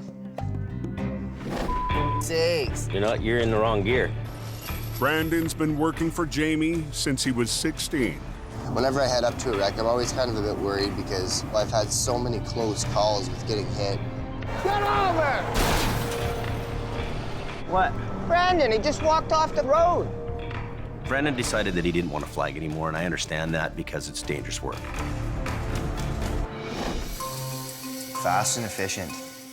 This winter, Brandon's been helping out around the office. Every day I do their banking. I take their merchandising in and I sell their merchandise. I do dispatching. I do billing. There you go. I do invoicing. I do filing. I do faxing. I think I'm gonna make the all-star team this year. Hey, Brandon, let me try that thing. Show me how to use it. Look, see that? First time ever, and I'm doing wheelies. Whoa. Good for him if he wants to try something and get to work and do something.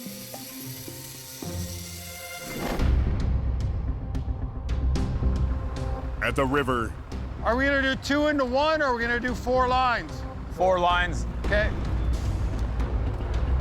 Mission Towing is forced to add a third weapon to break the deadlock with an 18-ton log conveyor.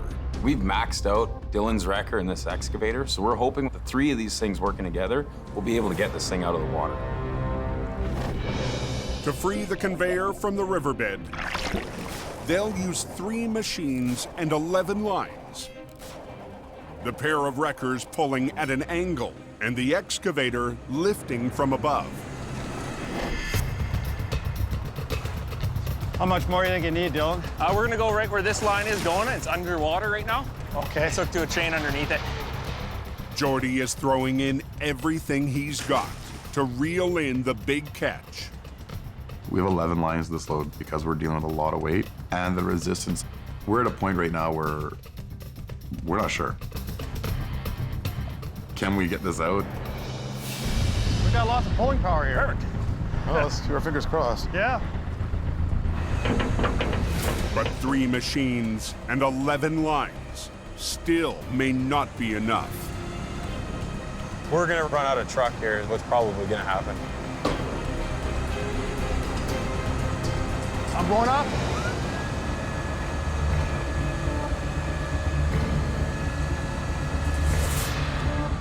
There's nothing worse than walking away from a job. We need to pull it out. This is the moment of truth right here. If it's gonna work, we'll find out right now. Okay, ready? Go ahead.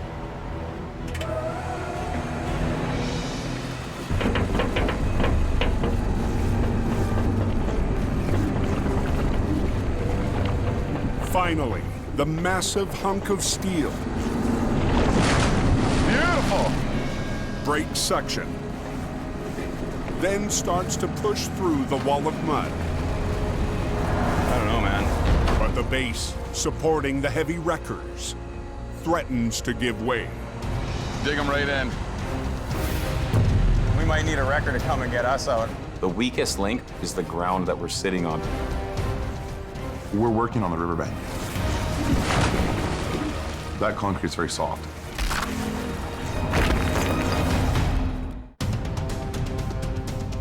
On the banks of the Fraser River, I don't know, man. I'm not convinced it's gonna work. Mission Towing is losing ground, Stop. fighting to reel in a 40-foot catch. It was moving. So are we. Dig them right in. Okay, ready? Go ahead. As Jordy's wreckers pull on the 18-ton conveyor, they punch through the old pavement.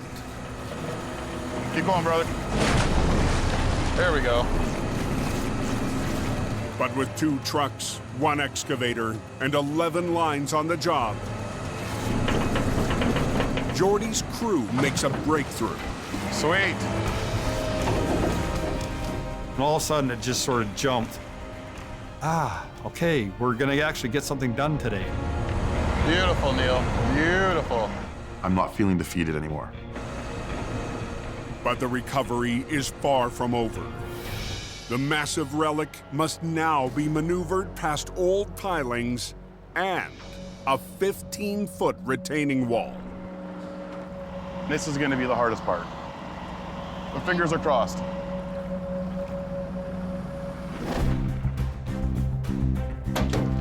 Back in Hope, Grab one end of that. Jamie loads up for a trip he's been looking forward to for weeks. Lots to do today. The parts loaded in the back of the truck are for a new addition to Jamie's fleet. We've sold a rotator. I need a couple of more paid-for trucks that are refurbished just to kind of back everything up. Big important project for me is to get Mighty Mo on the road. Jamie's rebuilding an old Holmes record he fell in love with decades ago. Yeah, it looks good. Looks really good. He calls it Mighty Mo. It's the largest mechanical wrecker that was commercially built. It was the rotator of the day. Mighty Mo is a big machine. It's by the USS Missouri. Mighty Mo is named after a famous World War II battleship. Jamie's got the love of the old school towing. He still likes it. I think he needs to seek help about that. Jamie hopes the vintage wrecker will be ready to join his fleet before winter's over. But first, it has to start. I'm gonna give it a whirl just for giggles. Okay, you ready? Yeah.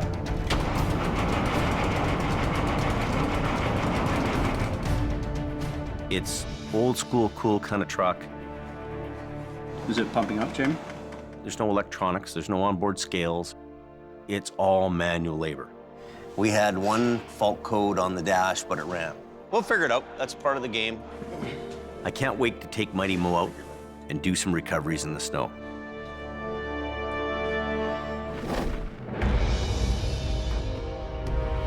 Let Dylan catch up to you, Neil. At the Riverside Recovery, Mission Towing has spent the last 7 hours in a tug of war. Pulling me up.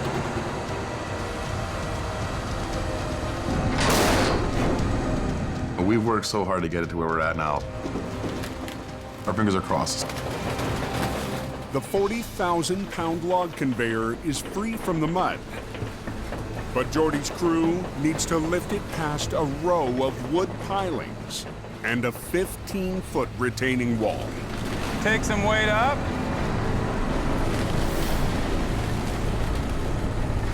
Is it gonna get hung up on them? Is it gonna get caught on them?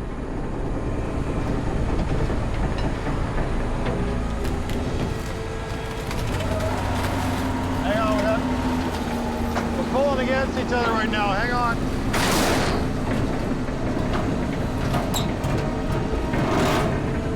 We're at the crucial part of the recovery. This is the do or die stage. There we go.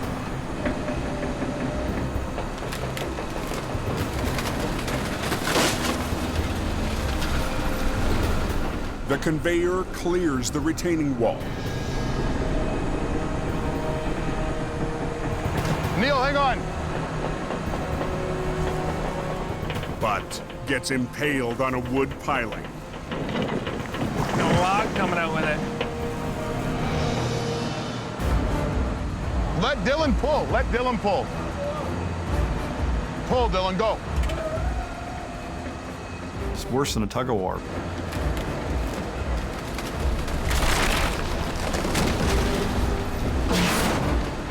It just doesn't want to move.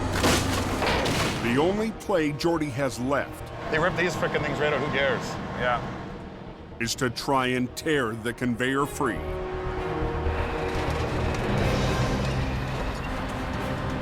We're gonna turn it over to the excavator and let him fight this thing the rest of the way. That's a pretty serious pull. That's gonna get us. Whoa, whoa, whoa, whoa, whoa. On the banks of the Fraser River, Whoa, whoa, whoa, whoa, whoa. Mission Towing is in a final showdown with a beast. Hold it! To free the 18-ton log conveyor from a piling, Hang on 1 second. Yeah. Jordy's crew has brought the excavator back into the fight. And you see the back end of that excavator coming way up in the air. Next thing, we got that thing on its roof. That's gonna get us. Just need you to lift right now. Don't try pulling.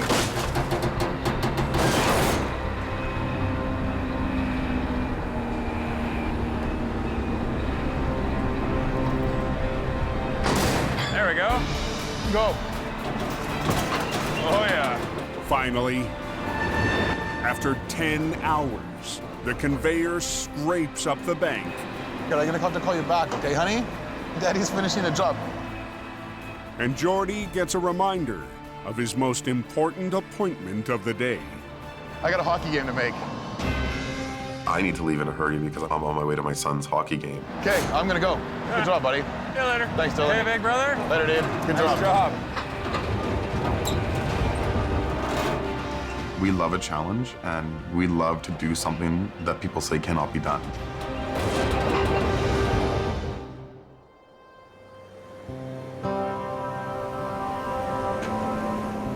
We won the recovery, and I get to go watch my son play hockey. It's a win-win for everybody. That boy, push through, push through. All your stress from work goes away when you come to the hockey rink and watch your son play. That's why we do what we do for our kids, right? It's a big part of our life. Stay on it, Dave. Stay on it, stay on it, stay on it. Come here. I have 3 beautiful children. My son, who's 10. Hey. What's up, buddy? I have a daughter who's 6 and another daughter who is 19 months. My children will be the 5th generation to mission towing. I'm very excited for that. Okay, let's go. Jordy is not alone. I got Junior with me here tonight. That's the life of a towing family. It's a feeling all heavy rescue operators share about what's most important. What you deal with every day makes you realize that life is short, life is precious. The value is really the small things in life.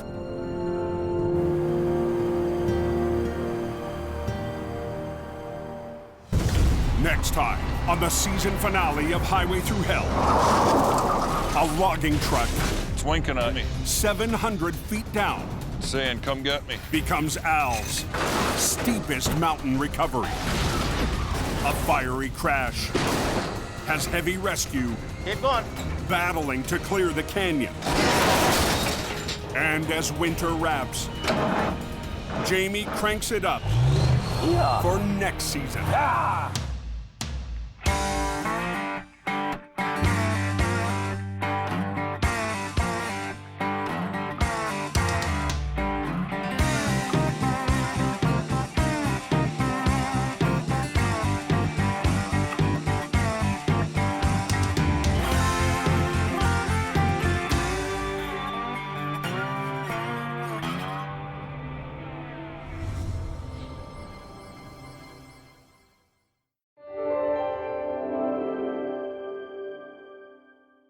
This time on Highway Through Hell, Wind her up, give her some throttle. a battle in a bog Like 3 big fat elephants. We're gonna lean into it. has Al in deep.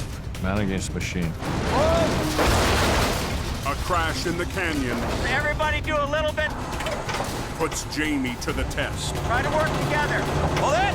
It's wedged under there. I can't budge it. And Jordy and Gord tag team Hang on. On a tangled wreck. Hold on. On the highway through hell. The last line of defense is a heavy rescue team ready to tackle any disaster. Because closure is not an option.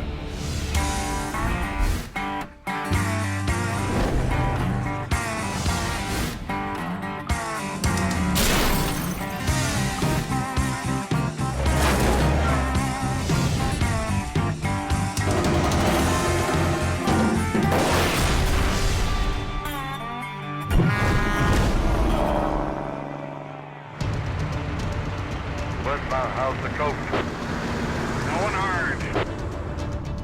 A hard blast of snow on BC's Coquihalla Highway How's it working?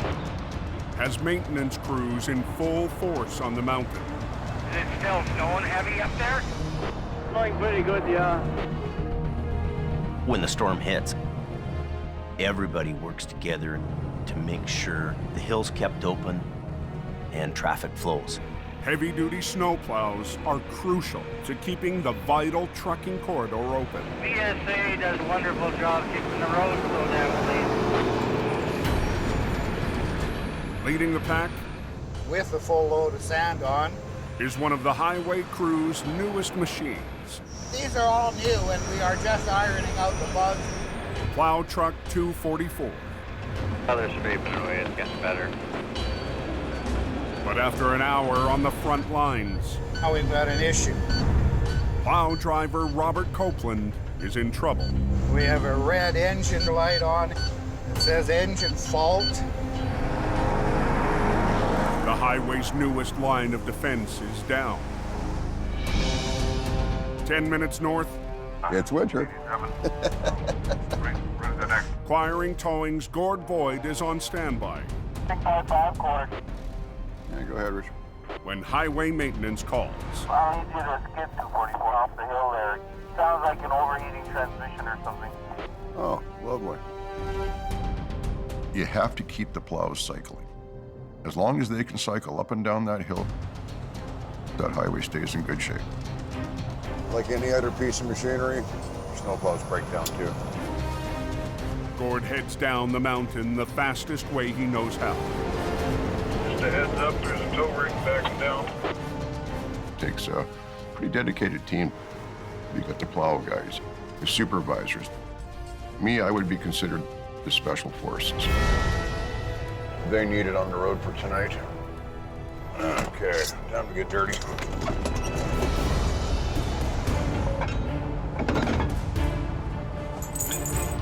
And more heavy snow is forecast for tonight. That's how you tow a snowplow. If it snows again, they're gonna need every piece of equipment they got, including this one. Okay, let's get this thing under here. I gotta get it back to the shop so they can find out what's wrong with it. At the maintenance yard, the pressure's on to get plow 244 back on the road before the next storm. Now you can play with it. Nice guard. You're welcome. One more. Okay, right there. If mechanics need to order new parts, the plow could be benched for days. The rock got in between the fan and then hit the inside of the rad. 2 pinholes, enough to shut the truck down. 2 hours west in the Fraser Valley, another Quiring wrecker is headed into battle, but not up the mountain. Not every day is a Coquihalla day. Most days, We gotta hustle and bustle. Al Quiring is king of the tow-ups on the coast. Now we're cooking with gas. There she be. I'm not bad, but I'm not as good as Al. Al's the best recovery guy I've ever met. Today, the Valley has drawn Al into a once-in-a-lifetime job. 2 70,000-pound excavators swallowed up at a work site. Somebody got stuck. They went in with another machine and buried the second. This is going to be a big job. The massive machines could be lost forever if Al can't pull them out of the quagmire. It's all peat bog. It's goop. Claims everything. Down in California, they call them tar pits. To give himself a fighting chance, Some days it's a bulldozer recovery day. Al's ditched his wrecker and mobilized a different type of iron. We're using cats. Well, you would never get any of that chrome in here. This is for rough, tough, burly kind of men. These things are the biggest cats around. They're stocked, we got a problem. 650 feet down the road, the client readies the site for the monster back road recovery. Hey, Al, today's the day, buddy. The rock and roll party's here now. Al puts on a brave face, but no one knows if the job is even possible. They're in quite deep, and we need to get down there, hook up to them, and get them out. Okay, so I'll keep moving. Keep going. But Al's dozers can't get to work until a log platform is built out over the unstable bog. Get us enough room, we can sit on there with a couple big cats, and we'll do some pulling. I'm not going anywhere until that road is built.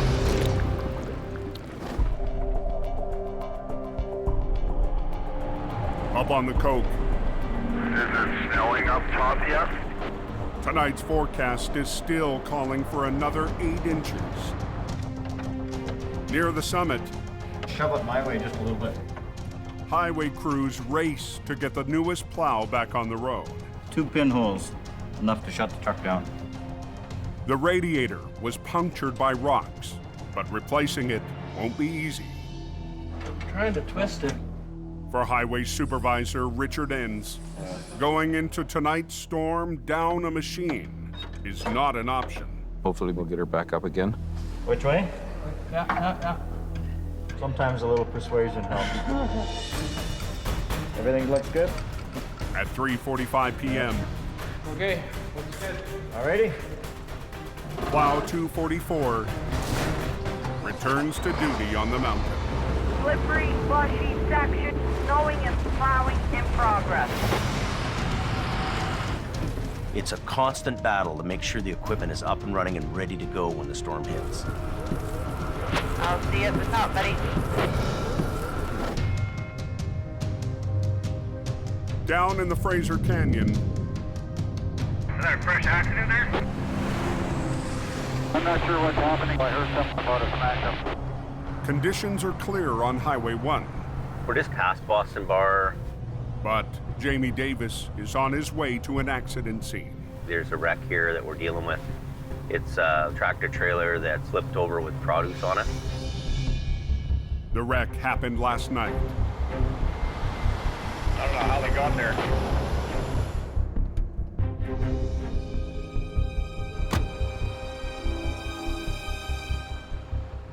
This thing is just too hooped.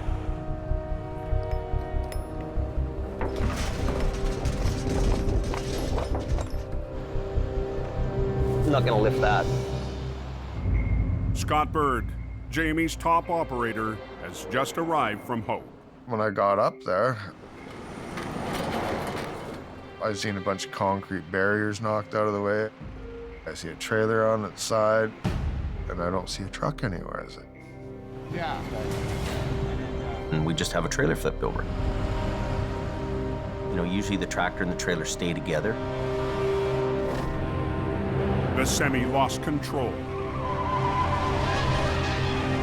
Struck the barrier.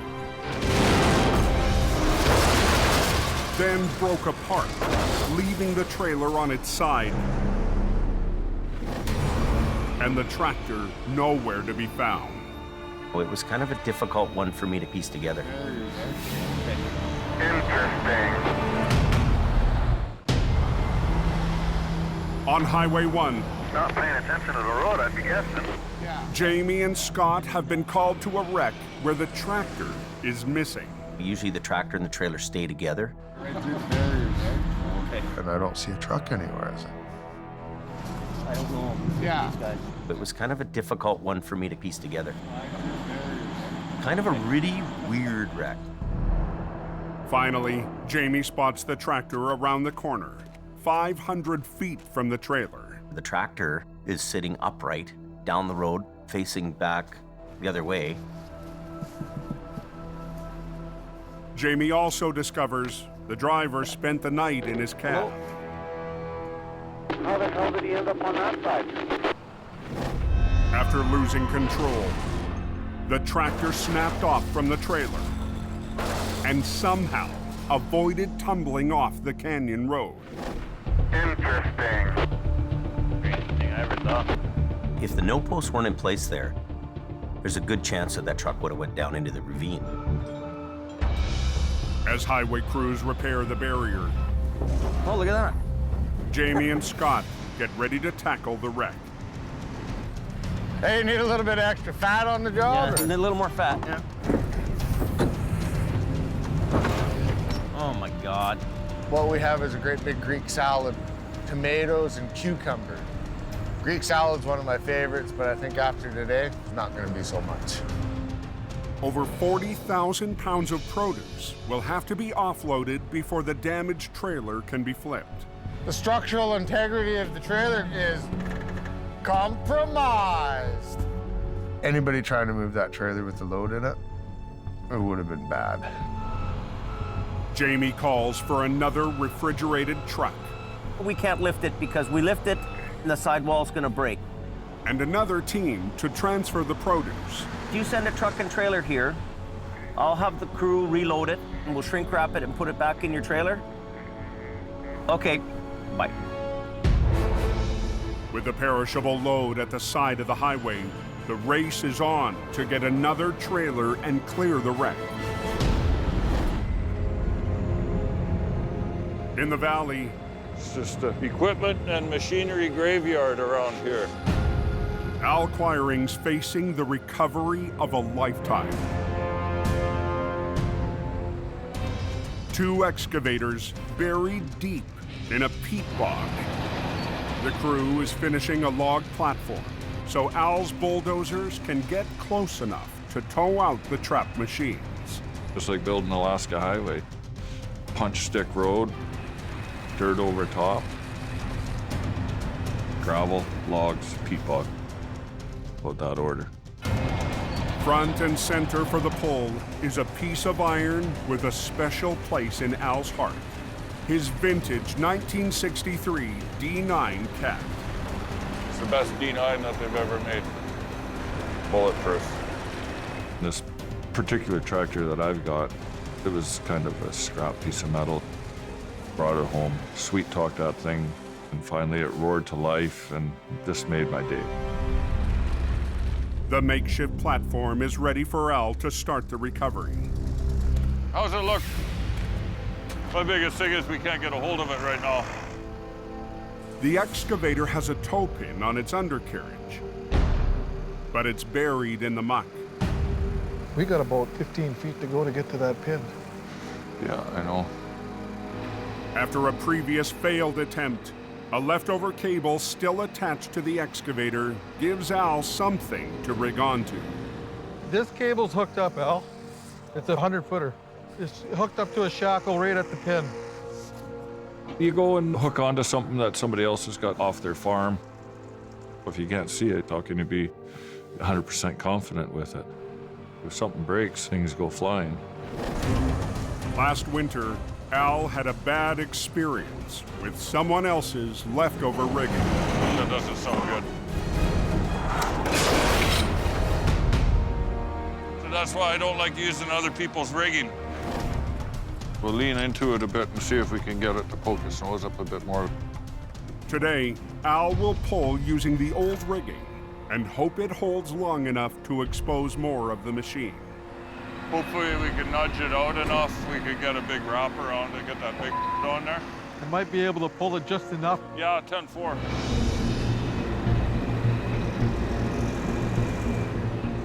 Where do you want to hook it? Right under that flower. Tighten them up. I don't want to pull very hard on this thing. See, is it somebody else's rigging on there? I don't like to do that because it flies. Okay, lighten this thing up.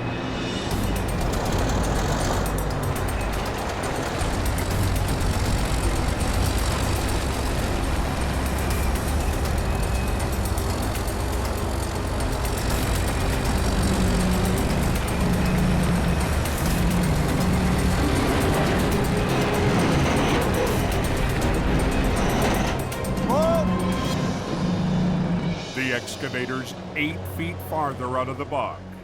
Joe! But Al won't risk pulling on the old rigging any longer. After that, somebody's got to get in and really hook on that. We're gonna wrap around it. And then do the pull. In the canyon, The structural integrity of the trailer is compromised. heavy rescue waits for a crew to move a load of produce out of a damaged trailer. I'm gonna get the driver. His trucks are right off. While waiting for another trailer to haul away the goods. I'll take you home. That's good. Jamie takes the driver back to town. It's a whole lot of peppers up there. With the boss gone, Scott's in charge. We waited and waited and waited. What's in those? A crew finally shows up to start moving the produce. Yeah, we'll take everything from the back. We'll start here. Leading the offload team is a familiar face from the past. John Rogers was Jamie's lead driver in Hope last winter. 3, 2, 1. And that right there, ladies and gentlemen, is how you do a one-truck rollover recovery with a deck. Yeah, let's just get the rest of the plastic out and then start uprighting everything. Scott wants all of the groceries stacked and ready on the highway before the trailer arrives. We'll just leave it where it was. Scott's an idiot. Oh, some days. But John has a different idea. In my opinion, it's easier to leave it in the trailer, just do it one time. It's easier that way. I want to get the stuff standing up.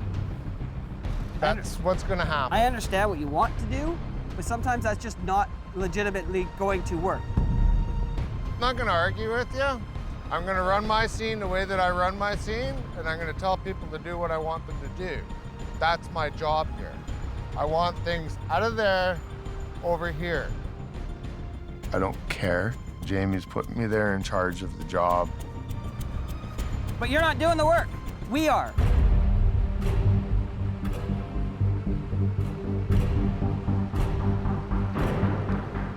There's a pecking order, and he's below me.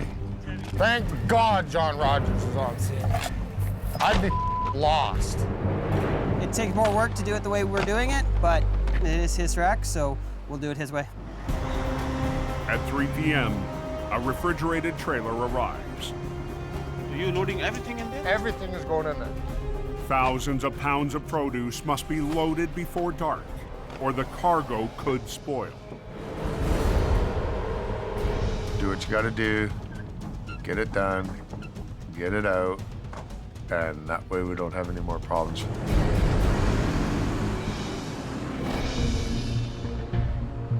In the valley, We got the 2 cats beside and then yours down the middle. Yeah. Fly right out of there. Al's in deep on an impossible mission. It's a quagmire. It's nasty. Trying to pull the first of a pair of 32-ton excavators out of a peat bog. Silty peat, gross. The more you agitate it, the more you go down it. After muscling the first excavator just high enough out of the muck, Right up over the top here. Top? Al needs to wrap 2 heavy cables around it. He's brought his youngest son, Lucas, to help with the load. He's the amazing Lucas. Look! He makes heavy things look light. You okay? Can you hold it? Yeah, I can hold it. and makes big meals look small. Right over the side there. I'm 6'10", 270 pounds. So my dad likes to keep me around.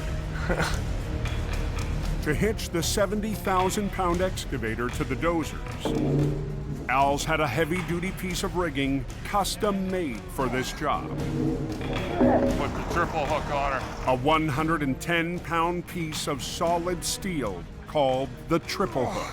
It's the new thing that I dreamt up one night. The triple hook has a separate point of rigging for each bulldozer. Well, you know what they say about big rigging. It's friggin' heavy. Sometimes I get good ideas, and then sometimes I get humdingers. 2 dozers rigged to Al's triple hook and a third machine pulling on the undercarriage will try and strong-arm the excavator out of the bog. Combined, the bulldozers weigh more than 250,000 pounds. Okay, you guys ready? Like 3 big fat elephants, we're gonna lean into it and rip that out of there. Wind her up. Give her some throttle.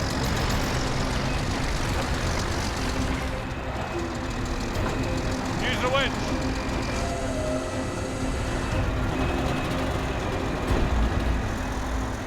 Look at these machines. They're standing on their hind heels here. The excavator is halfway out. Come on, pull on her.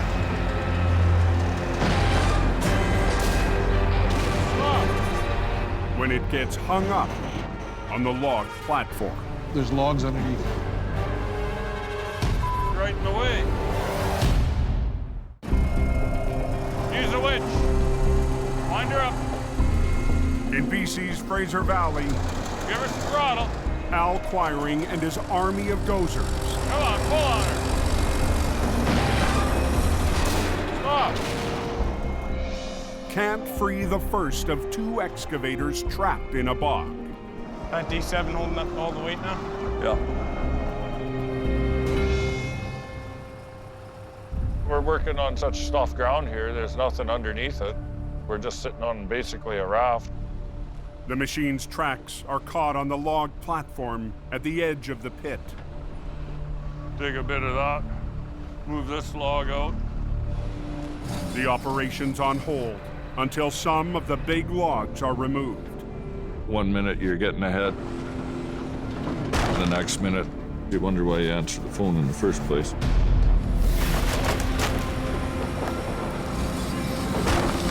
A bit more. But the quick fix could cause the platform to fail, sending Al's prize D9 into the bog. You get that thing buried, or you might be saying your goodbyes to it. I'm not ready for that yet. Let's go straight ahead. Al rolls the dice and gives the signal.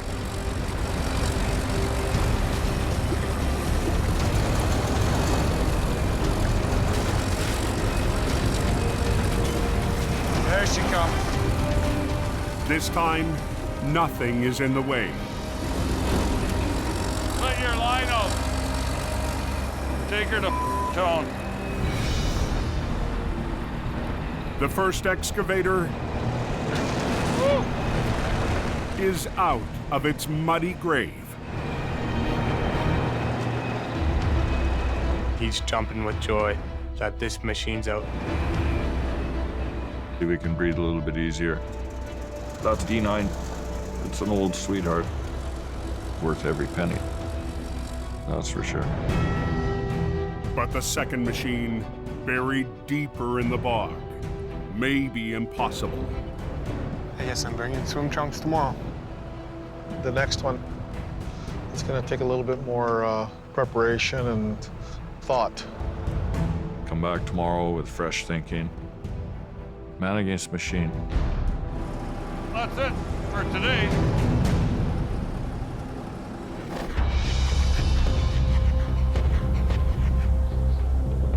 In the canyon, Okay, back down the road there, driver.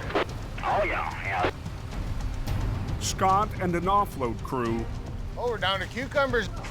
Race to transfer over 40,000 pounds of produce before the load is spoiled. At 7:30 p.m., Let's go have a look at the load. Jamie and his 11-year-old son, James Jr., are back to check on the job. Come on up here. James Jr. comes out, goes right into the trailer. He wants to show everybody he's the guy and he's gonna outwork everybody. Jamie and Scott want the freight out fast, James setting the pace for us in here. so they can recover the trailer and get the lane reopened. Good job. To watch a youngster grow up in this business, I'm really proud of that. Keeping James Jr. and the crew safe is lead flagger Robert Muckwa. I put up the max speed sign, brought the speed down to 60 kilometers. But the overnight freight runs are coming in hot. Those trucks are running through there at over 100 kilometers an hour. People were not slowing down. I had that V train heading southbound towards Boston Bar. He just came through our accident scene full tilt. I appreciate you wouldn't slow down. Holy small, it's like they're racing.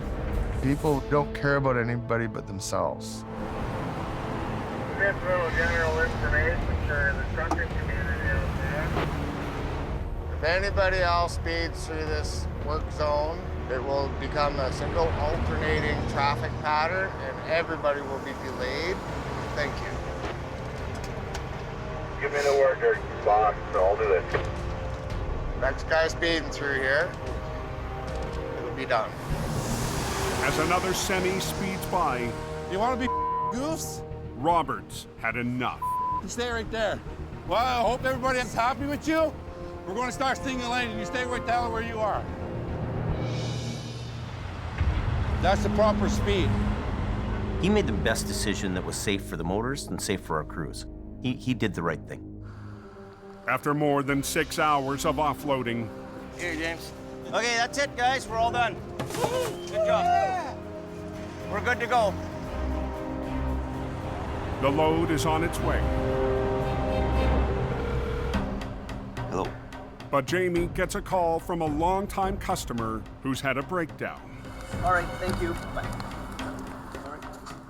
I'm looking forward to doing my rollover, and I get sent off to do a tow. Wah, wah, wah, wah.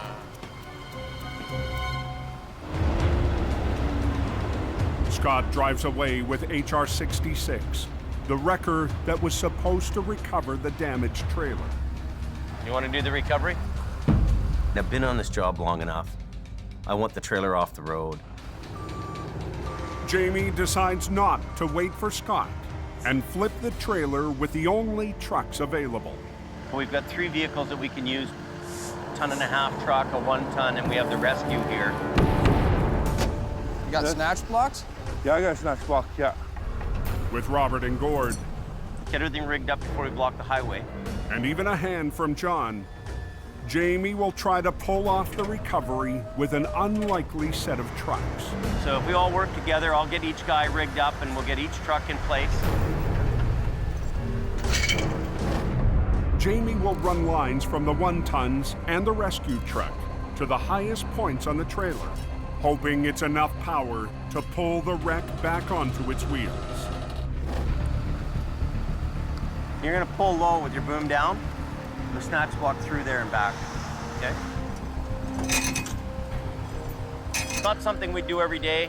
I wouldn't want my guys slipping over tractor trailers with 1-tons on their own. And the recovery will have to be done without Jamie's best operator. Doing the impossible and doing things that wouldn't seem like you could do them is kind of cool. Hold all traffic! Tuck it up.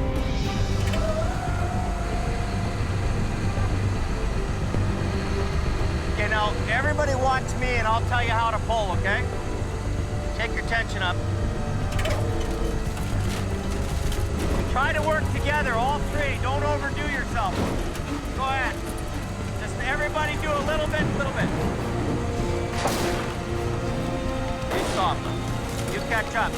Try to work together. Yeah. Mine's faster than theirs is. Do your thing, buddy. Keep going. In the Fraser Canyon, Mine's faster than theirs is. So you just let them catch up, you give a bit. Jamie's trying to orchestrate a recovery. You wouldn't regularly flip over a trailer with small vehicles like this? Using 3 mismatched tow trucks. Go ahead, Robert. You guys go ahead. Keep going. You two just keep full tilt. Keep going. Everybody keep going.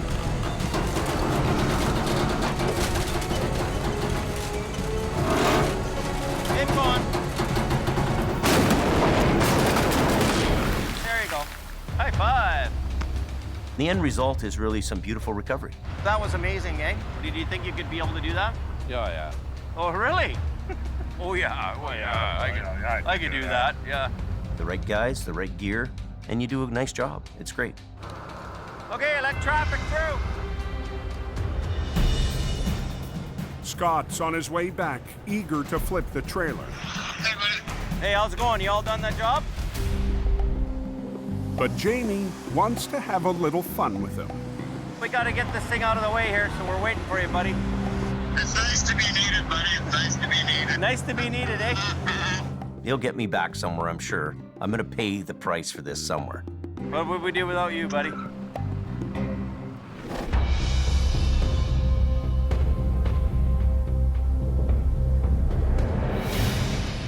The next morning, falling temperatures have brought a thick frost to the Fraser Valley. Feels like the same dragging on dream as yesterday. Al Quiring is back to take on the second stage of a mammoth recovery. There is no schedule, so we'll make that clear. Rescue the last of 2 excavators trapped in a peat bog. There's one thing about that peat. It will sink you. The 70,000-pound machine has been nearly swallowed up. It's not just gonna hop out of there on its own. The crew has been pumping out water for hours to expose the digger. Right over the side there. So, like yesterday, as he did on the first excavator, There it is. Al can wrap heavy cables around its base and tow it out of the bog.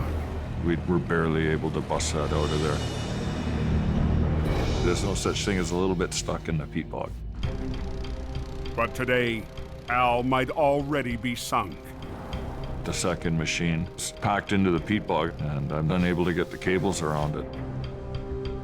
Water is rising faster than can be pumped out. You're in a swampy situation, water coming from all directions. I want to get the job completed. Even the big bucket from another excavator is no match for the bog. Just keep bailing. The water in the mud, it keeps building up. It's flowing back in as fast as he's trying to take it out. It's like a vicious circle.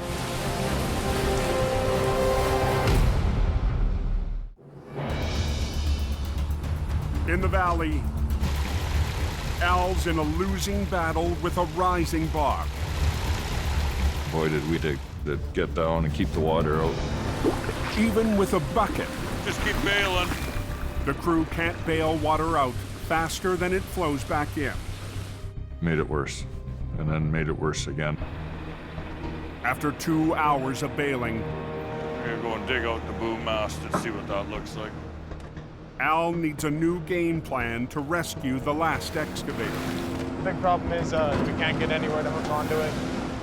It's all submerged completely.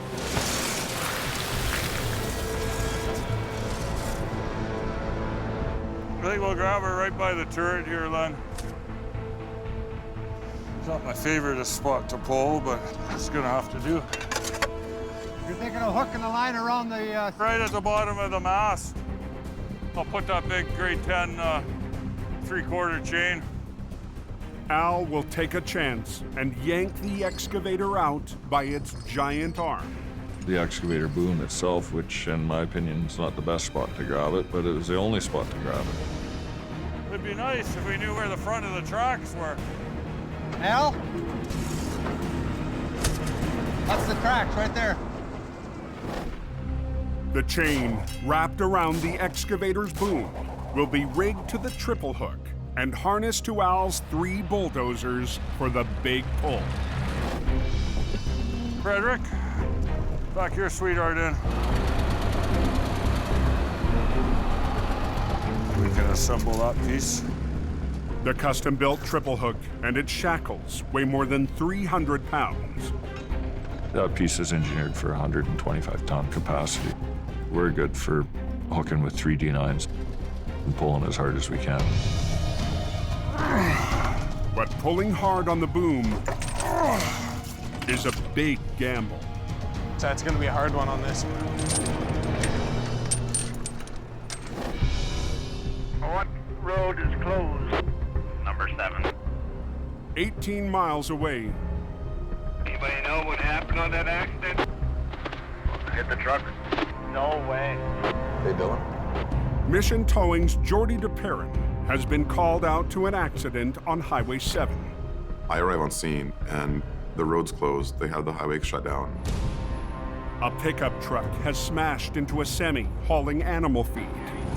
His tractor trailer was turning into the driveway. Pickup truck didn't see him and drove straight into him at 100 kilometers an hour. The driver of the pickup was sent to hospital. This was inches from his face. It is unbelievable that truck stopped where it did. And that's where we're at. Jordy's 1-ton will tow away the pickup.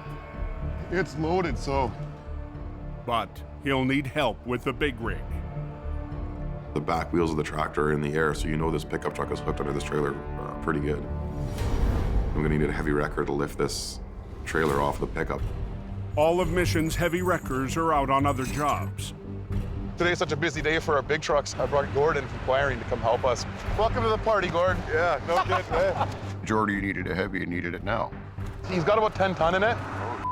It's wedged under there. I can't budge it, man. You gotta pick it up. His family and Al's family have worked together for years. They need help, they call us. We need help, we call them. But lifting the damaged trailer could end in disaster. We could pick this thing up and the trailer could fold on us, you know, depending on how the structure, the frame underneath the tank is. Highway 7 is closed. How long do they figure until it's open again? Quite a while. Jordy and Gord race to clear the wreck. It's very important to get this highway open. And get it going as quick as we can.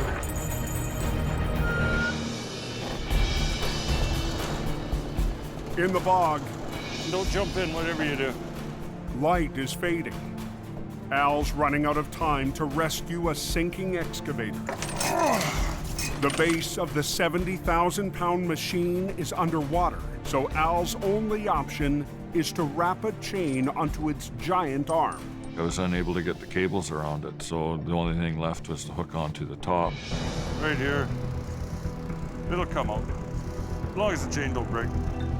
But as Al rigs the heavy cables to his dozers, he feels a sudden sharp pain. That's ugly. I cut a big vein on my thumb. Of course, when the adrenaline's going. That's real oil. My dad, he's tough as nails. I'll just put it back in my glove. He manned up, put his glove back on, and got right back to work. Down to the wire, Al fires up his D9s. And that's when the cats come in concerto and start pulling. For one final pull before dark. Come on, pull on her.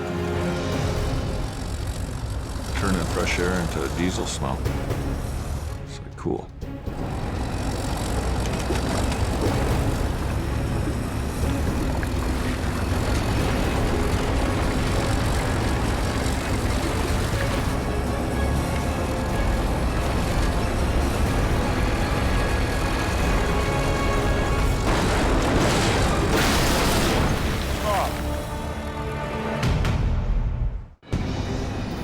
Give her some throttle.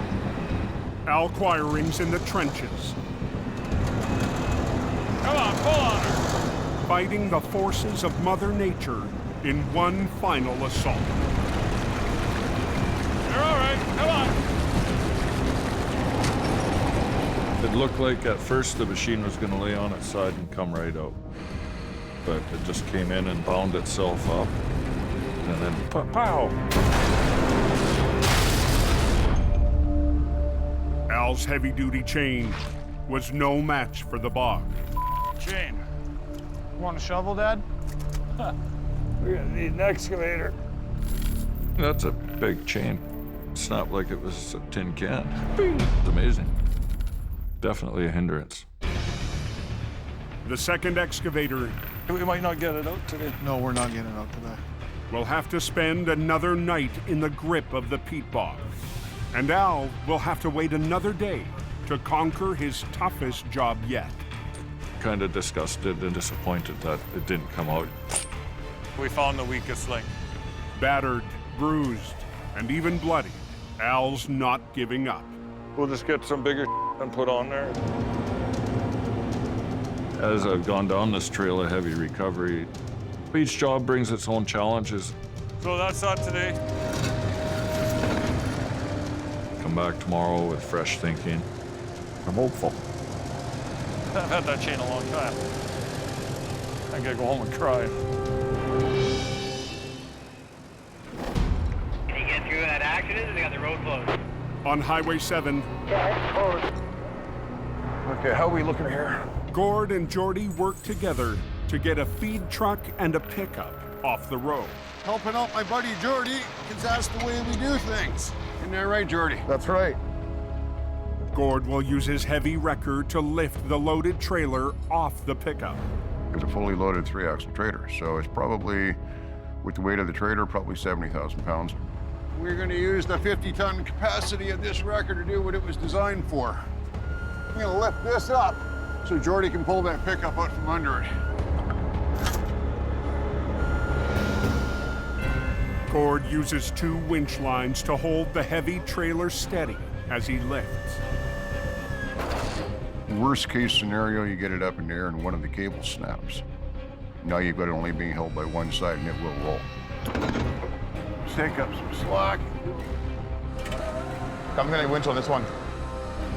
As Gord lifts, Geordie must work in sync. Hang on.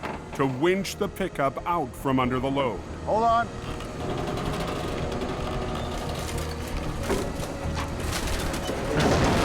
There it goes. Okay, carry on. Okay, you are clear. It went absolutely perfectly. That was easy. Beautiful. Thanks, Gord. No problem. Thank you. The door pillar, you can see how close that came to his head. Is he ever lucky that he's alive? To me, it's a good accident because he is okay. Get this highway open. Yeah. Okay, I'll get out of the way.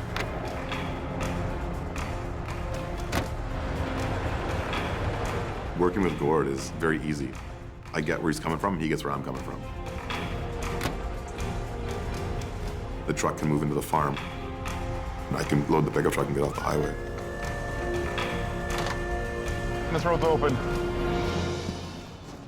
The thing I like about Geordie is that, much like Al, he's had the benefit of his father's experience and his grandfather's experience. And you can't buy that kind of experience. I don't give up. Step back and rethink is another story.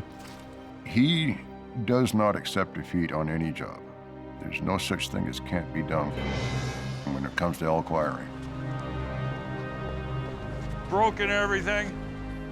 There's always a question in the back of your mind. If you're gonna take the job on, are you gonna be able to see it through? Heartache Road. There ain't nothing but misery and agony down there. Next time on Highway Through Hell. We're gonna roll some coal. Al's back in the bog. We're gonna rip this tractor out of here. For the final battle. You guys ready? It's just a machinery graveyard. A rock slide. It's a very big problem, extremely difficult. Has Geordie fighting a train wreck.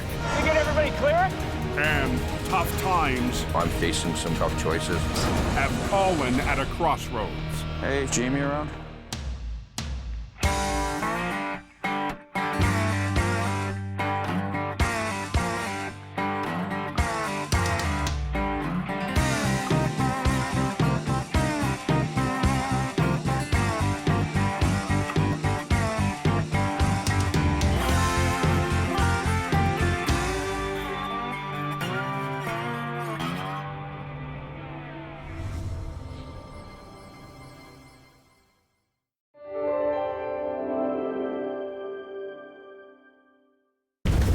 This time on Highway Through Hell.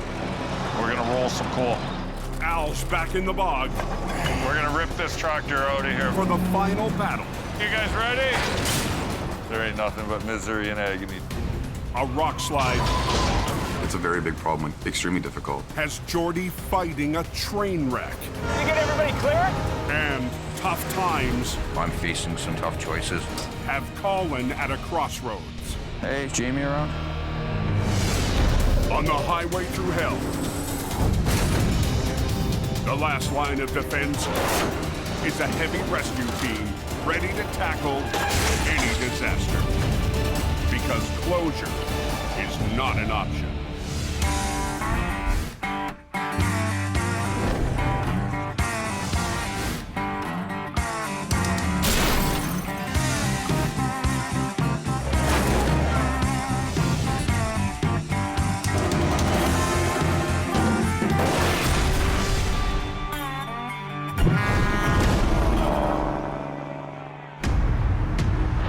A real joke tonight. Snowing like crazy all the way from Merritt. High in British Columbia's Cascade Mountains, a storm system from the Pacific Really iced up all the way over. has just unleashed hell. Heavy trucks and passenger cars on the Coquihalla Highway have ground to a halt. It's a mess. Some of the guys were starting to slide crossways on the road. We've seen 9 cars on the ditch so far, a couple flip trucks, 2 smashed up semis, just a little ridiculous out here. At the highest point on the Coke, it's chaos. And as soon as you pass the snow shed and you're up there, and you feel the dynamic of weather, you feel the snow and the ice and everything that goes along with the Coquihalla. Highway's close below the picture.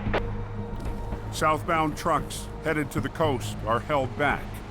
Northbound, she's a parking lot about 3/4 of the way up the hill here.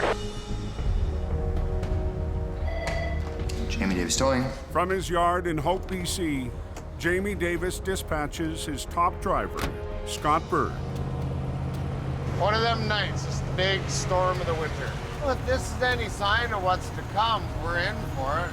Tie your shoes tight, it's gonna be a ride.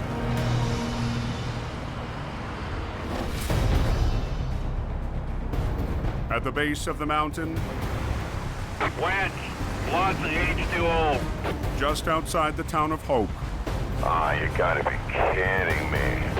tonight's storm is pounding Highway 1 with heavy rain and tumbling a deadly hazard onto the road. So what we've had is rocks coming down off the side of the mountain. Took out the one utility pole, has been bent over quite significantly. And while we were standing there, we could hear other rocks coming down. Is any traffic at all getting through going east? Eastbound shut down because of the rock slide. Rocks falling onto the Trans-Canada Highway Looks like someone might have hit a boulder or two. have sent a semi off the road.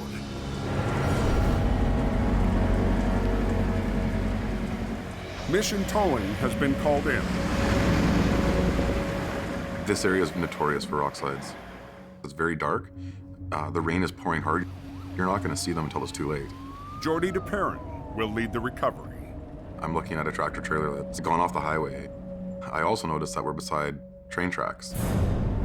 Yeah, the truck on the train tracks there, he hit something big and he's sitting on the track. The semi struck the rocks, barreled across oncoming lanes, then came to a halt just feet from a major rail line. The driver was lucky to escape with only minor injuries. This truck struck one of the rocks over here and of course sent it across the oncoming lane. Luckily missed everybody. So as of right now, we've got the highway blocked. The truck is so close to the tracks, trains can't pass until it's cleared. How's it going? Just the one truck here, right? A rail supervisor arrives on scene. This is mainline track. We can't be stopping trains for too long. hundreds and thousands of dollars worth of merchandise on these trains, so. Until the semi is recovered, the main highway and rail link to the west coast is shut down. 2 major arteries. Double closure, double pressure, absolutely. The pressure is on us to get this tractor trailer out of there.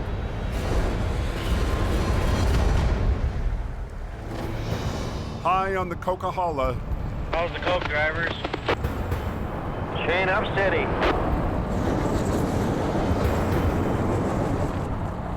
The storm still has traffic at a crawl. But a red truck has come to the rescue. Jamie Davis, tow truck hauling everybody up the hill. All hell is broken loose. Scott Bird will try to get the coke rolling again, towing semis up the steepest section of the highway. It's just crazy. There's trucks spun out everywhere. You know, it's just total chaos. When you see me starting to roll, start using your foot up on the clutch, don't overcook it or nothing. Do that, I'll hit you and away we go. But the veteran operator can't win this fight alone. Hey, Mike, do you copy? Yep. Scott's called in the newest member of Jamie's team. Okay, that one here, right? I'll get that spot. Mike Reynolds is usually fixing Jamie's trucks, not driving them. It's a pretty crazy evening up here. Tonight, Mike will get his first shot on the mountain and a chance to prove himself to Scott. Earlier in the season, Okay, Mike, what's Mike doing? Mike? Scott's patience was tested by the rookie. Okay, Mike, would you go hook onto the trailer for me, please? Sure you don't want to do it for me? Jamie's lead wasn't sure if the newbie could follow directions on scene. Before you do anything, check with the scene coordinator. Jamie's the owner of the place. I'm the scene coordinator, okay? Tonight, Where are you at, Mike? Yeah, just pull over on the side of the road here. We've got a one spot. Scott is hoping to turn things around. I want to take Mike and I want to slowly start mentoring him and teaching him the way that we need to do things. If you're willing to learn, I'm willing to teach. With Scott busy on his 8th tow-up of the night, Mike will have to tackle any problem by himself. Every truck has to have chains on board. Huh? You got some? No, I'm short time here. Oh well. You got a tow pin up front? Perfect. We'll get up there in no time. Dinner done? Jamie's got his whole fleet up here. I think it'd be pretty fun to be running a heavy rescue truck. Jamie and Scott, the seasoned pros. Living the dream.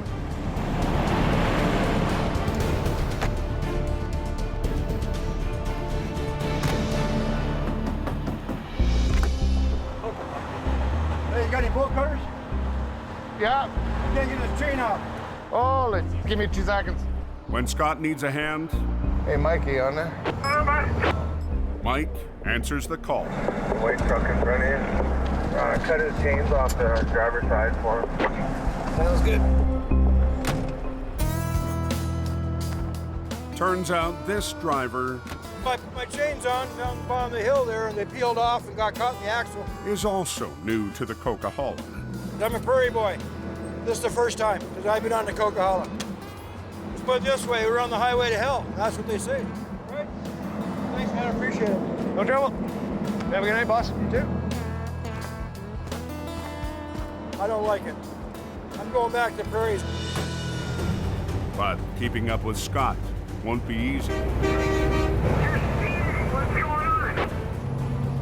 Yeah, showing you how it's done, son. Showing you how it's done.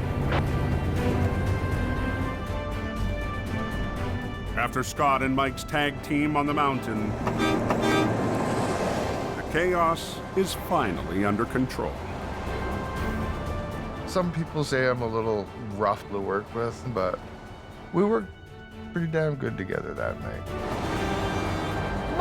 Move! Scott is a boss. He's pretty loud. I don't mind talking back to him, and he can take it. Good ride up, that's for sure. On Highway 1. You want to come over somewhere with her, or do you want to, what do you want to do? Jordy DePerrin's in a race to clear a wreck. An accident that shut down the Trans-Canada Highway and a major rail line. The pressure is on for sure right now. I'm really feeling it.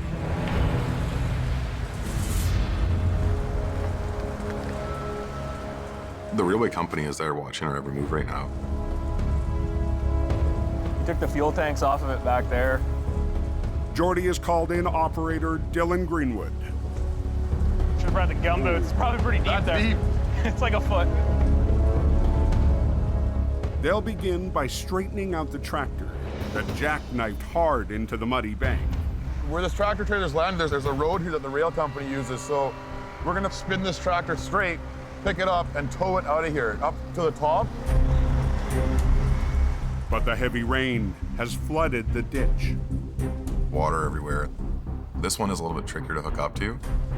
It's very swampy where it is. You got lots from over here. There you go. Thank you very much. Jordy manages to get a hook onto the rig above the water line. You got it?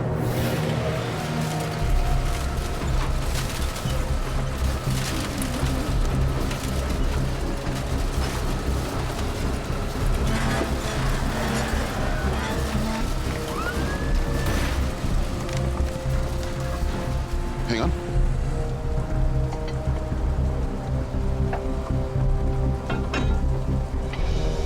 Okay, just go up. A bit. Cool. There we go. Up. You're good. The wreck is ready to be towed away from the tracks. Just before it starts pouring, eh? So the morning's first scheduled freight run can pass by. I got you another call back time here, so. Hopefully, man, we're gonna pick this up. The trains to go slow. Thank you. We have 40 minutes to be out of there and get it cleared for the next train to go by. But the semi's brakes are still locked up. If this takes air, we'll be out of here. In 5 minutes, 10 max. If it doesn't, we're back in that little cagey brakes off. The trailer can be aired up by Mission's heavy wrecker. Basically, we're gonna run an air line from the tow truck to the trailer to release the trailer brakes. Perfect. Beauty. Trailer takes air. Yep. But the air tanks that feed the brakes on the tractor See if it holds air. No. It's out, eh? Yeah. were damaged in the crash. The main problem is the air tank's been ripped out of the tractor. The entire brake system is controlled by air, so with no air tanks, you can't build air pressure to release the brakes. Working in the dark, Dylan tries to manually release or cage the brakes. That's dedication right there. Laying in the mud to cage the brakes. Yeah, I try. It's a very big problem when you have a time limit. They gotta get it out of here as quickly as possible. We got trains coming.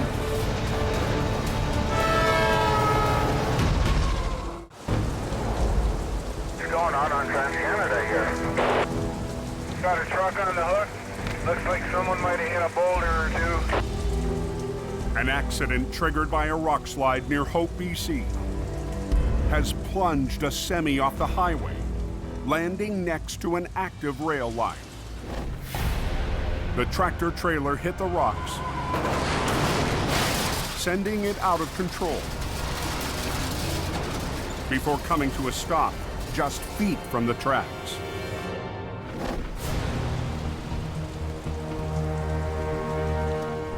It's just a miracle that everybody walked away. It's a good accident. Now we get the challenge of getting it out of here. All the airlines are ripped out, so... The railway and the highway remain closed until Mission Towing removes the wreck.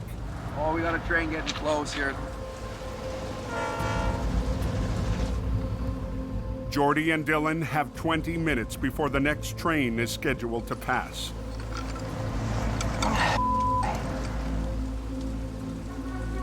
But the tractor's air brakes are damaged and have to be released by hand. with the 6 a.m. freight train closing in. To cage these brakes, extremely difficult, just because of the circumstances we're working in.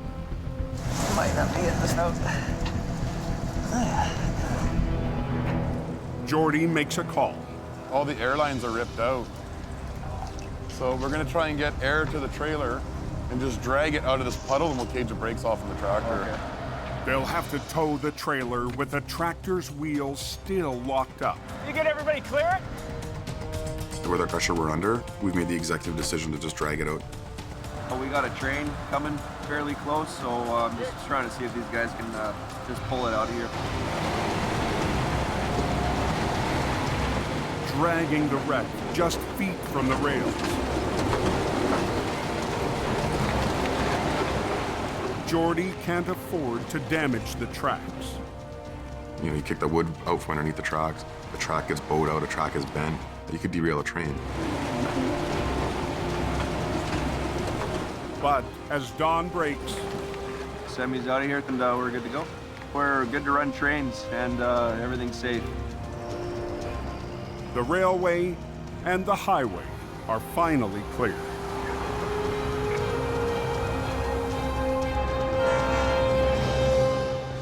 Just in the nick of time. It's just a good feeling seeing the train go by, see the traffic go by. Nobody was delayed today, so it's good.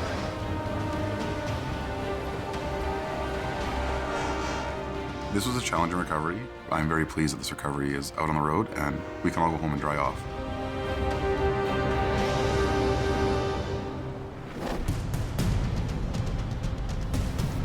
"60 miles west in the Fraser Valley. Good morning. Come back for more action? Al Quiring's back for round 2. Put the hook in there and give it some more lift.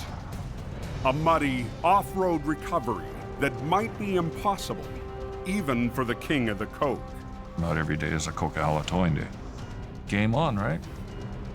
A 70,000-pound excavator swallowed by a peat bog has already beat Al once.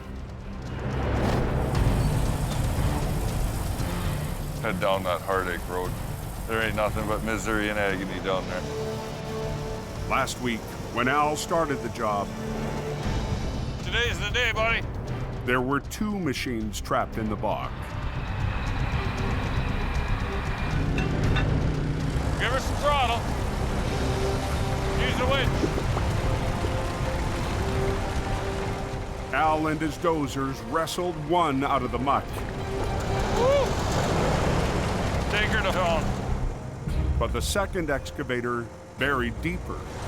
Come on, pull on her. Would not surrender. When we bust. Chain. We'll just get some bigger and put on there. Load her up, Joe. Today, Al's back with a new plan. Rig onto one of the excavator's tracks instead of its boom arm. And punch a hole through the thick metal. And I had to get in there with the oxyacetylene torch and cut me a hole. The water in the bog is now low enough to expose the top of the tracks. That was freezing, frigid water that's wet. It gets in your boot, and then you're cranky for the rest of the day. Come on. Ah, trying that. Al rigs a cable more than 2 inches thick to the new hole.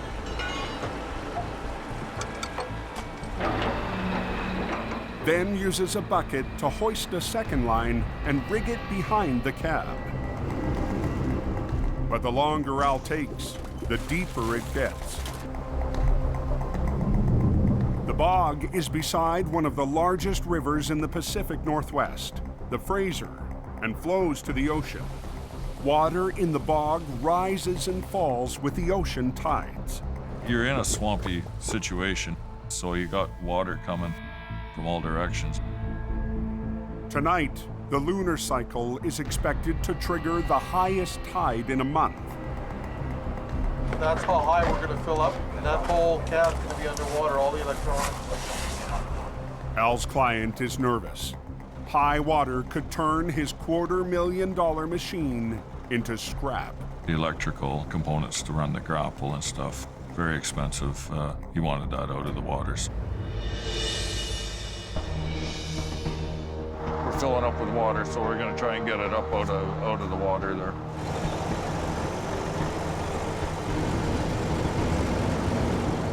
Al and his oldest son, Kerry. Come on, big boy, you can do it.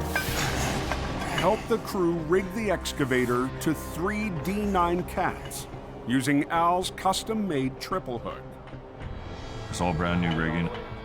Sometimes I get good ideas, and then sometimes I get humdingers. We don't screw around with rigging. Go big or go home, or don't come out at all. With all cables connecting through the triple hook, the dozers will pull like a team of horses to break the excavator free. Tighten her up. That piece is engineered for 125 ton. And to make it easier to pull the excavator up the bank, Al's about to tilt things in his favor. We use the excavator to tip the machine back. Adjusting the angle to allow the tracks to slide up the bank. We're just getting all the big cats all warmed up here now. We're gonna have three D9s pulling. We're gonna roll some coal. We're gonna rip this tractor out of here. Okay, you guys ready? Al's D9s and their powerful winches. Wind her up. Get to work. That's a 140,000 pound capacity winch. Give her some throttle. It'll still pull a lot more than that.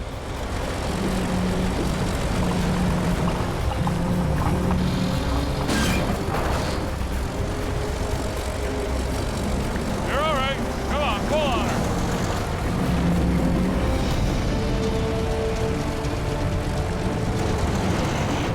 Put all that power into an 1.5-inch cable. Keep your head down. You can tighten it about 1 more foot.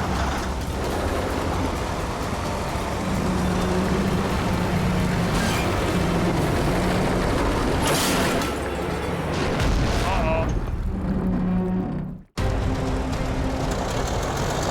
You can tighten it about 1 more foot. In the Fraser Valley, Al Quiring is finally near the end of his battle in the bog.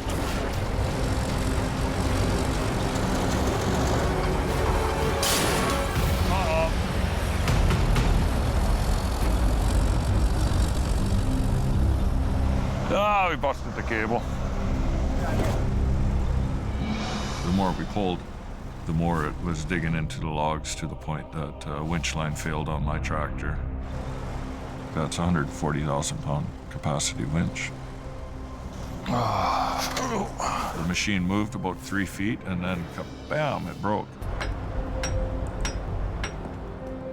Al's only consolation, the excavator's cab should be high enough to be spared from rising water tonight.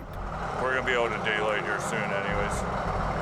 To help guarantee the machine would stay out of water, we had to hook 2 machines on it. So that's what we did. All right, let's roll.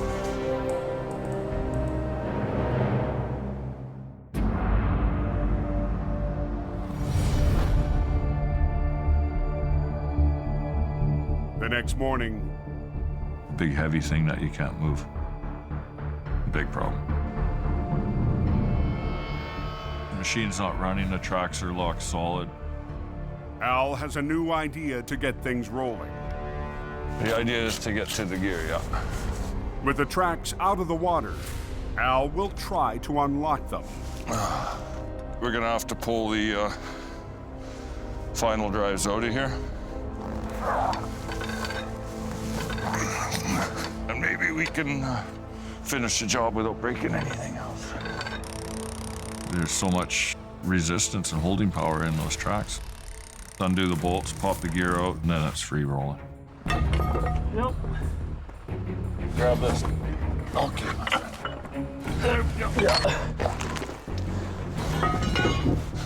Heavy, eh? Expensive too. Just remember that part when you're thinking heavy. Yep. The last one, huh? Sometimes the last one is the hard one. Right here, Glenn. With the gears out, she'll free roll now. Al and his crew get ready for what they hope is the last pull. Don't f up the winch line. There's no guarantees. That's the thing. Hopefully you're not going to keep breaking stuff. What are we gear, lad? Sometimes the only hope you've got. Just let her go. Just roll up.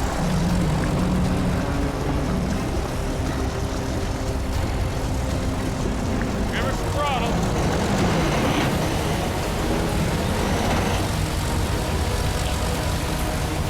You're all right. Come on.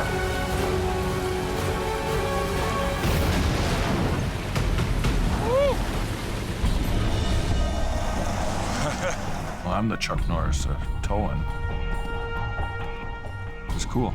She's out of there. I told you we got her. We'll get it out to the road. After one of the toughest jobs of his towing career, the king of the coke comes out on top. At the end of it, we can put the stress to rest. We're ready for the next one.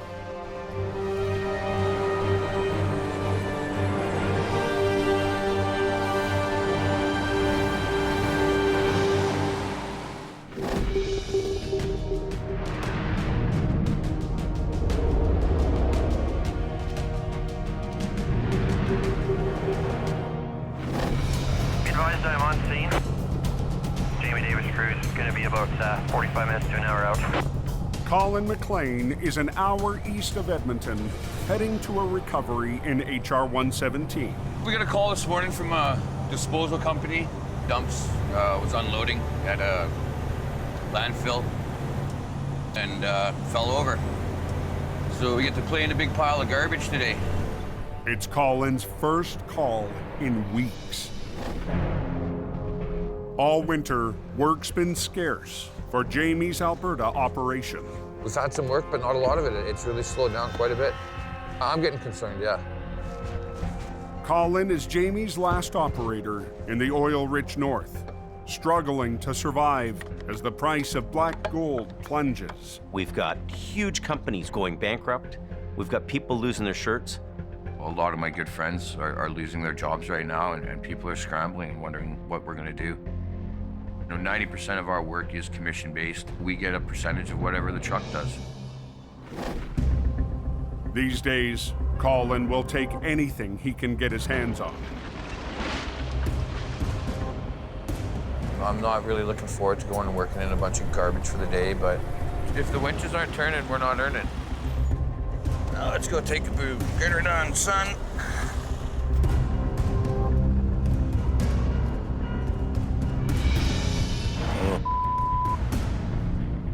The truck fell over when a frozen chunk of garbage shifted during a dump. It's a morning call the supervisor could have done without. All right, well, let's take a look at it. This truck isn't even 4 months old. Brand new. She's hurting unit right now. The dump trucks use a hydraulic cylinder to raise the angle of the box up to 50 degrees. I don't think it'll collapse because that stem is bent, on the cylinder. Yeah, that last one. Colin needs to collapse the hydraulic cylinder before he can flip the truck. It definitely would be a lot nicer to bring it over with the bucket closed as opposed to the bucket up. That's a lot of, you know what I mean? But the bent cylinder may prevent the box from fully closing. Okay. When it went over, it caused the ram that opens up the dump and closes the dump to banana. Colin's only option is to try and collapse the cylinder. Just gonna get ready to get my line on the dump box so that we can close that off. I'm gonna run a cable to where the cylinder attaches to the dump box, and I'm gonna slowly winch the dump box towards me, and that hopefully is gonna close the cylinder without too many problems. A plan that has the customer on edge. I could tell he was a little bit nervous. When a supervisor's looking at a brand new truck laying on his side, he's feeling the pressure. hoping that we can save the cylinder on the end dump. Hopefully she plays nice. Okay, you just want to kind of keep an eye on that? Yeah. No, I'll be watching her. All right, let's see how she goes. Try not to wreck it.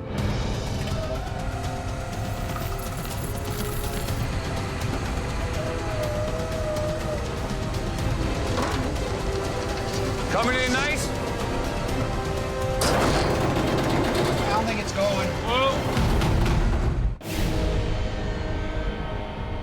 All right, let's see how she goes. Try not to wreck it. At a landfill in northern Alberta, I'm worried about this.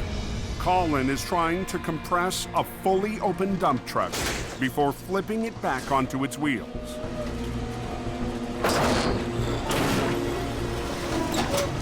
I don't think it's going.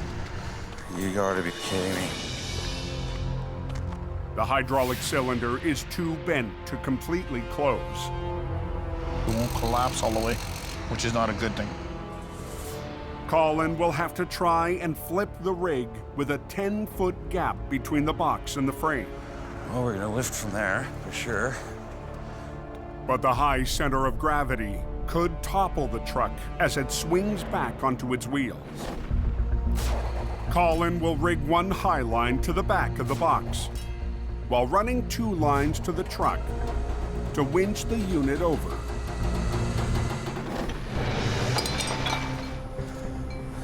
Whew, there's that cowbell.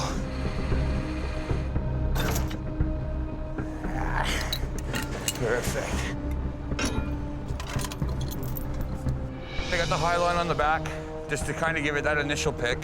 And then I'm at the drive tires and at the front axle, so she should come over pretty good. We'll just try to bring her over with least amount of damage. Okay. Hopefully. You don't want the truck on its wheels and the trailer on the side. I'm starting to winch. I just got a sick feeling in my stomach right now.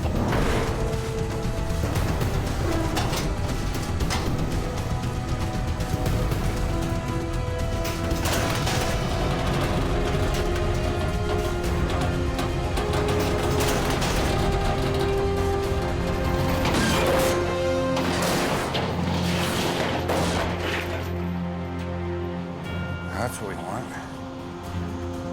Colin gets the new truck and its hydraulic bucket over in one piece. It was perfect. It was textbook. Yeah, well, that was how we danced, so. Colin will tow it to a repair shop, and after a few minor repairs, the truck will be back to hauling trash. I'm pretty impressed. 4-month-old truck. Nothing we can do about it now other than just heal the truck and me. The client's relieved. We're gonna get out of here and get her back to Edmonton. But Colin's worried about his future. It's desperate. Guys are, you know, looking for work here, looking for work there. It's bad right now. With the economy, what it's doing here right now, I've definitely got some decisions to make. I'm getting a little concerned. Steady work every day. That's what I need.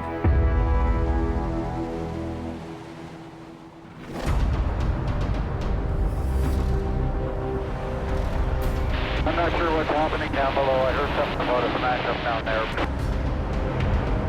On the coke, 44, copy. 10-4, go ahead. Robert is dispatched to a wreck on the outskirts of Hope. Okay, I'm on way back that way.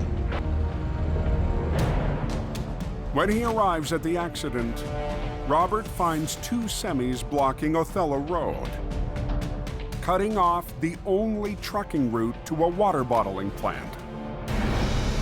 To open the road, the trucks will have to be separated. One is drivable, the other must be towed. Well, this guy came a little too far over this way, and this truck here ran into it. Outgunned in his 1-ton tow truck, Robert calls for backup. Hey, Sherry. Huh? Robert just gave us a call. He's at a wreck on Othello Road, so we're gonna go down and check that out and give him a hand.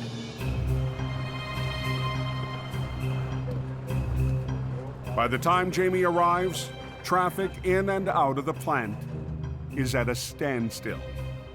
These two trucks are blocking the whole hill here, and it's the only route in and out of the water plant. One looks drivable, one doesn't. Gotta move everything back, okay? The first rig is able to back up and pull to the side. Okay, stop there. Don't go no more. Just stop there. You'll end up in the ditch over there. But the driver will have to wait.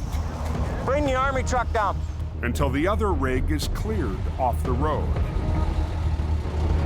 To disconnect the damaged tractor from the trailer, Mike unhooks the fifth wheel. That was almost too easy. Take your lowest gear and just go. Easy does it down the hill. We're gonna tow the tractor away. Okay, I'll back up and get this tractor. I'm gonna hook onto the trailer and move it. We're gonna be opening the road about 2 shakes. I say 2 shakes in about 45 seconds. It looks like this thing's just gonna be an easy job. Tow one tractor away, haul the trailer away. No big deal. But as Jamie drives away, that's how you do it. The last semi spins out.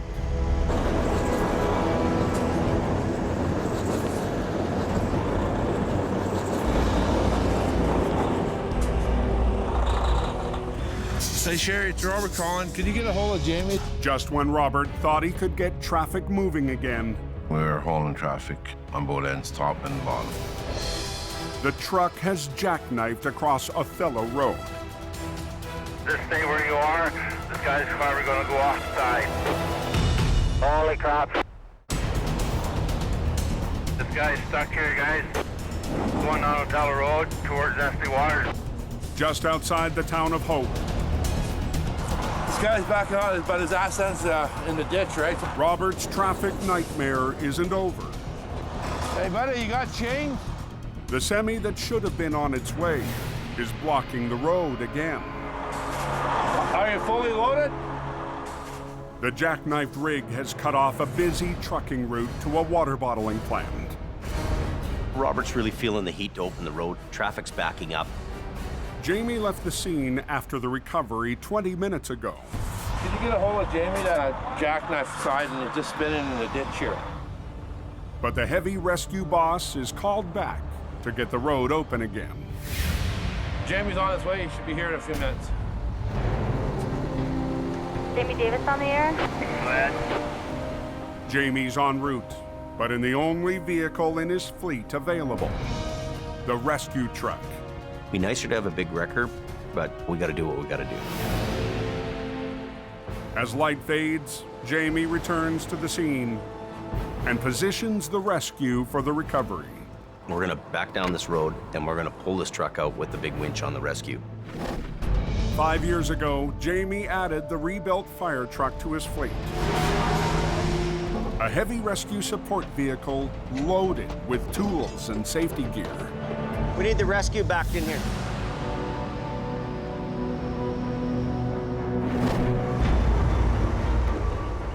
But it's also equipped with a 25,000-pound hydraulic winch.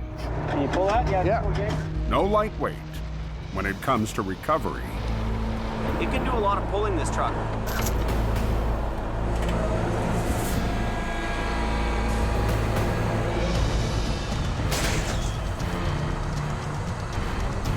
Let go of your brakes. Don't step on it. Just let it go. Just let it idle. Don't step on the brakes.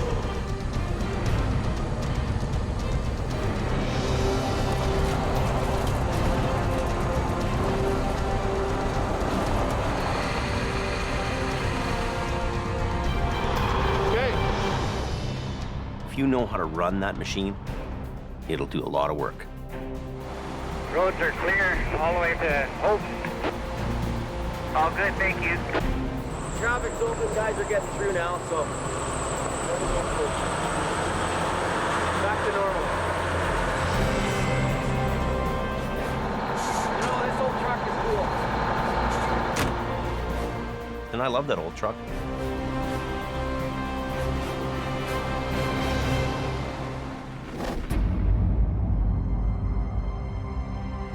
It's a cold morning in Alberta. Colin's phone is quiet. Jamie's lead driver is at his breaking point. I enjoy working with Jamie, but I'm facing some tough choices. I got to think long term. This season, things are tough all around for the company and for the drivers, including Colin.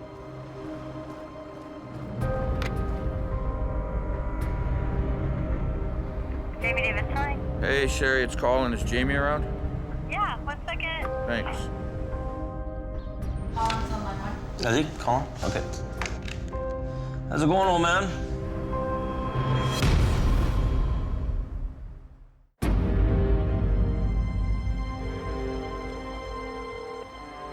Jamie Davis calling. Hey, Sherry, it's Colin. Is Jamie around? I stuck it out as long as I could, and it's killing me. I've definitely got some decisions to make. Colin's on line 1. How's it going, old man? Pretty good. How about yourself? Hey, not too bad. Yeah, I got a position with another company that I couldn't refuse. Wow. Yeah. There's no ifs, ands, or buts about it. I've got to move on. Yeah, well, it wasn't an easy decision, let me tell you that, right? I'm frustrated with how slow it's been. You know? This season, things are tough all around for the company, including Colin. I loved working with you guys and, got to run some of the best equipment in the industry and all that. But bottom line, at the end of the day, right, I got bills. No money's no money. No money's no money, right? So. I get it. I get the numbers weren't there for him. I understand it. They're not there for me either. 2 winters ago, Colin joined Jamie's team as heavy rescue expanded into oil-rich Alberta. Get over! Nice, decent, Jimmy. Decent. It seemed like the sky was the limit. I mean, we were adding trucks, hiring guys, and growing almost at an out-of-control pace. Colin filled an important role, being one of our lead heavy drivers. Come on! I mean, he was the guy. Nice, thank you. Now, it's time to say goodbye. You're always welcome back. If you ever want to come back. Give me a call once in a while. I will. Okay. Okay, bye. See you later. Bye. With his last driver in Alberta moving on, Jamie makes a tough call of his own. With the way the economy is right now in Alberta, I think I have no other choice than to shut Alberta down completely. So did he fly you in or what? No, I drove that. Johnny showed up out of the blue, pick up the truck. He just let me get a couple things out of it. No, nothing. It's the end of the road for Colin and HR 117. Well, that's kind of a sad moment right now. Son of a bitch. Oh, that truck. Oh my God. What are you doing? I'm taking my cowbell. Jamie hated it anyway. It's just a beautiful piece of equipment. The time I spent with it, just, ugh. She's way better than a girl, that thing, you know?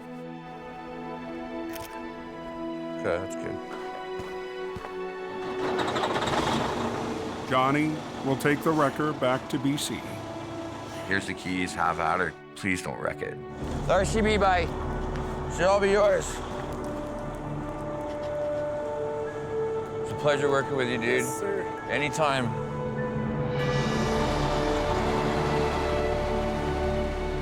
I had to watch it drive out the driveway. It hurt. I'm gonna miss her. My first love is running heavy wrecker. It always has been, it always will be. Everything I wanted to do, I achieved, and I achieved it working at Jamie's. You never know, maybe one day again, we'll be in the ditch together. Next time on Highway Through Hell. There's carnage all over the place. A lost load becomes Nick's tangled wreck. Hold on. Oh, crap. A canyon crash. 50,000 pounds of wood. Has the boss This is going to be a tough job. bringing in backup. Put the rotator in on an angle. Holy. And an urgent call Did she get hit? for one of Jamie's crew.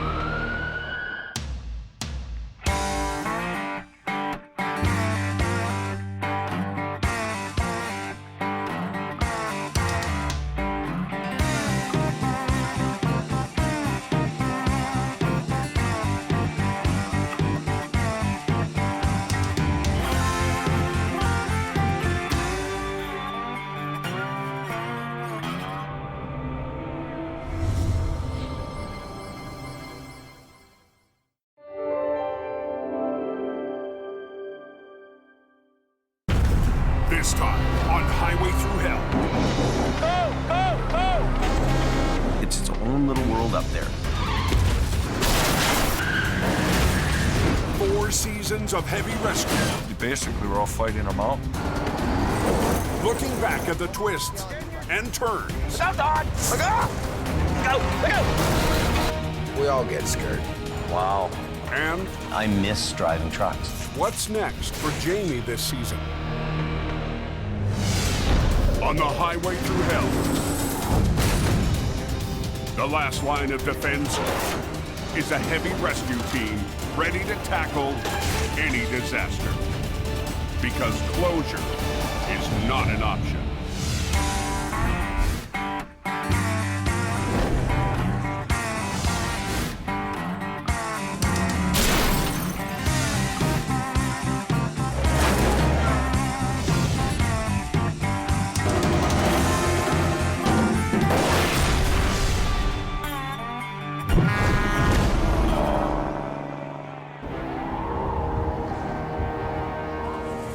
It's its own little world up there. Holy, you poor guys on that coat. It is a very brutal, hard place to work. Welcome to winter. On its worst day, the coke is absolutely horrible. Coquihalla is like being on another planet. Yeah, it gets pretty nasty up there. The title of the show was Highway Through Hell, and it's really 3 highways that go through 3 mountain passes. And they're the most important transportation hubs in North America. When everybody else is getting off the highway, you're going onto the highway. Highway 5, Coquihalla. When everybody else is getting out of the weather, you're going into the storm. And every time I see the snow coming down up here, I see that quiring. 42 calls in 24 hours. Go forward! Come on! Basically, we're all fighting a mountain. These vehicles must be out of here right now. It goes from bad to worse in an instant. Wow. Crashes are just phenomenal. When you get a monster crash, it's big. I got a line up on the right lane, and I got disco lights at the front, so we're here.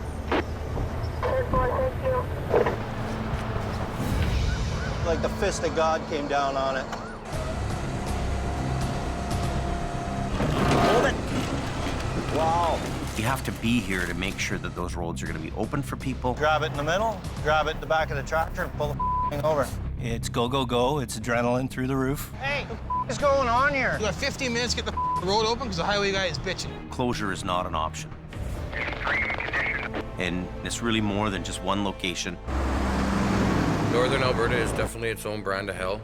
Okay, let's go. You get it. Let's go. Stop all traffic. Flat and windy, cold. It's cold out today. Minus 53. It's pretty white out up there. It's not for the faint of heart.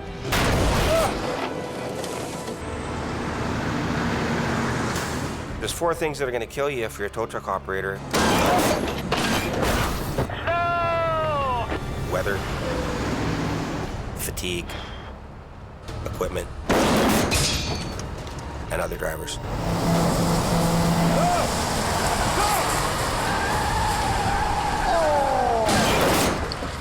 the danger is real. You don't know if anything else is gonna come down and get you.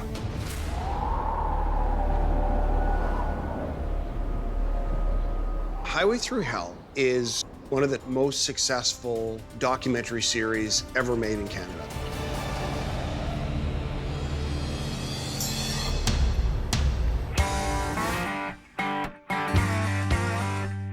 It's seen in 170 countries. It's one of the top-ranked TV shows just about everywhere it's played. Oh, that thing's broken right in half. People are rubberneckers. Unbelievable, man. People drive by a car accident, they look, right? So there's this curiosity that people have when they go by a car accident. And they can't believe how a truck goes over 1,000 feet or 3 semis pile up. I don't think there's any flipping this thing over. And you never get to see the world of heavy wreckers and rotators. If we try to lift this trailer up right now, it's gonna be a mess. We come in the middle of the night, we clean up that highway. Let's go, they got the highway shut down. Yeah, rock and roll.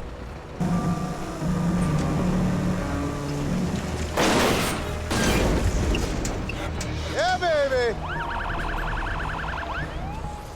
At the very beginning, we all agreed we were gonna make a show that really captured what it was like to try to keep a highway open. No holds barred, we were gonna tell the real story. Why doesn't he just pull down on that thing? And the public saw that. Don't yell at me, buddy. Get in your truck and go home. Yell at me. And I'll get into a truck stop and I'll see a trucker. And he'll say to me, keep it real, James, keep it real.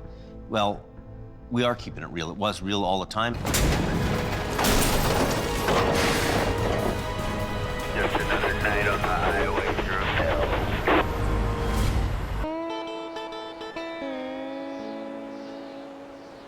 There's been a lot of changes since the beginning. The one thing that's constant is change. So happy when this place is not a mud pit anymore.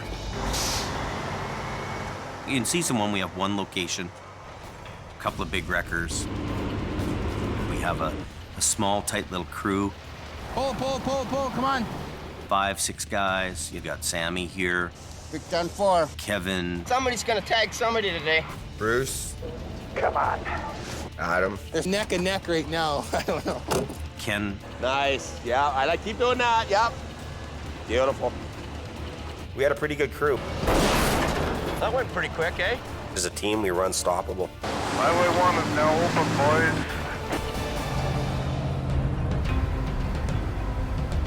At the end of season 2. Let's get out of here, man. I've had it. This is stupid. Competition was in. They're like dogs chewing on a piece of meat. The wrecks are down. We really are faced with the reality of financial stress.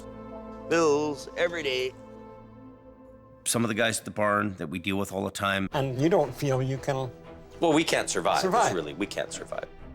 They say to us, look, go to Fort Mac. There's lots of work up there. There's money in the oil fields. Go to the oil fields. Go to Alberta. The oil boom's on at that time. The work's everywhere. And we either get on the ride or stay back and die.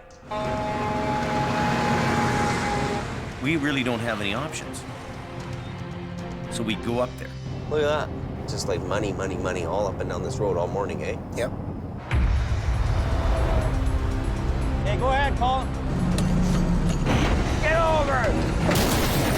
Decent, Jimmy. Decent.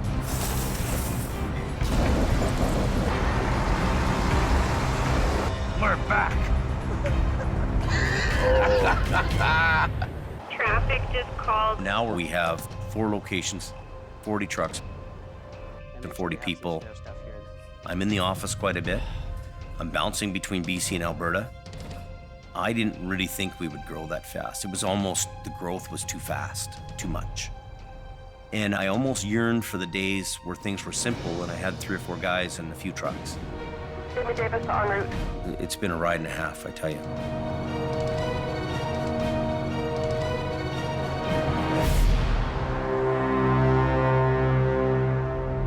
Going from season 4 into season 5, it's really obvious that we need to make some changes. I got to get back to basics.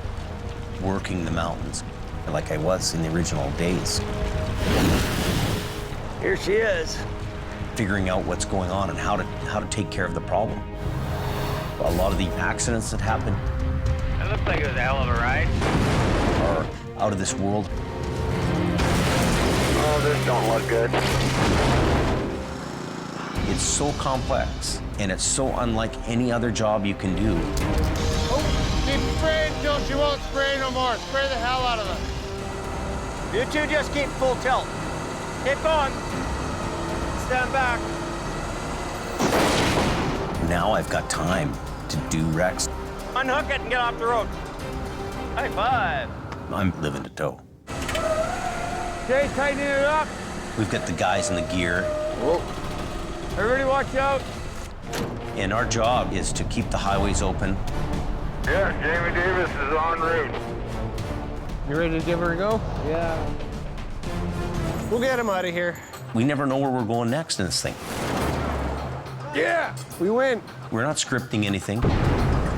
We're not making up what Jamie does today. Keep going. Well, it's just a day in the life, man. That's what it is. Snowfall, slush, ice. It's a tough battle. Uh-oh. Yeah, it's on fire now. Things beat you up once in a while. But if you love the job and you love doing what you do, you don't ever lose that. We have been given a responsibility to keep this highway open, and I intend on fulfilling that responsibility. Oh, it's getting worse by the second. It's you and your machine battling the elements. You still didn't get no chains on. Put your chains on and it will move. Hocus pocus. If you don't want to move it on your own, we're going to move it for you. He's got the door locked now. It's hard to be civil with these guys. Now, here it comes. If you can't find the path of least resistance, create it. Yeah, go easy, Al. Huge risk. That's what it is. Tighten those chains up.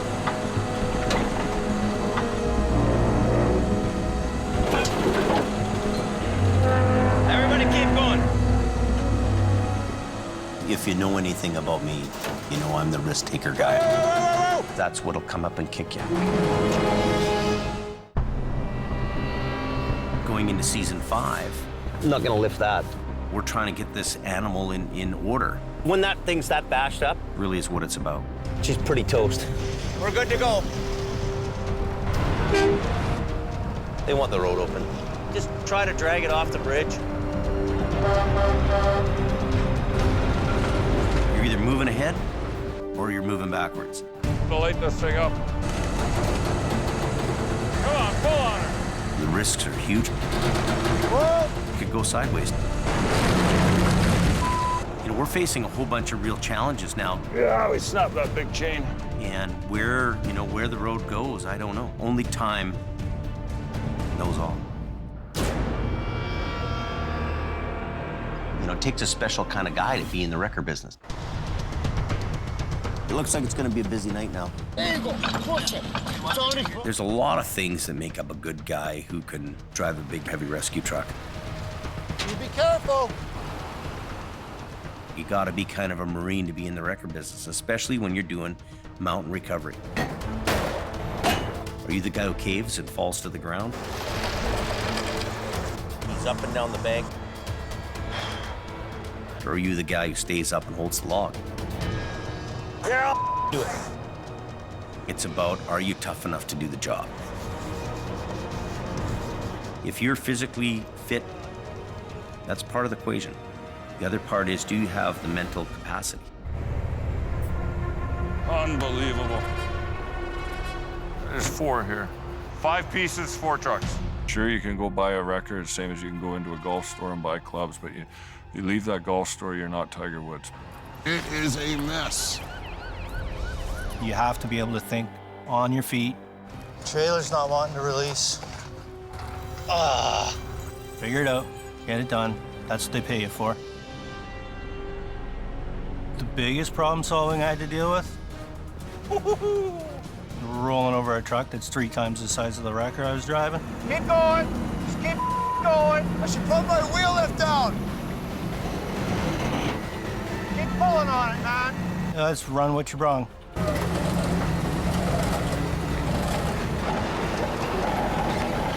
it comes.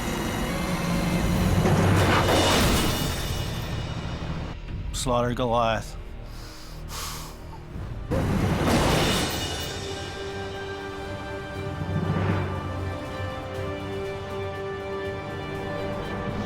Anything? Nothing. In the world of heavy rescue, you have to expect the unexpected. Ah! The wall just cave in?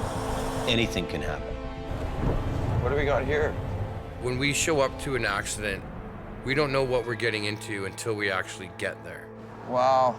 We have to come up with a plan on how we're gonna get that thing out of there with only the tools in our head and the tools in our truck.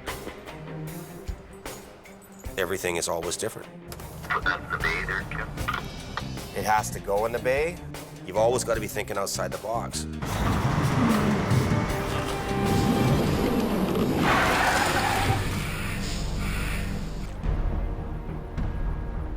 In season 1, a prime example of expect the unexpected is an SUV. I can't believe it. These guys live. It's gone over the bank. It's 1,000 feet down, and it's upside down in a river. Belly, belly, bula, bula. Bula. Bula, bula. It's got Jamie written all over it, this job. It's like, come get me. You ready to start going down? Yeah. It was decided that me and Sammy would go down and get this thing.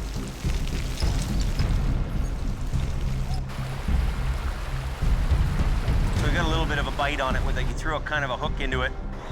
The biggest challenge in this whole thing is the wire rope. If you put 1,000 feet of really heavy wire rope on a spool, how do you manhandle it? The rope we use originally is light wire rope.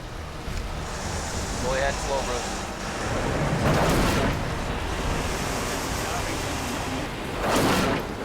The line snaps.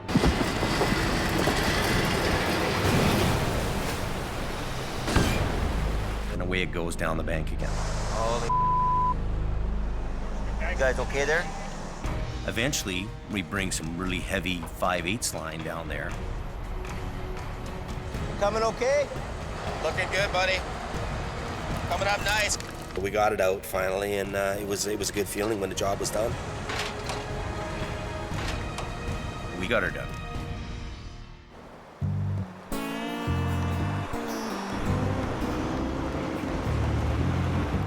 We get 100 job applicants a day. So, we're gonna put this chain on. Some guys come here, they think they know what they're doing. You're already putting it on wrong. Can you get it? Reaching back.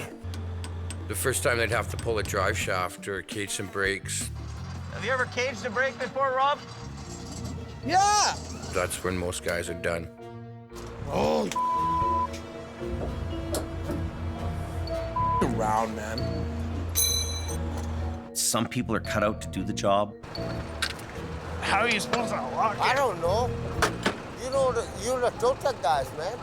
And other people aren't. Sometimes they ring the bell and they chime out. It happens. A bit of a mess. Trying to get there, take a look, see what's going on. A year into the towing industry, I was hooked. I'm gonna go ahead if you can grab the cable. It's something I love doing. It's definitely in my blood now. Get over!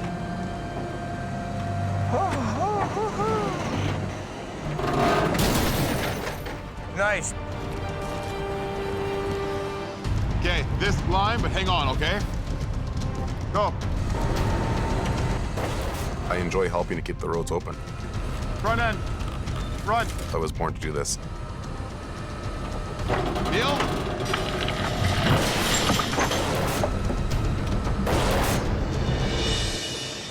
Voila. Beautiful. Come on, get over! You got the right gear, We're getting there. you get the right guys. There she goes, watch out! This is what we live for in the recovery world.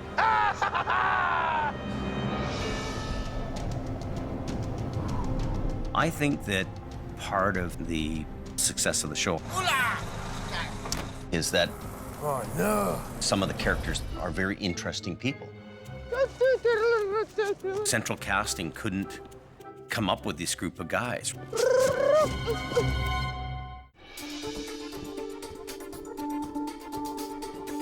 When you're watching Highway Through Hell, it's got such a diverse makeup of people and characters. I even gave you peanuts. I'm not a bad guy. And they each contribute something different. You gotta work hard. It doesn't ever get old, it never gets boring. Central casting couldn't come up with this group of guys. Somebody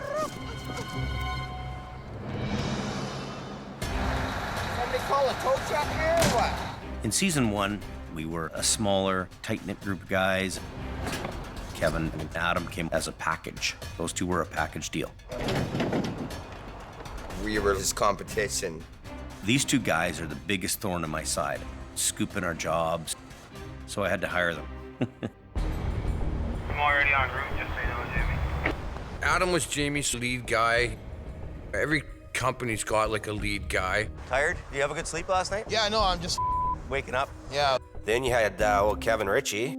I'm going for a ride. Kevin is Best part of the whole truck is that horn. one of a kind, I guess is what I'm trying to say. It's my baby. You don't got this truck washed yet? Walk all the way around, buddy. Sammy came to Jamie as a laborer. We get a wreck tonight, well, then it'll be dirtier for tomorrow. That's right. And as my swamper. He was always a hard worker, and he was always happy-go-lucky. If I scratch the side of my truck, I'm gonna kick your ass. Well, no, just learn how to drive. Bula, bula, bula. Bula, bula. Happy every time. Whereabouts on the Coquihalla are you going? When Ken first came to us, he came from the city. 5-4's on location. I met Jamie in 1985 when we were both driving little trucks. Okay, job well done. He recruited me for 10 years, and I finally said, well, what the heck, I got nothing else to lose, and I came up. You sure you can handle this big city guy? No problem, buddy. You sure you're gonna do her? I was born in a ditch. And it was like, okay, well, let's see if this city guy makes it. Keep me going, keep me rocking. I'll work for 3 days straight if I have to. This is one of my first opportunities to get in there and show them I got what it takes to be a member of the heavy rescue team. The mountains are a tough way to carve a living out of. Better. We have to get this sketchy-ass load down into town. My heart's pounding 1,000,000 miles an hour. I'm just coming in now. I'm bored. I don't want to have any issues. I don't want to have any problems. When I arrived in Hope, Bruce worked for me first. I can go 36, 52 hours without sleep. Doesn't bother me. Bruce was one of the original guys in season 1. He was old school. I don't like cameras in my face, and when I'm trying to do my job, you guys are in my way. He's what I grew up around. Come on. He was definitely a hard ass, and a couple words or less tell you how it is. And if you don't like it, get the hell out of here. When we learned that Bruce had cancer, it was really a tough blow to everybody. When Bruce passed away, I felt sad for him. But on the other hand, I was happy he was not having to deal with it anymore.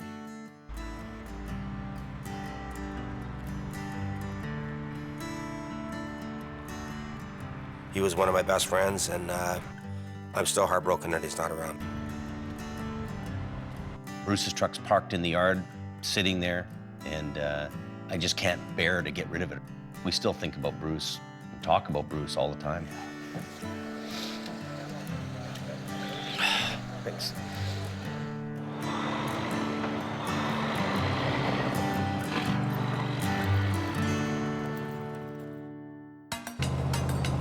Tractor trailer flipped over on its side, blocking both lanes of traffic.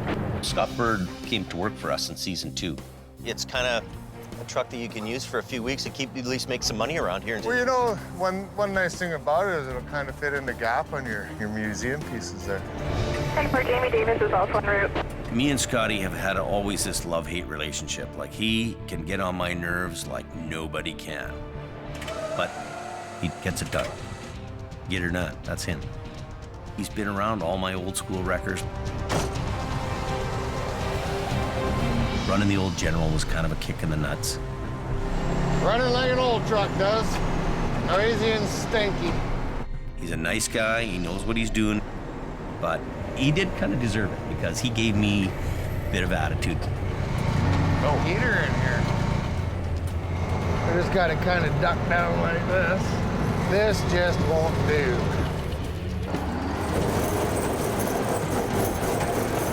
We're hopping a big time wheelie. Maybe the General broke that wild bronc. And now he deserves to drive a nice horse.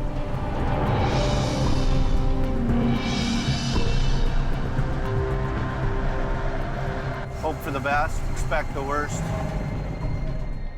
Howie came out to work for us during season 3. I call him like the MacGyver of towing. Any problem comes, he knows how to fix it. As long as it's got some work lights on it and 2 winches of work, I'll figure it out. He doesn't talk much. He doesn't make a big fuss about it. He just makes it happen. I don't worry about proving myself to anybody. I just do the job I know I can do. Holy.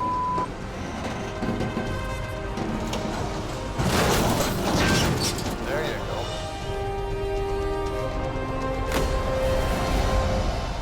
Howie and his wife had a horse farm closer to the city. This is Dodge. And it was becoming hard on him and his relationship to keep coming out to Hope.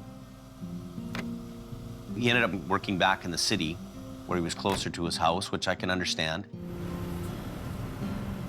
I work for Clover Towing. Mostly do city driving now. I always miss going up on the coke. That's the place to be. He did a great job while he was here. I wish he was back. Colin started out in season 3. We needed him in Alberta. Back up! Here you go, kid, have at her. Let's go! When I started with Adam, Take this side off, run it down there. now I was definitely the new kid coming into his sandbox. Let's go, come on! See you later. Adam isn't with us anymore. I think it got to a point where I surrender, I wave the white flag, man. Adam being in Alberta wasn't what he wanted to do. Let's go, Kayla. He loves his daughter to pieces, and you know, when he was away, it was taking its toll on the family. Got her? You betcha. You know, Adam and I were great friends before he left. Did you hear that about that story? No. There's a bunch of pileups on 63. I don't really have any hard feelings to Adam, simply that we were on different roads and it didn't work out.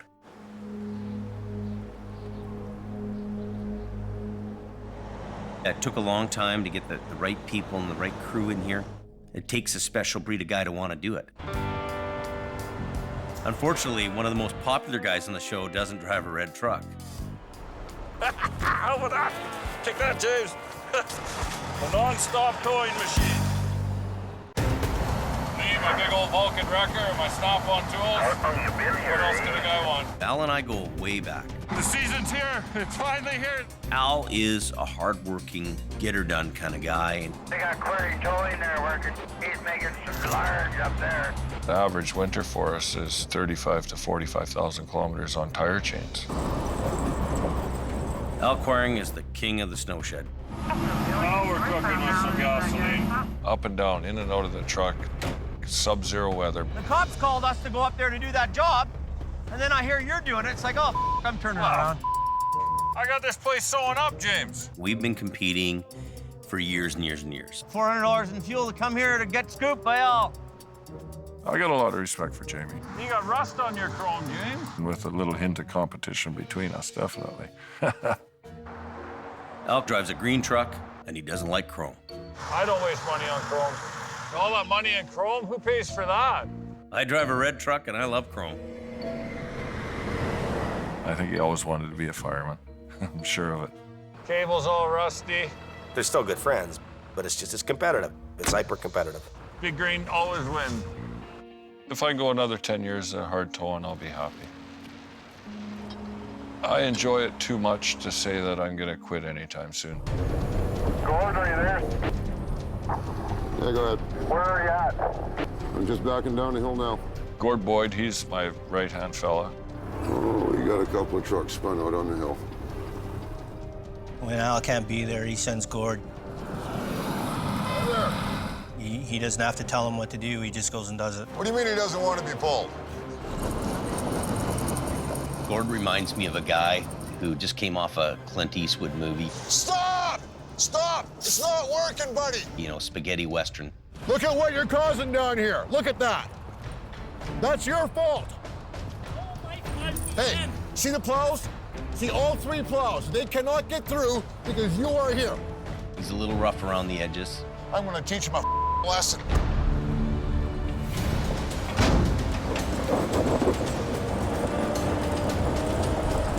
But Al's lucky to have a good guy like that. Just like that. They're few and far between. Welcome to the party, Gord.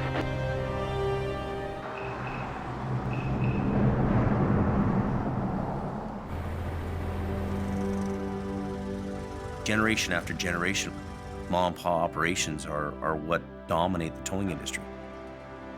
We grow up in the business. My dad owns a towing company. Al and I are competitors from birth, just about.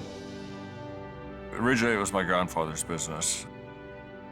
My dad and myself, and now my sons are getting involved in it. The Davis family and my family and the Quiring family, we're all longtime family businesses. My grandfather and my great-grandfather started this business in 1954. I haven't got big shoes, and they're not that big to fill. Just do the job right. Best operator that I know is my grandfather. That's who I've looked up to for all these years. At a young age, my grandma would send out pillows for the truck, and I'd ride in the truck with pillows, see over the dashboard. But he's still someone I look up to every day. My brother and I were the 4th generation. Well, this season, I can't tell you how excited I am to work with Nick. This is the path I'm looking at right here. Nick and I are on the exact same page. This is going to be our path with least resistance, definitely. We come from the same blood of towing. Lead with your far line just a little bit. Yeah. That's what I'm talking about. And we enjoy helping people. It's a whole new chapter. Makes me proud to carry on in my grandpa's footsteps and my dad's footsteps, and to see my kids coming up behind me. It's a terrific, fantastic feeling. First real MPA with my dad. My boys are 21 and 18, Carrie and Lucas, and they're the 4th generation in my family's business. He operated this when he was my age. Here we are today with me behind the wheel. I've always kind of shied them away from the trucks, you know, tried to impress upon them, you know, stick in school, stay away from these trucks. None of these headaches that I have and my dad has, but it doesn't seem to be working. He's my guy. Prince of the Coquihalla, right here. Right there. He's the king. If we get the other truck in here, you're passing on those lessons. You're passing on your experience. I need 2 snatch blocks, James. Kids get caught up in the business. Come here, I'm gonna show you something right now, okay? So you're watching, right? You watch your lines. I'm 100% certain that James will take it on. Easy as making a pie. Really? He's got the makeup, he's got the genes. He's got it in the blood, I'm sure. Whenever I head up to a wreck, I'm always kind of a bit worried because I've had so many close calls with getting hit. In Brandon's case, you know, he's decided he doesn't want to be part of it, he doesn't want to do it. He just doesn't want to be out there. It's too dangerous. He's got other goals. Brandon's not a bad kid, but tow trucking or truck driving, it's not in him. Watch yourself, Dan. You carry on your family traditions, you carry on your family name. This is who we are, this is what we are. Straighten your wheel out. Kelly's the middle brother. He's working with me in Alberta. Okay, let's get this thing off the road. Jason's my youngest brother. Go time. Jason's daughters, Mattia and Jasmine, are very active in the business. I'm really amazed to see them take on the tow trucks. Very interesting to sit back as a parent and watch these kids evolve around the towing business. Who's got my flashlight? We'd have to point to the DNA that keeps us towing. Brandon! Go, go, go! You never know who's coming along. Bang, you're done. Go, look out! The tow man, Slow down. every day they put their lives on the line.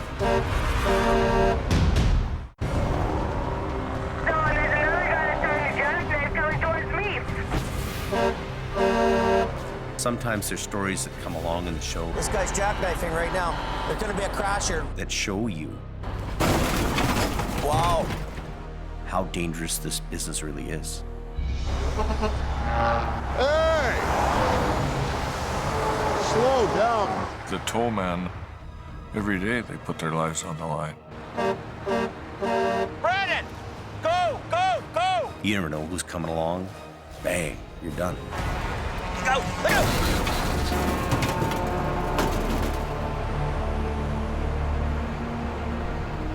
Even getting to a wreck. We got a guy there in the ditch. You're heading to some of them in a blinding snowstorm. Where the the road? I'll just follow you with lights on. I always try and place myself in my truck so that I'm not gonna get hurt.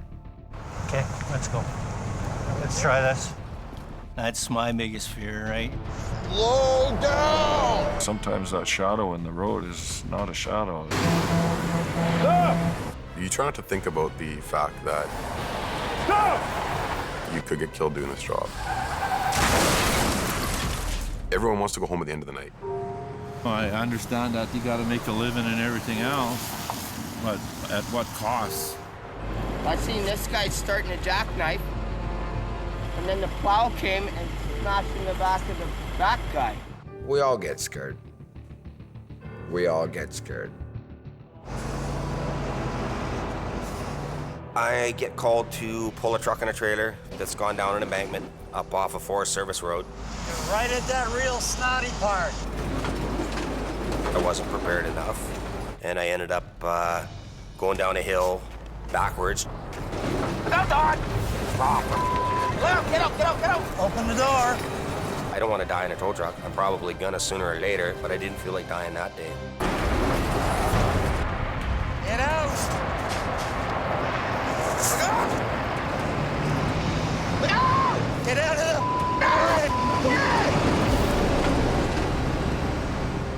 I was just lucky to come out of it alive. That was crazy, man. I'll never put myself or my coworkers into a situation like what I did that night, because it's just not worth it. One thing about our outfit, we've had some material damage. This is like a goat's trail, this place. We're spinning out. But we've not had persons injured or killed on the job. Oh my God. We've been lucky, but there's lots of times when other people haven't been lucky. A friend of mine was loading a car on the side of the highway. Somebody come along too fast, bad tires, and instantly amputated his left leg. Seeing what happened to Martin really hit home for everybody. Here's a guy at the side of the road working, and he loses his leg and his life's changed forever. Hey, buddy. Hey. How are you? Well, you know, things have changed a little. Oh my God. I still get asked, how's my friend doing? How's my friend doing? How's my friend doing? So I know that that particular episode really touched a nerve with people. The flashing yellow lights aren't just so I can look cool. They're there for a reason. Sometimes when you see a serious accident, those events can change your life forever. Yeah, she was first aid nurse, so she came up to help. There was your big mistake right there. Heavy rescue operators are out there on the front line every day. Sometimes you come face to face with the ones that don't make it home. Another vehicle came down the hill, struck that vehicle again, and then struck the woman that got out to help and killed her. That's not a fun part of the job. That's not a rush. This is some of his personal stuff, so we'll keep care of that. I've seen a few bodies. Things run through your mind. You wonder who the person is. You know, does the person have kids? You know, is there somebody at home waiting for him to get home? You don't want to ever see anybody die. I've seen a few too many.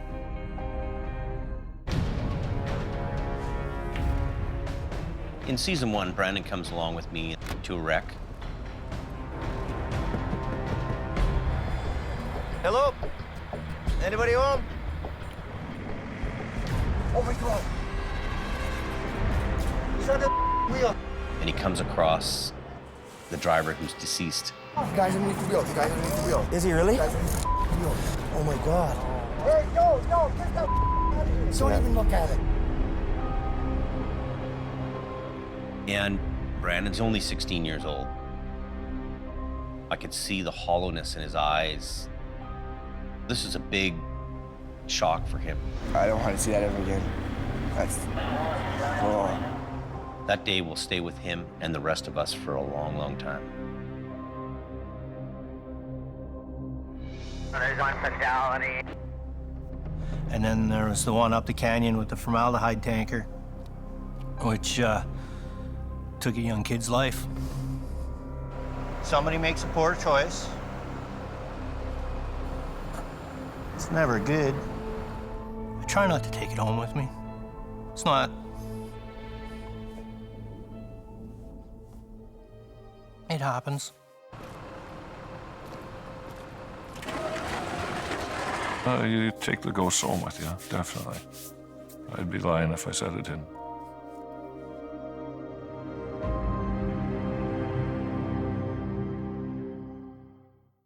What's this about a wreck? Yeah, I got an accident here just on the other side of this corner, guys. Number one reason why I think the show does so well is its honesty. But you're back. I don't know what we're gonna do with that landing gear. When you see anything that happens on this show, it is 100% real. We're lucky. You can't stage somebody putting their truck in a ditch. Nobody's gonna do that for TV or for anything like that. When we're there cleaning them up and you guys are filming us, that's what's happening. You have a director with a camera with you, interviewing you along the way as you're on the way there. Highway is closed. Usually there's a sound guy and a camera guy meet me there. They film me showing up, getting out of the truck. I'd have lights go out. I'd be like, hey, come here, shine your light there. Get over here. Yep, my light. Yeah.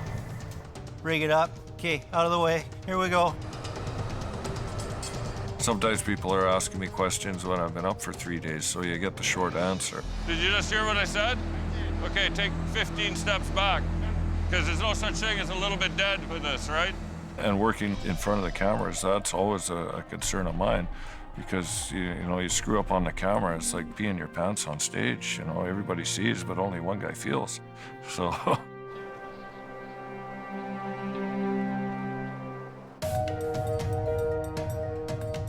One thing I'm very proud of is the fact that the show has actually helped reduce accidents. Westbound, Highway 1. We need you guys to slow down. It's almost putting me out of business, believe it or not.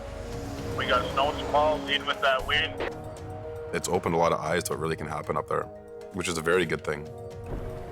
I hope the image of the towing industry has been brought up in people's eyes around the world. Take it easy in the westbound lane. There's a truck in the ditch. And it wasn't that long ago, we would be working on the side of the highway, and people would drive by and roll down their windows and yell dirty names at us, throw their garbage at us. Now when people see us working on the side of the road, they pull over, they come up, they shake our hands. They want to take their pictures with us. They want to buy us a drink if they see us at a bar. They want to buy us dinner if they see us in a restaurant. So that's been the most beautiful part of the show for me.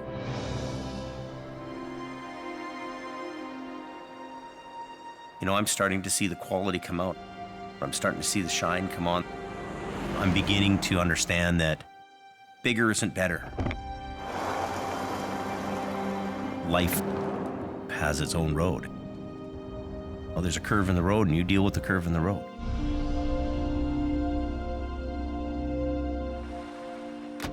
The wind is in his favor, but whether he can capture it within his sails is another story. That's up to him, right? It could be make or break this season. We're gonna just have to go down that road and see what happens. You got the right gear, you got the right guys. We're not finished with this yet.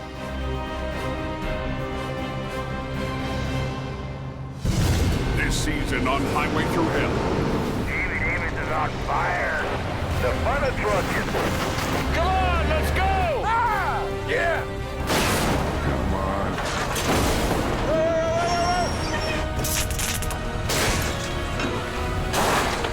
Whoa, whoa, whoa, whoa, whoa! Nobody's going anywhere. Uh-oh. One chain? Are you serious? All ahead! Oh yeah, you pooched are good. That looks like it was a hell of a ride. Watch out, watch out. Definitely a Japan moment.